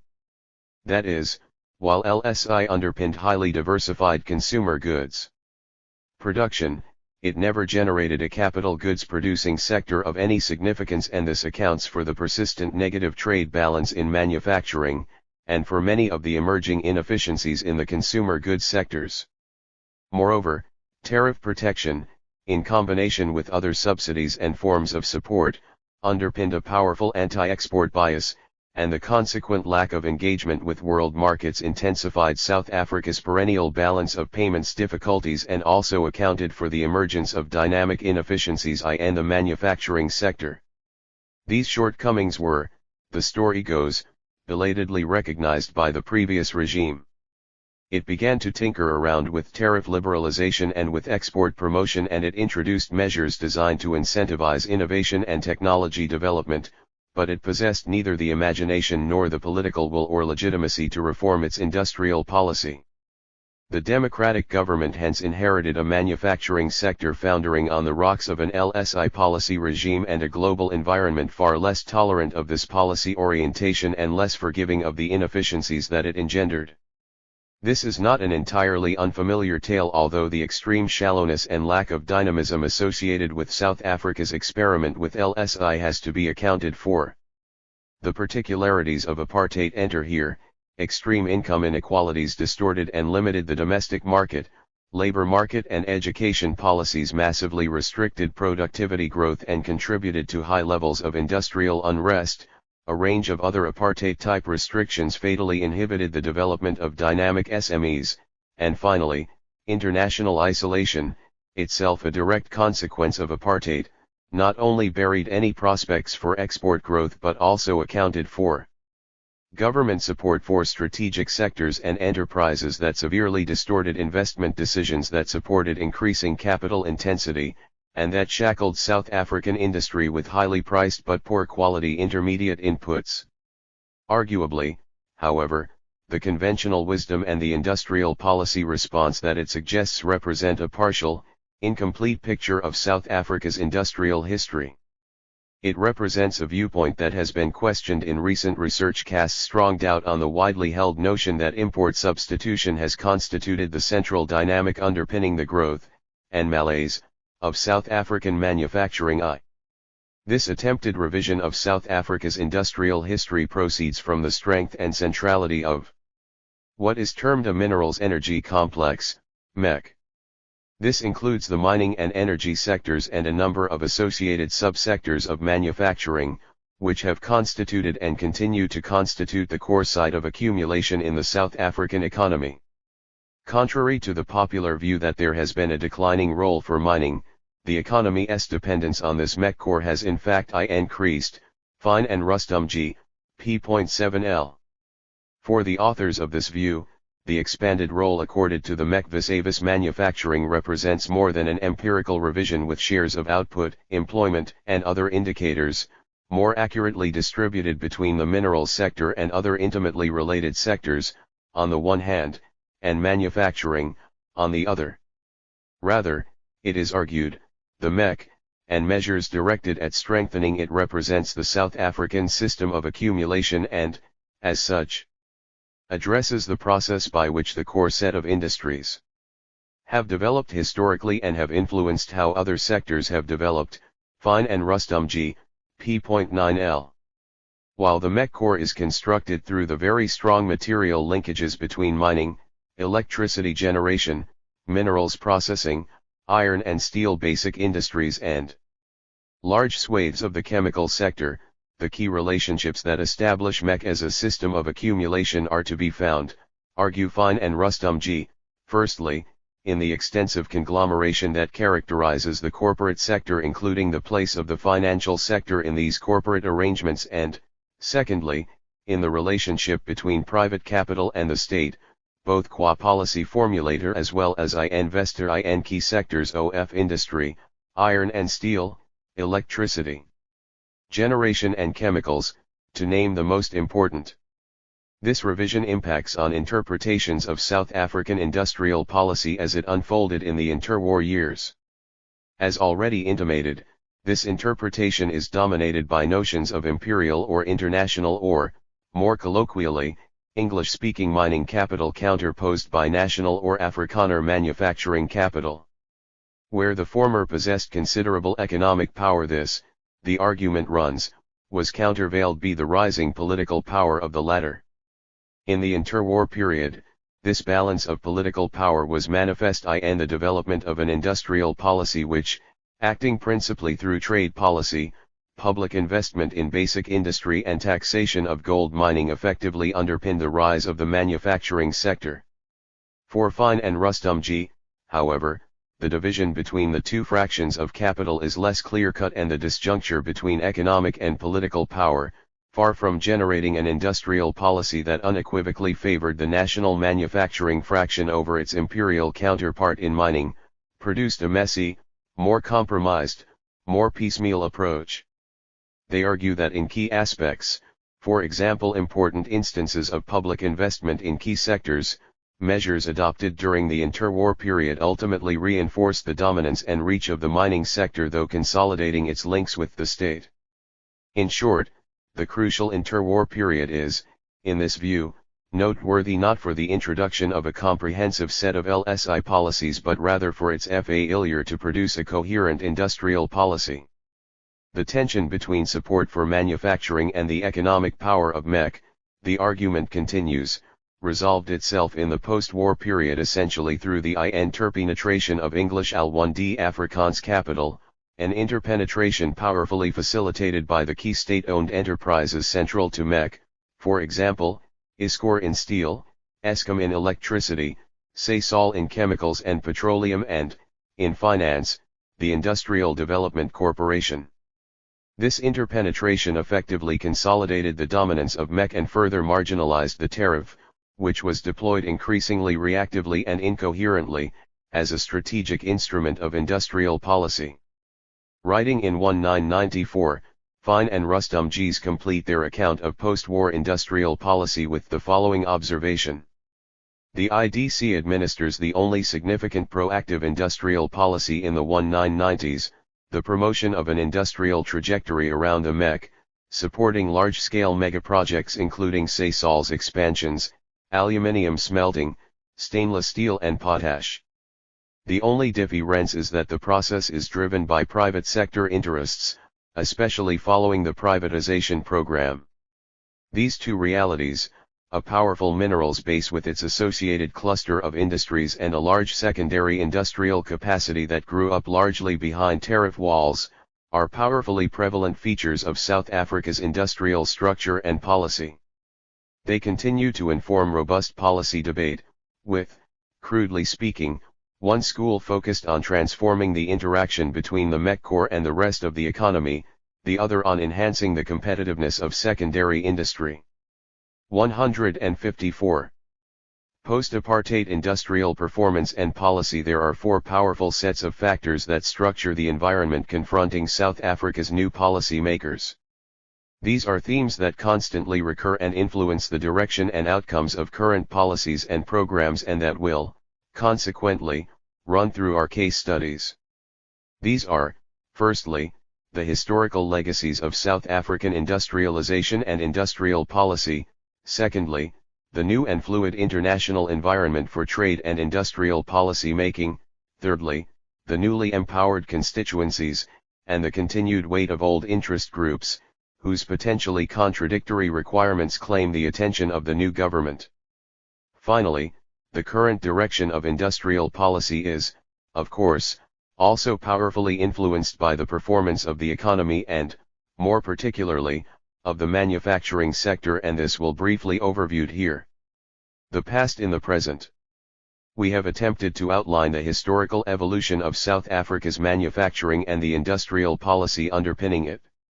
The story that emerges defies easy characterization and is perceived by current policy makers to drive South Africa's industrial policy in one of two directions.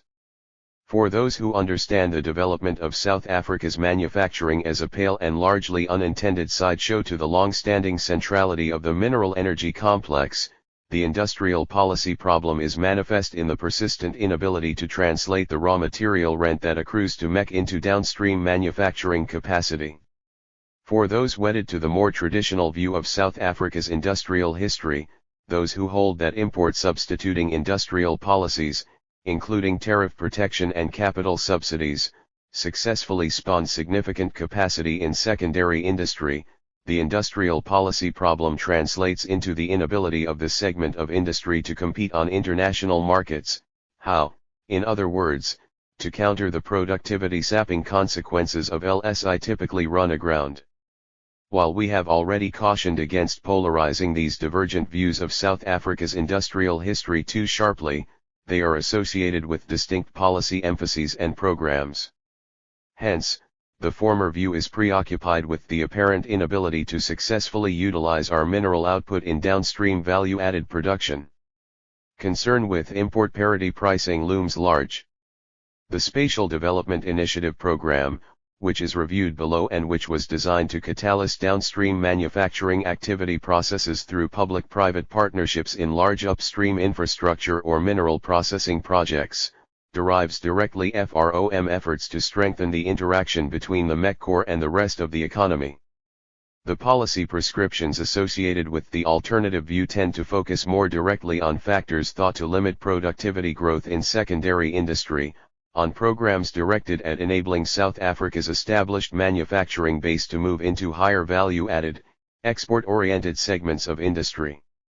This view is associated with a range of programs, inter alia, market access agreements, programs designed to spur innovation and technological capacities, the development of small business, improving interactions between firms, at workplace relations and practices, and at human resource development. These divergent views also translate into a particular view of the role of the state in industrial development. Hence, the MEC view tends to a more dirigiste approach to industrial policy, one inclined to a close interaction between the state and those relatively few firms that dominate the MEC core, interactions designed to strengthen their material linkages with the rest of the economy. The alternative view, one whose policy objectives must, perforce, be realized through the activities of a large number of relatively small firms, is principally concerned to ensure that the state establishes an environment that will encourage productivity enhancement on the part of the myriad of firms whose positive responses this approach relies upon. It is concerned to ensure investment in the basic underlying capabilities generically required for successful industrial development. It is difficult to identify which of these approaches has dominated industrial policy in the post-apartheid period. There is certainly a powerful view at the Department of Trade and Industry that holds that the state's principal industrial strategy must derive from our natural resource bounty and that our policies must be designed to utilize the space as a springboard for attracting further manufacturing investment. But, equally, significant policy resources have been devoted to programs associated with the alternative approach, with securing trade access agreements and other export support programs, with supporting SME development, with facilitating information flows to firms, with constructing a new regulatory environment. As will be further elaborated, it is our view that this latter approach will prevail. South Africa in the world. The development of South Africa's current industrial policy coincides with a dramatic change in the interface between this country and the rest of the world. This has had a major impact on industrial policy with influence exercised at two interconnected levels. The first and most direct is through the opening up of greater opportunities for trade, and the second through intensified interaction between South African policy makers, advisors, and academics, on the one hand, and their counterparts in the rest of the world and, most particularly, in Washington, D.C. It is surprisingly difficult to identify a global orthodoxy around industrial policy in the early 1990s, South Africa's crucial and formative transitional period. The line emanating from the multilateral development institutions, the international consultancies and the centers of academic influence was beginning to blur, largely in consequence of the positive Asian experience of industrial policy. Certainly, as the South African transition accelerated from the early 1990s, the positive contribution made by industrial policy to the Asia miracle was widely acknowledged. But there was, for example, little consensus around the particular policies that secured rapid industrial growth. It often appeared possible to make the Asia miracle accord exactly with the prejudices of the observer, although it was well nigh impossible to deny the association between the sterling performance of the Asian tigers and their export performance. An ability to successfully penetrate international markets became a hallmark of a successful industrial policy, even if the precise mechanisms for achieving this remained at the center of robust debate. South Africa's relationship with the World Bank, a major representative of global policy orthodoxy, was almost entirely comprised of policy advice. Indeed, South Africa has, in fact, not solicited loans from the World Bank. In the realm of trade and industrial policy, World Bank advice to South Africa's policymakers is identified with three overall, mutually reinforcing, approaches. These are firstly tariff liberalization, secondly, the elimination of subsidies supporting capital-intensive mineral processing, and thirdly, more surprisingly, a focus on micro-industrial policy programs directed at informing and building capacity in manufacturing firms. This latter orientation, unquestionably fostered by Brian Levy, a World Bank staff active in South Africa who had cut his teeth on small business development programs in Korea and Indonesia, was actually supported by a grant from the Japanese government via the World Bank. This grant, the Japanese Grant Fund, enabled government, union, and business representatives to develop collaborative investigations that ultimately underpinned key industrial support programs later introduced by government. The global orthodoxy in trade policy was easier to identify.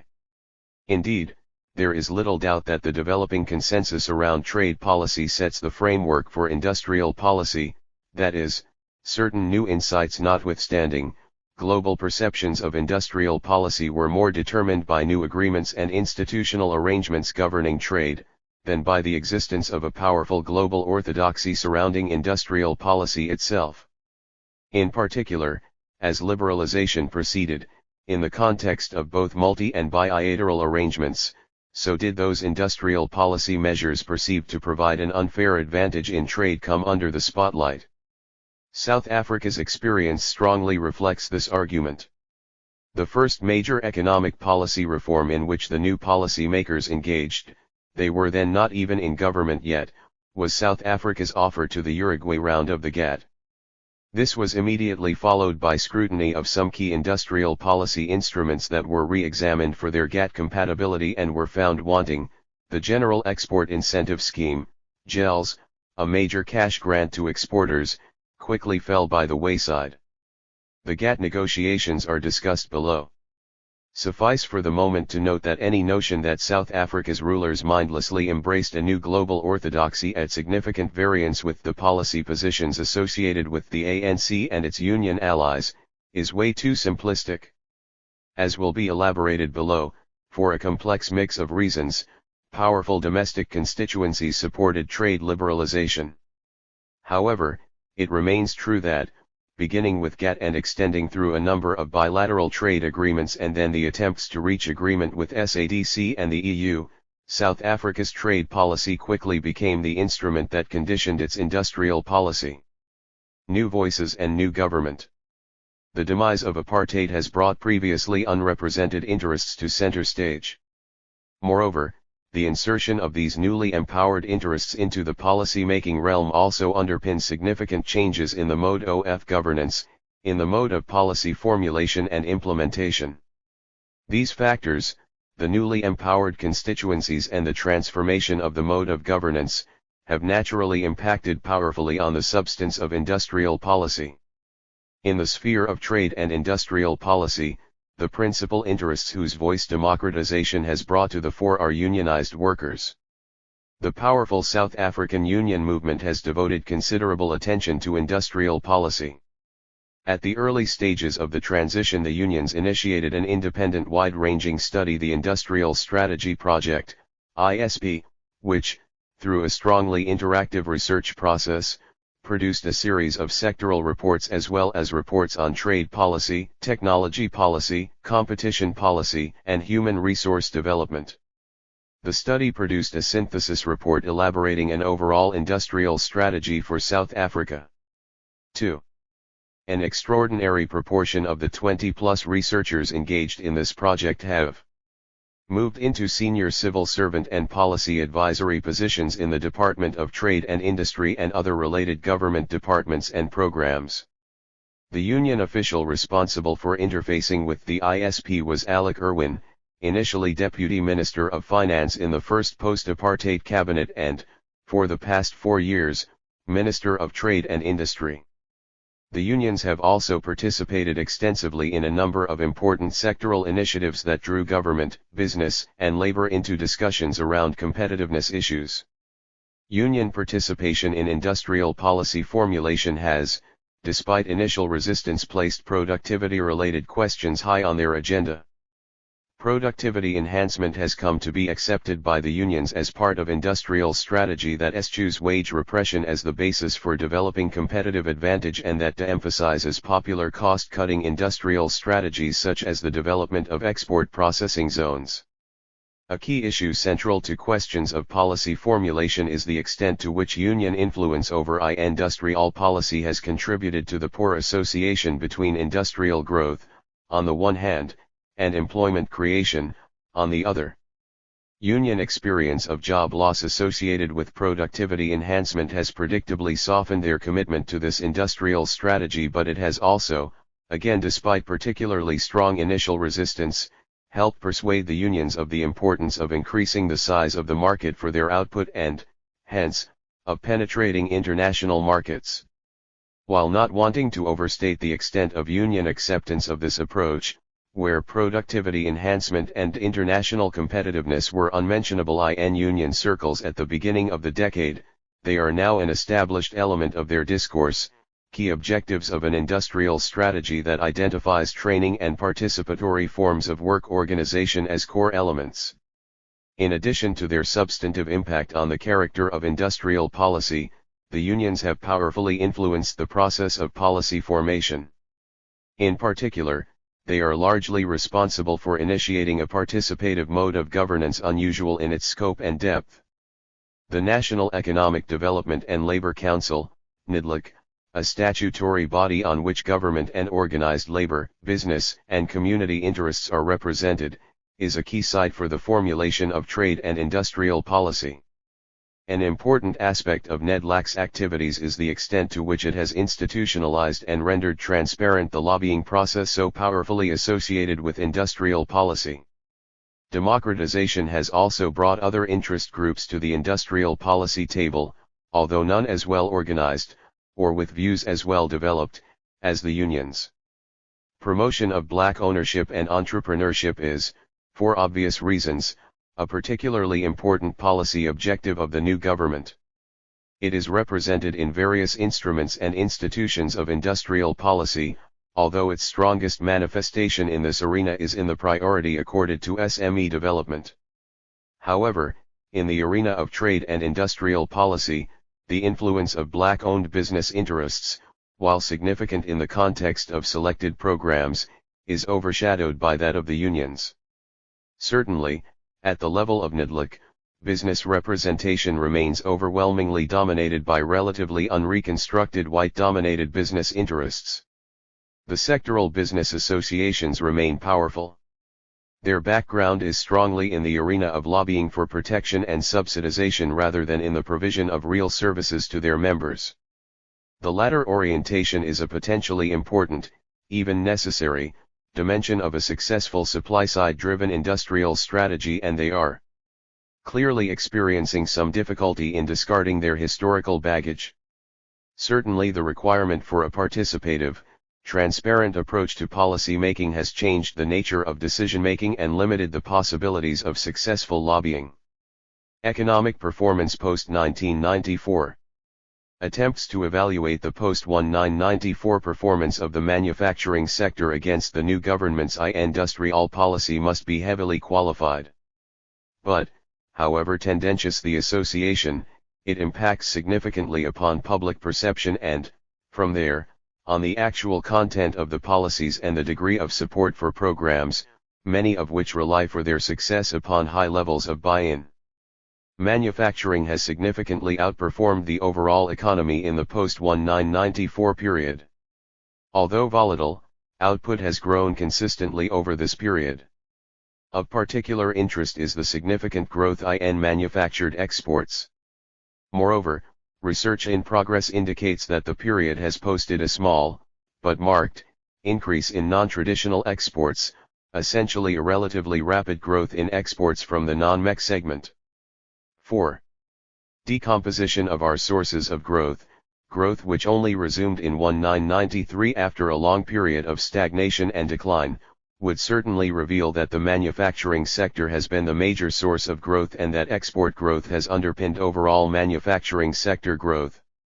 In summary, the secondary sector responded positively to the lifting of sanctions in the 1993-94 period. Manufacturing production grew strongly in 1994 and 1995 as both domestic and export demand was strong. In addition, as the Reconstruction and Development Program, RDP, gathered momentum, the electricity and water supply sectors also grew strongly. However, the manufacturing sector's growth rate slowed considerably in 1996, partly due to tariff liberalization as well as weak domestic demand factors. The tariff liberalization led to increased competition on the domestic market, and manufacturers were forced to restructure their production processes in order to increase their competitiveness. Moreover, with the domestic market increasingly contested by international producers, local manufacturers were forced to target export markets in order to maintain sales/turnover. Many South African producers have done so successfully, and manufactured exports have increased significantly since 1995. 5. On the face of it then, this does represent a considerable vindication of the new government's industrial policy and, predictably, DTI has gone to considerable lengths to correlate post-1994 performance with its policies and programs. However, there are grounds for concern. While export performance has clearly improved over the recent past, notwithstanding a strengthening, until very recently, of the exchange rate, with imports increasing more slowly during this period, the manufacturing trade balance is still heavily in deficit, with key subsectors still net users of foreign exchange. Moreover, evidence suggesting that the uptake of the supply-side programs has been limited, casts some doubt on the claim that export success is policy-driven. In the context of a stagnant domestic market, this suggests that South Africa's export successes may simply be reproducing an established pattern of distress exporting that will fade away as soon as the domestic market picks up again. Of course, if more rapid growth then sucks in more manufactured imports, the combined impact on imports and exports will see a familiar balance of payments constraint coming into play and choking off further growth. This fear is borne out by the persistently low levels of new investment in manufacturing. Although considerably more robust than the 1980s, current investment levels still do not reflect the injection of considerable new capacity. Moreover, much of the export success and new market penetration is in sub-Saharan Africa, whose markets are less demanding and considerably more limited than those of South Africa's traditional trading partners, where exports have not grown significantly. However, it is at the perceived inability of the manufacturing sector to generate employment that much of the criticism is directed.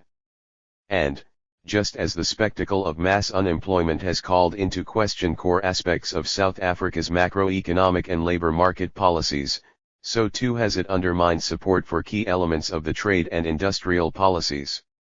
Indeed, as the strength of the unions and the strength of orthodoxy, and, of course, of the interests that support it, serve to hold the line on, respectively, labor market and macroeconomic policies, the burden for employment creation is, by default, passing to industrial policy. Growing criticism has focused on the wisdom of continued commitment to tariff liberalization, on perceived support for highly capital-intensive megaprojects, and on an apparent reluctance to target labor-intensive sectors for support. DTI has robustly, and persuasively, defended its record on employment. While it readily acknowledges that tariff liberalization, exacerbated by massive illegal imports, has resulted in some employment loss, it also suggests that certain job gains consequent upon rapid restructuring are not being recorded. Employment statistics in South Africa are notoriously unreliable, and the department is of the opinion that underreporting of informal sector activities, increased subcontracting and the creation of unrecorded new jobs results in employment statistics underreporting the true employment level in the manufacturing sector. 6. Where tariff liberalization is concerned, DTI argues that a realistic assessment would give them higher marks, The restructuring of tariff protection, which started in 1995, has not had the disastrous consequences many commentators were predicting earlier. The deindustrialization which has accompanied tariff liberalization in a number of developing countries has been avoided mainly because of the careful segmentation and sequencing of the tariff reform. 7. In summary then, the new policies are correlated with satisfactory performance on output and exports, although there are powerful reasons for doubting the implied causality. On the other hand, the new industrial policies correlate poorly with employment performance. Again, the grounds for attributing causality to industrial policy are weak, but the perception is nevertheless widespread. The upshot is that South Africa's industrial policy makers are going to be under increasing pressure to pull labor-absorbing industrial policies out of their hats. Trade and industrial policies and programs, a selective overview to elaborate on the process and substance of industrial policy making and implementation.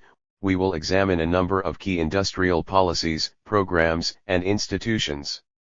Below, we examine policy-induced changes to the general incentive structure reflected in reform trade and competition policies and the programs aimed at strengthening the capacity of South African firms to respond to the new incentives emanating from the international and domestic markets.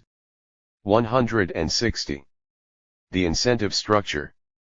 Two broad policy instruments shape the strength and character of market-based incentives and are increasingly interrelated. These are, firstly, trade policy, encapsulating that range of measures that mediate the interplay between the international market and the domestic economy, and, secondly, competition policy, the policy intervention that establishes the core rules governing participation within the boundaries of the national economy. The interplay between these two policy fields, international trade liberalization and competition policy, is increasingly evident. Industrialist nations are increasingly demanding the inclusion of competition policy commitments in bilateral trading agreements, the primary objective being to ensure exporters and foreign investors a level playing field in the economies of their trading partners. These demands have begun to surface in South African trade agreements, notably the South Africa-EU Agreement. Conversely, the link between international trade and competition law has also been underlined by the willingness of powerful international trading nations to permit, even encourage, their national firms to adopt practices and the conduct of international trade flagrantly at odds with the competition rules applicable in their domestic markets.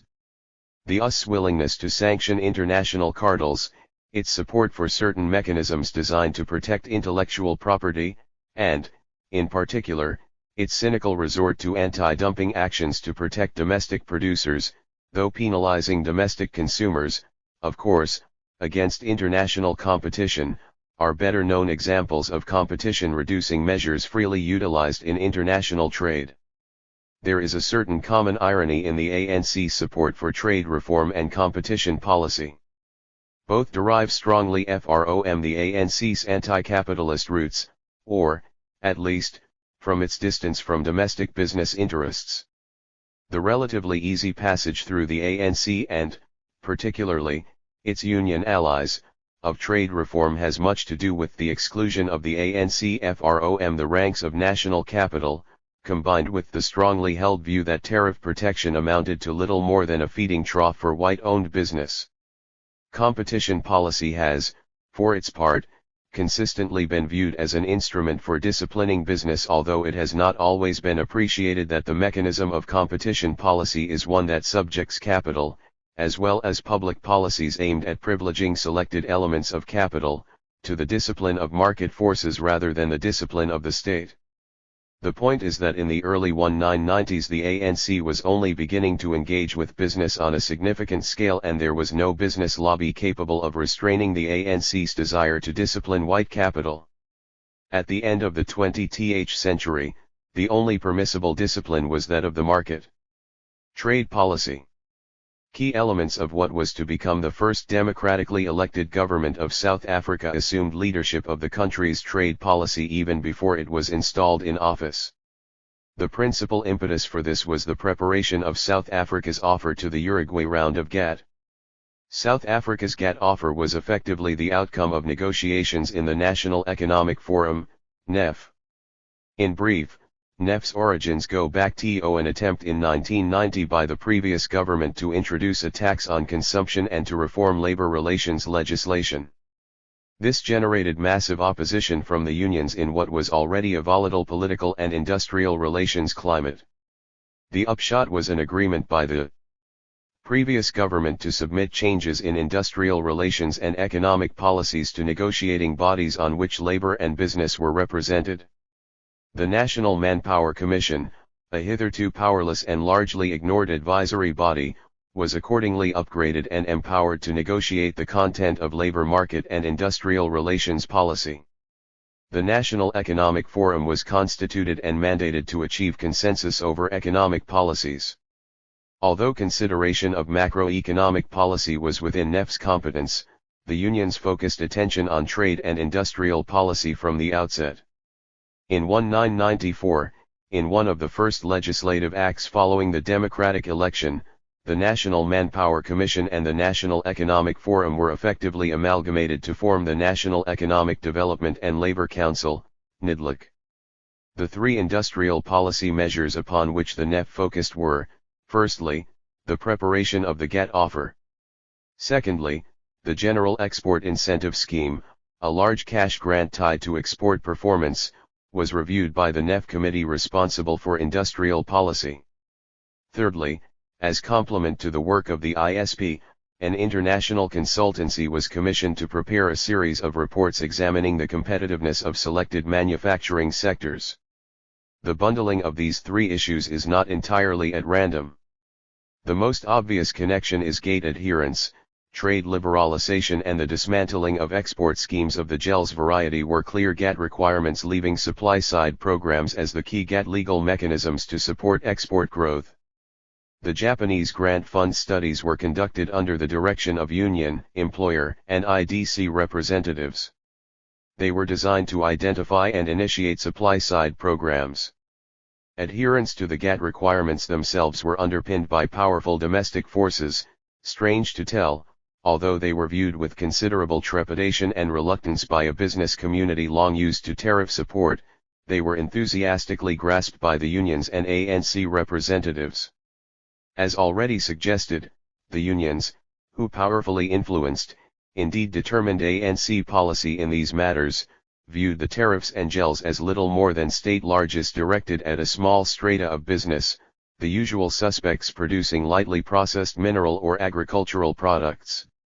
This viewpoint accounted in significant part for the willingness of the unions to FOREGO programs that defended, at least in the short term, the jobs of their members. Moreover, the unions were confident, naively as it turned out, in the state's ability to compensate for tariff protection with productivity-enhancing supply-side measures. In a familiar sequencing, the preparation of the GATT offer took center stage, with the union representatives assuming effective leadership of the tripartite committee. Business role was largely reactive, while the lame duck DTI assumed an administrative function. The research department of the Industrial Development Corporation, IDC, took responsibility for much of the influential background technical input into the process. Remarkably, given their divergent starting points, IDC was the most vocal proponent of trade liberalization in the final decade of the old order. The unions and IDC dominated the preparation of the GATT offer.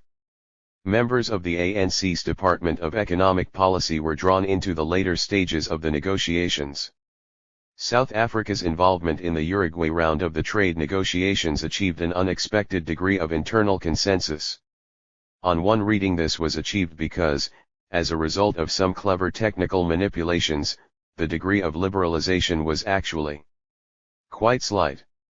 Moreover, the offers in respect of two of the most highly protected and sensitive sectors, auto assembly and clothing, were effectively prepared in sectoral tripartite arrangements which developed a position around tariffs in the context of overall sectoral industrial strategies.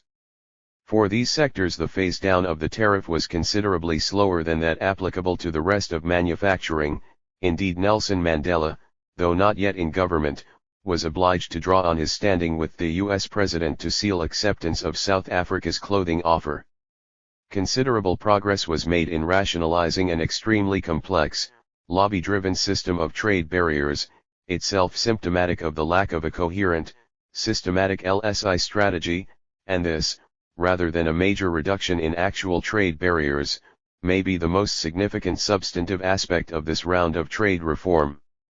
However, even while recognizing that the highly unusual environmental features that dominated this period of trade reform were bound to produce some surprises, few would have anticipated the prospect of the unions, in close collaboration with IDC, leading a trade reform process acceptable to GATT. Moreover, such powerful symbolism resonated in other areas. It certainly shifted the relationship between the unions and IDC, and, less easy to demonstrate concretely, it established a capacity, the self-confidence, necessary to engage with the international economic institutions, a lesson that served to remove some of the heat from the interactions between the unions and ANC, on the one hand, and the World Bank, on the other. There is undoubtedly a certain degree of validity in the argument that attributes the internal consensus surrounding the GATT negotiations to the limited actual degree of liberalization conceded by South Africa. But, this argument notwithstanding, the internal negotiations underpinning the submission of South Africa's offer remains a remarkable exemplar of the dynamic character of policy making, of how particular environmental factors influence the calculations of the participants, enabling them to adopt formative rather than narrowly defensive policy stances. However, by the same token, changes in the environment over the succeeding 4 years have placed severe strain on the consensus surrounding trade reform. Despite their putative commitment to free markets, the business community has always been skeptical of the trade reforms. Prominent industrialists have complained loudly about what they deem to be an overzealous approach to trade liberalization, pointing to occasions where government has reduced tariffs below the level required by their GATT, now WTO, obligations. Holier than GATT is how a leading industrialist characterized government's approach.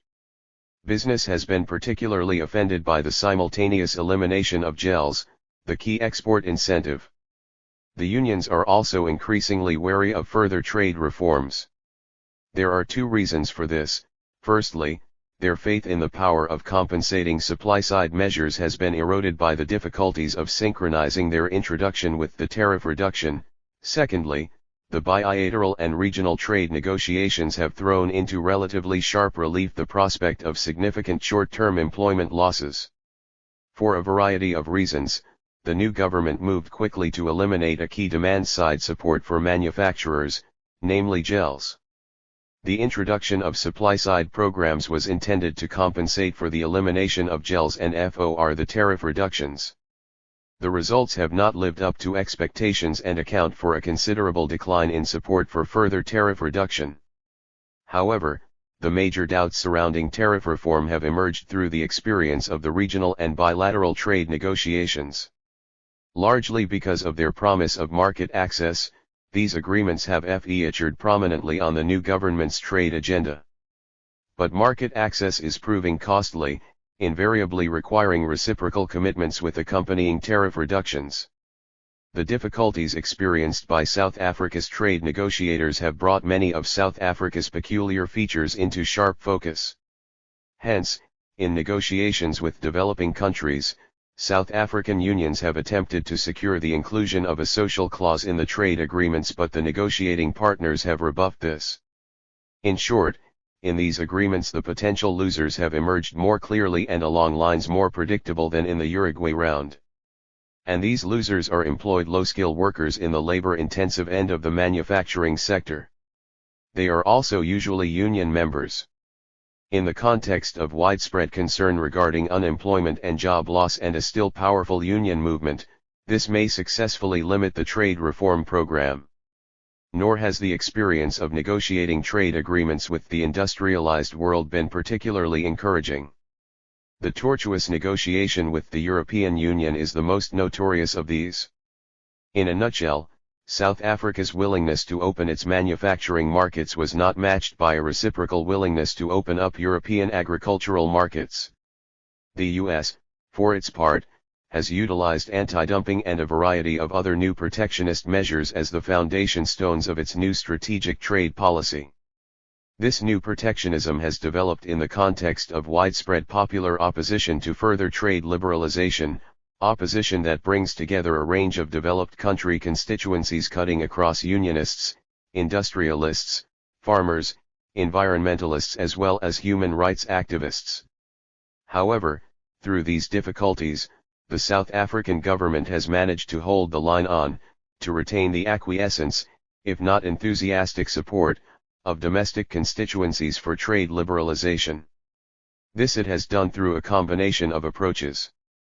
Firstly, the government has assiduously involved both unions and business in the preparation of its various trade negotiations at both a bilateral and multilateral level.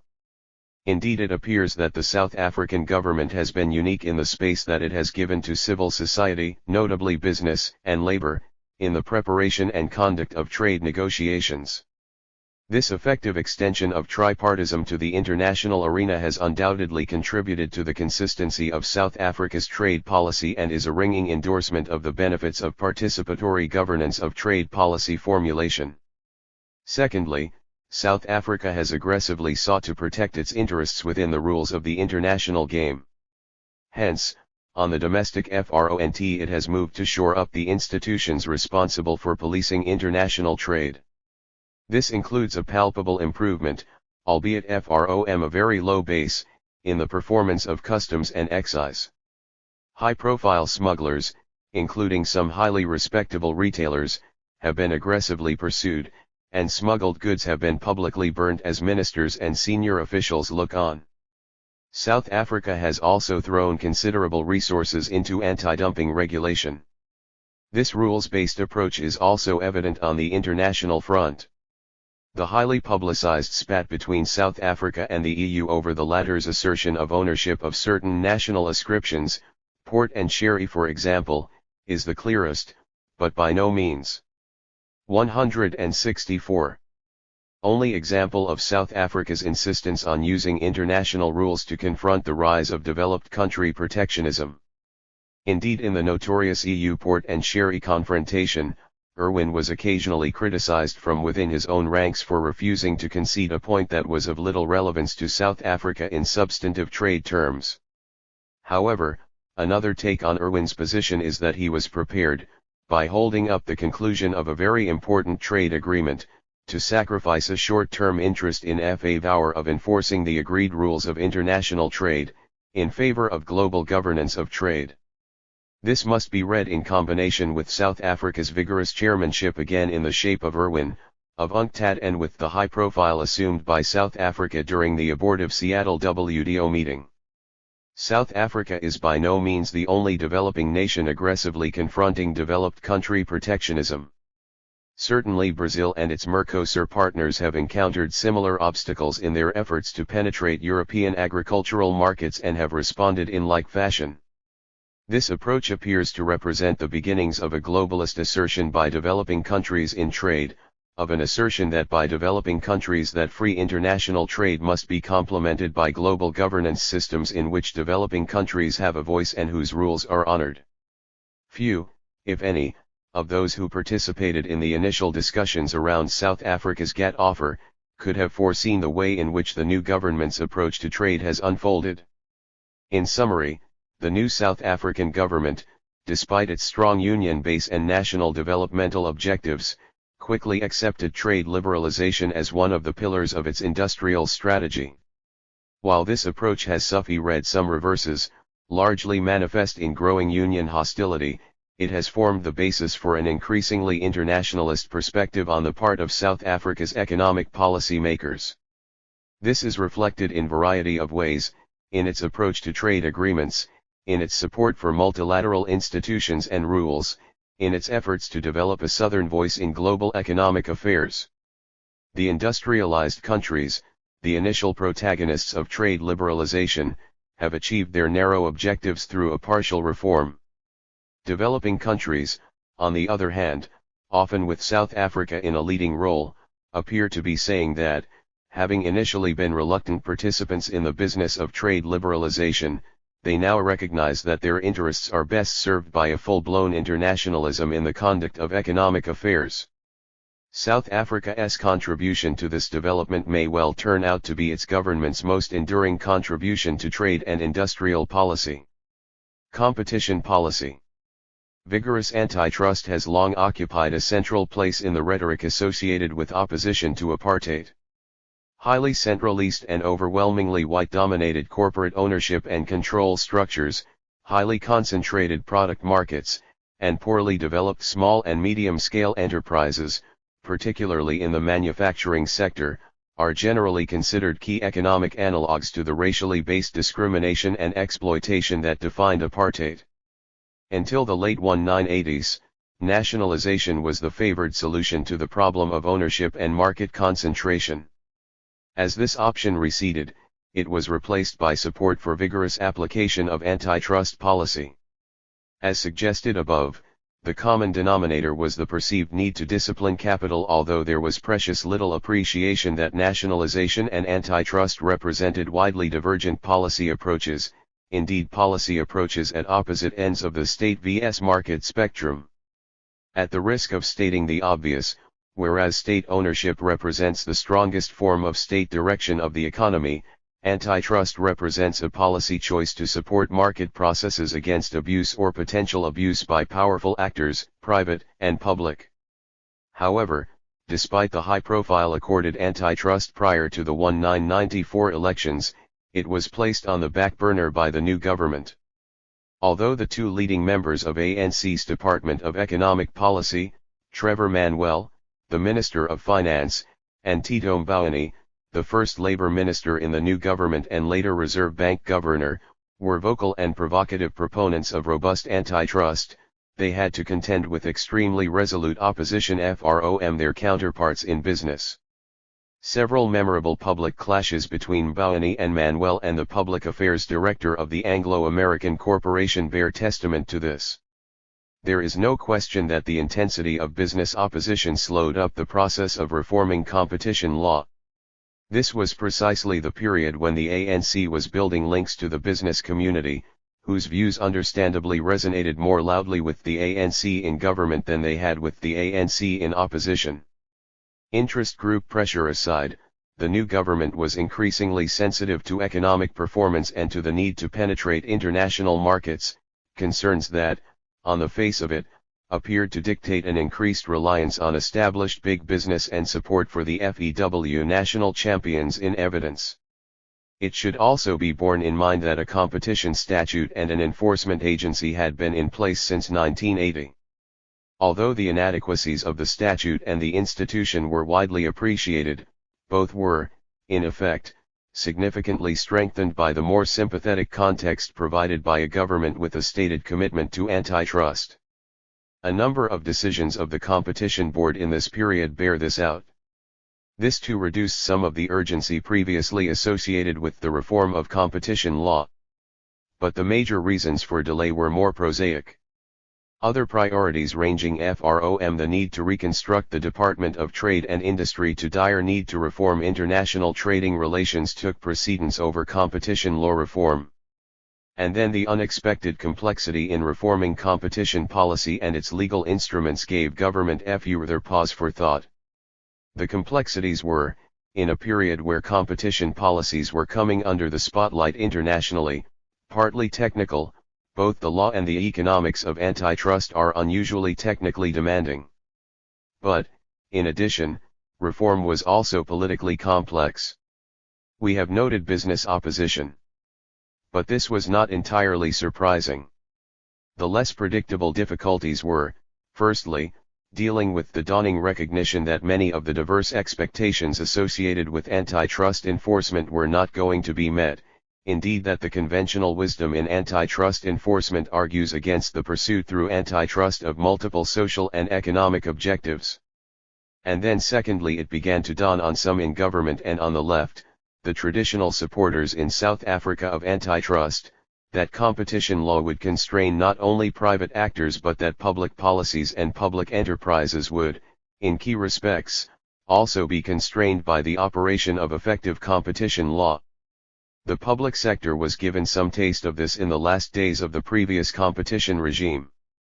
The proposed merger between Sasol and AECI, South Africa's two largest chemical companies, was, on familiar national champion grounds, explicitly supported by the Department of Trade and Industry but nevertheless prohibited by the Competition Board. And the SABC, the state-owned broadcaster, was prevented from engaging in blatantly anti-competitive practices when it attempted to use its statutory broadcasting monopoly to achieve dominance in the market for TV film production.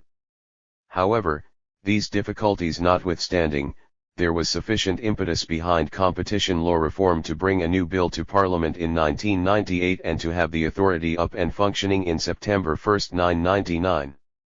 The obstacles in the way of competition policy reform were partly overcome by impetus from new and unexpected sources. Firstly, competition policy issues were gradually being put on the international trade agenda, both in multilateral arrangements like the WTO and in bilateral trade engagements. Second, as South Africa proceeded to restructure state-owned enterprises, it became clear that a framework capable of regulating increasing competition between the public and private sectors as well as constraining the power of newly privatized monopolies had to be created. In short, free trade had triumphed globally and deregulation and privatization were de rigueur in domestic markets. However, whether under the guise of anti-dumping, or new international treaties governing intellectual property, or mergers and acquisitions, or, in thoroughly lawless markets like Russia, simply by creation of new, absolutely unconstrained, monopolies, powerful interests everywhere were busy devising new barriers to trade, domestic and international.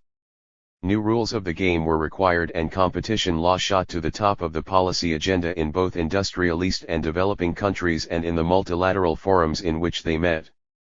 South Africa has had anti-monopoly legislation in place these past 2 decades.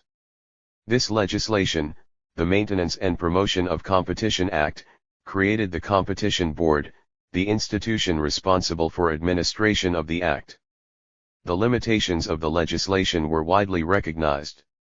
The enforcement mechanisms were particularly weak.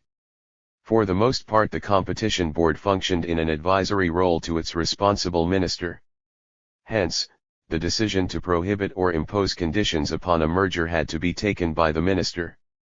Where, after investigation, the Competition Board found that an anti-competitive practice has been perpetrated, its only remedy was to report the transgressor to the police.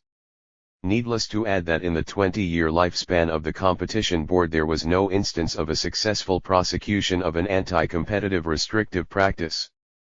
In short, the Competition Board occupied a Cinderella status in the industrial policy of the previous regime. This is not entirely surprising.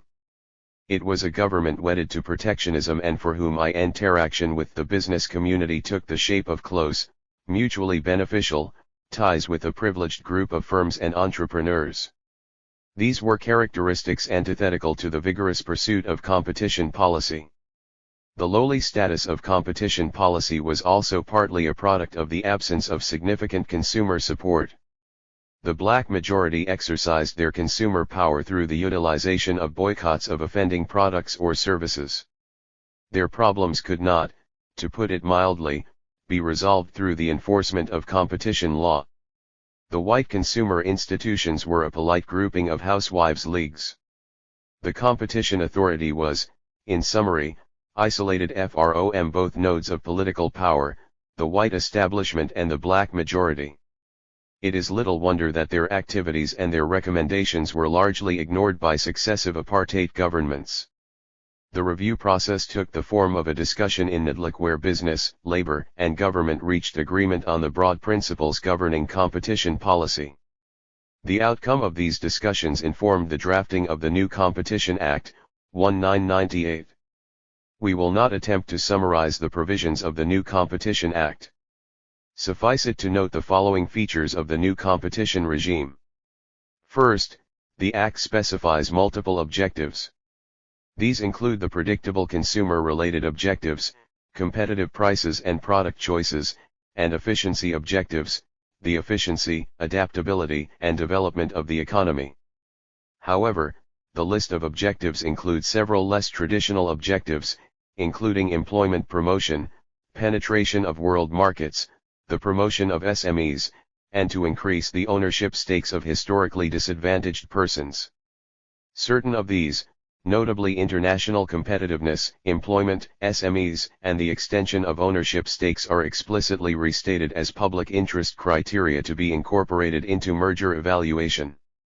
This feature of the Act is a manifestation of the historical basis of the ANC's support for antitrust, of the pressing social and economic problems that confront South Africa, and of the powerful influence of interest groups in policy formation. Arguably, few of these objectives belong in a competition statute.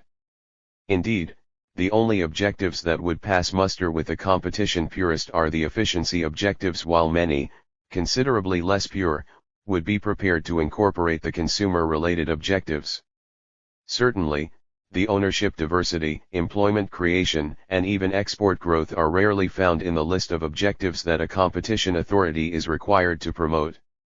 Moreover, the competition authorities adjudicate these strong public interest objectives, which is the competition authorities decide how to balance competition objectives with the other objectives of the Act.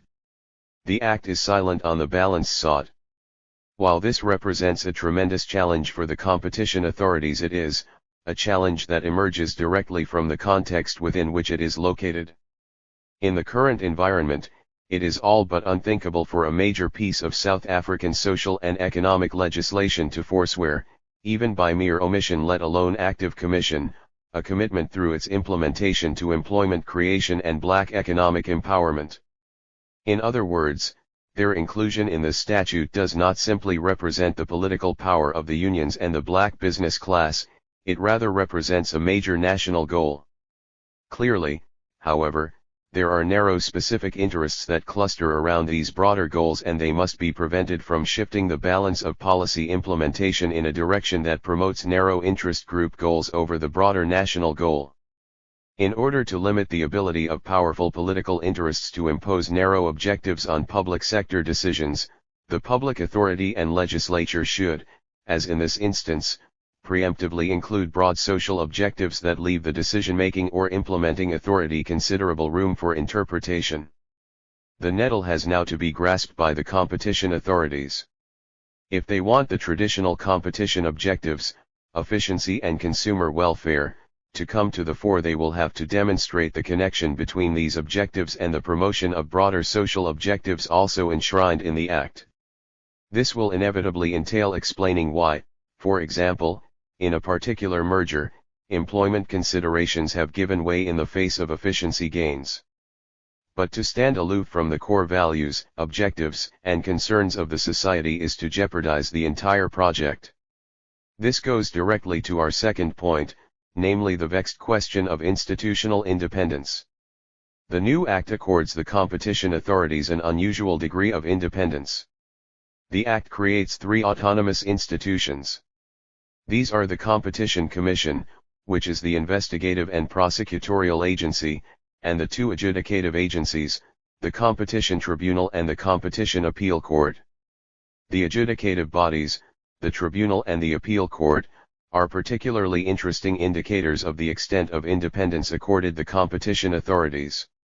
The Tribunal, effectively the court of first instance, is composed of 10 laypersons, that is non-judges, lawyers. 168. Economists, accountants, appointed by the President for a 5-year, renewable term. As with judges of the High Court, the members of the Tribunal can only be dismissed under the most exceptional of circumstances.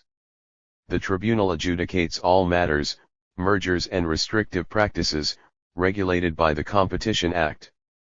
It has the power to issue compliance orders or interdicts, to prohibit mergers, to levy large fines and order divestiture. Its decisions can only be appealed to the Competition Appeal Court, a specialist division of the High Court staff by judges with a special interest in competition law. In other words, the investigation and adjudication of all matters under the Competition Act is the province of independent, specialist agencies. No decisions of the Commission, the Tribunal, or the Appeal Court are subject to ministerial veto. Not even the Supreme Court of Appeals, the highest court in the land, has jurisdiction over competition matters. This model has, with variation, been extended to a number of other agencies. The Telecommunications and Broadcasting Regulator, for example, is similarly independent. This model is open to criticism. A non-elected group of technocrats has, by any measure, been extended considerable autonomy, including responsibility for interpreting and protecting the public interest. However, there are considerable checks built into the system. The executive and legislature naturally hold sway over the legislation that governs the competition authority, over, in other words, the mandate of the independent authority. The executive is, through its policy statements, capable of refining this mandate and offering its own interpretations.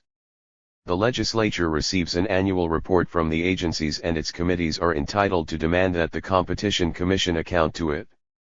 Moreover, the Competition Authority's budget is a line item within the Department of Trade and Industry's budget, and the head of the Commission and the members of the Tribunal are appointed by the executive.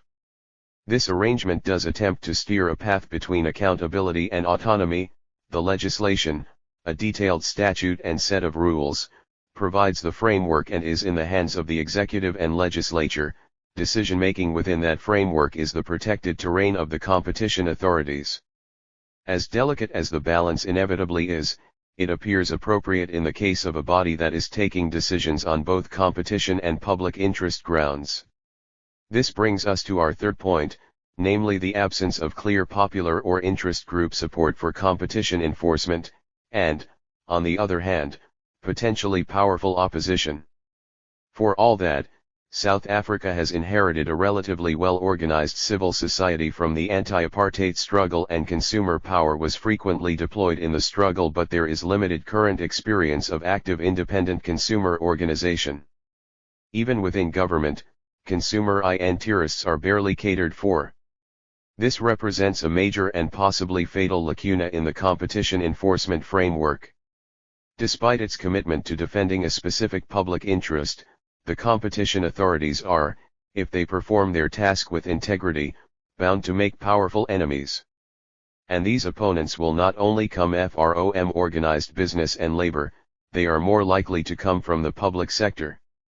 In particular, they will come from the powerful state-owned enterprises or from the recently privatized state corporations, and they will come from policymakers whose proclivity to use government policy and resources to favor, for whatever reason, a particular enterprise or interest group will be circumscribed by the competition authorities. This fear is, to a certain extent, already borne out. The first 9 months of the life of the Competition Act have been marked by a struggle, yet unresolved, over the jurisdiction of the Act. In particular, the state-owned corporations, backed, for the most part, by the sector regulators, have attempted to assert immunity from the Competition Act. Their public rallying call centers around universal service, the argument being that regulation by a body focused on promoting competition will compromise the universal provision of services like telecommunications and electricity. In truth, if the competition authorities are unable to demonstrate the compatibility between competition enforcement and the extension of service, then they will lose the battle. It should be underlined that, as with the steadfast commitment to liberalization of international trade, the government has been unwavering in its support for independent and robust competition enforcement. In the last period of the life of the Competition Board, at a time when government had already stated its commitment to independence on the part of the competition authorities, it allowed the board's prohibition of a major merger in the chemical sector to stand despite the Department of Trade and Industry's strong support for the merger and despite the right, in the previous regime, to use a ministerial veto. In a major merger in the pharmaceutical sector, despite a strong lobby from a well-connected black empowerment grouping that stood to profit from the merger, government was persuaded by the consumer-related concerns of the Competition Board and supported prohibition of the merger. In a jurisdictional dispute with the state-owned enterprises, the government proposed that Parliament amend the Competition Act in order to ensure that these enterprises are subject to competition regulation. But this commitment cannot be taken for granted. It will inevitably waver if it is not seen to be supported by a strong social interest. Consumers are the only secure source of support. But this poses the classic dilemma faced by trade reform: the losers are powerful and well organized, the potential winners, though numerous, are notoriously poorly organized. In part, the competition authorities are going to have to create their support base. It will be difficult to achieve this in the context of its role in merger evaluation, where an attempt to gain public support invariably presupposes compromising competition considerations. The opportunity lies rather in the careful selection of winnable, significant restrictive practices cases that serve to demonstrate the link between competition enforcement and consumer and small business interest. Finally, there is little doubt that in the first months of its life, the competition authorities are confronted by a threat far more intractable than those mentioned above. Regulation is a skills-intensive activity and, on current evidence, there are simply insufficient skills to staff the agency. The shortage is exacerbated by the gap between public and private sector salaries. The only way that the skills deficit will be overcome will be by approaches to staffing rare in the constrained public sector employment environment. Targeted bursary programs, sponsored university courses, secondments from the private sector, staff exchanges with more experienced antitrust agencies are some possible approaches. They involve a change in the mindset governing public sector employment, in particular approaching staff not as prospective lifelong employees, but rather focusing on making the agency sufficiently career-enhancing to attract the best graduates and young professionals in law and economics.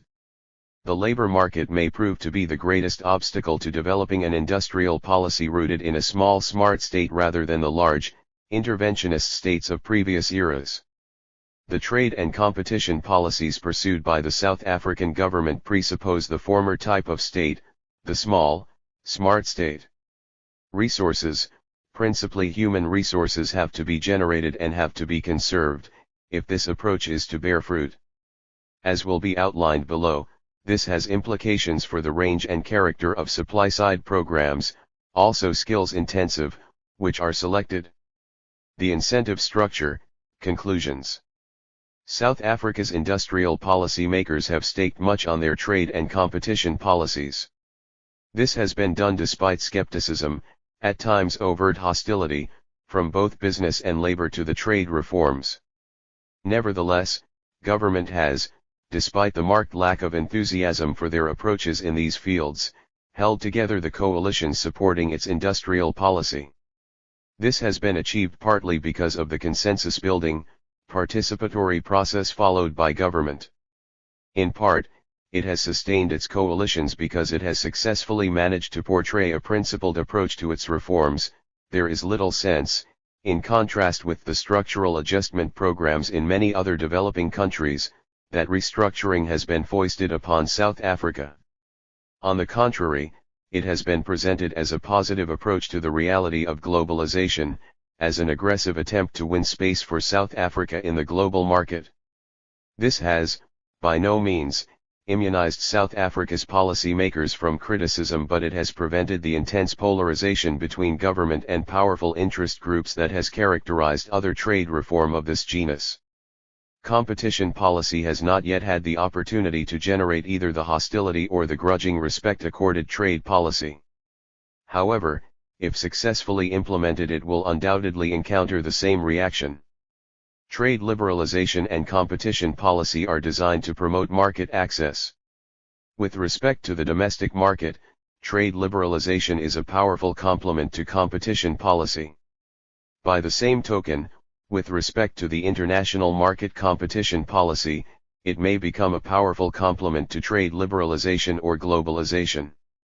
This is clearly appreciated, hence the attempts, generally at the behest of the industrialized nations, to include commitments to national competition policy enforcement in bilateral trade agreements. The avowed intention of these commitments is to ensure that liberalization of international trade is not effectively thwarted by domestic markets rendered inaccessible in consequence of anti-competitive practices, that is, to ensure that foreign investors and exporters are not denied access to domestic markets unconstrained by acceptable competition rules.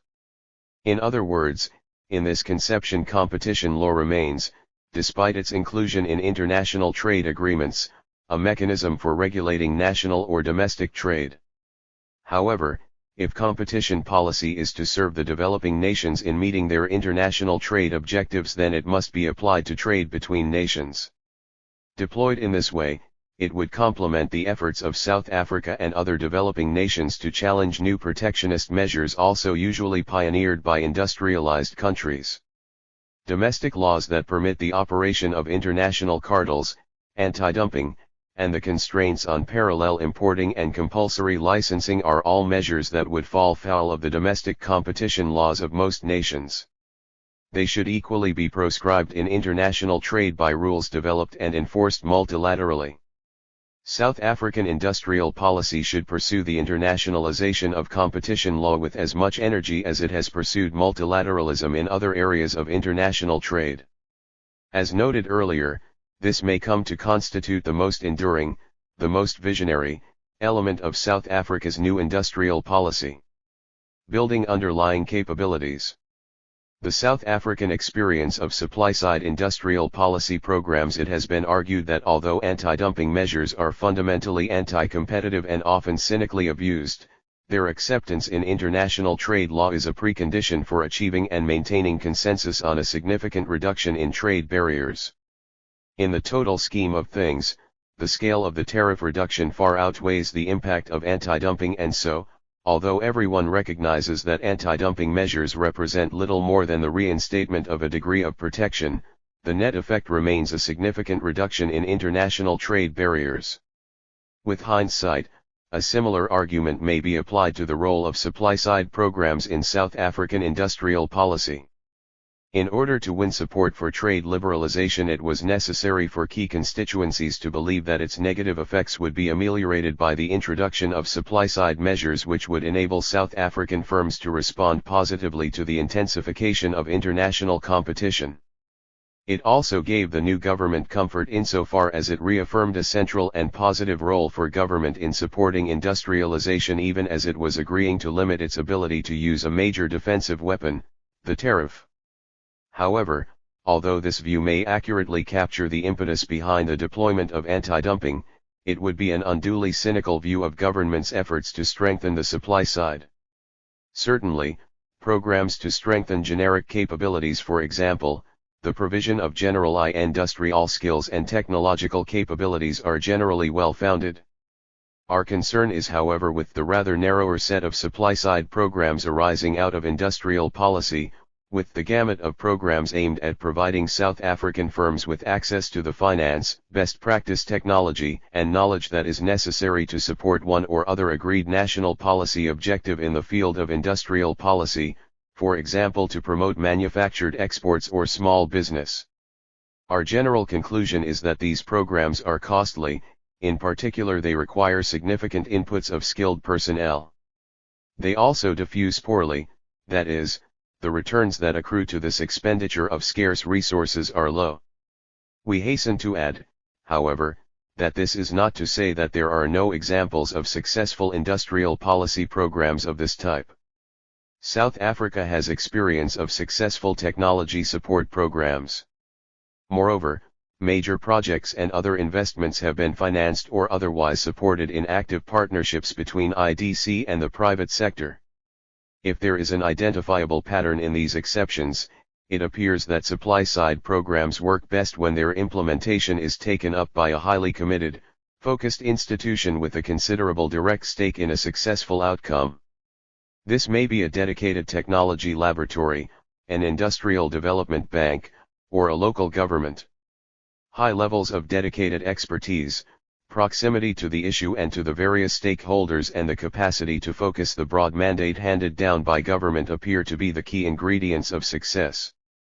Interestingly, although the structures outlined above apply less forcefully to the industrial support traditionally provided by the state, namely the provision of basic infrastructure, we will see how, even in this area, a positive impact is dependent upon the institutional framework within which it is introduced. Our conclusion then is that central government's primary task is in setting the stage for industrial development. In particular, the State Department responsible for industrial development, DTI, must establish the framework of rules within which international trade, trade policy, and domestic trade, competition policy, occur. This, effectively the establishment of the incentive structure, is overwhelmingly central government's baseline task, one that cannot be assumed by any other authority. Independent institutions may be required, we believe that they are, to give day-to-day content to the framework, that is to regulate mergers or enforce international trade rules, etc., but the establishment of the framework and the periodic review that this requires is par excellence the province of central government. It may elect to do this in consultation or in negotiation with key interest groups. This may well be the prudent approach to adopt, but it remains responsible for ensuring that the framework is in place. Where the provision of targeted capabilities is concerned, government too has an important role in setting the rules of the game. In the case of the Industrial Development Corporation, the rules take the form of a governing statute and a mandate from the shareholder, the state. It extends to the state appointing the board of IDC, and to regular contact between senior executives of the corporation and DTI. However, the board is responsible for translating the statute and the shareholders' mandate into the policy of the corporation, and the executive management is responsible for carrying out the decisions of the board, for implementing the policy. There are several variant forms of the relationships described here. However, the broad approach implicit in this structure encapsulates the appropriate relationship between the government and those charged with the responsibility for delivering the support in question. Further research is needed to interrogate this conclusion more carefully. However, a division of labor that essentially has the state establishing the broad rules of the game for autonomous delivery mechanisms appears to characterize successful supply-side programs. The reasons for this are many and varied. For present purposes, one key factor is the range of interests that the state is obliged to serve and the consequent accumulation of a range of conflicting objectives in so many programs. As outlined in the analysis of the Competition Act, the fact that the state establishes independent agencies does not and should not prevent it from passing on its socially complex agenda to these institutions through the mandating or legislative process.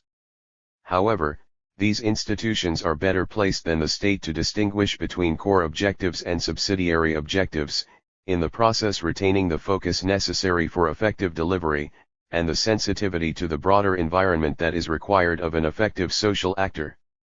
Supply-side measures, some preliminary lessons.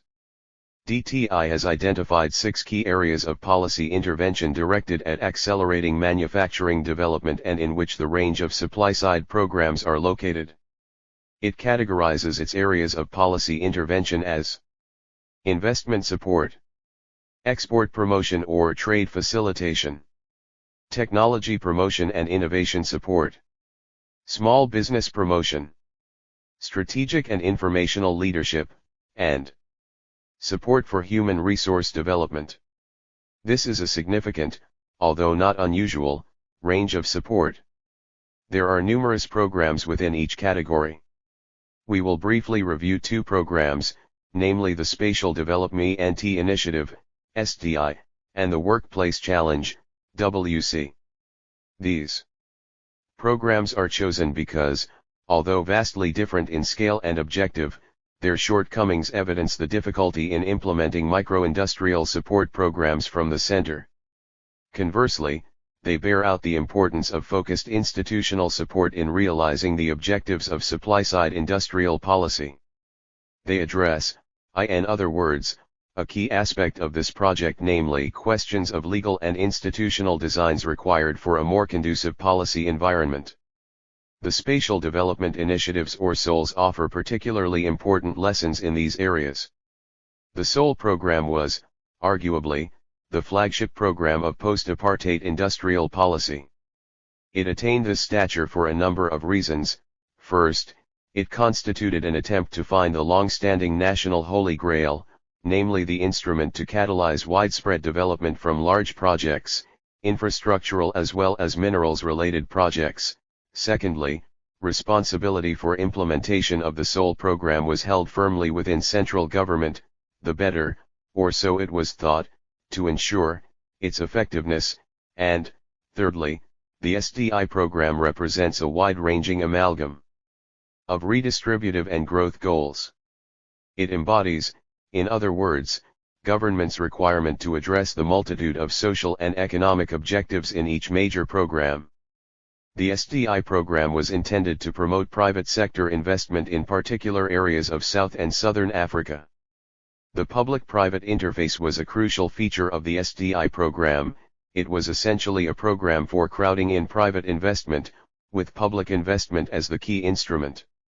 The SDI areas were chosen because of a particular disadvantage each had inherited from the apartheid past, for example, areas adjacent to the Bantustans, the nominally independent territories within South Africa that were at the heart of apartheid. The proponents of the SDLS argued that they were to be distinguished from typical regional industrialization programs, frequently attempted and usually unsuccessful, because the regions were selected, not simply by reference to redistributive criteria, but because they each evidenced development potential. The program envisaged that investment would be catalyzed in these areas through the insertion of infrastructure, usually transport infrastructure, funded through public and private partnerships, and through anchor projects. The latter were usually large mineral processing plants that would be attracted by the port or other transport facilities that comprised the infrastructure component of SDI. SDI best represents that leg of industrial policy that is rooted in the notion that the regeneration of South African manufacturing resided in the possibility of building productive links between the MECOR, on the one hand, and supplier and downstream producers, on the other. A small team of Pretoria-based DTI officials and consultants were assigned to each SDL. Their task was essentially to market their SDI area to prospective investors. Their efforts would culminate in a high-profile investors' conference in Seoul at which high-level government officials and actual or prospective investors would showcase their various projects and other offerings. By way of example, the first, and most successful SDI, is the Maputo Development Corridor. Both Mozambique and the adjacent South African province of Mpumalanga were acutely disadvantaged by apartheid South Africa's systematic military and economic destabilization of Mozambique. Furthermore, strong development potential was identified for both the Mozambique economy and Mpumalanga producers in strengthening the physical links between South Africa's industrial heartland and the Maputo harbor. Accordingly, the development of road linkages and the restoration of the Maputo harbor constituted the infrastructure end of SDL. A large aluminium 174 smelter, owned by a large South African MMMG company with significant IDC participation, was the anchor project identified. SDI was managed by a small project team based in Pretoria and Maputo whose work culminated in the convening of a high-profile investors' conference. The impact of the SDI program has, by most measures, been disappointing. Significant new investment has not materialized as a result of the program. Certainly, there is little evidence that the relationship between the anchor projects and their economic environment has been materially transformed. They remain proverbial cathedrals in the desert, little inserted, either by way of upstream or downstream linkages, into the local economies in which they are physically located.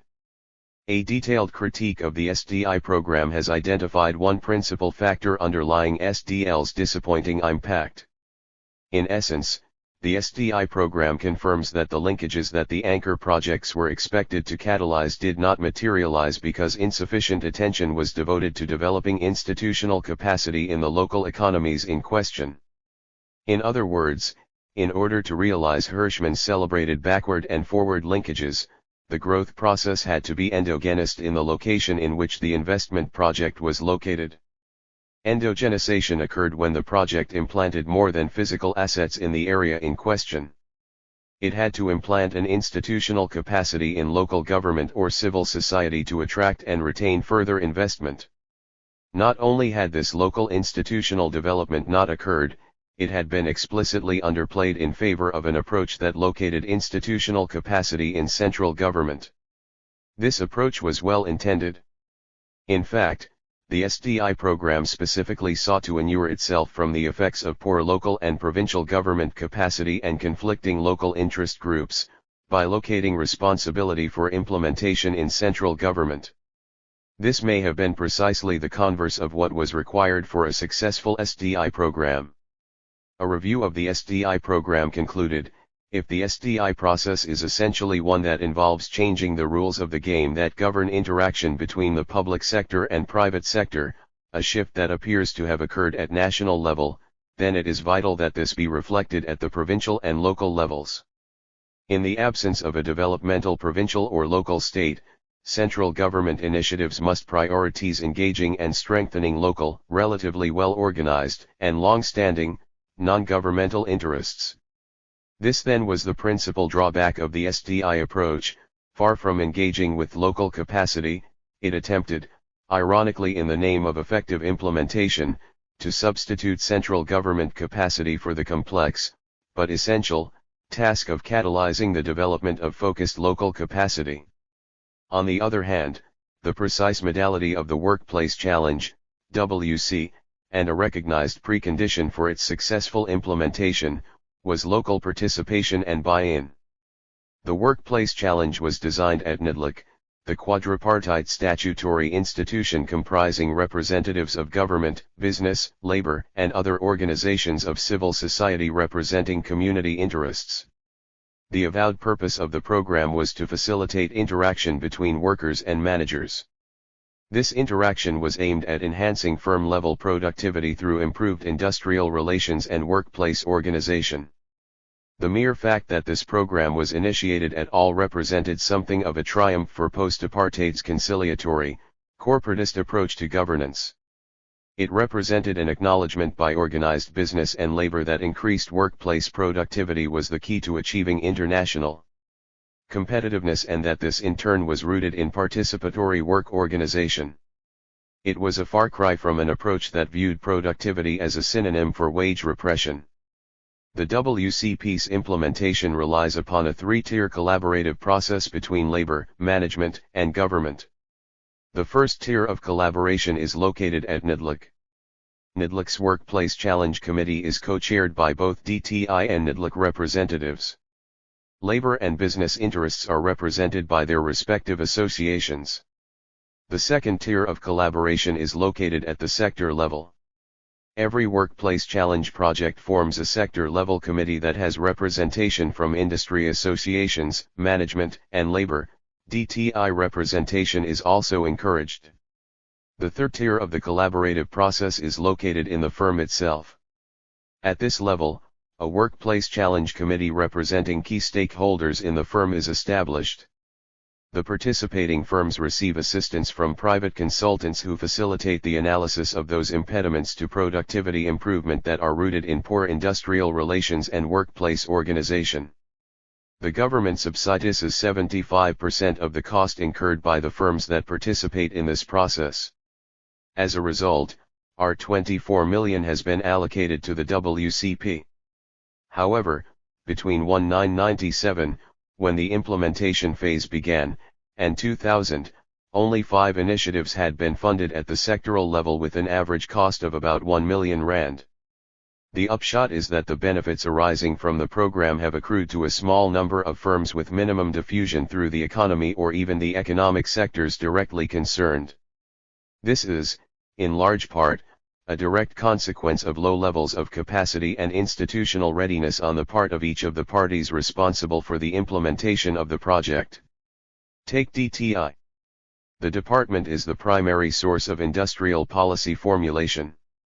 In this instance, DTI took the unusual step of providing funds for a program effectively controlled by a tripartite committee comprising business, labor, and representatives from it. A private sector consultancy firm appointed by the committee was responsible for the day-to-day management of the program and its budget. However, it proved inordinately difficult to align the state's spending regulations with the project's unusual governance structure that essentially allowed a body outside the control of DTI to spend monies from the DTI budget. This deceptively simple obstacle caused inordinate and frustrating delays in the implementation of the project. It necessitated drawing IDC into the funding process simply because its autonomy from central government's funding and procurement regulations allowed it the flexibility necessary to manage this project. Ideally, DTI, rather than the private management consultancy, should have assumed responsibility for the overall management of the project. However, it was recognized from the outset that DTL's engagement with the substance of the project was significantly determined by the highly variable quality of its sectoral directorates. In a number of sectors, footwear, for example, where the DTL's directorate was led by committed, experienced individuals who enjoyed the respect of business and labor, the project proceeded relatively smoothly. Contact with the industry associations and unions was uncomplicated and key issues were quickly identified. But this proved to be an exception. As a rule, the sectoral directorates were weak and under-resourced and were not able to play a positive role in the project. Recall that these divisions had for years done little other than manage trade protection, and engagement in supply-side measures of this type was a wholly new experience. For this reason, a private sector management consultancy was contracted to run the project. While this helped overcome some of the constraints associated with DTI, it meant that government's ability to internalize and, crucially, to diffuse the lessons learned from the project was compromised. In order to overcome this, the management of the project was eventually handed over to a statutory body, the National Productivity Institute. However, for a variety of reasons, this body is not highly regarded by either business or labor and, in consequence, has not proved an effective project leader. Business and labor also brought some difficult baggage into the project. Labor approached WCP with some measure of suspicion. The unions are intensely suspicious of the establishment of new workplace structures lest they undermine the authority of the union structures and collective bargaining arrangements. Furthermore, the unions suffer crippling capacity constraints. Although their national leadership is generally sophisticated and easily capable of participating in the leadership of a program such as the Workplace Challenge, this capacity is not easily replicated in local and workplace union leadership. This of course exacerbates the leadership concerns with structures that appear to replicate the functions of union committees at the workplace level. In a program like the Workplace Challenge, these leadership weaknesses are particularly constraining because a strong measure of resistance from workers has to be overcome. Changes in workplace organization, and programs to enhance productivity in general are associated with job loss and insecurity and are greeted with understandable skepticism. Business, for its part, is represented by Business South Africa. Business South Africa is a relatively recently formed, high-level business lobby with poorly developed links with its often more powerful sectoral affiliates. The latter, not unlike their counterparts in the DTI's directorates, are also more familiar with lobbying for and managing trade protection, than with providing supply-side services to their members. In consequence, Business South Africa has not successfully promoted the Workplace Challenge among its affiliates. Furthermore, the BSA's leadership is drawn from the larger industrial concerns, with little voice for smaller enterprises. As far as these larger firms are concerned, the subsidies that the Workplace Challenge offers are too small to have a significant impact on their operations. The SDI and Workplace Challenge programs are, by most measures, at opposite ends of the spectrum of industrial policy programs. The former is a large, high-profile program spanning the country, indeed the region. Its objectives are massive and its instruments encapsulate an impressive array of private and public sector institutions. Workplace Challenge, on the other hand, is a small, modest program, little heard of beyond the ranks of its immediate beneficiaries. And yet both are bedeviled by aspects of institutional failure. The well-placed and powerful civil servants responsible for running the SDI program may have won support at the highest level of government, but they ignored, in fact specifically eschewed, the requirement to deliver the capabilities associated with the program in a manner that built local institutional capacity. The upshot is that the infrastructure and large projects associated with SDIs were as poorly articulated with the economies into which they were inserted, as were the elements of MEC of old. The workplace challenge was not stifled by an overweening central government. It suffered rather from the absence of strategic leadership from government coupled with weak, or, at least, inappropriately focused, institutions representing business and labor at the point of implementation. The upshot was a program that has had little, if any, impact beyond the firms directly involved in the process. The programs examined here were but two of a myriad of supply-side programs initiated by government. Indeed, a criticism frequently leveled at DTI is that it adopted a shotgun approach to the introduction of supply-side programs. Our own small survey supports the contention that for all the resources devoted to introducing these programs, they were little understood. In fact, one is hard-pressed to find industrialists who had even heard of many of these programs, let alone who understood how to access and take advantage of them. Those that were actively championed and pursued by government were insufficiently attentive to the need to build institutional capacity at lower levels of government or in civil society. The need for this arises not simply from some abstract, albeit laudable, notion in favor of maximizing citizen participation, but rather because central government's direct capabilities are limited to producing large lumpy infrastructure and, at best, to directly supporting and incentivizing large capital-intensive projects. The market on its own is unlikely to catalyze activity beyond this. DTI has to ensure that its interventions establish new institutional arrangements, new rules of the game capable of attracting further investment.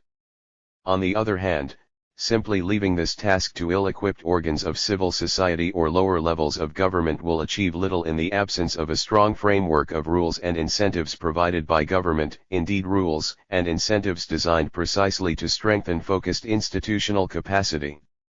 At best, their efforts will have little impact beyond their limited reach.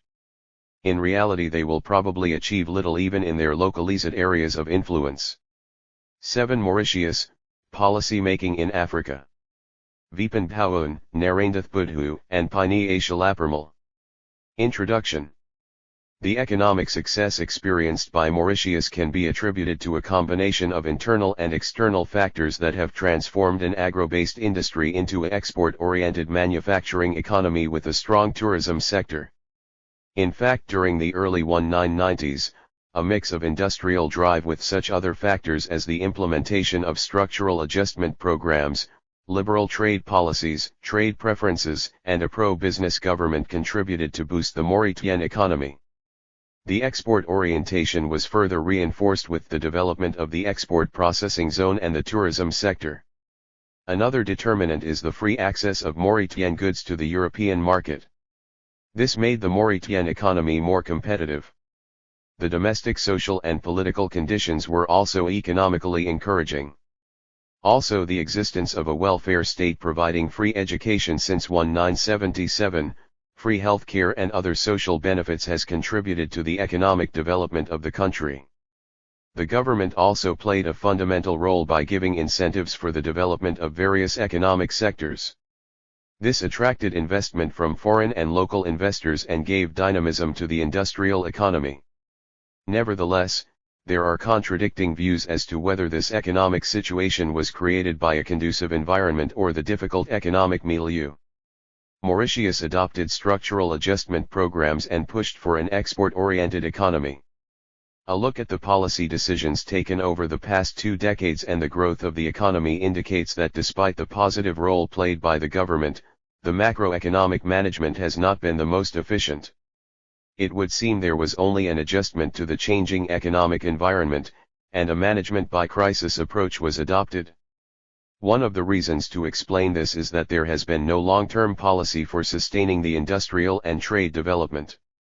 The globalization of the world economy and the implementation of the World Trade Organization, WTO, provisions are now beginning to have a strong impact on the Mauritian economy. The latter has been mainly dependent on the preferential access to its major market, and it is now facing competition from other emerging exporters. It is true that Mauritius is making efforts to have the manufacturing export-oriented industry cater for the upmarket. However, there are a number of obstacles such as increasing wages and low productivity, which are major constraints to the future of the export manufacturing industry. Moreover, the conditions under which Mauritius exports sugar to the European Union do not indicate that they will be maintained for long.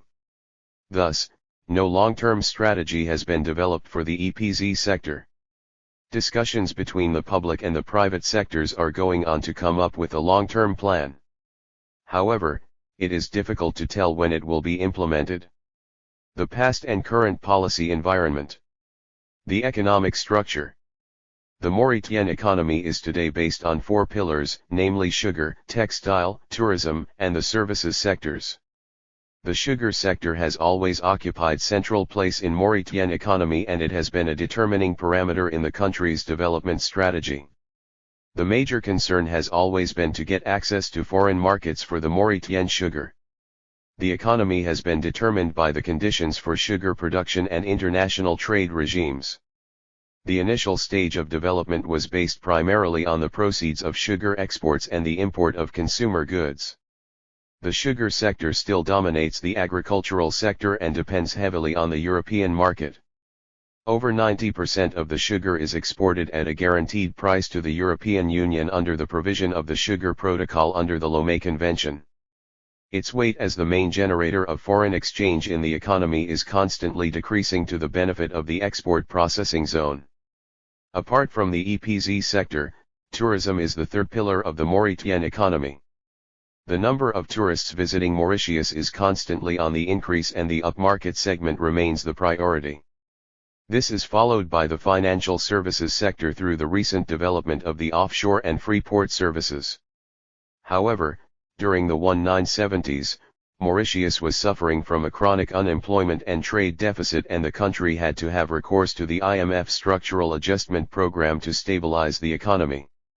Consequently, the country went through two currency devaluations in the 1970s, but in the long run the Structural Adjustment Program contributed in putting the country on a sound economic footing. The ownership structure. The ownership pattern has not changed much in Mauritius, except for the fact that there is now a new generation of owners as a result of the development of entrepreneurship in the country. Economic power is still in the hands of a minority group who controls the sugar, tourism, and EPZ sectors. Despite attempts to democratize the economy and business, a major shift in the economic ownership structure is not expected. Land reform has never been a political concern. Land, concentrated in the hands of Franco-Mauritians, has not been a threat to the economic development of country. In Mauritius, the use of redistributive fiscal instruments such as the sugar levy have in the past been more effective than land redistribution for welfare promotion. Mauritius had never had a government advocating confiscation or nationalization of business and industry. Mauritian leaders' commitment to international treaties and agreements have contributed to the development of an enabling environment and to political stability. This situation has maintained the status quo on land ownership and contributed to a sharp dichotomy between political and economic power. Mauritius still concentrates land on a small minority of landowners at the expense of social stability. This stability is vital for social cohesion in a multicultural society. Political determinants and its impact on economic policy, industrial and trade policies are designed to improve or maintain the rate of economic growth of the country. But they are influenced to a certain extent by the national historical heritage and by the political environment at the time they are adopted. These two factors have influenced the adoption of industrial and trade policies in Mauritius. Emergence of the state. Mauritius was first a French colony before it came under British rule in 1810. The island remained a British colony until March 1, 1968, when it obtained its independence. The slow process of the transfer of power from the British monarch to the people of Mauritius started in 1957 with the introduction of the ministerial system of government. In March 1, 1968, Mauritius became a sovereign country within the Commonwealth, but the Queen of England was still the head of state through a Governor-General. In 1992, Mauritius became a republic and the head of state is now the president. The transition period that prepared Mauritanians to take control of the country and the aftermath of independence were characterized by a division of the Mauritanian society about the future of the country. However, a conducive environment for policy making was slowly evolving as Mauritanians took their destiny in their own hands. All through these years, Mauritius has followed the Westminster model of democracy. The nature of the state. The Mauritanian state is modeled on the British system of government. The Council of Government at the time of independence became the cabinet headed by a prime minister, with the Legislative Assembly as the lawmaking body. As in Britain, the Mauritanian system of government is based on the principle of the separation of powers between the legislature, the executive, and the judiciary. The prime minister is normally the leader of the party with a majority in the National Assembly. In 1992, Mauritius became a republic with a president with constitutional powers similar to those previously held by the Governor-General. The president is a figurehead and is nominated for a period of 5 years by a simple majority of the National Assembly on the proposition of the Prime Minister. He is a constitutional head and exerts his powers and prerogatives on the advice of the Prime Minister and the Cabinet. The executive power of the government of Mauritius lies with the Prime Minister, who is the head of the Cabinet. In the Mauritanian context, the Cabinet is responsible for policy formulation. Mauritius is a classical case of cabinet government, although the Prime Minister and certain senior ministers such as the Minister of Finance and the Minister of External Affairs play an important role in the cabinet. However, there have been cases where the Prime Minister has had an upper hand in certain policy decisions, and this has led certain observers to argue that Mauritius has more of a prime ministerial form of government. There is, however, no such example in the field of trade and industrial policies, where the Ministry of Industry and the Ministry of Foreign Affairs and International Trade usually play a determining role in policy formulation and implementation. On very sensitive and important issues, the Economic Committee of the Cabinet is put to contribution. A practice has evolved recently at the level of the Cabinet to refer certain economic issues to that committee. This has been the case with the last 3 national budgets. It must be pointed out that ministers have a fair amount of discretionary powers and that these powers must be reduced because they promote individual interests against national interests. Partnership and consensus building. In Mauritius, the state plays a major role in the development process and is also a major employer. The sugar sector has also been a major employer but has today left this role to the EPZ sector. Work in the sugar sector is relatively slow except at the time of harvesting. The rhythm of other economic activities is influenced by that of the sugar. 182. Industry. However, the modern sector like the export processing zone operates at a quicker pace compared to that of the traditional sector. A typical example is the work done in the EPZ sector, where the worker puts in 10 to 11 hours per day. This has certain consequences. Workers tend to prefer low-paid jobs in the traditional sector because of the harder conditions of work in the modern sector. Their preference is often for the public and parastatal sectors where there is security of employment. The traditional sector tends to remain hypertrophied, whereas the modern sector continues to suffer a shortage of labor. It is becoming a necessity to modernize the traditional sector so that it can operate like the modern sector. The civil service. The Mauritius civil service is a classical copy of the British one, and has, despite various constraints, played a vital role in policy implementation. Parastatals also form part of this broad structure of government. Presently, the public sector employs about 60,000 people. However, there is a serious problem of coordination between various ministries concerned with policy making and implementation. The interference of politicians and ministers in the day-to-day management of the service affects the motivation of civil servants and has a negative impact on efficiency. The solution would be an independent civil service and a clearly defined policy that will enable the civil servant to cope with new challenges. The private sector. The private sector also faces similar challenges but is more flexible and efficient. Nevertheless, it is much easier to stick the label of inefficiency on the public sector. For the latter is as efficient as the private sector at the level of certain departments, ministries, and parastals. Today it is the most efficient public sector organizations that are being privatized, such as the Mauritius Telecom. Yet, there is room for improvement in the traditional activities of the private sector. The latter has a long history associated the sugar industry, and it was realized in the colonial days that it must be structured in order to promote its interests. In an effort to do so, it has over the years set up professional bodies in key sectors and ensured that it is recognized as a dialogue partner by the government. The necessity of engaging in dialogue was accepted by both government and the private sector, although such dialogue has not always been smooth. In fact, the private sector-government dialogue improved and got consolidated in the 1980s, with lobbying activities and regular consultations being the main instruments used by the private sector.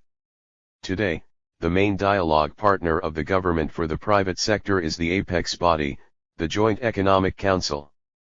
Consultations, formal and non-formal, have become a regular feature of government-private sector relationship.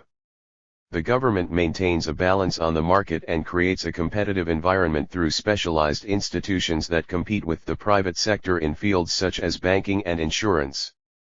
It can be argued that the private sector has been a captive waiting for the government to play the leading role in the development of support policies, as is the case in tourism promotion and delocalization in Mozambique. Nevertheless, the government-private sector dialogue is instrumental in reaching a consensus on policy making, and has helped in creating an environment in which the private sector can operate. The trade union movement. The civil society, trade unions, the press, and NGOs, has flourished since independence, and certain members of the civil society played a major role in the struggle for better labor laws and extended political rights prior to independence. Consensus building is a characteristic of policy making in Mauritius, and trade unions are engaged in the process to promote the welfare of workers. This, together with the close relationship between trade unions and politics, constitutes the basis for the incorporation of trade unions in policy making. In 1948, general elections were held following a new constitution that granted all those who could write in any of the languages in Mauritius the right to vote. The enlargement of the electoral base for workers coincided with the debut of trade unionists in elective politics. This impacted on the role played by trade unions within the policy-making process. At the same time, it cost them their independence from politicians who appropriated the programs of the trade unions to themselves. The open democratic system has been conducive to the active involvement of trade unions in influencing policy. It must be argued that at the initial development of the EPZ in Mauritius, the trade union movement, especially left-wing trade unions, were not in favor of industrialization through the EPZ model. In fact, the trade union movement shared the views of left-wing political parties and intellectuals on the issue, and it was difficult for the country to have a consensus on the EPZ strategy in the context of policy formulation. In fact, the EPZ sector imposed itself as an industrialization process on the Mauritian stakeholders through its success. This explains in part the absence today of any clear strategy for an industrialization policy in the country. Although it must be recognized that the trade unions played and still play a fundamental role in the industrial sector, life was not easy for the trade unionists, and they had to resort to strikes and other means of solving industrial disputes to be recognized as representatives of trade unions of the EPZ sector. Certain industrialists went as far as setting up management committees in their factories to divide their workers and weaken the trade union movement. The struggle by the trade union movement paid off in the end in terms of better conditions of work and introduction of labor laws for the EPZ sector. Trade unions in the EPZ sector have the opportunity to participate with trade unions in the other sectors in the tripartite committee, where the Minister of Finance and other ministers, with the representatives from the private sector, determine the annual salary compensation of the Mauritian workers. However, workers through their trade union representatives are not in a position to influence policy formulation in the context of industrial strategies, the sole domain of government and the private sector. With globalization and liberalization, the Mauritian trade union movement is faced with new challenges. Trade unions can no longer confine themselves to such traditional issues as better conditions of work, but must deal with issues such as globalization, sustainable industrialization, and the linkage between trade and environment, and related WTO issues. It is not an easy task, especially when it comes to the mobilization of specialist advice on certain technical, economic and trade issues.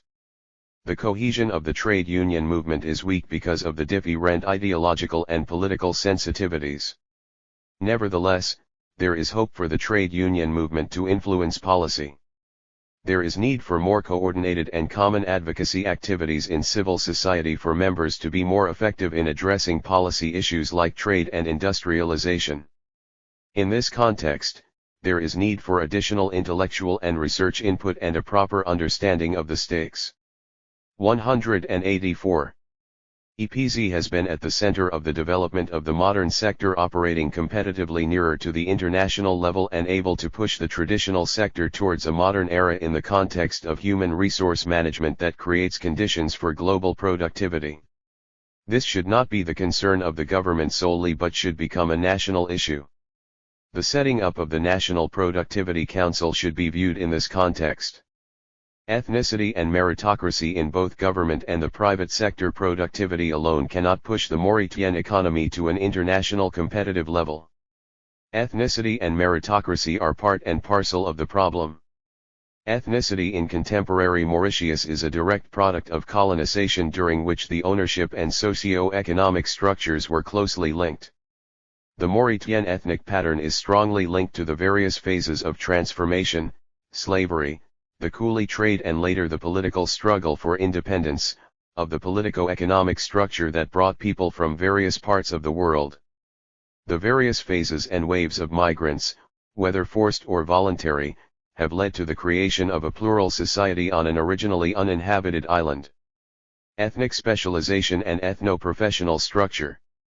The plantation economy of the colonial days impacted on the nascent Mauritian society and led to ethnic specialization in economic activity and the use of labor force. Consequently, the issue of ethnicity cannot be isolated from the struggles of the slaves, the Indians, and later the political struggle of the Hindus, the descendants of Indians, and the Creole, descendants of slaves, including the gens de couleur, the colored, and other ethnic minorities.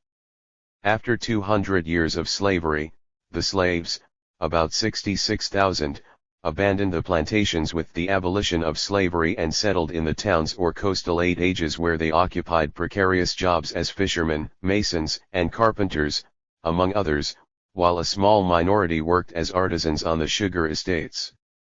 Indentured labor was brought in from 1834 to replace the slaves, and both groups of workers have greatly contributed in the development of modern Mauritius. It is important to point out that in the 1880s and the 1930s Franco-Mauritians controlled everything. In the then public sector of the time, the posts of magistrates and senior police officers were reserved for Franco-Mauritians. Lower-level police officials, district magistrates, medical officers, clerks and teachers were predominantly members of the Creole middle class. The Hindus were initially left out and they were only later gradually allowed into government employment. Despite the fears and hopes raised by independence, the coming to power of the Labour Party, strongly supported by the vast Hindu community, 51%, did not bring about any changes in economic ownership.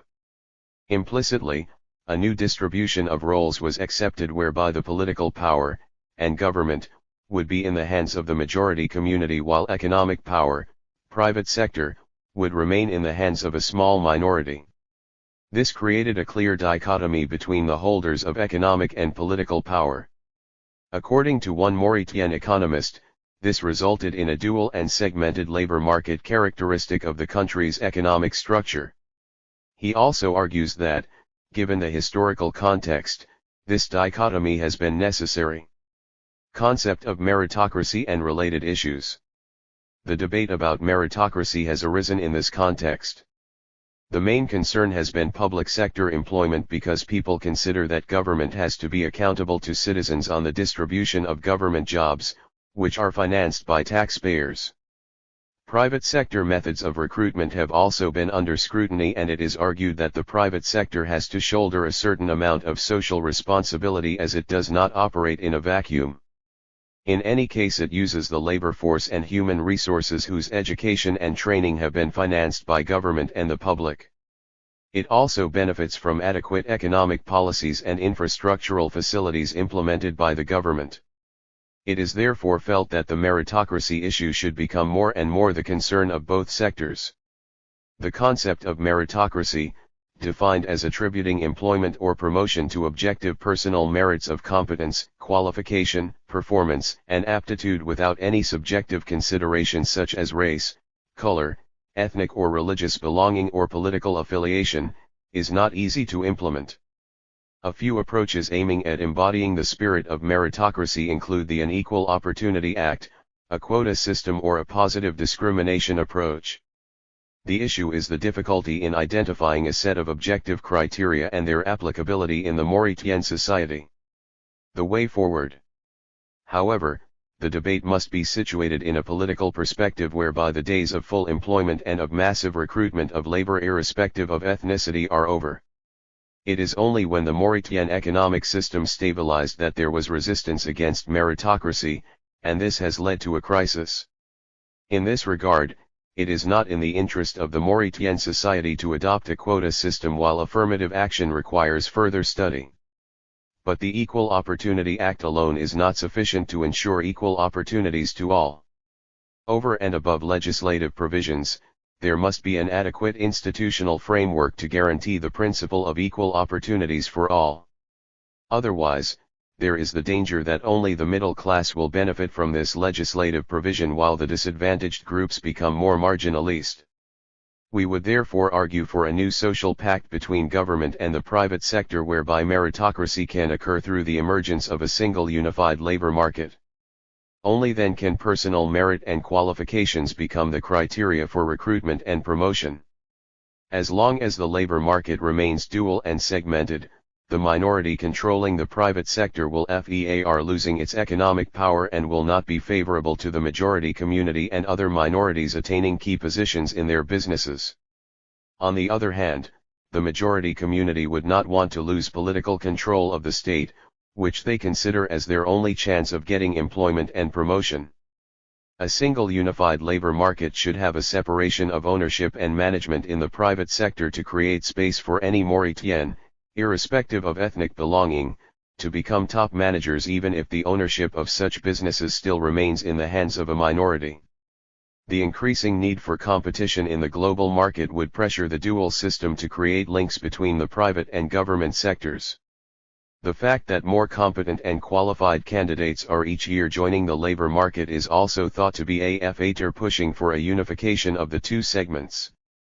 The role of the state is bound to retrench, and the private sector is faced with the challenge of taking new responsibilities as employer. Otherwise, new contradictions will emerge within the Mauritian society, and these will put at risk the sustainable development of the country. Politics of strategic trade and industrial policies. Trade policies. Since its independence in 1968, Mauritius adopted, like most developing countries, a restrictive and protectionist trade policy until the 1980s when it embarked on an irreversible liberalization process. Given the specificity of Mauritius as a small and isolated island economy, free trade and non-interference in the domestic market would have been the best policy for the government to follow. The need to raise revenue left few options other than the imposition of high tariffs, and the taxing of imports was viewed as the easiest means of raising government revenue. However, other reasons such as the establishment and protection of the domestic industry also largely contributed to the adoption of the protectionist trade policy. Side-by-side imports and exports were subjected to a licensing system, while other forms of non-tariff barriers, NTBs, namely import quotas and foreign exchange rationing, were also introduced. The trade liberalization process. Since the beginning of the 1980s, the trade regime in Mauritius has been substantially liberalist. In the beginning of the 1980s, quantitative restrictions and price controls affected a large majority of imports. Tariffs were as high as 600%. In 1984 and 1985, quantitative restrictions were completely dismantled. Price controls were lifted on the majority of products. In 1991, import licensing was eliminated on all but a limited list of items subject to health, sanitary or strategic controls. In 1994, export licensing was abolished on all but a limited number of products, in particular on products of strategic importance such as cement, and exports restricted by quotas in the importing markets. Tariff reforms. During the whole of the 1980s, tariffs have been constantly decreasing.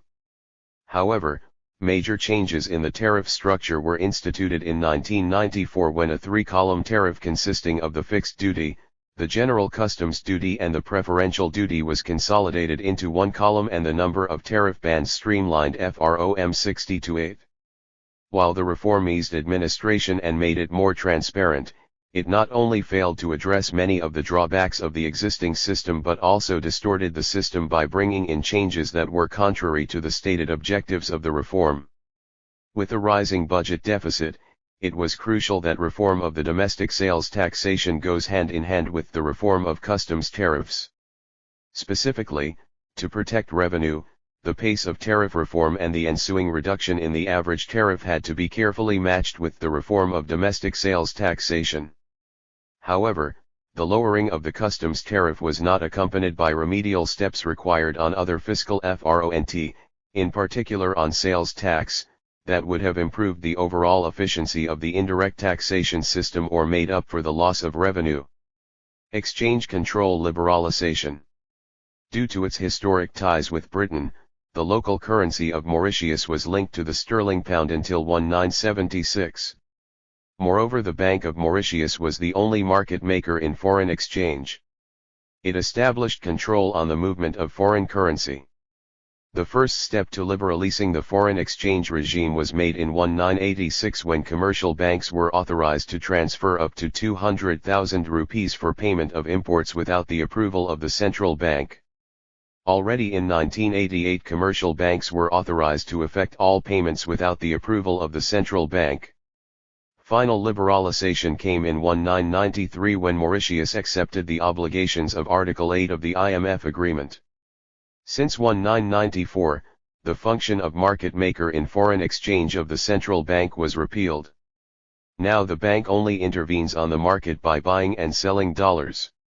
The sugar proceeds in foreign currency, which were bought entirely by the central bank from the Mauritius Sugar Syndicate, have been managed by the latter since 1997. An automated foreign exchange market in US dollars operates in the capital, and commercial banks are encouraged to conduct foreign exchange operations among themselves. In fact, a Foreign Exchange Dealers Act was passed in 1995 to regulate all foreign exchange deals and money changes. The objective of the act was to promote greater competition among dealers in foreign currency. Monetary and credit policy. The principal instruments of monetary policy were till the end of the 1980s the reserve requirements, quantitative control of bank credit expansion, selective credit controls and interest rate guidelines. The interest rate policy favored the EPZ sector and remained biased against smaller and new firms. The Bank of Mauritius directly managed the credit policy through a system of credit ceilings. Monetary policy was therefore used as a microeconomic rather than a macroeconomic instrument. Reform in the banking sector started in 1988 when interest rates were liberalized by abolishing the minimum savings deposit rate and the maximum loan rate. More major reforms were undertaken in 1991 to increase competition in the banking system. There was a shift in policy towards the use of open market operations and the establishment of a price mechanism to allocate credit apart from the expansion of the supply of money market instruments. The bank rate was reduced from 12 to 11% and the Bank of Mauritius began to auction bills weekly. The bank rate was further lowered to 8% in 1992 and the credit ceilings to priority sectors were removed. The ceilings on non-priority sectors were also removed in 1993. Other important developments related to the linking of the bank rate initially to a 1-2-week average weighted on 3 months, 6 months, and 1-year Treasury bills plus a margin of 1%. In December 1994 the margin was reduced to 0.25% and in 1995 the 1-2-week average was replaced by a 1-week average plus a margin of 0.25 percentage point. The 0.25 percent point margin was abolished in December 1, 1996. The bank rate is equal to the overall weighted average yield for accepted bills. Value-added tax. A value-added tax was introduced in September 1998 at the rate of 10% ad valorem. It is applicable on an extended tax base, which also covers the services sector. However, the tax also contains 50 exemptions which should be streamlined in future. It is generally believed that the VAT would generate greater revenue, facilitate the flows of investment into Mauritius and increase the country's competitive edge on the export markets. The tax avoids cascading since VAT collected on purchases of capital and intermediate imports are refunded. The cost of capital is therefore reduced, impacting positively on the competitiveness of exports. Tax evasion is also less likely since it is collected at different stages of the distribution chain. For the first 9 months since its introduction, the tax has generated 3.5 billion rupees. Reform of the excise tax system. Notwithstanding the 1994 tax system reform, excise taxation remains seriously flawed. The Excise Act of 1994 contains such positive elements as the extension of excise taxation to imports. This taxation was formerly applicable only on domestically produced goods. However, many of the features of the reformed excise tax remained inconsistent with modern excise taxation system. The 19 and 98/99 budget went a long way in ensuring that the excise taxation system conformed to established international norms and practices and at the same time corrected a number of existing anomalies that arose from the differential treatment between imported and locally produced goods. Accordingly, the 47% excise duty levied solely on imported furniture was abolished. Industrial policies. Mauritius has known 2 major phases of development in industrialization. Industrialization has gradually transformed the structure of the Mauritian economy from an agricultural one-to-one base to a large extent on the export-oriented manufacturing sector. The first industrial development phase started with the implementation of an import substitution industry in the early 1970s, but this was soon found to be limited due to the constraints of the local market. This led to the setting up of the second phase with the export processing zone manufacturing and service sector. During the past 25 years, both the import substitution and the export-oriented regimes have been part of the industrial development of the Mauritian economy with nevertheless a dominant export sector. Import substitution policy, 1960 to 1970. In the early 1960s the drive behind the setting up of an import substitution policy was led by the recommendations of the Meade Report. The main aim of this report was to study the economic and social structures of the Mauritian economy and make recommendations geared towards maintaining the improvement of the standard of living given the demographic growth. Problems encountered by the import substitution policy. The attempt to diversify the economy and to create new jobs, however, did not last long. The main reason was the small size of the Mauritian market. The level of employment in the manufacturing sector stood at 9,000 in the late 1960s and there was still a significant number unemployed. The situation was further worsened by an increasing number of school leavers. The annual economic growth rate was also not encouraging at 1.75%. Both savings and investment rates remained virtually constant at 16% of GDP during this period. With the shortages of foreign exchange prevailing, a change in industrial policy was imperative.